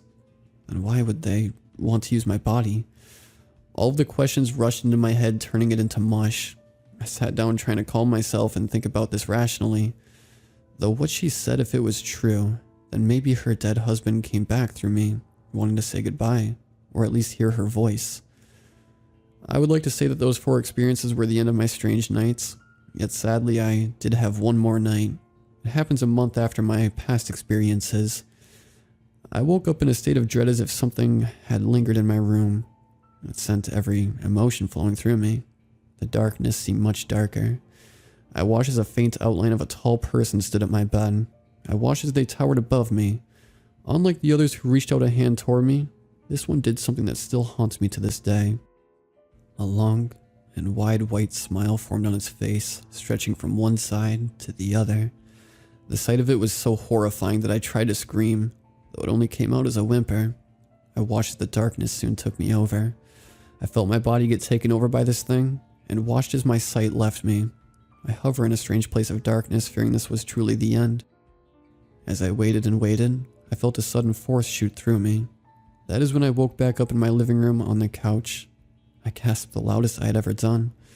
I searched the room, fearing whatever it was could still be here, yet I felt nothing. I glanced down at myself, seeing I had been dressed in a fine black suit with a red tie. I rushed in my bathroom, looking over myself in the mirror. My hair had been gelled and slicked back. I looked like a professional businessman. Stepping back into my living room, I saw a small piece of paper folded with something making it bulge in the middle. I carefully unfolded it to find a single black candy in a clear plastic wrapper. I looked at the paper, seeing someone had written a note, yet it wasn't just someone, it was me. It was clearly my handwriting. I sat down with the candy in one hand and the note in the other. I read over the note. Below is what was written on it. Hello there. Sorry for the intrusion, but I was in a hurry. Sadly, an old friend of mine was passing away and the only thing I could do to visit him was use a physical body. This was the only way I could say goodbye, as on my part, I can't go with him to the place he is destined to go forth to. Family drama, that's all. As thanks for using your body, I left you my favorite type of candy. I do hope you enjoy. I couldn't believe what I had read. Not only did this resolve my suspicions of my body being used by strange entities, I even had one to thank me for it. I'm glad he didn't really use it for other purposes other than to say goodbye to his friend. Hearing that, I began to feel relieved and a little sad.